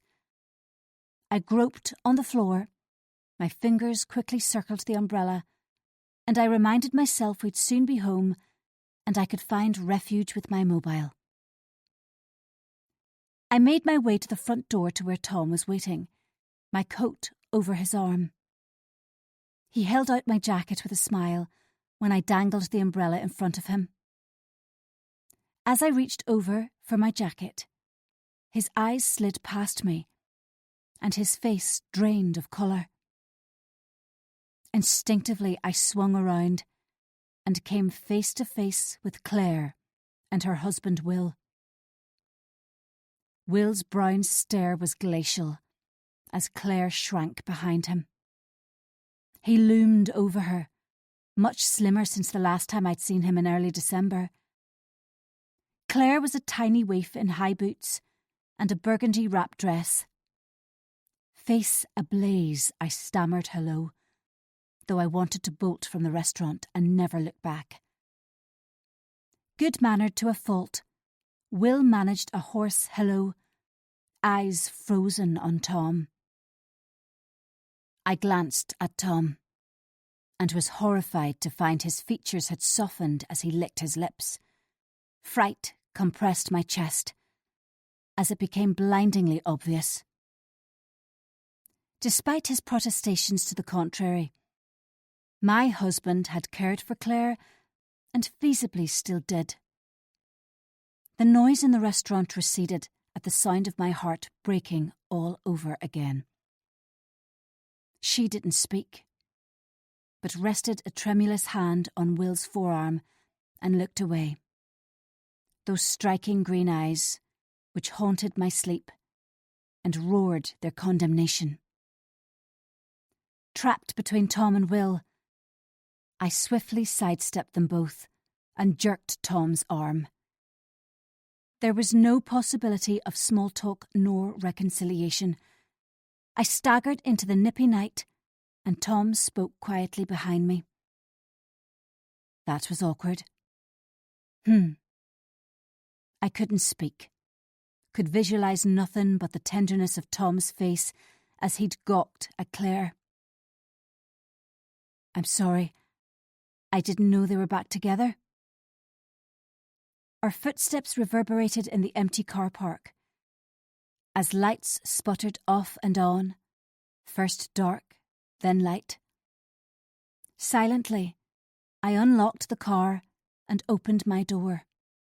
However, Tom gripped my wrist and twisted me around. Good sense reminded me he was drunk, and let him say his piece and fight this another time. But my temper exploded, and I pummelled his chest furiously with my free hand. Hopelessness made me weak, and my legs trembled as he wrapped his arms around me.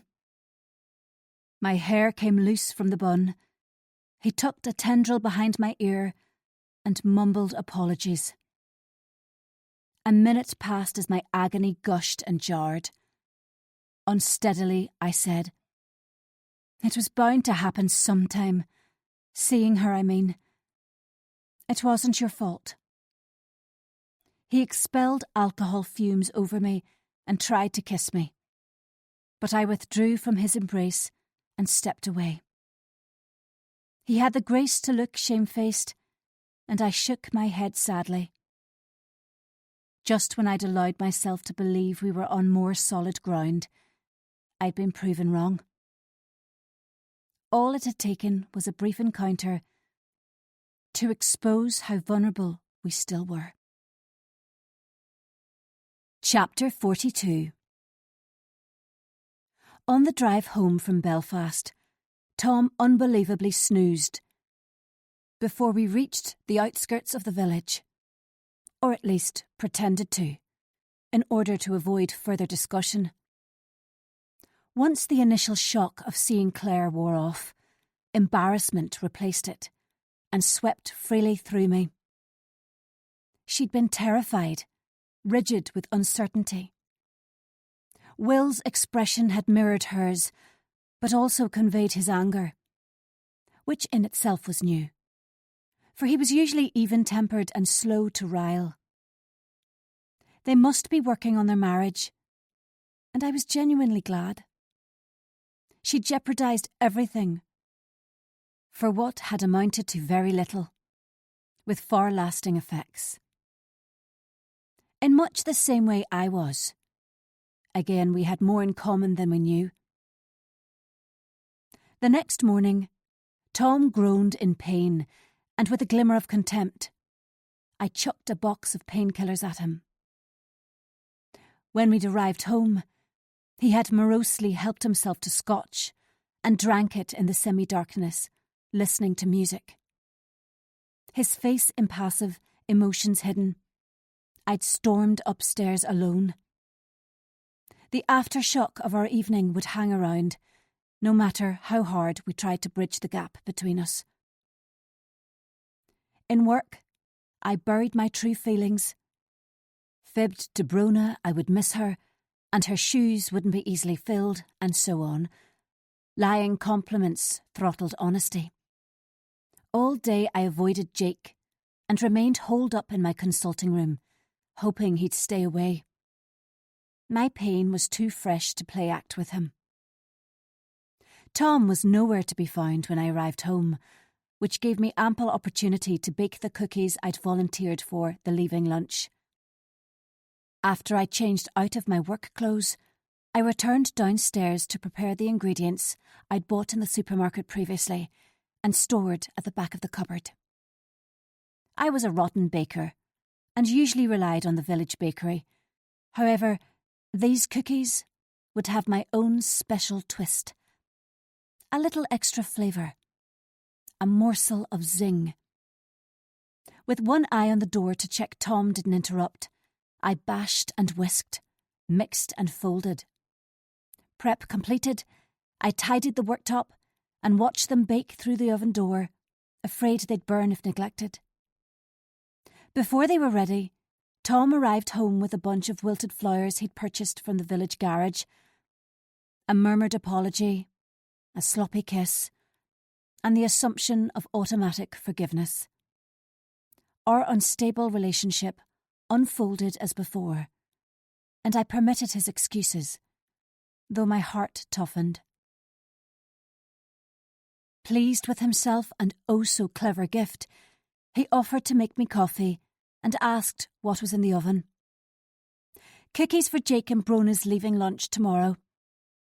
I was prickly, but he failed to notice. "Who's Brona?" asked over his shoulder.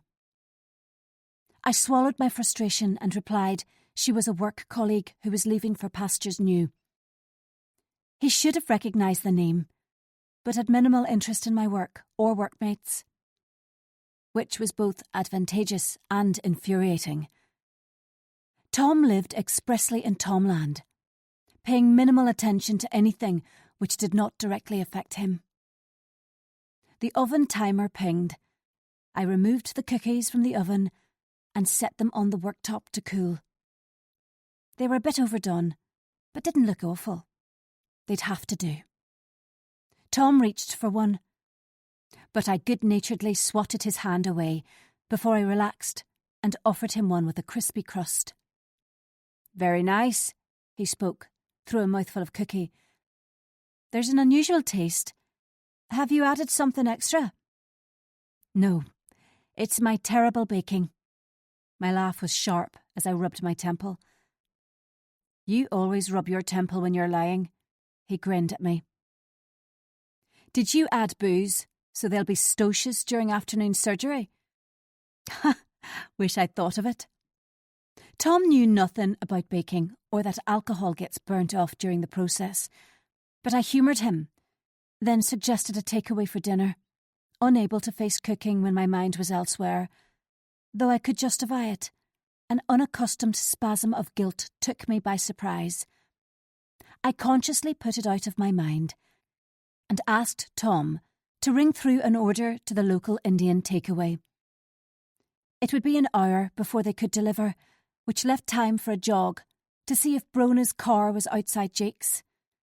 If it was, I'd have a quick peek from my viewpoint behind the hedge to calm my nerves. Sure enough, her car was abandoned on the curb outside his house, and I spent 10 fruitful minutes observing them in the kitchen. Jake rarely closed his blinds, which was really very fortunate. Brona sat in my usual chair at the table, and I was surprised my blazing daggers didn't puncture her skin. Any reservations I had melted. Next morning, I carried my precious cookies into the surgery and set them on the table beside bags of crisps, bottles of sparkling water, and a variety of tray bakes. Neat triangles of sandwiches were stacked in the fridge, along with cocktail sausages and sausage rolls. A cake nestled inside the walls of a white cardboard box. "Sorry you're leaving" banners had been stuck to the walls with blue tack, and I wondered if they were cheering their departure or remorseful to see them go. The staff had excelled themselves, and Jake's grin was wide. He came over to speak to me before my first patient arrived, but I laughingly protested I needed to catch up on emails. Upset scurried across his face, but I refused to chit-chat. It would be difficult enough to keep my emotions hidden later, when they were presented with their leaving gifts and cards. The morning was interminable, each patient an imposition, each referral a chore. At long last, it was 12:30, and we gathered in the crowded staff room. Chatter, laughter, and anticipation tinged the air. I stood guard near the table, nervously observing, quietly watchful, too on edge to eat much. My paper plate was piled high with food. However, the squashy tomatoes had bled into the white bread, leaving them soggy. Finally, Brona waltzed in, stilettos tapping, lips pouting. She filled her plate with sandwiches, though hardly nibbled them. My shoulders ached with tension as I lost heart. Possibly she had no appetite, and would leave the rest of the spread untouched. Then she reached forward for one of my cookies. Slowly, she raised it to her lips. But before she could bite down, an involuntary holler burst from me. "Brona, stop!" Her head swung round, and she halted with the cookie halfway to her mouth, an expression of shock on her face. Around us, the room quietened in response to my exclamation. Good wrestled evil, and ultimately, good won. It was the culmination of many weeks, despair, and yet I stopped her from eating my peanut-laced cookies, painstakingly prepared with her allergy in mind. Wisdom surpassed my need to harm her. "I'm sorry," I gibbered. "I'm worried there could be traces of peanut in the cookies. Tom ate a packet in the kitchen last night when I was baking them, and I wouldn't want you to risk them." My voice died as she dropped the cookie as though poisoned. Ginty saved the day by exclaiming how lucky it was I'd spotted Brona in time, and my colleagues agreed. But a tingling sensation on the back of my neck caused me to glance over my shoulder. Jake's penetrating stare was pinned on me. Lips compressed, his scowl was unmistakable. My smile was timid, and when it wasn't returned, anxiety soared. Did he suspect? Deliberately, I swiveled away from him as warmth spread across my chest. The babble quietened as Gloria banged a spoon on the table and made a short speech wishing them all the best for their new beginnings. A toast was raised and the cake cut, gifts handed out. Almost as if it were a wedding. Afterwards I didn't dawdle, but dashed back to my consulting room, where I shut the door and flung myself into the chair. The memory of Jake's tense expression bored into me. My hands trembled as I replayed it all, and I was certain he had doubts. I'd have to speak to him before I left today, to suss out if my worries were unfounded or very real. At 5, my last patient gathered up her belongings and exited with thanks. Minutes passed until the expected knock at the door. I steadied my nerve and called him in. Whatever had darkened his expression earlier had been replaced by a dry smile. He didn't take a seat, but rested against the door in his familiar position. A pang of nostalgia quickly extinguished when he cleared his throat. His fierce blue glower burned intently as he dived straight in. "It was lucky you noticed Brona and your cookie. You know how highly allergic she is." "Yes, thank goodness." My tone was casual. I suddenly realised there was a small chance the cookies could have been contaminated. Not so small a chance since I had crushed the peanuts into powder and intentionally added them to the mixture. He rubbed the toe of his shoe along the lino and scrutinised me. Instinctively, I rubbed my temple, until I recalled Tom's flippant remark about it signifying a lie. My hand dropped onto the table as the silence grew toxic between us.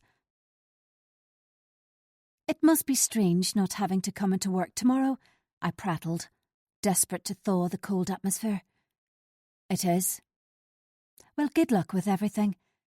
I look forward to hearing all about it." He didn't respond, but folded his arms across his chest. The deadly hush told me everything I needed to know, and my eyes smarted. He might not know exactly what I'd done, but he had suspicions. Fear clawed me. Without another word, he left me alone and scared in my room. Our friendship in ruins. My heart in pieces. Chapter 43. I spent a sleepless night as the leaving lunch fiasco rebounded in my head. Brona's look of dismay when I shouted her name, Jake's quiet fury, the deafening silence as he turned his back on me. Though I soothed myself there was no harm done, I recalled the lines etched between his brows and down-turned mouth. Tom slept the sleep of the innocent beside me, and I dozed off sometime after 4. I'd forced myself to speak to Brona before I left work, and wrapped her in a hug and wished her the very best, though the words had obstructed my throat. I wished I could hiss and spit my true feelings, but years of withholding emotion held me in good stead. Naively, she thanked me for being a good friend, and I smothered my mirthless laugh at her gullibility. Friday morning dawned cold and overcast, and mist blanketed the hilltops. A headache had settled behind my eyes, which were gritty and dry.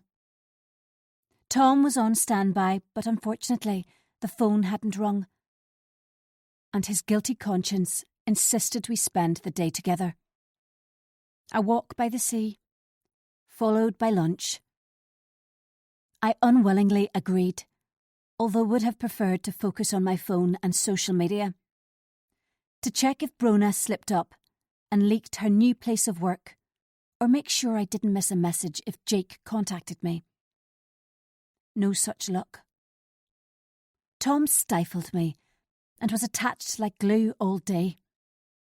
The walk he suggested was on a beach halfway between the village and the north coast. We had lunch at a neighbouring cafe, taking a table by the window. My heart constricted with guilt as Flora appeared. That was why he'd been so insistent we eat there. I berated myself for my selfishness and concealed my discomfort with a laugh. Lunch was lovely, Flora happy, Tom self-righteous, and throughout, my phone vibrated face down on the table. It took all my willpower not to grab it and tear into the toilets. It was getting dark by the time we returned to the village. Light drizzle gave the world a soft glow, and I anticipated going for a run. Then I would hide behind the hedge and watch my nemesis as she laughed and conversed with Jake in his kitchen. However, Tom was sulky at my suggestion of a jog and moaned so much I gave in and watched the television with him in the living room. An old movie played as displeasure gushed and impatience nipped. Thankfully, my prayers were answered when his phone rang and he learned he would have an early flight to Doha in the morning. Ecstatic at the prospect of a day alone, my smile was genuine. I could endure him for another few hours, then tomorrow would be spent doing exactly what I wanted, with no demands. Next morning, I woke refreshed and more positive. It had been dark when Tom slipped out of bed, and I kept my back to him as I counted down the minutes till he left. Freedom was tantalisingly near. As soon as the front door closed with a thud, I reached for my mobile, unable to resist. Surprisingly, Brona had been completely absent from social media since Thursday, after an effusive post about her leaving present. There'd been no mention of her brush with death, nor future plans. The idea took hold I should visit them and make amends, buy them a present, and take it round to Jake's. Surely a good friend would mark their leaving with an individual gift, rather than give a few pounds to the collection. Buzzing with sudden energy, I practically ran downstairs to make coffee and reflected on what I should buy. A plant? Oh, too boring. A picture. Then I remembered Jake's bare walls. Coffee mugs, with something cute like best friends are forever. Insincere, but it had potential. There was a gift shop in Ballyravy. There was bound to be something appropriate. My good humour evaporated with each bite of toast. Brona no longer being in my workplace would be a nuisance, as I'd have no opportunity to spoil her work or keep one step ahead of her plans. Immediately, I was furious with both her and Jake, for their duplicity and their coupledom, for deceiving me. Really, they didn't deserve a present. They deserved my temper and my disappointment. A shower diluted my nerves, and as I dried off, I reverted to my original idea. I'd buy a gift and take it around after lunch. The last thing I wanted was to visit too early and catch them half naked. My breakfast soured in my stomach. I spent a bad-tempered 20 minutes selecting a present, which would imply sadness, but in reality meant nothing. You are dead to me. Matching tumblers piqued my interest, but I opted for I'll never find better colleagues than you ones instead. 10 more minutes were wasted choosing an appropriate card. My spirits were lower than they'd been all week when I reached home.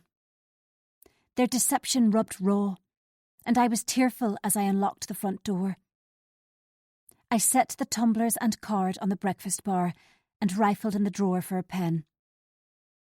Tempting as a red pen was, they might recall the condolence card had been signed in red ink, so I chose a black one. As I deliberated what to write, I chewed the end of it. It didn't really matter, but I had to maintain the pretense of being distressed at losing them both. Finally, it came to me. Thank you both for being not only colleagues in a million, but such great friends. I rummaged in the drawer for a gift bag, having forgotten to purchase one in the shop, and glanced at the clock. 11 o'clock. Too early to turn up unannounced at Jake's door. I made another coffee and settled on the sofa in the conservatory to scroll through my phone. There were several messages from book club I'd missed. I'd become so self-involved over the past few weeks. My friends had been relegated to the bottom of my priorities. Sheepishly, I read them. Annie had been back to the breast clinic after finding a lump. Thankfully, she'd been given the all clear, and I texted an apology for my lack of reply and to express my delight. Laura was excited about a long weekend to Edinburgh with Sam at Easter. Kate had been whinging about her kids. No mention of Miranda, nor David. Just the usual litany of complaints about her children. Normal, everyday stuff, which had become irrelevant as my fixation with Brona had grown. Keiko jumped up on my legs, and I absent-mindedly stroked her while considering everything. For too long, I defended my behaviour as reasonable, convinced I'd been the injured party.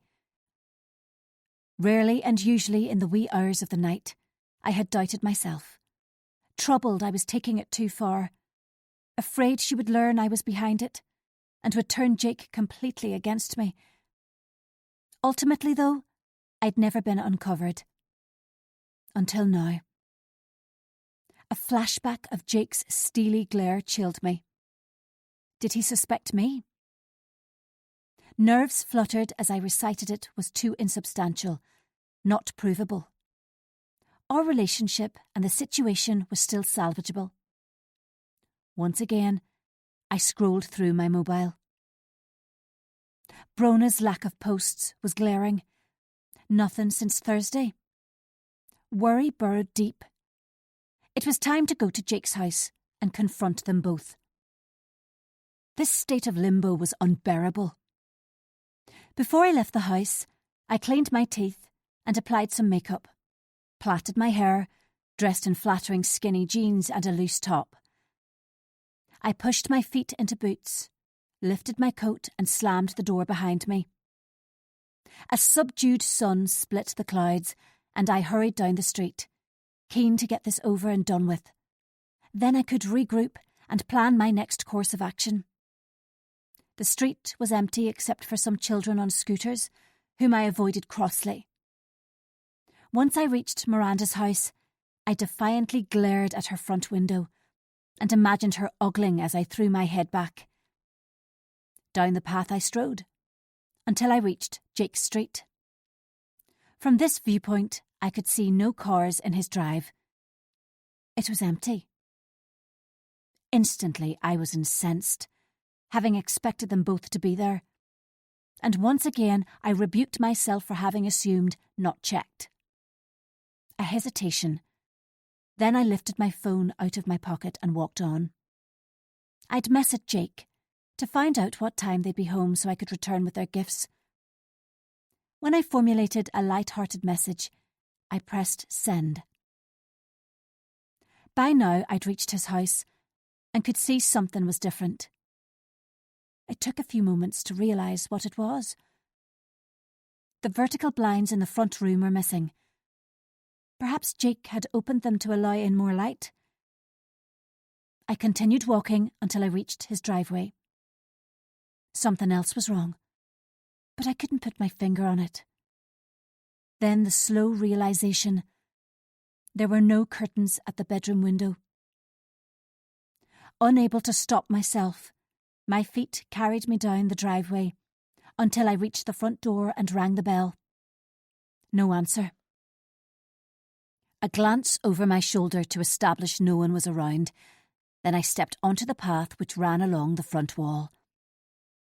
When I drew level with the living room, I gasped aloud. The room was empty. No furniture at all. What on earth was going on?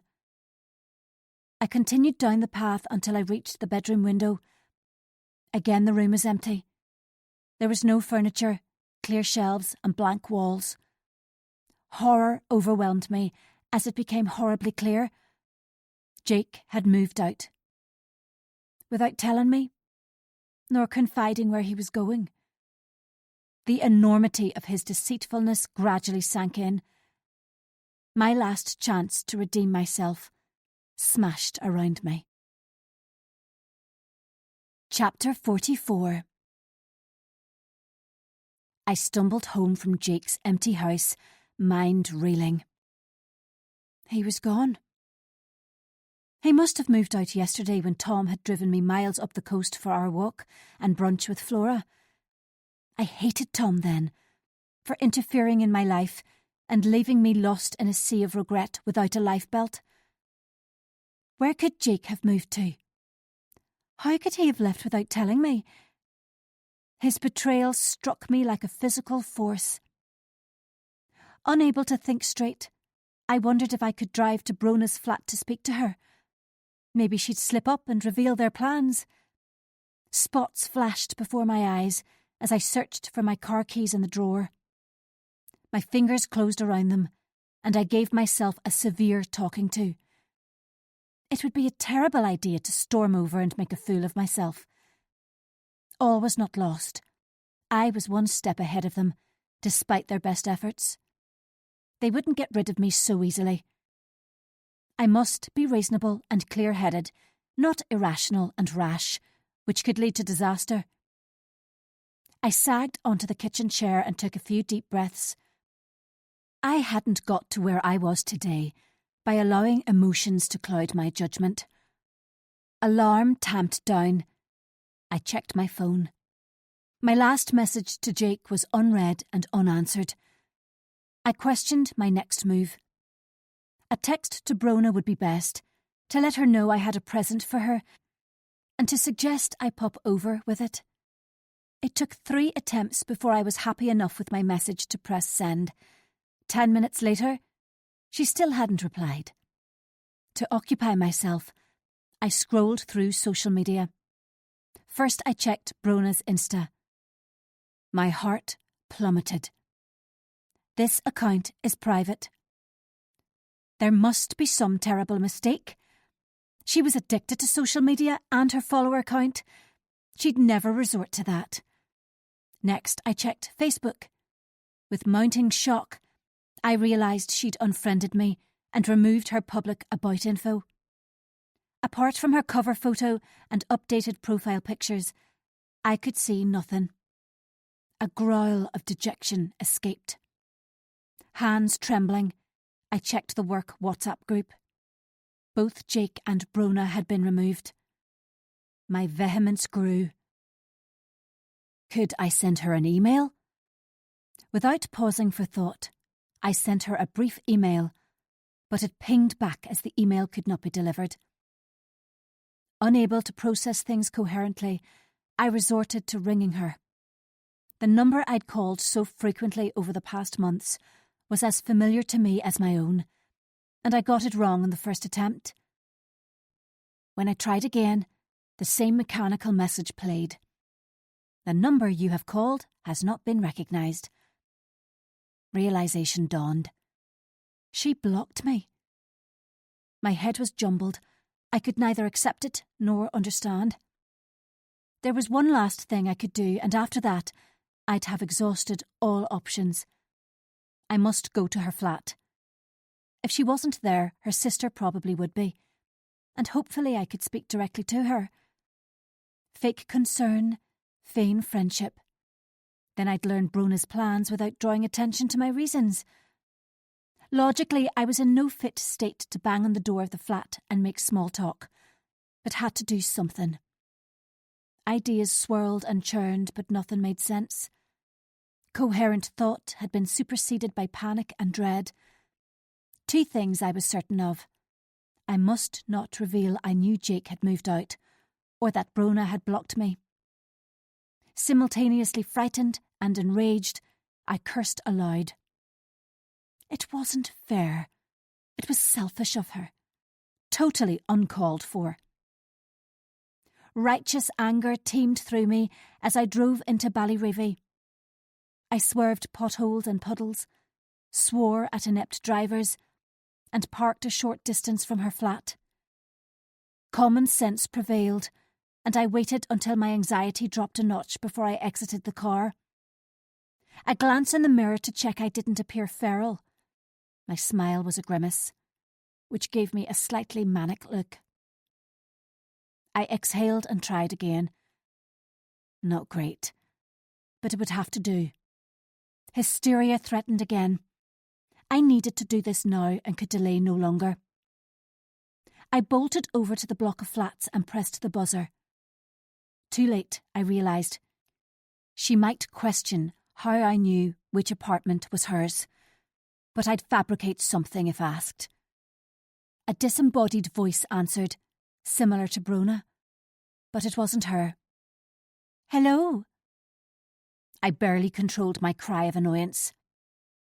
"Hello, is Brona in?"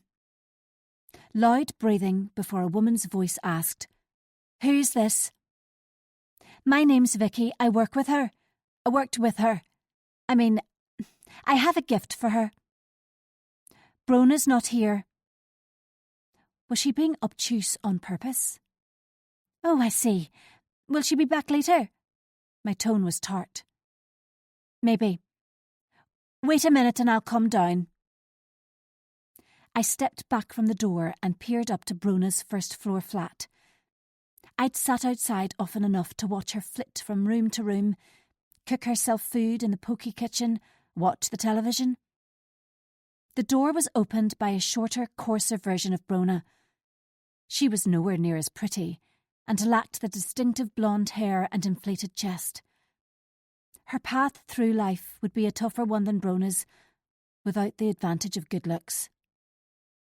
She leaned against the doorframe and crossed her arms. Bushy eyebrows raised, she silently observed me. I knew her name, where she worked, and that she watched daytime telly when she came off night shift. She had a casual boyfriend who tended to visit when Brona was elsewhere, and had a habit of cooking wearing nothing but an apron. Thankfully, I remembered in time. I was a stranger to her. I forced a smile. "Hi." No answer except a scornful glare. I held up a gift bag with a small laugh. "I've a present for Brona." She made no attempt to reach for it, which nettled me greatly. Finally, a slow drawl. "Brona mentioned you. I didn't think you'd turn up here." "What do you mean?" I snapped, all pretense at cordiality snuffed out. "Brona told me you fancied Jake, and about how you chased him." We had such a laugh about a middle-aged woman hassling my gorgeous sister's fiancé. "Jake and I were friends, nothing more. I'm happily married. I didn't chase him." My voice sounded pitiful. The fire within me doused. "Ha! That's not exactly how they described it to me." I backed away, afraid of the acrimony in her face and truth of her words. "Will Brona be home later?" I stuttered, unwilling to drop it. "No, she won't. And before you ask, I'm not telling you where she is." The door slammed in my face, and I was left open-mouthed. Self-pitying tears pricked my eyes as I wheeled around before indignation swelled. Bitch. I rang the buzzer again and again, but it remained unanswered. Finally, she leaned out of her living room window above me and shouted down, "If you don't stop ringing the buzzer, I'm going to phone the police. Now get lost." The window shut with a bang before I could reply. It was like a bucket of icy water had been thrown over me.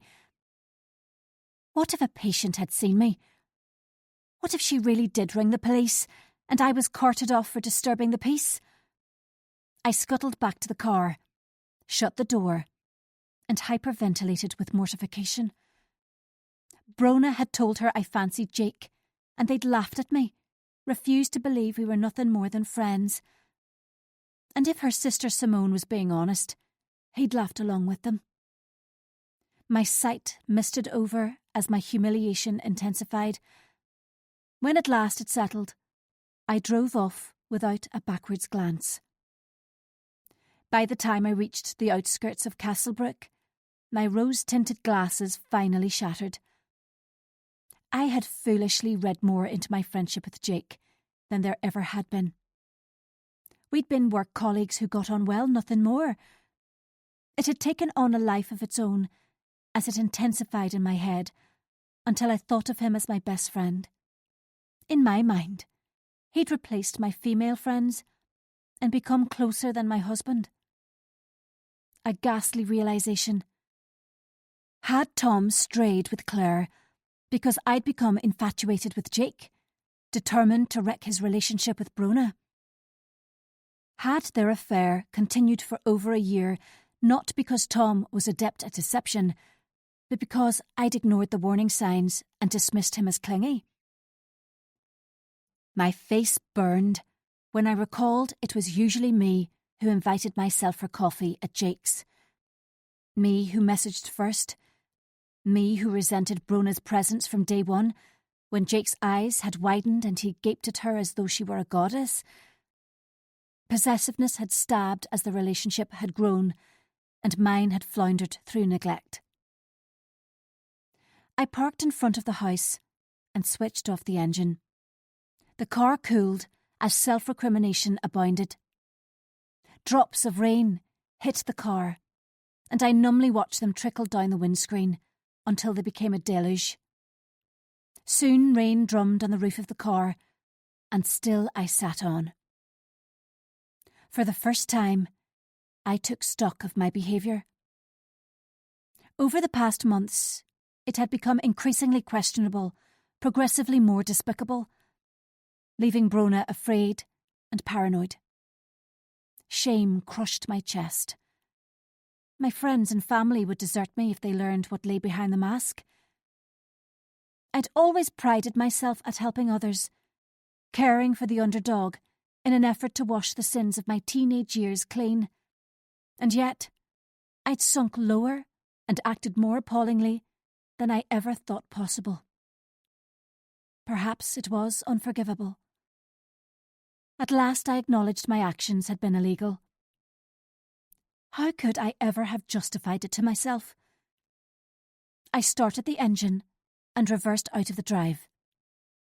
There was only one person I could unburden myself to, who would listen without judgment as I confessed what a truly awful thing I'd done. Chapter 45. When I arrived home, the house was in darkness, and rain fell continuously from the heavens. I parked on the drive, clambered to the door, and scrambled with the lock. Keiko barreled out from beneath a bush and straight into the hall, crying for food. It was as if nothing had changed. The fragrance of jasmine still hung in the air from the candles I'd lit at breakfast. Rubber gloves were folded beside the sink. My charger lay on the breakfast bar. And yet, so much was different. Or it was me who was different. I'd driven high above the village to Claire's home, which hugged the side of the Antrim Hills. The scene of many happy book club get-togethers, when the five of us had gossiped over copious glasses of wine, barbecues in the hut, play dates when our children were small, weekend breaks to foreign cities. The wind had buffeted me as I exited the car, and I'd forgotten how blustery it always was up here. The road to the coast shimmered far below, and headlights twinkled in the gloom. When I rang the bell, Claire had answered after a few moments, and a look of dismay tore across her cheeks. A pause, when our shared history rumbled between us. Then she'd mutely stepped back to allow me to enter. I followed her into the front room and gratefully accepted her offer of coffee. My eyes whizzed around when she disappeared into the kitchen, to allow both of us to catch our breath. The view of the valley through the floor-to-ceiling windows was stunning, and in the distance Cave Hill towered above Belfast. No wonder she'd withdrawn here when her life imploded. When she returned, her face had regained some colour, and she sat on the sofa opposite me. Our conversation and my admission of poor behaviour was something I would analyse for hours to come. Her eyes had narrowed, and mouth tightened, as I'd falteringly confessed my latest sins. Naturally, I couldn't admit to everything, but glossed over the worst of my actions to pretend it wasn't quite as awful as it really was. An admission of complete guilt was dangerous. When I finished speaking, I primed myself for the attack. A barrage of insults, a ball of horror. However, rather than deride me, she made a comment about menopausal madness, Laura's favourite excuse for bizarre midlife behaviour. "Why did you tell me?" she asked later as I rose to leave. "You of all people would be least likely to judge my mistakes." She grinned suddenly, and with a lift of her eyebrows, showed me out. Our friendship was in no way restored, but it was promising. Back in my own kitchen, I boiled the kettle to make a cup of mint tea and replayed the day. The doorbell cut through my musings, and I sighed heavily. There was no one I wanted to see or speak to, so delayed in the hope they'd leave. No such luck. The bell chimed again. Irritated, I walked into the hall to find Kate and Miranda standing at the front door, with Miranda's finger on the bell. My tenuous link with poise frayed. I was in no mood to listen to them rant and rave at me, so reluctantly opened the door. "Kate, Miranda, to what do I owe the pleasure?" I blocked their way as frigid air brushed my skin. Kate exhaled audibly. "We've come to see if we can sort this issue out, without a fight or finger-pointing." "Was this your idea?" She nodded vigorously while Miranda smirked at her shoulder. Although I wanted to slam the door in their faces, I moved aside, weary to the bone. There was nothing they could say which would change my mind about Miranda, though they might try. They plodded into the living room behind me and sat together on the sofa. Kate was clearly uncomfortable, with puffy dark rings under her eyes and a tremor in her hand. She noticed me looking, so interlocked her fingers on her lap and eyed me suspiciously. Suddenly, pity for her flooded through me. I could make this difficult, but she'd been my friend for years, and I longed to rebuild bridges. So I allowed her to take the lead, ignored Miranda's pointed expression of thirst, and settled back on the armchair. Kate's earnest words swooped and dived, and never once did Miranda's sly sneer lift from me. Finally, the room fell silent. I cleared my throat to give myself time. "Okay, I've had a lot on my plate, as you can imagine. Maybe I've been a little less tolerant than usual." Miranda ostentatiously rolled her eyes, and I wanted to snap and snarl, but continued placidly. "As I've repeatedly explained to you, Miranda, it would be unethical for me to treat you. Your complaint has been investigated and dealt with, so it would be unprofessional of me to discuss it now. Regarding the book club, well, I'm afraid I'm still of the same opinion. For now, it should be the four of us." Miranda sniffed loudly. Before she could intervene, I said firmly, "I'm sorry, but it's how I feel." "Thanks for being so honest." Kate spoke before Miranda could answer. "You've been through a lot, but I know Miranda is distressed at being excluded. I don't like rejecting anyone, so it might be best if we leave it for a while and see how things are then." Oh, for goodness sake, why can't they drop it? I thought to myself. Who wants to be included in a group of friends when you've been told over and over you aren't welcome? The atmosphere grew heavy as I weighed up my options. Kate's eyes beseeched me and unease spread. Whatever the real reason for this visit, it had been at Miranda's insistence. Kate was practically begging me to accept her offer, so I gave in. Agreed to revisit in a couple of months. Pliantly smiled and nodded along, play acting. Kate deflated in front of me, as strain seeped from her. Miranda grinned triumphantly and relaxed back against the sofa. She crossed her legs and made another comment about being thirsty. My hands curled into fists and I took no notice. It was another 15 minutes before they stood to leave, though I could scarcely bring myself to converse. Annoyance at the imposition and the beginning of a headache made me short-tempered. Miranda was ruthless, chatting and smiling, though Kate grew quieter and more reserved. In that moment, I wondered why Kate persevered with this friendship when it had given her nothing but trouble. At the front door, Miranda smiled patronisingly and clamped her hand to my forearm. I wanted to shake her off angrily when her sticky fingers pressed too long. Kate hugged me and whispered her thanks into my ear, so low Miranda couldn't hear. When she pulled back, I caught a whiff of something sour on her breath, with a smidgen of mint. Again I wondered what exactly she was hiding, but with Miranda's hawk eyes on us, I had no choice but to leave it unasked. Something was amiss with Kate. There was no question about it. She was jumpy and nervous.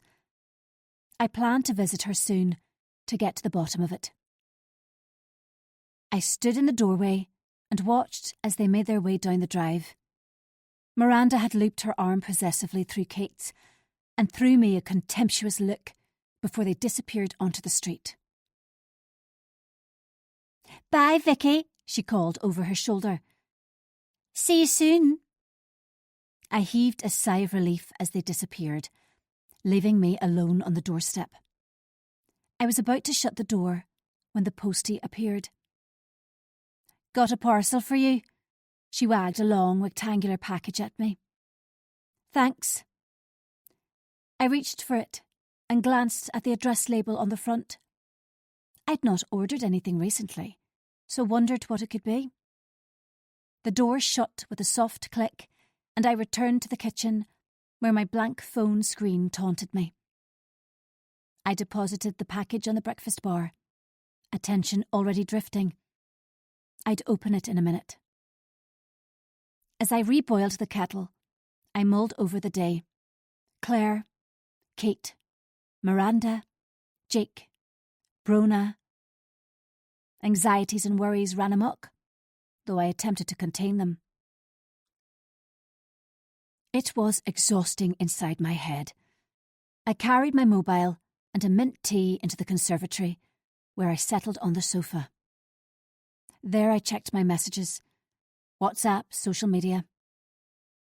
There was no communication from either Jake or Brona.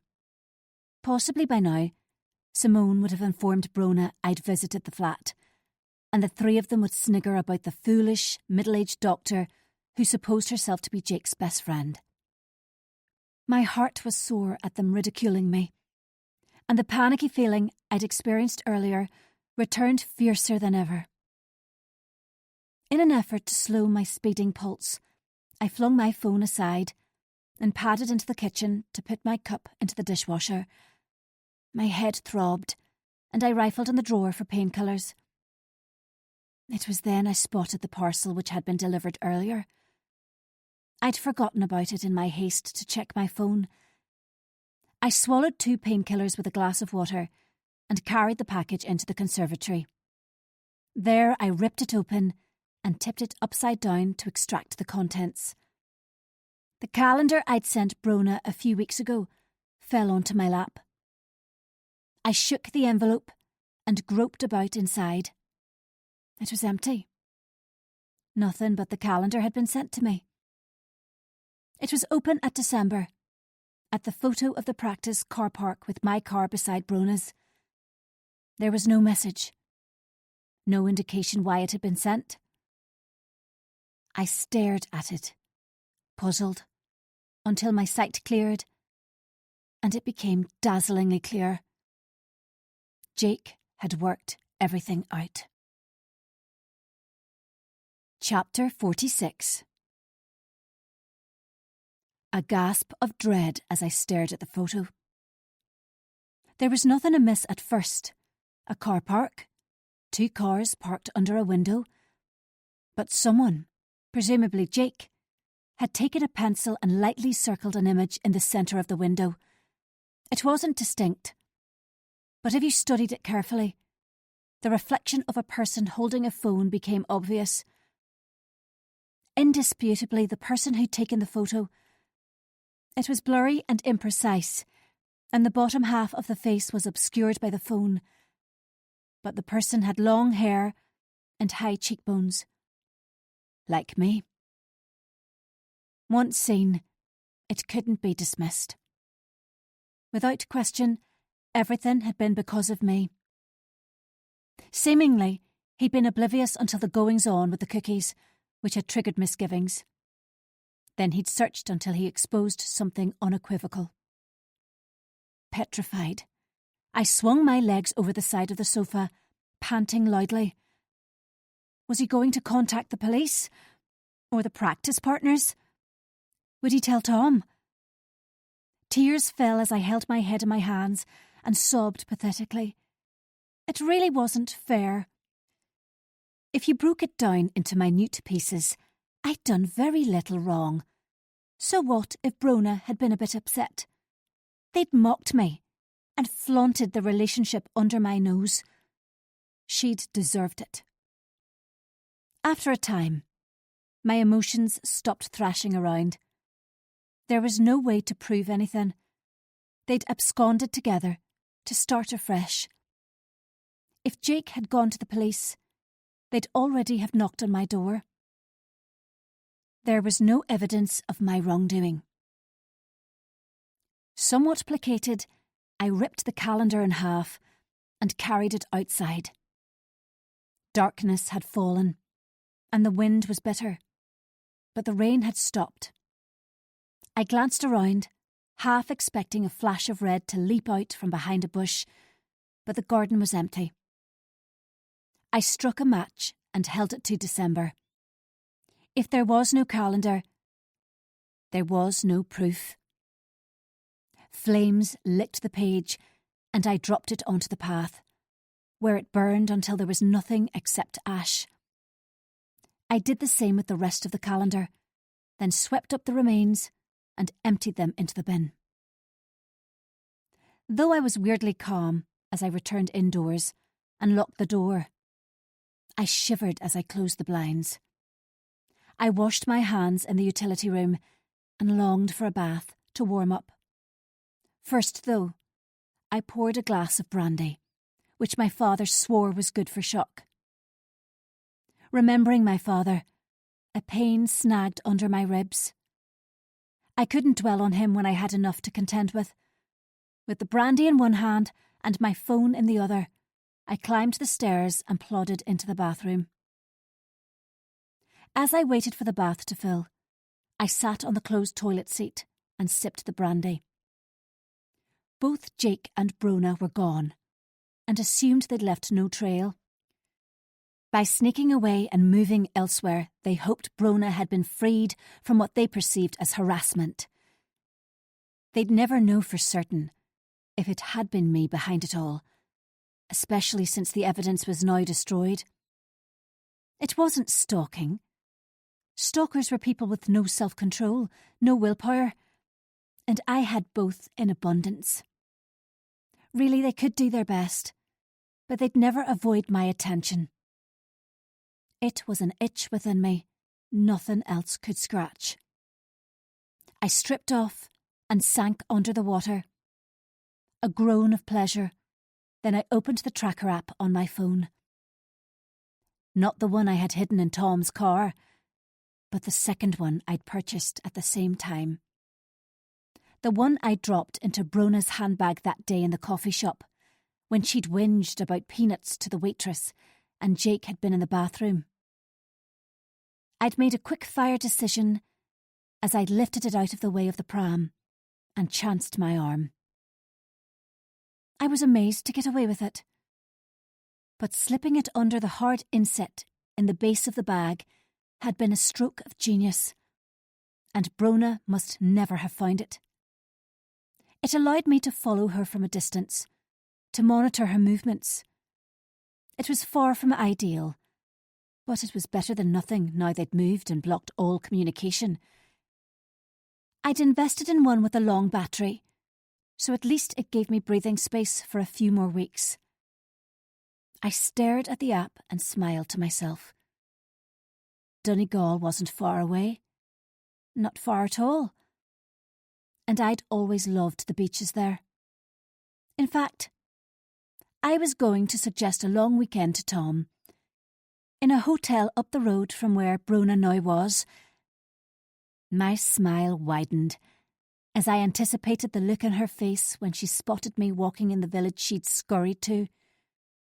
She thought she'd been so smart. But she never stood a chance. This recording of The Cheated Wife was presented by Dreamscape Media LLC. Narrated by Jade Hurrell. Copyright 2025 by Alison Irving. Recording copyright 2025 by Dreamscape Media LLC. Thank you for listening. Please check dreamscapepublishing.com for Dreamscape's latest releases.